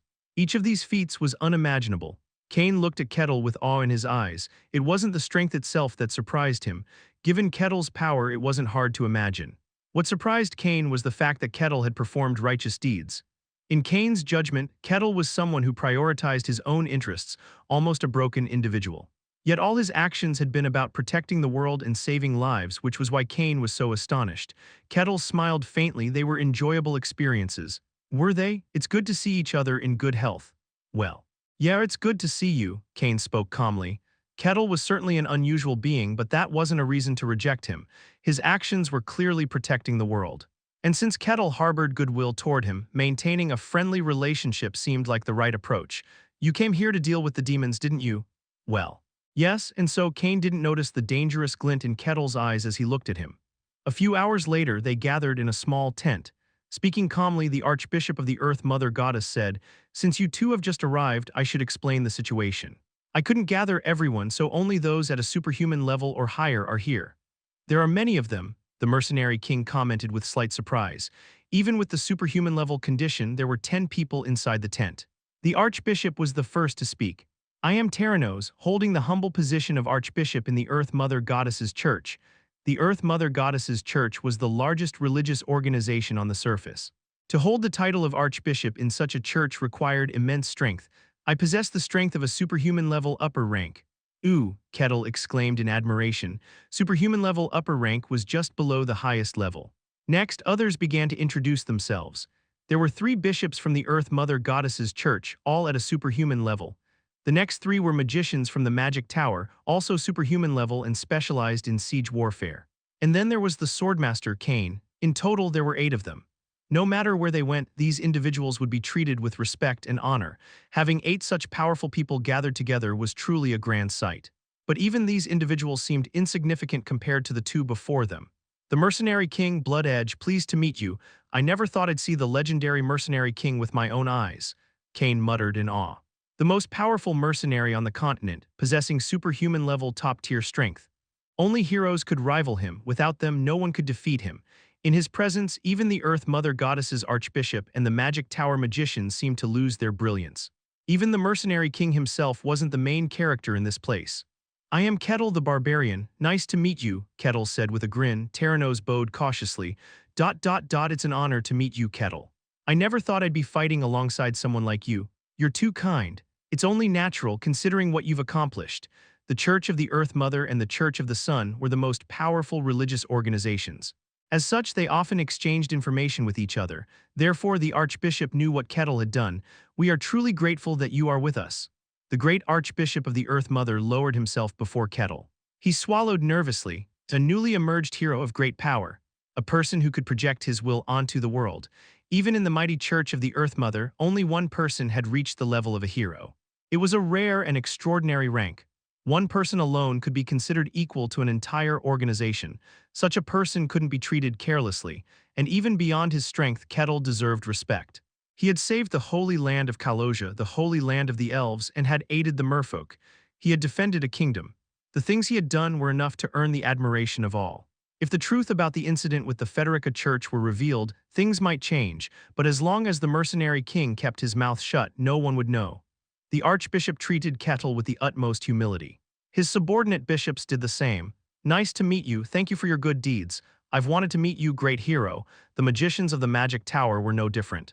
Spellweaver had returned to the Magic Tower and shared information about Kettle with those of superhuman strength. As for Cain, there was no need even to mention it. "Oh," Kettle said with a curious smile. It was a strange feeling to be treated with respect immediately upon being recognized for his power and deeds.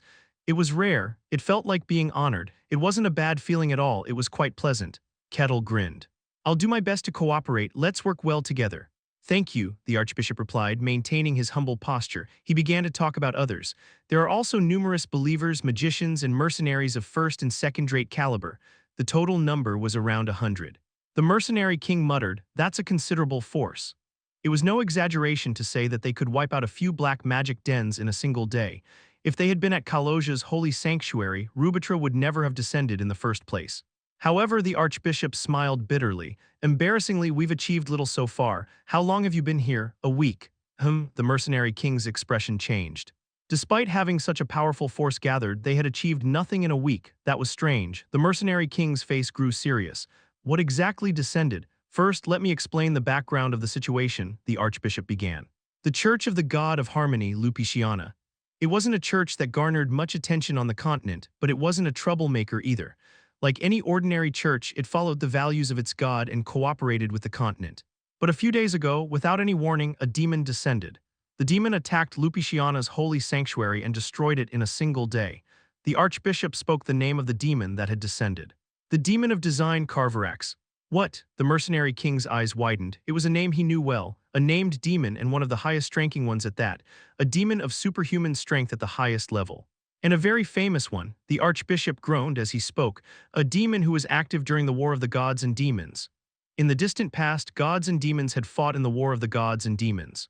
At that time, the two factions had fought for control of the mortal realm. Naturally, they had to defend the territories they had seized. Carverax was a demon who defended such territories. A demon who built a fortress of evil on conquered lands and defended it. It was recorded that even several superhuman powerhouses at the highest level would have difficulty breaching a land defended by Carverax. If it was truly that demon, it was understandable that they hadn't achieved much. The mercenary king frowned. How could a demon of that caliber descend without any signs or omens? The cracks in the world are growing wider. "Oh, Earth Mother, please watch over us," the archbishop lamented, raising a prayer. But mere prayers wouldn't accomplish anything. It was up to the people of the mortal realm to take action. The archbishop quickly pulled himself together. "It would be best if I explained the rest while showing you." They exited the tent. Where the holy sanctuary once stood, a towering fortress of evil had risen. The mercenary king frowned as he asked about something visible within the fortress. "What is that flower?" Within the fortress of evil was a large, closed pink bud. Its size was enormous, visible even beyond the fortress walls. The archbishop shook his head. "I don't know." He was the archbishop of the Earth Mother Church. He knew all there was to know about the evil that plagued the land, but even he had no knowledge of the pink bud. Kettle, who had been silent, asked, "Is the demon doing anything?" "No, nothing at all." Carverax was the demon of design. His power was specialized in defense. But the demon was currently in an offensive position, invading the mortal realm. Having consumed the holy sanctuary, he should expand his territory and conquer more land. They had taken a considerable amount of time to realize that Lupiciana's church had been consumed, so the demon had ample opportunity to devour the surrounding lands. But the demon had done nothing. He merely built a fortress and stayed there, as if protecting the flower was his sole purpose. "Whatever it isn't good," the archbishop swallowed nervously. If that bud were to bloom, something terrible would happen to them. Something would go awry, he had that feeling. "I see." Kettle showed an intrigued expression. In the end, once the demon had fortified his defenses, they would have to breach the fortress. They would have to break through the fortress and defeat the demon. "A siege, huh?" Kettle muttered with a grin. Chapter 249, Fortress of Evil. Part 2. From the kingdom of Denian to the holy sanctuary of Kalosia and even the elven sanctuaries, they had always been on the defensive. But now they were on the offensive. Something about this change was exciting. "We've tried various methods to break through the fortress, but nothing has been successful. That wall is incredibly strong." "Look for yourself," the archbishop gestured with his eyes. The magicians of the magic tower loaded the magical ballista. It was a much more powerful weapon than the ballista Kettle had seen at sea before. The ballista was loaded and fired. It flew swiftly and collided with the wall. Quagagagagang, a loud roar echoed. As the dust settled, the wall's appearance became visible. The mercenary king frowned. It only left a mark. The ballista hadn't inflicted any significant damage on the wall. At best, it had created a moderately sized scar, but even that was slowly being repaired. The archbishop spoke. "Long-range attacks won't penetrate that wall." They had to unleash power up close to break through the wall. For that purpose, they had brought a magical battering ram, but there was another problem. It's difficult to approach the wall. Hundreds of defensive weapons, similar to cannons, were positioned on top of the wall. They were weapons created by the demon of design to protect the fortress. Among them, black magicians could be seen. When they got within a certain range, a barrage of attacks from the defensive weapons and black magicians would rain down. Even the archbishop found it hard to block the bombardment. Even if they managed to get through all those attacks, there were countless monsters wandering below the wall. There were over 100 of them, and each one was of the highest caliber. With their current forces, they couldn't possibly break through. We're struggling to exert much power in that area. The archbishop smiled bitterly. Normally, in this land, divine power held absolute superiority over evil. This was because the middle realm was the domain of the gods. Demons, being outsiders, were overwhelmed by the power of the gods, but that fortress was different. Carverax had swallowed up the holy sanctuary of the gods. He had transformed its nature and tainted it with evil. Now that fortress was a sanctuary of evil. It was no longer a divine domain, so divine power couldn't hold superiority there. They were completely blocked. We were about to request reinforcements because we had no other options. But now, those reinforcements were no longer necessary. The most dependable ones had arrived. Thank you for the explanation, but I prefer action over 100 words. Let's give it a try. The mercenary king massaged his arm and stepped forward. He glanced at Kettle. I'll go first. You'll follow. Kettle's strength was invaluable. Of course, no top-tier superhuman could hurt that body, but just in case, the mercenary king intended to check it out first. Kettle smiled and nodded. Hugh, the mercenary king, took a short breath and stepped forward. Taut, his body sprinted toward the stronghold of evil. As he entered the domain, the defensive weapons activated. Quagagagagang. Shells, rocks, and arrows rained down all at once. Each one carried more power than the magical ballista the magicians had just fired. Their speed was also incredibly fast. But the mercenary king's response was very simple. He just accelerated his body further using mystic power. Quagagaging, his body left afterimages as it charged forward. The weapon's attack struck empty space. Kane exclaimed in admiration. Fast, it was a speed that even a superhuman like him had difficulty tracking with his eyes. The black magicians also cast black magic. Amidst the barrage of weapon attacks, black thunder and flames poured down. The mercenary king evaded all the attacks as he approached the wall, but due to the overwhelming density of the attacks, there were some he couldn't avoid. 2 shells flew directly toward the mercenary king's body. Kagagak. The mercenary king drew his sword. He skillfully deflected the shells with his sword. Ooh, Kettle exclaimed. The mercenary king had deflected the shells' trajectories with his sword. It was incredibly impressive. Todd. The mercenary king had already reached the base of the wall. Their obstacles awaited. Uo, Kea, the monsters guarding the wall rose and charged at him. Each one was a fur-trait monster far from weak. Annoying, but the mercenary king calmly spoke and accelerated even more. His body brushed past the monsters. At the same time, the monsters' bodies were sliced into dozens of pieces. Flesh and blood scattered. Amazing, the archbishop, who had been holding his breath while watching, let out an exclamation of admiration. He was also a top-tier superhuman. He possessed power that was among the strongest on the continent. But even with all his efforts, he couldn't reach the base of the wall, yet the mercenary king had done it on his first attempt. That is the top-tier superhuman. It was a power on a different level from his own. The mercenary king, now at the base of the wall, gathered strength into his sword. He swung it forcefully, aiming to shatter the wall. Kaang, the wall dented from the collision with his sword, but it didn't break. He estimated it would take at least 5 more strikes to shatter it. The mercenary king clicked his tongue and focused more power into his sword. At that moment, Kwarong, a shell was fired. It was aimed directly at the mercenary king. His expression changed. This shell was incomparably faster than the others.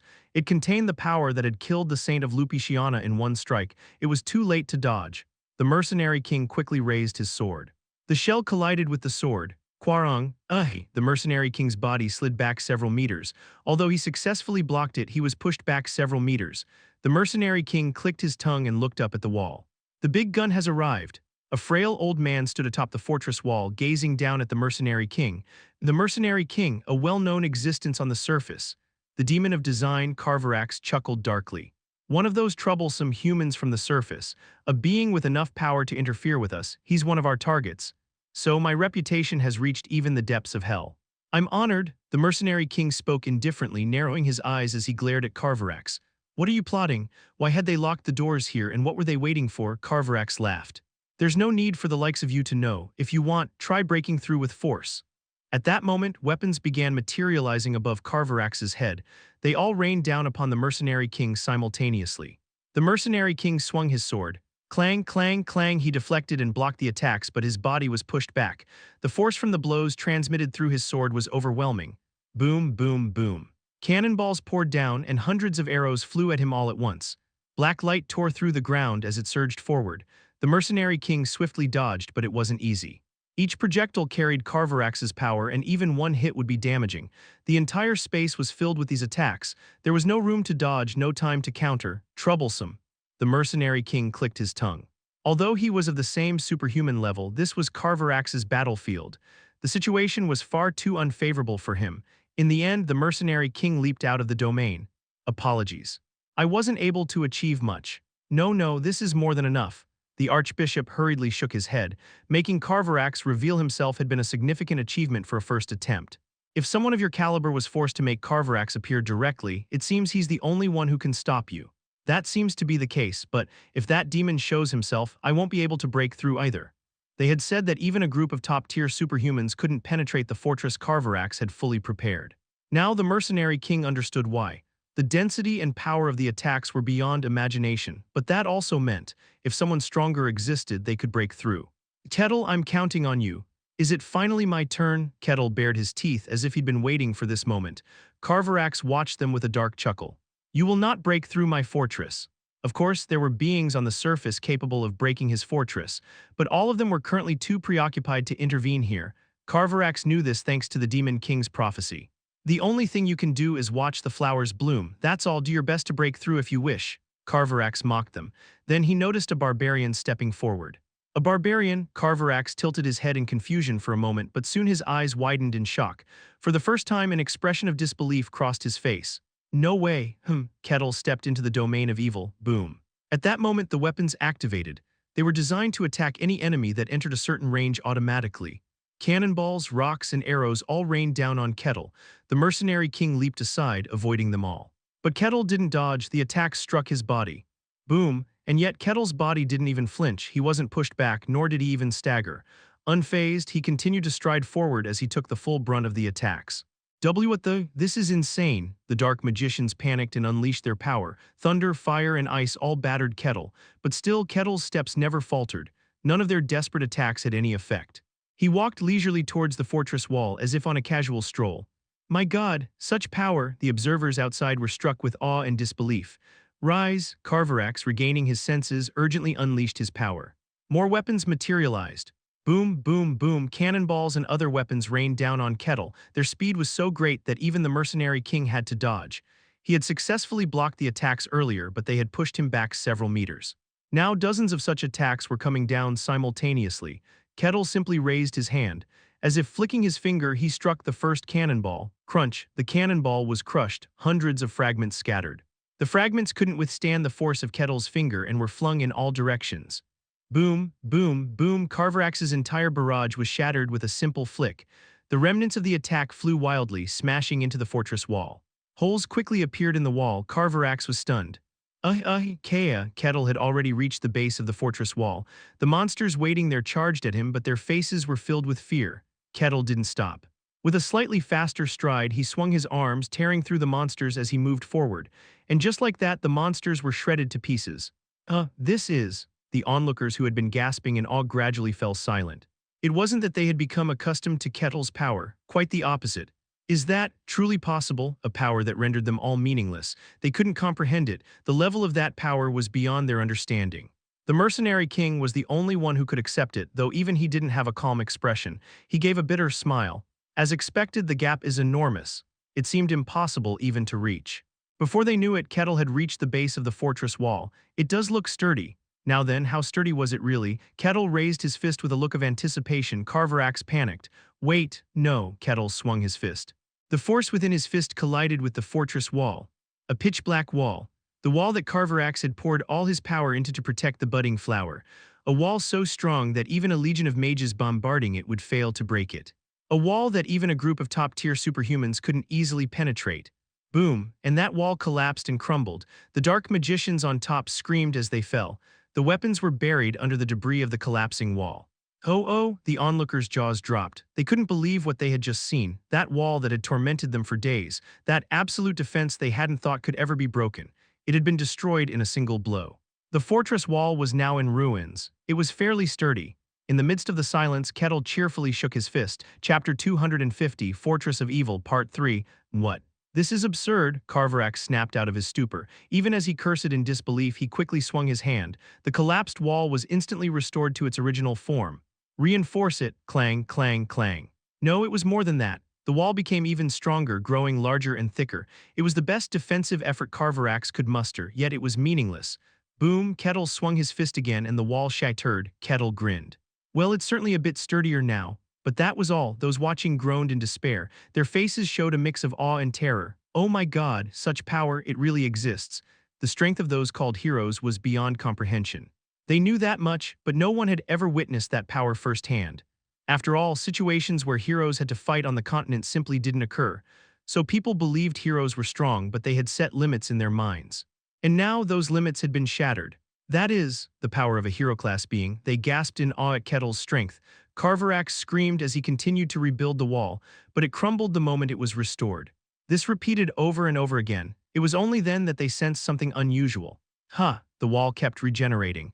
Initially, Carverax was slow to repair it because he was flustered, but once he regained his composure, he did so quickly.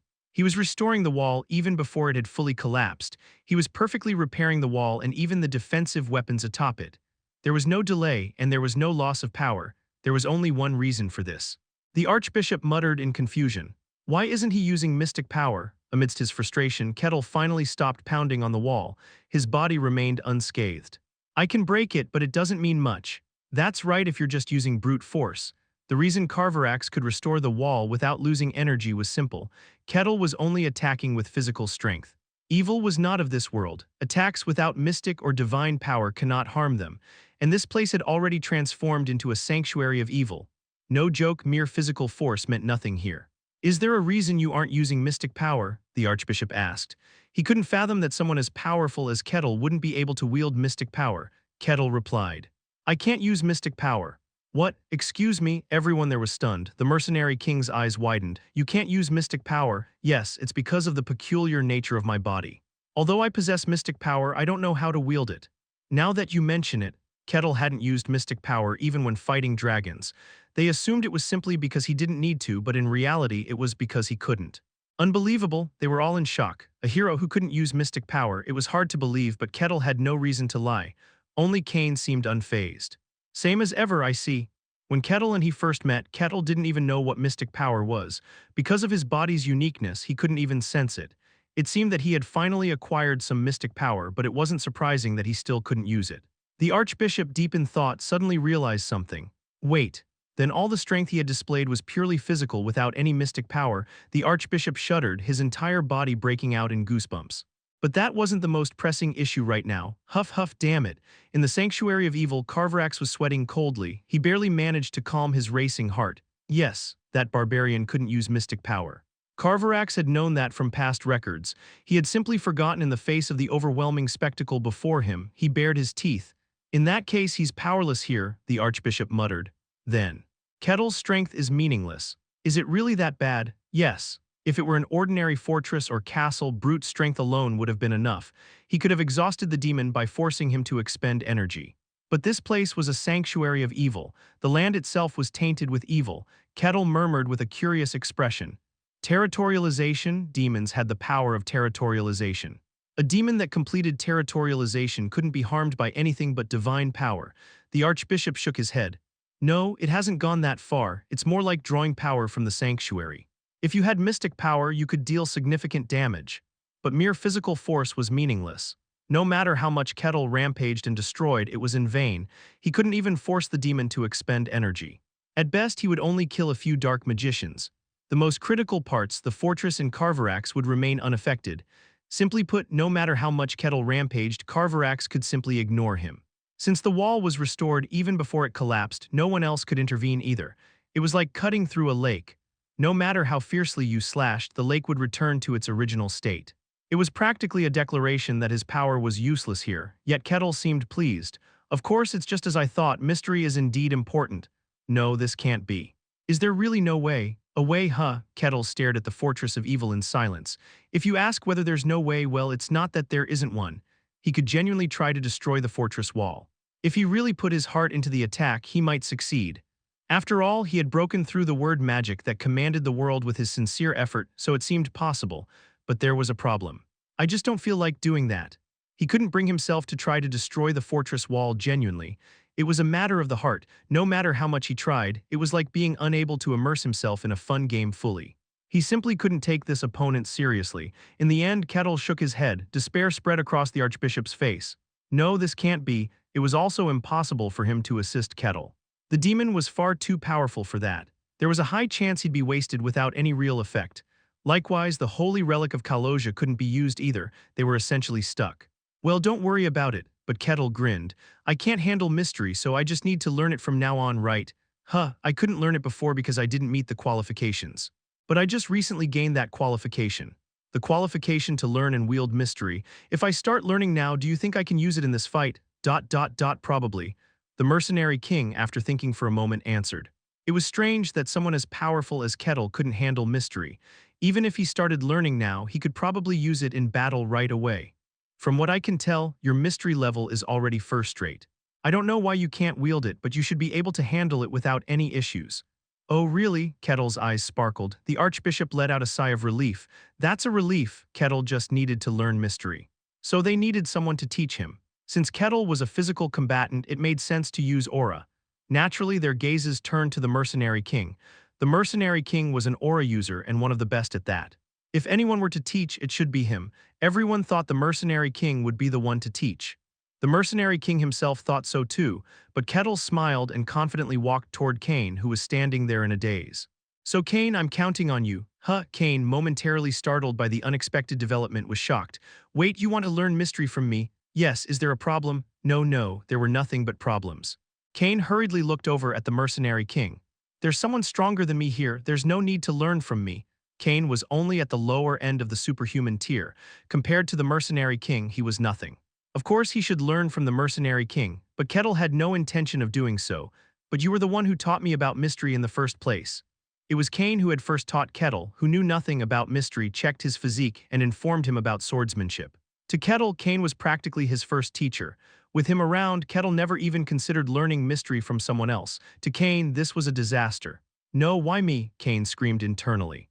Though he had explained mystery to Kettle before, it was little more than basic information. But this time, it was different. He would have to teach a legendary hero in front of everyone in the truest sense of the word. How embarrassing. It was like being asked to lecture the Tower Master on magic. The mere thought made his stomach churn. He absolutely did not want to do it.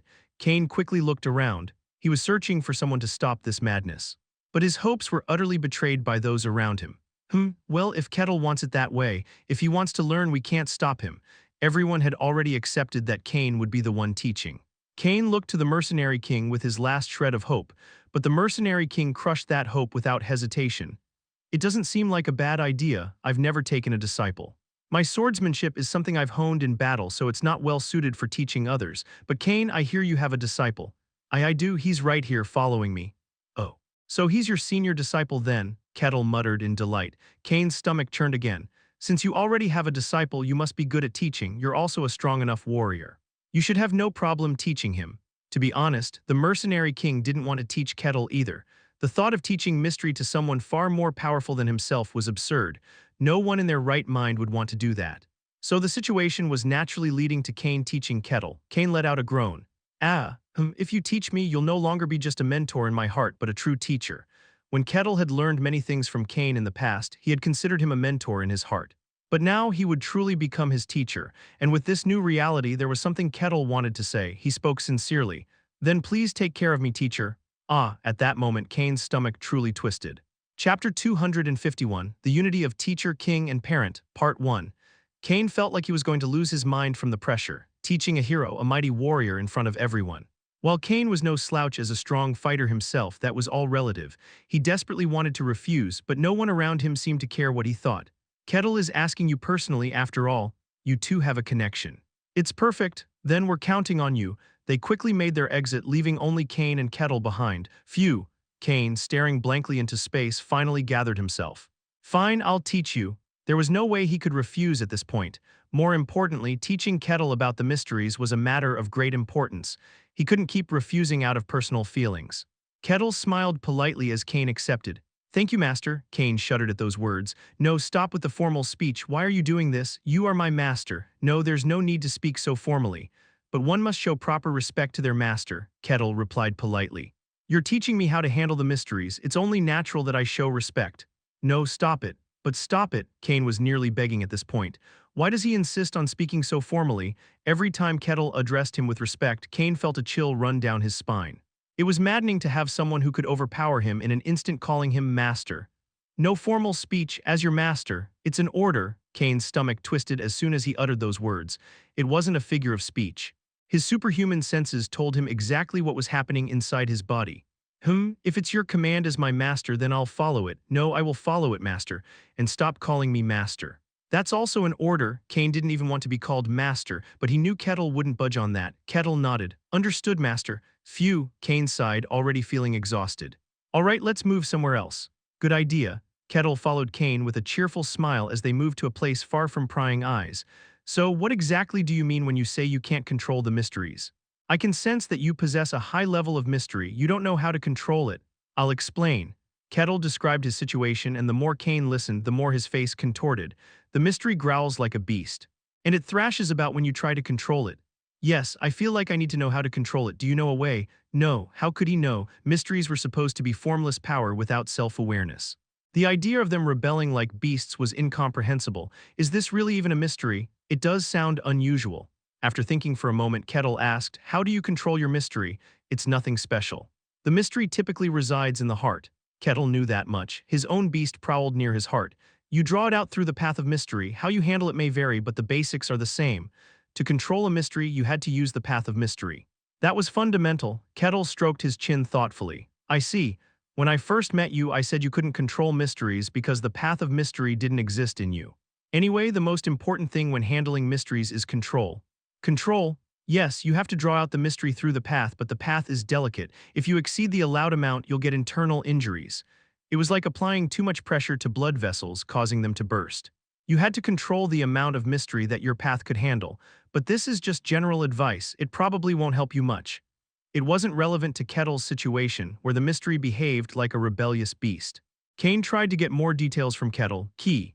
He suddenly stopped mid-sentence and instinctively stepped back. Kettle had closed his eyes, that was all, yet Kane felt an intense pressure. Control, Kettle thought. Kane had mentioned that you should only handle as much mystery as your path could withstand. It was a different concept, but perhaps it could still be applied. In other words, he just had to draw out enough mystery so that the beast couldn't go wild. Kettle began to draw out his mystery, trying to circulate a portion of it through the path. Growl. The beast within him let out a low growl. It resisted Kettle's attempt to control it, trying to rebel. Stay still. Kettle bared his teeth. You are, after all, my power. No matter how much you dislike it, you must follow my commands. Shut up and obey me. His will overpowered the mystery in his heart, sending ripples outward. Wait, hold on. Kane's face went pale. Even though it was just the ripple of Kettle's will, it was almost too much to bear. His heart felt like it was being squeezed. It was as if he were a child about to be punished by his parents. Growl. The beast let out a dissatisfied growl, but its spirit had been broken. Finally, a portion of the mystery moved through the path Kettle controlled. Kettle opened his eyes. It worked, it worked, it worked. Yes, I moved the mystery. I circulated it through the path, I did it. Kettle rejoiced like a child. It was a good thing, but Kane felt uneasy. From his perspective, Kettle had suddenly managed to do something on his own and gained control. What did you do? I suppressed the mystery just enough to extract it so that it couldn't resist. Just as you said, I'm glad I learned from you. Kettle smiled brightly while Kane wore a troubled expression. No, that wasn't quite what I meant. What he had explained was only a general principle about handling mystery. He never meant to say that one should force and subjugate the mystery into submission. Still, if Kettle could now move the mystery, that was a good thing. Kane opened his mouth. Then circulate the mystery quickly through its path. That's the foundation of handling it. Understood. Kettle closed his eyes and concentrated. He circulated the moving mystery within his body. It was incredibly interesting and enjoyable. Kettle continued to handle the mystery quietly for hours. Before he knew it, night had fallen. It's getting late. You must be tired, so let's continue tomorrow. Understood, Kettle nodded. Although his mind was clear, his body felt a bit tired. It had been a long time since he had felt any fatigue, like the exhaustion he experienced when pushing his body to its limits. And that made Kettle very happy. It meant the power he would handle from now on was so great that it could make him feel tired. Until tomorrow then. Kane parted ways with Kettle and returned to his tent. He lay down on his bed and sighed. What in the world is happening? He still couldn't believe that he was teaching a hero-class warrior how to handle mystery. No matter how much he thought about it, it seemed absurd. But since it was a task given to him, he had no choice but to do his best. He closed his eyes. Honestly, Kane didn't see himself as a teacher. The idea of teaching someone as powerful as a hero and calling himself a teacher was laughable. He firmly believed that he was only temporarily helping Kettle out, But unfortunately for him, Kettle didn't see it that way. Kettle smiled brightly as he thought to himself, "Teacher and father as one." The phrase meant that the grace of a ruler, a teacher, and a father were the same. It was a saying he'd encountered in countless martial arts stories. And since he was learning something similar to Chi, it fit perfectly with the concept. In that case, he should treat Kane with all the respect due to a master, right? This is the kind of relationship I've dreamed of. A bond between teacher and student tighter than blood. How beautiful that concept was. The relationship he had with Arkamis didn't quite feel like that of a master and disciple, so he'd never experienced this feeling before. But with Kane, it truly felt like a teacher-student relationship. Of course, in this world, the relationship between teacher and student was different from what was depicted in martial arts novels, but that wasn't important to Kettle. So naturally, Kettle was determined to show all the respect of a disciple. His eyes gleamed with determination. The next morning, Kane woke up from his sleep and opened his eyes. He tried to get up. "Oh, you're awake, master." And at that moment, Kane saw it. Kettle was standing quietly in front of his bed, looking down at him. Kane jolted up as if he had been shocked. He leaped from the bed and moved to the far side of the tent. Why was Kettle waiting next to him when he woke up? Kettle spoke casually. "I was waiting for you to wake up, master." Isn't it a disciple's duty to wait until their master awakens? Kane had never heard of such a duty before. After collecting himself, he stammered out a question. "How long have you been there?" "I've been here for about 2 hours since before you woke up." A hero-class warrior had been standing there quietly for 2 hours watching him sleep. And Kane had slept soundly without even knowing it. He felt a chill run down his spine. "That's not all." Kettle smiled brightly as he gestured around the tent. Only then did Kane realize how clean the tent was. Kettle had cleaned the tent while Kane was asleep. "And here, I also made some food. It's breakfast, so I prepared a stew that's easy on the stomach." Kettle handed a bowl of warm stew to Kane. Dazed, Kane accepted the stew without thinking. "No, wait, this isn't necessary." At this point, it was like Kettle was acting as his servant. The thought of treating a hero-class warrior like a servant was outrageous, and he had no intention of doing so. The problem was that Kettle had no intention of backing down either. "This is my duty as a disciple, please don't refuse." "No, where does such a duty even exist?" Kane wanted to shout. In this world, the relationship between teacher and student was different from that in martial arts novels. Though they were master and disciple, there was always a clear line between them. At least there was no expectation that a disciple would act like a servant, as Kettle was doing now. Even if there were someone who allowed such treatment, they would be widely criticized if it became known. Don't do this." Kane was desperate. He was terrified that someone might see this scene. Kettle spoke calmly. "Don't worry so much, just eat. There are people waiting outside." "Waiting?" Kane snapped out of his daze and looked towards the entrance of the tent. There the Archbishop of the Earth Mother was standing, looking at him with a bewildered expression. "I have something to report." "Did you see everything?" "Yes, from start to finish." His expression was rather strange. He had witnessed the bizarre sight of a hero-class warrior tending to someone like a servant. He looked at Kane with a mixture of confusion and disbelief. Kane's face twisted in mortification. Chapter 252, The Unity of Teacher, King, and Parent, Part 2. Barely managing to calm his mind, Kane gave up and asked, "What is it that you want to say?" "It's nothing much. I'm here to inform you that you don't need to participate in the upcoming fortress assault." If Kettle mastered the art of mystery, they could break through the fortress without any issues. However, Kane had no intention of just sitting idly by. He planned to continue attacking the fortress with the mercenary king. Kane was a superhuman-level swordmaster, and he had his own role to play. However, since he had to teach Kettle, he couldn't participate. Kane nodded. "I understand." Just as the conversation was wrapping up, Kettle interjected, "I apologize, it seems I'm causing a loss of strength." No. You do no need to worry about that, Mr. Kettle." "No, in that case I'll fill the gap myself." "What?" The Archbishop was startled. "But you need to learn how to handle mysteries, Mr. Kettle." There was no time to launch a direct assault on the fortress. Kettle spoke lightly. "I'm not going to help directly. Come forth, Piego." Whoosh, flames gathered and took the form of a bull. Overwhelmed by the tremendous power, the Archbishop and Kane were astonished. "My God, the highest-ranking spirit of fire. What is it this time?" "I need your help," Kettle explained the situation. Upon hearing the explanation, Piego's flames flickered. "Eradicating evil that pollutes the earth. Finally, something that suits me. All right, I'll help. I hope the next task is similar." "I'll try." Just as Piego was about to move, he suddenly remembered something and asked, "A few days ago, I felt something through our link." Normally, it would have been impossible to sense anything, as Piego kept their link as thin as a thread. However, something broke through that barrier, delivering a sensation, a feeling as if the very world itself was warping, as if opposing something colossal. "What did you do?" Kettle realized what Piego was referring to. It must have been during his fight with Federica. That happened, I'll explain later. Piego made a dissatisfied noise and moved. His body turned into flames as he headed toward the fortress. With Piego around, he can fill Kane's spot. More than just filling it, Kane stammered. The highest-ranking spirit was on par with the mercenary king in power, surpassing the strength of dozens of Kanes. I had heard stories, but this barbarian didn't just rely on his own strength, he also wielded the power of spirits. The problem is solved, let's move out, teacher, Kettle said lightly, Kane's face twisted. After that, Kettle continued to follow Kane, learning how to handle mysteries from him and tending to his needs. Kane desperately tried to tell him to leave, insisting that it wasn't necessary. He begged and even mustered the strength to speak sternly, but Kettle wouldn't listen. I am your disciple. Even if you reject me, I must fulfill my duty as a disciple. What kind of madness is that? Kane wanted to scream.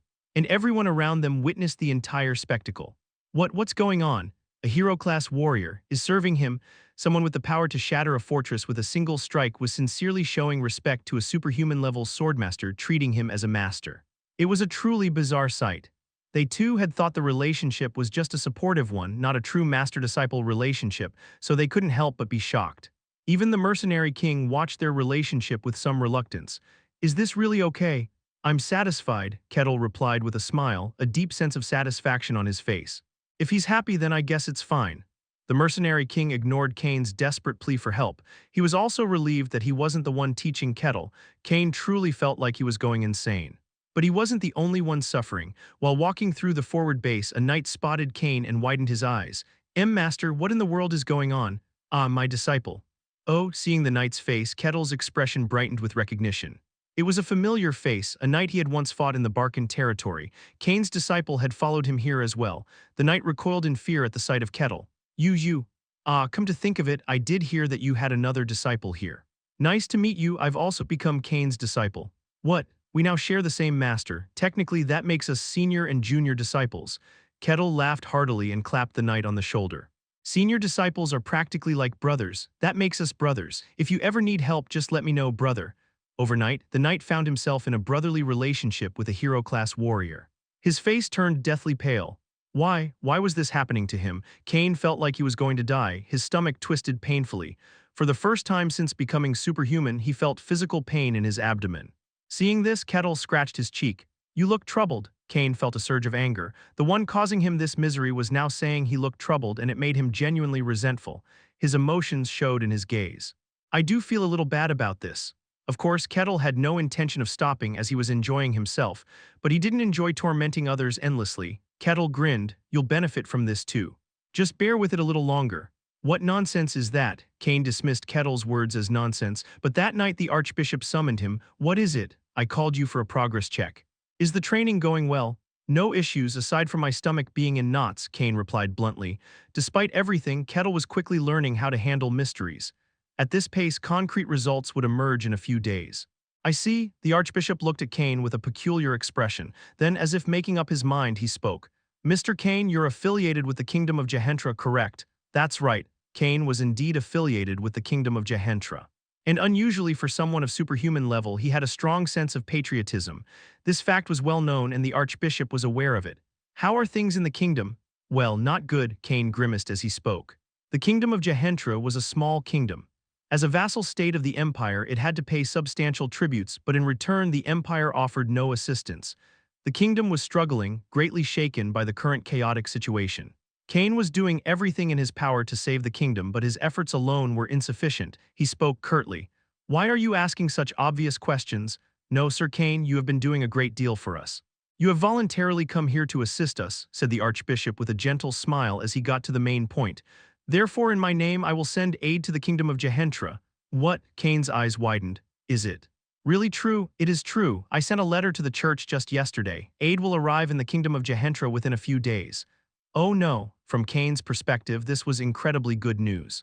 The largest church on the continent was going to support his kingdom. There was nothing more reassuring than that. However, it was all so sudden. To be honest, he didn't have much influence here. Although he wasn't treated poorly due to his superhuman abilities, he wasn't particularly well regarded either. This was partly because there were already plenty of superhuman beings, but the biggest reason was that his backing was the weakest. Other superhuman beings were followers of the Earth Mother Goddess or magicians from the Magic Tower. In contrast, he was merely a knight from a small kingdom. His background was clearly weaker than others, and as a result, he wasn't given much special treatment. And yet suddenly they were offering support. Kane, who was momentarily flustered, soon realized what was going on. The confusion in his expression subsided. "Thank you. You're welcome," the archbishop replied with a kind expression, though a political mask was veiled over his face. "I hope we can maintain a good relationship in the future as well." The next day, Kane spoke to Kettle. "Yesterday, the archbishop said he would support my kingdom." "That's good news," Kettle smiled. "Didn't I tell you? It would be beneficial to you as well." Indeed. The reason for the archbishop's sudden change in attitude was clear. It was because of Kettle, a hero-class warrior, a person powerful enough to alter the continent's balance. Such a person seriously treated Kane as his master, showing him all due respect. Whether it was a facade or not, if it was sincere, Kane's backing had suddenly become formidable. A hero-class warrior was treating him as a master. With that, even the Archbishop of the Earth Mother Goddess had no choice but to change his treatment of Kane. The result was support for the kingdom. "Thank you," Kane sincerely thanked Kettle. Though it was difficult for him personally, he could endure it if it helped his kingdom. "There's no need to thank me. It benefits both you and me," Kettle replied lightly.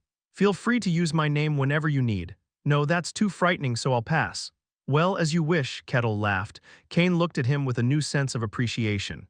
From the beginning, Kettle had known that by treating Kane in this manner, perceptions of him would change. He was fully aware of how much value he held.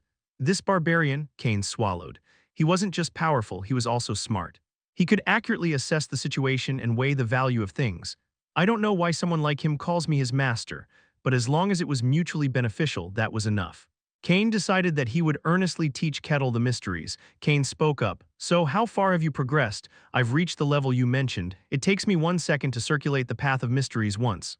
"Good. You've mastered the basics." The fundamental step to properly handling mysteries was to circulate the path of mysteries within 1 second. That was now achieved. With this, you've completed the basics. From now on, you'll be able to handle mysteries properly. Ooh, Kettle was filled with anticipation as he asked, "So what's the next step?" "It's simple," Kane answered, "body enhancement." Ooh, body enhancement.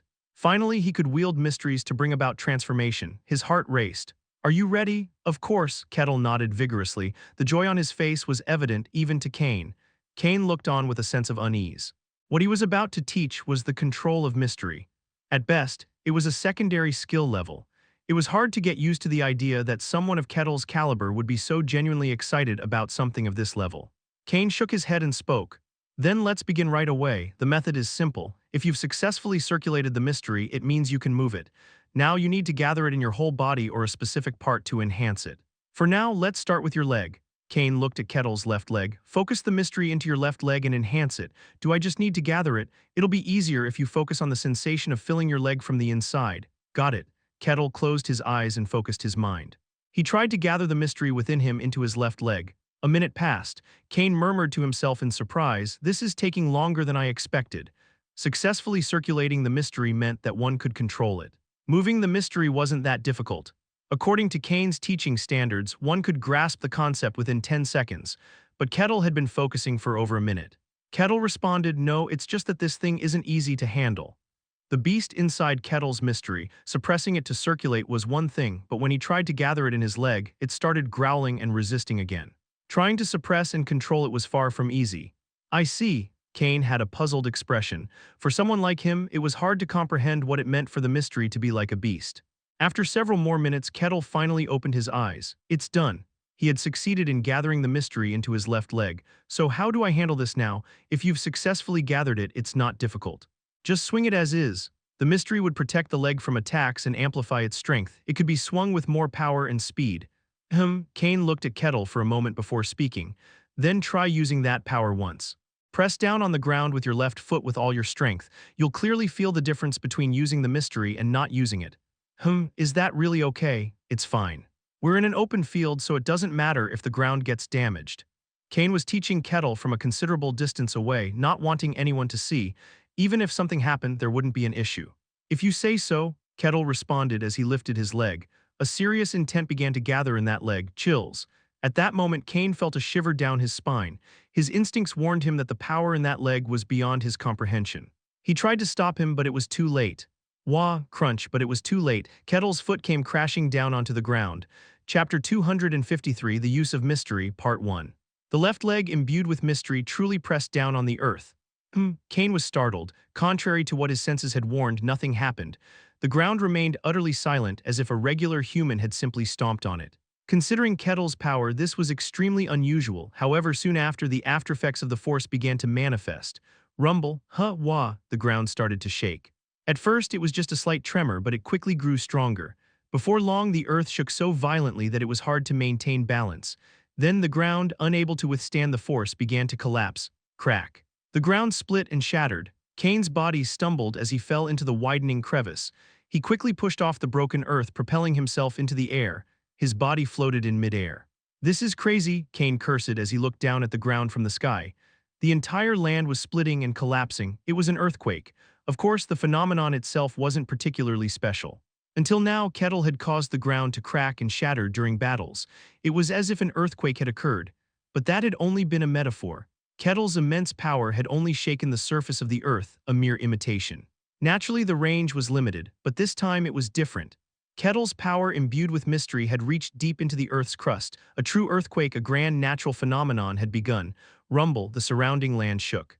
The sky trembled under the immense force. Animals screamed and began to flee. Kettle and Kane were a fair distance away from the forward base, but the earthquake spread that far. Rumble. As the ground shook, tents collapsed, the earth cracked open. "Damn it, W8, people screamed and shielded themselves. The Archbishop was in shock.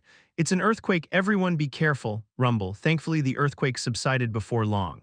"Why did an earthquake suddenly happen? Geez, I almost died." People stood up, bewildered. None of them suspected that a single person had caused this. Boom. Though the distance made it seem to settle down quickly, Kane, who was at the epicenter, was not so fortunate. The ground crumbled and split apart. Grrr. As Kane tried to shield himself from the collapsing earth, Kettle moved. He grabbed Kane and pulled him away from the center of the earthquake. Thanks? No, I should be the one apologizing. This happened because of me." Kane couldn't deny it. After a short while, the ground finally calmed down. All that lay before them was a ruined land. The entire barren plain had collapsed and been destroyed. "It's over. You've definitely gotten stronger." Kettle smiled with satisfaction. He too could feel that his power had reached deep into the earth's crust. This was something he had never been able to do before. At least, it wasn't something that could have happened just by using his power earnestly. His strength had definitely increased, but more importantly, his body was intact. Despite drawing out this much power, he felt no strain. It was as if he had finally obtained a body that matched his strength. He was extremely satisfied. But the mystery is fluctuating. It's going to take quite a bit of time to settle it down. Is it always like this? Kettle asked Kane, but Kane couldn't respond. He just stared at Kettle with a stunned expression. Just a moment. That night, the Archbishop, who met with Kane, had a stern expression. "You're saying that the earthquake that happened earlier today occurred because Sir Kettle stepped on the ground?" "Yes." "Oh my." The Archbishop buried his face in his hands. "An earthquake, a grand natural phenomenon. The power contained within it was immense.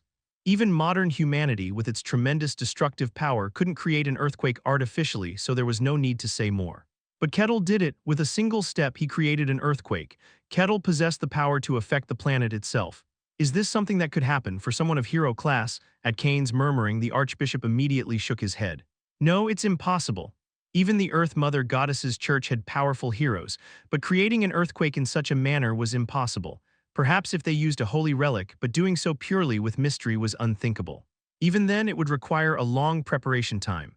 Who is he? Who in the world was he? What laid in the White Snowfield?" Kane's mind became clouded with thoughts, and the next day, upon meeting Kettle, Kane spoke immediately.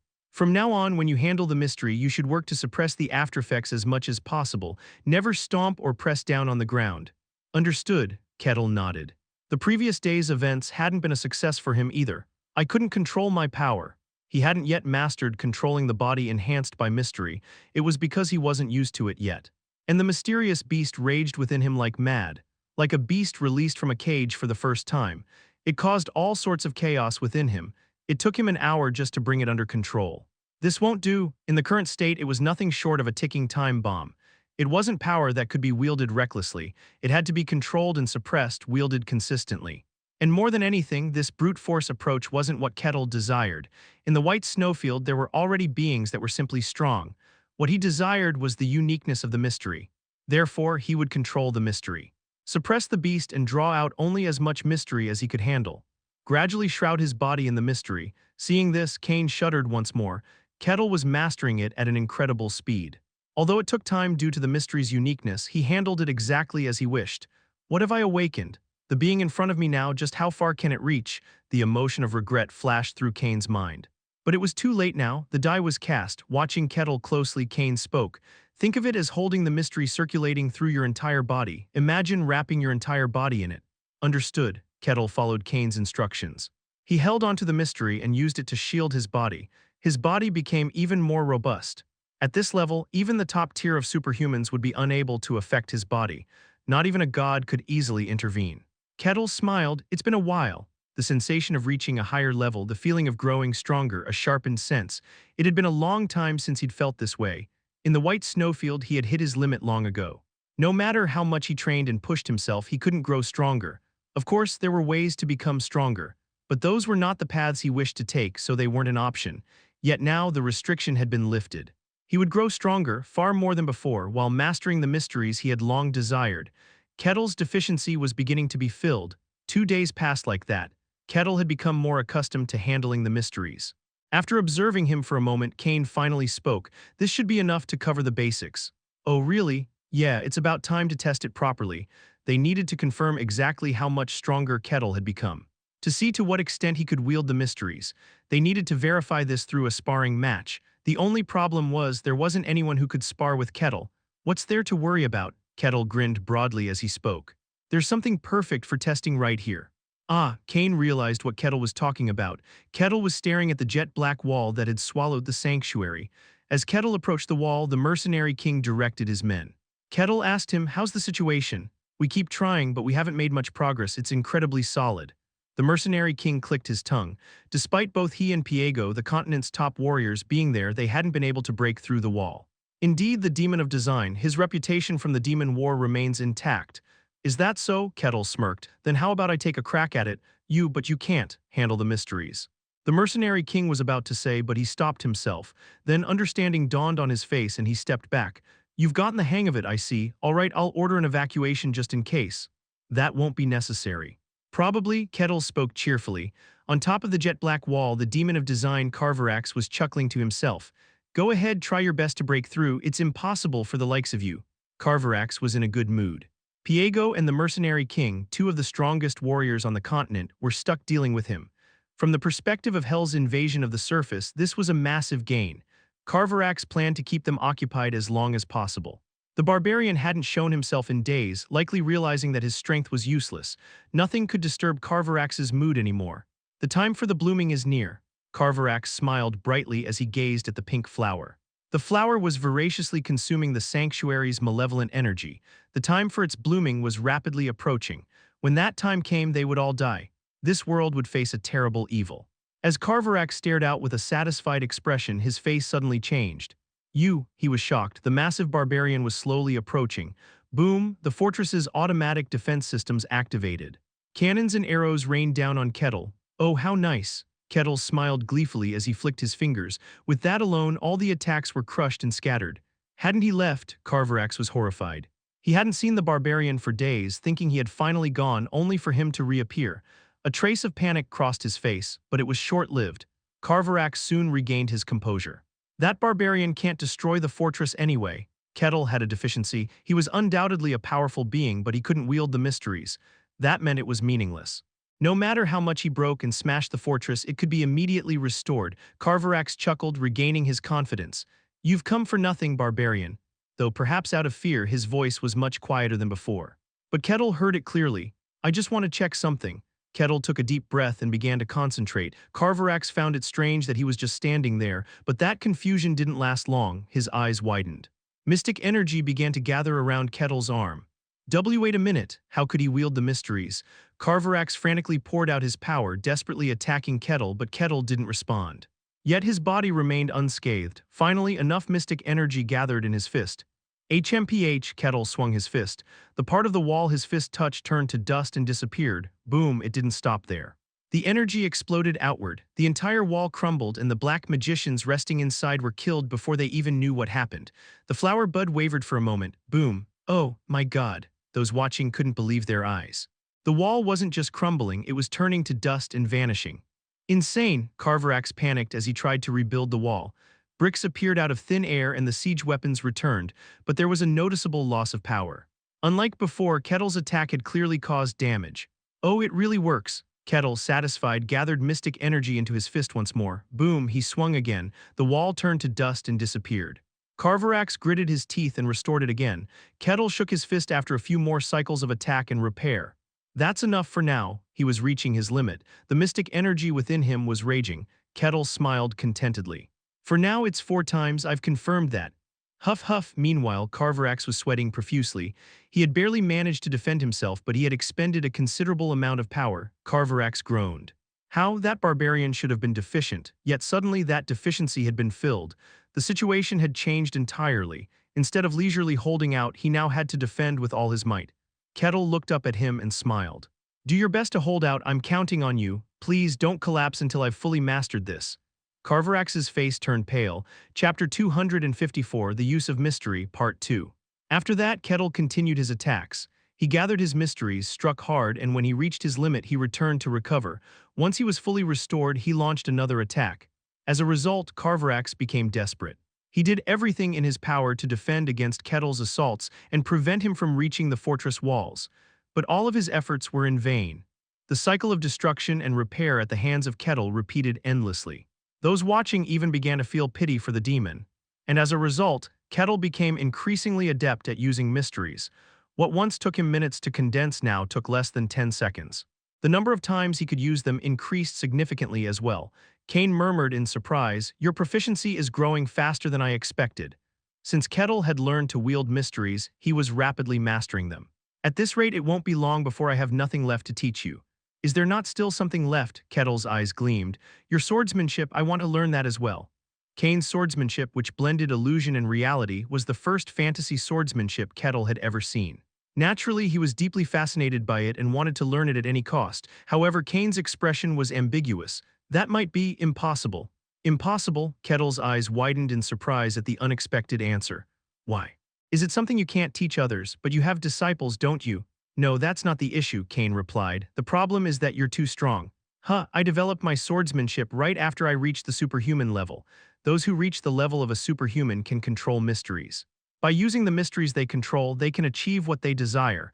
That was what Kane's swordsmanship was. In the end, Kane's swordsmanship was simply his own method of using mysteries. It was almost like a form of authority. Of course, it wasn't really appropriate to call it authority, given how low Kane's level was, but the concept was similar. But you're too strong. Kettle was far too powerful. His strength had reached the level of a hero. The level of a hero was the materialization of mysteries.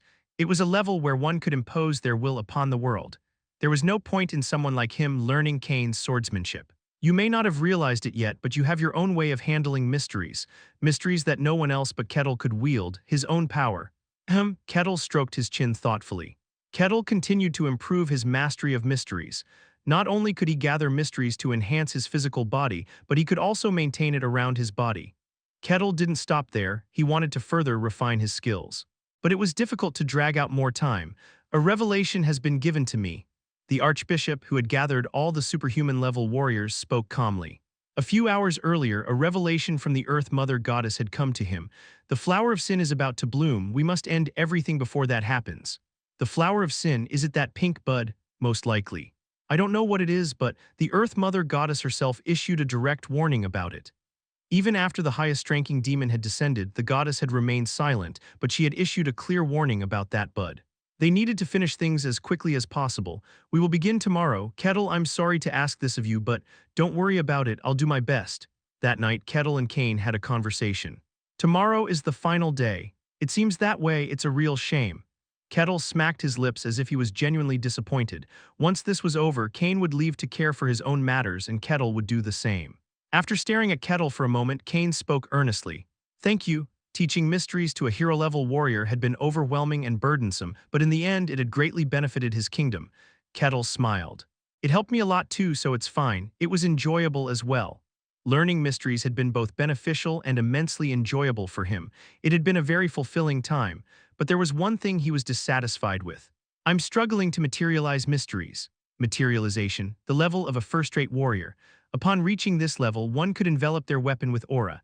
It was the level often referred to as aura blades or sword energy in fantasy or martial arts. Kettle wanted to reach that level. He wanted to draw out his mysteries with his own power, but it wasn't easy. Of course, the difficulty of the task itself was high, but the biggest problem was the beast of mysteries within him. While he could manage to strengthen his body, materializing the mysteries caused it to go berserk. How can I resolve this? You need more mysteries, Cain answered lightly. Materialization requires first-rate mysteries. While you have that level of mysteries, you can't fully control it yet. Most of it was being used to suppress the beast, leaving him unable to wield all of his mysteries. The more mysteries you have, the more you'll be able to draw out while keeping the beast under control. I need to increase it, but that was no easy task. He had only managed to acquire his current mysteries by devouring a dragon heart. To obtain more mysteries than this, he couldn't even begin to imagine what kind of materials he would need. Would I need a shard of a god, a fragment of Federica? Maybe if he used that, he could figure something out. But it was such an alien material that it was hard to use it immediately. He didn't even know if it would work as a catalyst. It was something for later. Kettle smacked his lips. I want to handle it right now. In the end, the beast of mysteries within him had to be dealt with. How could he tame this beast? Kettle's head reeled with this thought. In the midst of his contemplation, a realization struck him. There had been a moment when the beast had willingly raised its head to assist him. It was during the battle against Federica. At that time, the beast had risen to help, as if it couldn't bear to see Kettle attacked by Federica. It was similar to how a gruff hunting dog might become earnest only when aiding its master in a hunt. An enemy, Kettle thought, an enemy strong enough for the beast to consider as such. Kettle's eyes glimmered quietly. And at that very moment in the sanctuary under the control of Carverax, a change was occurring in a flower bud there. The tightly closed bud was beginning to bloom. The next day, fully prepared, they launched their attack. Kettle was the first to step forward. He gathered mystic energy into his fist and struck the fortress wall fiercely. The wall disintegrated into dust. Carverax quickly activated his powers. He attempted to reconstruct the wall, but the archbishop did not simply stand by and watch. Paperny 1145, the land you touch becomes fertile, and that land has not seen a famine for a long time. Keying. The power of the scriptures clashed with Carverax's domain. The wall that was trying to rise crumbled in an instant. Carverax gritted his teeth. Damn dog of the gods. Until now, the archbishop had been unable to interfere with Carverax's domain. The difference in their powers was vast, and since the sacred ground of the gods had been swallowed by evil, the divine power had no advantage over the demonic force. But not anymore. After Kettle continuously shattered the wall, Carverax's power had significantly diminished, enough to allow the archbishop to intervene. As a result, the wall wasn't properly constructed, leaving gaps. Everyone. Charge, and toward those gaps the people charged. Kea, the forces of evil did not simply watch in silence. Monsters rose up, bearing their grotesque maws. The dark magicians began to cast their spells. Quagagagaging. A full-scale battle erupted. Carverax clicked his tongue and abandoned his attempt to restore the fortress. Instead, he poured all his strength into his attack. Die, clang, clang, clang. Numerous tools appeared above Carverax's head. From those tools, beams of black light poured out. Ki-yang, each beam of light contained the power to erase the earth literally. The sky was filled with these beams of light. People shuddered, sensing that their defenses would be meaningless against those beams. Carverax, the demon of design, was unleashing his full power. But Piego scoffed and stomped his foot. Crimson flames erupted, whoosh. Piego was the highest-ranking spirit, holding the primordial fire. His power was by no means inferior to Carverax's. The rising flames clashed with the beams of black light, canceling them out. The sky brightened as if fireworks had exploded. An insignificant demon like you dares to sully the earth. You have forgotten your place, Carverax. You damned beast, Carverax swung his arm violently. Dozens of tools appeared simultaneously, and countless beams of light shot through the ground. Quarrying power collided with power. Piego began to be pushed back little by little. This was the sanctuary of evil. A place where Carverax's power was amplified. Even though they were of the same rank, Piego was disadvantaged. Eventually, Piego could only focus on blocking Carverax's attack from reaching the people. But that was all Piego needed to do. End it, master. Ki-yang, piercing through the black light, a figure flew toward Carverax. Carverax quickly reacted, focusing his power. Dozens of beams shot at the figure simultaneously, all hitting their target, but the figure didn't stop. It was as if Carverax's attack meant nothing. The figure leisurely approached, crunch. The figure landed in front of Carverax, causing the ground to crumble, sending debris flying. Carverax swung his arm to deflect the debris. So you've finally come. You took longer than I expected. Kettle smiled faintly. Carverax gritted his teeth. I thought you were a being of the Forbidden Lands. How on earth are you using mystic power? That's not important. Kettle looked at the flower behind Carverax. The edges of its petals were beginning to unfold. It's starting to bloom. As much as I'd like to watch it leisurely, I can't do that given my role. I need to finish this before then. Die, Carverax spat out harshly, ki-yang. Black light poured toward Kettle. Carverax was a demon of the demon realm and equal to Rubitra. Rubitra's full power had left a red mark on Kettle's palm and sent his body flying far away. Each beam of black light now being unleashed was comparable to Rubitra's full power. Moreover, Carverax was currently synchronized with the sanctuary, wielding even greater power. He poured out everything he had. Even if he was destroyed here, he was determined to stop Kettle at all costs, but to Carverax's dismay, Kettle had no interest in him now. Sorry, but I've seen far too many of your kind. It's no longer entertaining. What Kettle was interested in was what Carverax was protecting. Kettle enveloped himself in mystic energy and walked forward effortlessly. The black light shattered like glass upon hitting Kettle's body. Carverax's full power couldn't slow Kettle's advance in the slightest. Kettle arrived before Carverax. Carverax couldn't react. Farewell. Kettle gathered his mystic power, grabbed Carverax's head and crushed it.